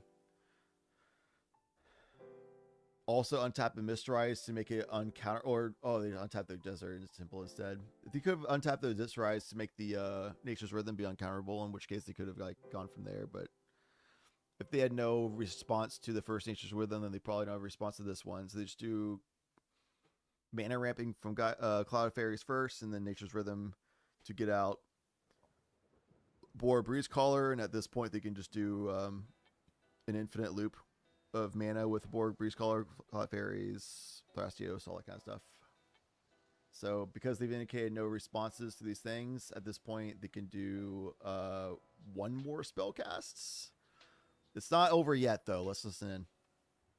I think they have to cast 1 more spell, which could draw cards, and there could be interaction point still. Let's listen in. Going down to 6. Yeah. Yep. Well, that's Talon Gates, but yeah, we'll listen in. I'm good to concede to this. I will find the Talon Gates of Madara, present a loop of bouncing the Talon Gates, putting the Talon Gates, creating infinite mana, then I will cast my Thrasios, paying for the Rithik. I will find Finale of Devastation and run you over with infinite creatures.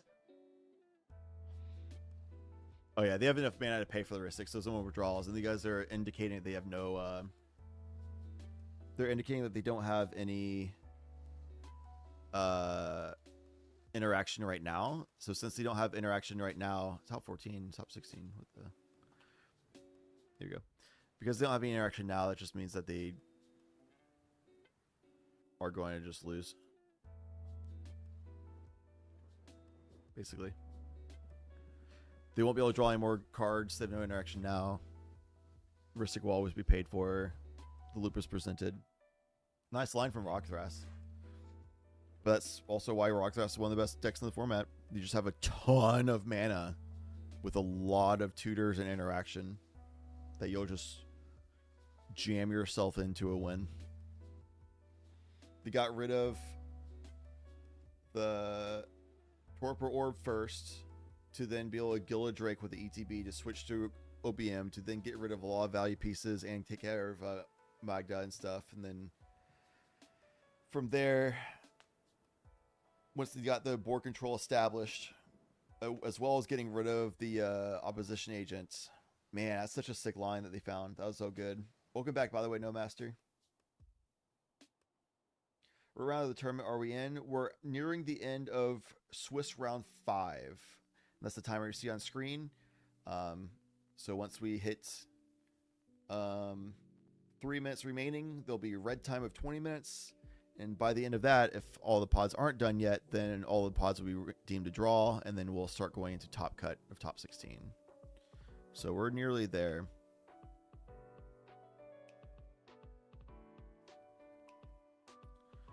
Top cut is also timed now, so we should be done by 11:30 p.m. latest. Should be. Unless there's some kind of crazy tech issues or something causing delays. And that's 11:30 p.m. Eastern latest. Should be. I guess technically I have to say midnight Eastern latest.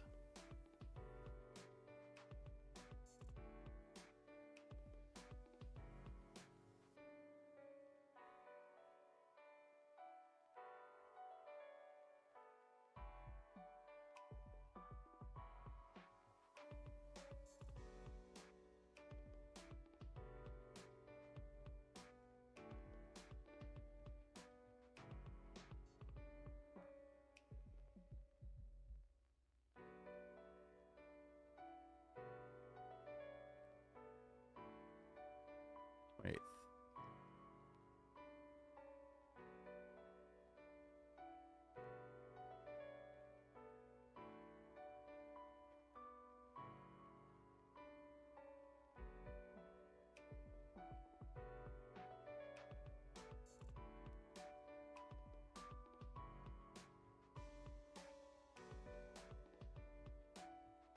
February 28th is the next tournament, by the way. February 28th. You can hear you telling yourself that soul is the best way possible. Look at me. It's been 9.5 hours already of me solo yapping for y'all. I'm a bit tired. Yeah, fun games. The last few games have like a lot. The first 2 rounds were like lightning quick games. We hop in a game, it ends, and in the round or 2, we hop in the next game, it ends in the round or 2. So it's like we're seeing a lot of action, a lot of cool stuff. Things are going sick. And then like round 3 was a grinder into red time. Round 4 was a grinder game into red time. And then round 5 was a fast game. Thankfully, got to have a break. That was awesome. And then we got to see another game just there. That was also like.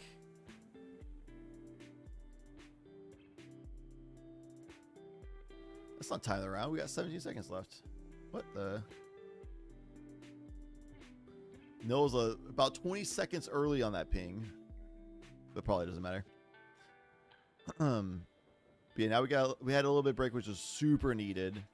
Came back, got to see another game get closed out really nicely by Rock. That's a super sick line of just managing the board state. Web Hoger, welcome. I don't know what that means, so we'll try to keep to English only so we can moderate properly. Need more stacks in? Hell no. Hell no. Give me more turbo. Let's get the show on the road, you know? Optimal Hunter there losing.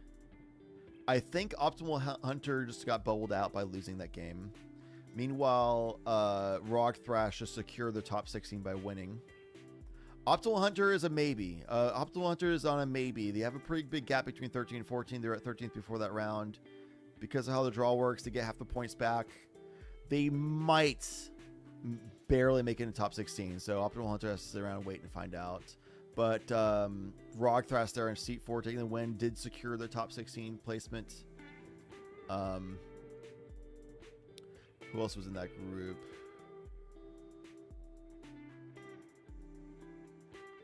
I gotta refresh this page. There you go. I'm gonna screw up the timer, sorry. Deal with it. Masumi and cool name here. I'm just getting placements for y'all. Cool name here did not make top cut because of that loss. Masumi did not make it to top cut because of that loss. So from that win, Rogthras secured top 16. The TNK is on a maybe. Meanwhile, seat 1 and seat 3 of that pod missed out on top 16. Yippee! Welcome back, E. Need ourselves a T1 Dranith. Oh my god. You better be playing Monk Yatso if you're dropping a T1 Dranith.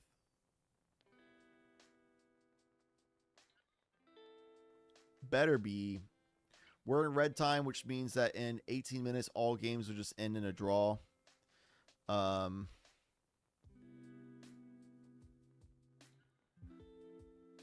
The pod that got an extension per the judge notes for this round has already ended. So the last remaining pods, which I believe there's only 3 pods.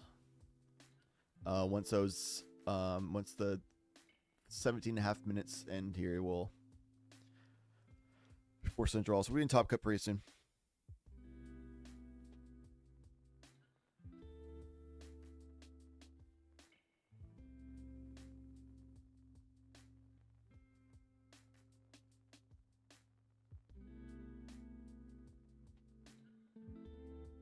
Top 16 is next. Correct. Yar.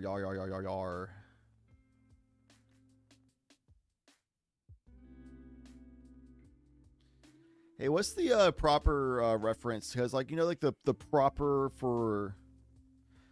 It's like gentle folk is the gender neutral reference that's equivalent to ladies and gentlemen. But there's sir and ma'am, right? Sir is like the honorific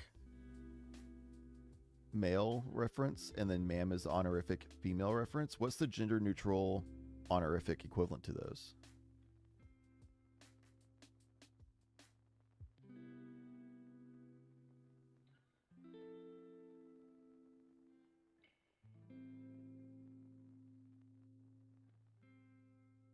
No, you isn't honorific. It's just you.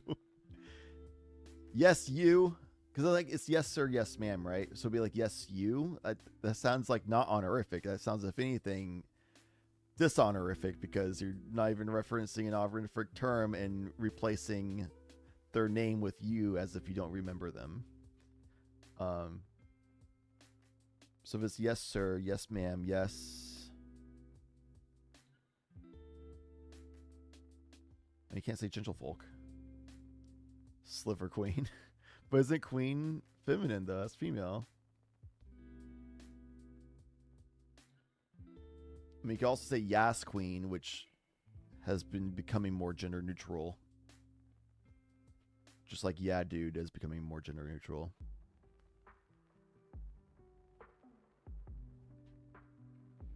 Meanwhile, though, I don't really want to take away queen from women, because men still have king. So like your honor and your highness can be gender neutral. That could be up there. So like yes highness would be good. So I like to use that more often. Yes highness. Yes highness. Assume you just use their name. But what if you don't know their name? If you don't know their name and you don't know what gender they identify as, so you want to use a gender neutral honorific instead of assuming sir or ma'am. What would be the gender neutral honorific if you don't know their name? But you comes across as dishonorific, as stated previously.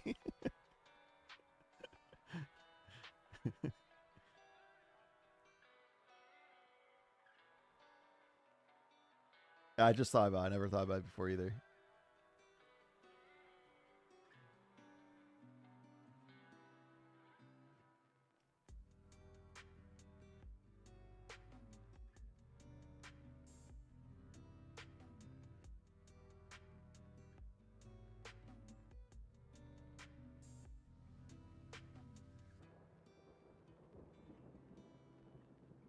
I think you just don't lead in with the yes. I think you just have to respond differently to where it's like, oh, Sliver Queen is where T1 Dranith lives? Hell no. You got Woober. You got so many more things you can do than Dranith. Let's see.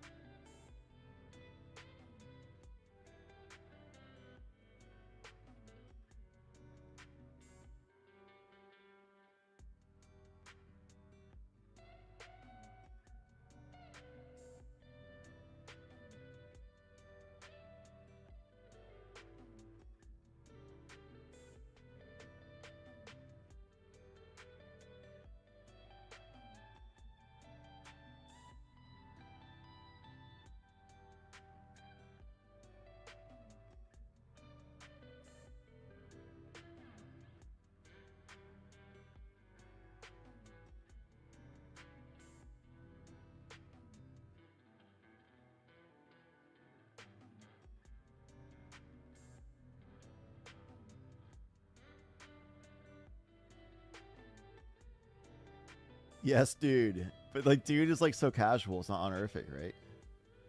You know, DC to Bob about this whole convo and sent the. Yeah, it's all good, all good.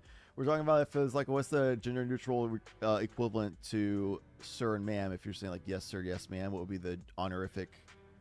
That it would be gender neutral. I think there's no word for it, and I can't think of any word to come up with to start using.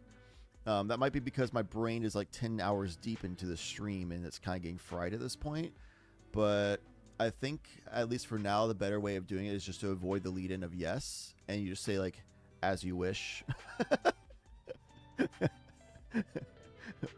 Or confirmed.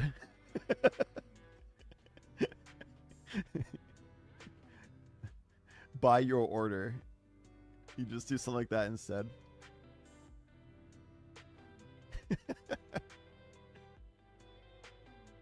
You just avoid using an honorific and just stay with an honorable response that is not referencing any form of gender at all. Not even gender neutral or non-binary or anything. You just... I think that's the best way to do it.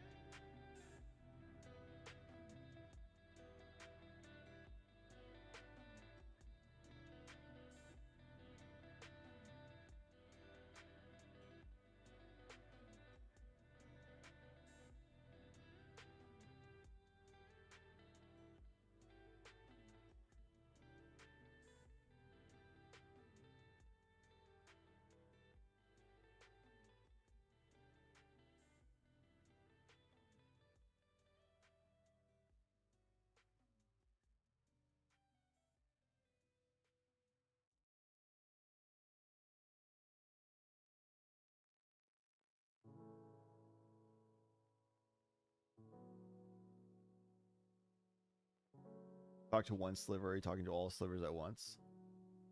True, if you were conversing with a sliver, do slivers have gender?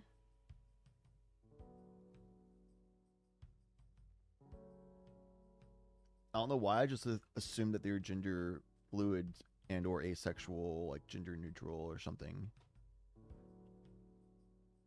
I figured it was gender fluidity with slivers.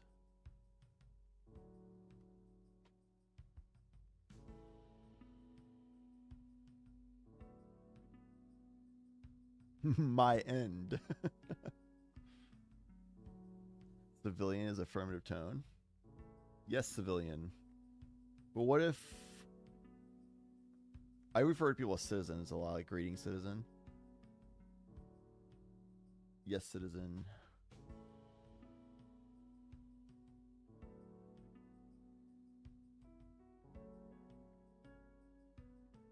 Church goddess? Wait, what? What is he doing?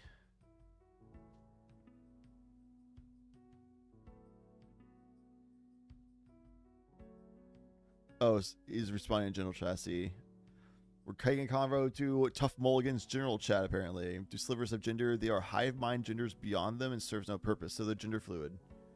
Or, I guess it wouldn't technically be gender fluid, right? Because they just don't even refer to gender at all. They're just asexual reproductive.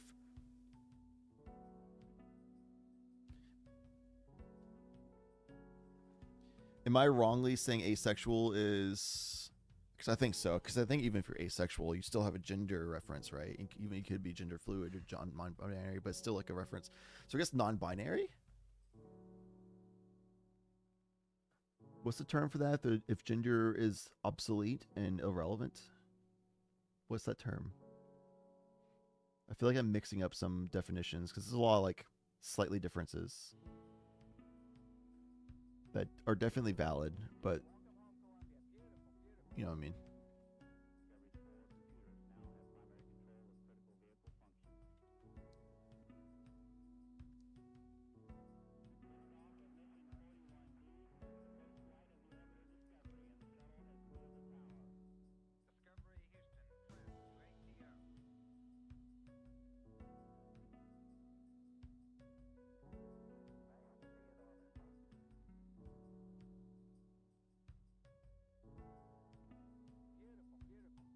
Non-binary, Mewtwo says. That's what I thought, non-binary, but then I was like, well, does non-binary mean you have no gender, or does it mean that you don't subscribe to current definitions of gender, but you still have some form of gender identity that's not subscribed to anything? And is there enough difference there that matters?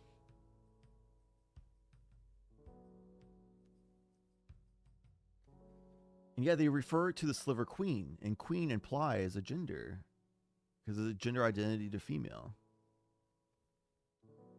It's not this sliver emperor or like the sliver royal or sliver highness. Yeah, I was thinking non-binary was like a spectrum over an in-between. Yeah, that's what I was thinking too, E. Which is why I'm like, wait, am I mixing up definitions?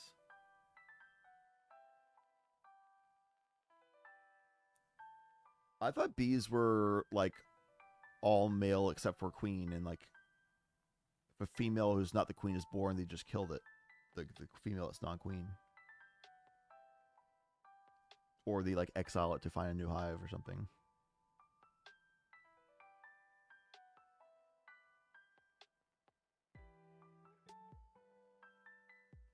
Yeah, I guess so, no master. I don't know the lore enough.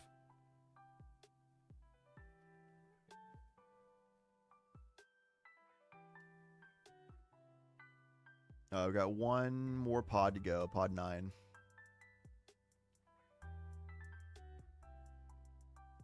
Yeah, that's what I thought. Like, I knew there was males and females for bees, but it was like the females who are not the queen either get exiled to find a new hive and start their own hive, or they get killed until a queen is getting near death.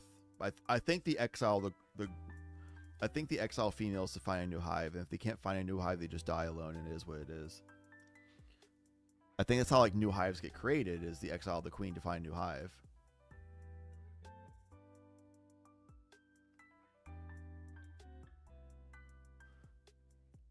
Oh yeah, now Church is getting confused because he thinks that non-binary means that there's no gender relevance whatsoever, but that's not necessarily true, I think, because Here, let me look up the definition of non-binary. Non-binary meaning. Not relating to, composed of, or involving just two things. Denoting having or relating to a gender identity that does not confront to traditional binary beliefs about gender, which indicate that all individuals are exclusively either male or female. So non-binary just basically means gender fluid. Like, they don't subscribe to I'm just a male or just a female. They are saying that they are an in-between, like you said, E.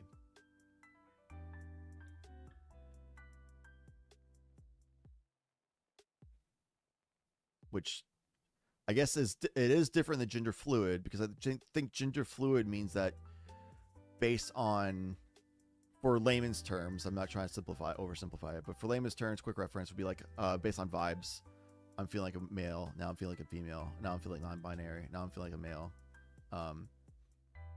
So non-binary would be like they, them. And gender fluid is like you can go between they, them, male or female based on vibes, which I know there's more to it, but we can just say vibes for now. So gender fluid is like you can be anything based on what you're feeling, and non-binary is you're specifically a they, them.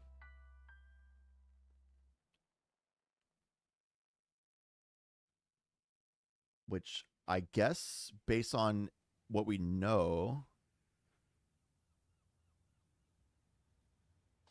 is, I'm gonna Google what is sliver gender, I guess. Is a Google search I'm doing today. Sliver typically refers to as, oh wait, hold on.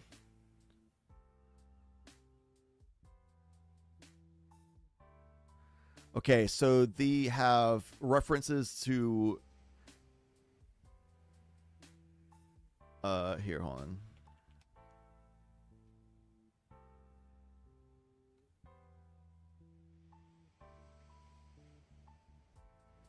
So slivers in general are non-binary, meaning that they would be a they, them. Except for the queen, who is a female.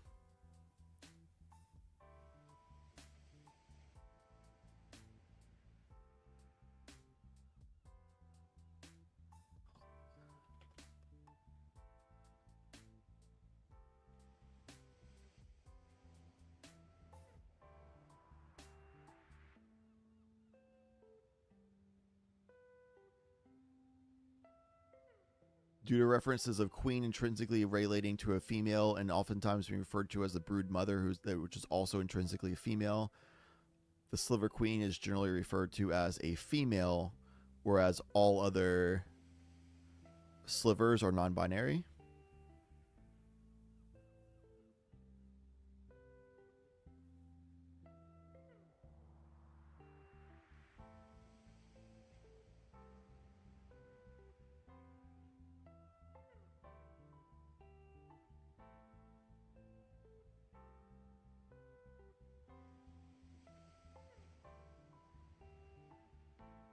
Which is interesting because of the fact that they're a hive mind.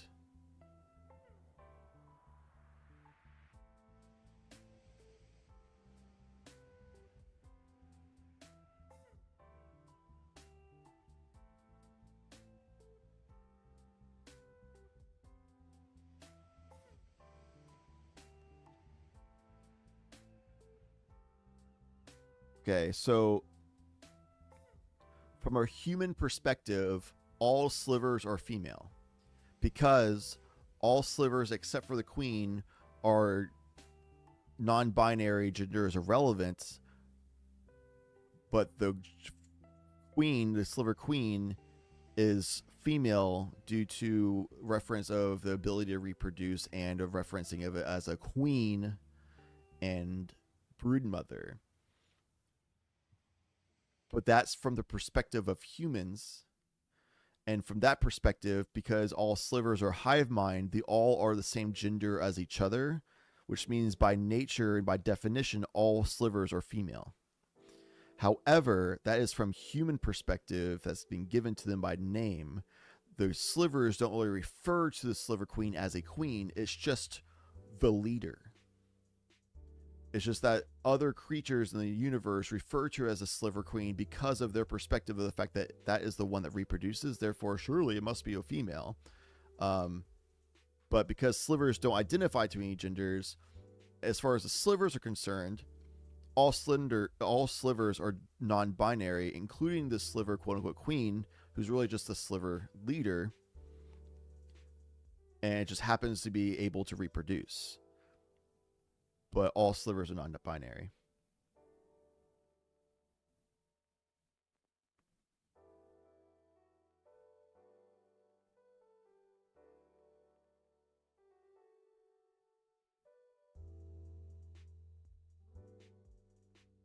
Slivers don't learn, they just know. Yeah, but that doesn't mean they don't all think the same thing.